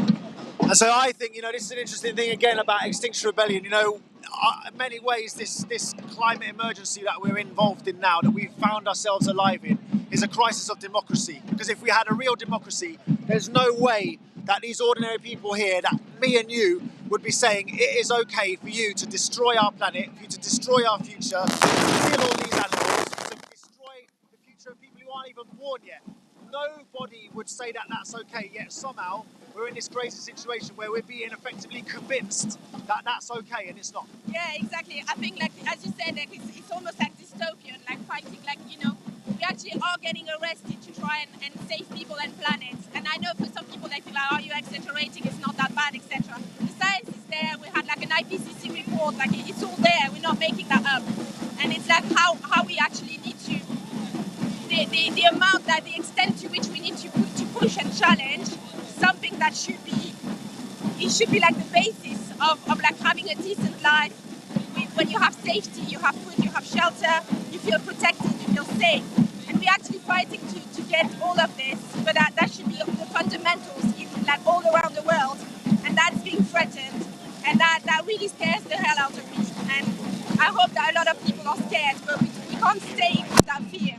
We need to take that courage and just really, you know, kind of get over that and say, okay, well, I can't hide. We can still fight it, we can still mitigate, we can still help people, we can, you know, try and really make it, yeah, you know, change the future, basically.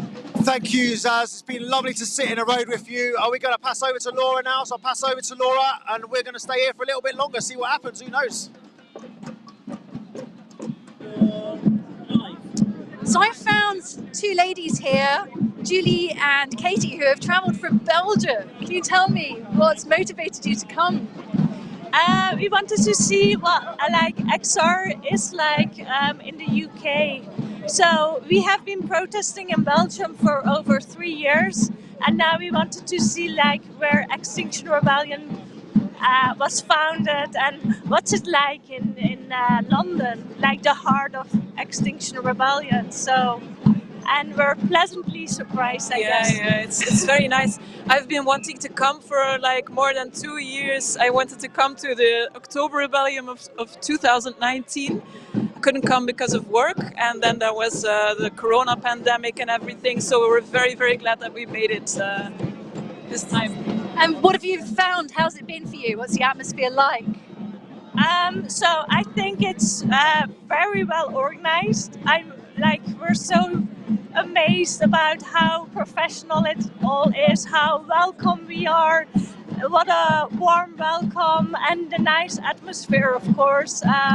Yeah, it's been a long day, but like an amazing day, and especially also all the artwork has been so nice to see. Yes. Yeah, we were very impressed, you know, like all the time, oh, look at that, look at that, look at that, taking pictures. And yeah, the atmosphere was just amazing. It was with the drums and how energetic also, and yeah, really amazing, but very intense too. So, how different is it protesting in Belgium compared to here? Who wants to go first? I think it would be very, very difficult to do this kind of thing in Belgium. Last time we were arrested when we had a large action in Brussels. We were arrested even before we could carry on with the action. So we were stopped and searched, and then someone found, you know, like a flag on someone of our group, and we were taken in just for carrying a flag. So yeah, I don't think this would be really possible right now in Brussels for us. Yeah. So it also shows how important it is to kill the bill, because like freedom of protesting is everything. It all starts from there, and in Belgium we don't have that freedom anymore, and we were arrested with 136 people before the action started. So we are being squashed in Belgium, so it's very, very important to make sure that you fight for your rights. Yes. Keep doing what you're doing, and please keep coming in large numbers. We really, really, really need you. Yes. Thank you so much for making the effort to travel here today, and I'll let you get back and recover so you can enjoy the next few days of your experience here in London. We'll be back tomorrow. Woo, great. Slaap lekker. Oh, thank you. So the police are starting to move in and give warnings to people that it's time to move on. They're starting to come in increasing numbers now, and have a question. Yeah. We're from Belgium and we would like to talk about the topic of the climate change in the media in Belgium. Would it be okay? For a very short bit, you want to speak about the media? Yeah, I think the climate change. So have you travelled here specifically for this, or you're here on holidays and we're seen more that like this on a is school trip, but we saw the protest. We think it's really good, and we would like to say that the media should include the climate change more in Belgium. They only talk about like not serious stuff like Fortnite skins, the new map of Fortnite without Loot Lake, and like it's true. it's more like not good because nobody likes Fortnite anymore. Everybody plays Apex Legends, and climate change is very, very important. He showed me the Arctic Circle of Death. We can see the sun on there, like all the 4 months, all 4 months. And no, it's serious. It's serious. Guy. He's gone. He says there are 12 months, but I thought they're like. Does the climate crisis scare you? Like you have a good understanding of it, and I think educated on it in school. We're from Belgium, and maybe our country will get under the water. My head is under the water. do you know when that's predicted to perhaps happen? They're like 2 months. 2 months. Yeah. Hopefully. All right. Thank you. We would say that hopefully the climate change will increase because it would help the nature very much. It will. And Fortnite would be more popular than Apex Legends. Yeah, I have an 8-year-old son. I know how Fortnite rules. Real Fortnite. Real Fortnite. Thank you. Thanks, chaps. Thank you. All right. Yeah. So we're still live. Yeah, well, look, it's been an interesting day, right? I've had lots of interesting interviews. I don't know, I hope people out there have been enjoying it. I think it's been an awesome day, basically. The sun's been shining. There's been a lot of people. We've made sure people know that we're here. We've made a bit of a nuisance of ourselves, but that's really what we're about. You know, Extinction Rebellion is trying to make sure that our voices are not ignored, and that means shaking the tree a bit. That does mean, you know, disrupting things. It means getting in the road, sitting down, sometimes stopping the traffic. But we're in this emergency situation and we have to act, you know. So I think we've done a good job today, but we've got another 8 days more. I don't know what you think, but you know, we've got to get this message through. Our planet is being killed by these fossil fuel companies, by the ineptitude and corruption of our government. We have to make sure they know. So we're going to basically try and stop them. We are here in resistance, peacefully, but seriously and determinedly. And I think it's been good. What about you? What do you say? I have interviewed so many interesting people today, doctors, scientists, all of whom have welled up when they've been speaking. There's so much care and love and energy. Like it's such a mixture of emotions being here. We've spoken to people who have travelled from Belgium, from far and from near. It's been, wonderful, colourful, musical experience as always, but at the end of the day, it is all about getting the important message across, and XR's demand at this rebellion is that the government end all new fossil fuel subsidies, licences, and no new investments. No new investments. And come to Hyde Park tomorrow, 10 o'clock. At 10 o'clock in Hyde Park, we're going to be having non-violent direct action training. If you've been watching this and you're fed up of standing on the sidelines, come down. Don't be a bystander. Come down to Hyde Park, 10 o'clock. You'll get training. You'll find people to hang around with, and we'll spend the day doing something important. This is right now. This is the time. We're at this time in history. We need you. I'll see you tomorrow. Good evening from me, Laura Baldwin, and good evening from Etienne. Bye.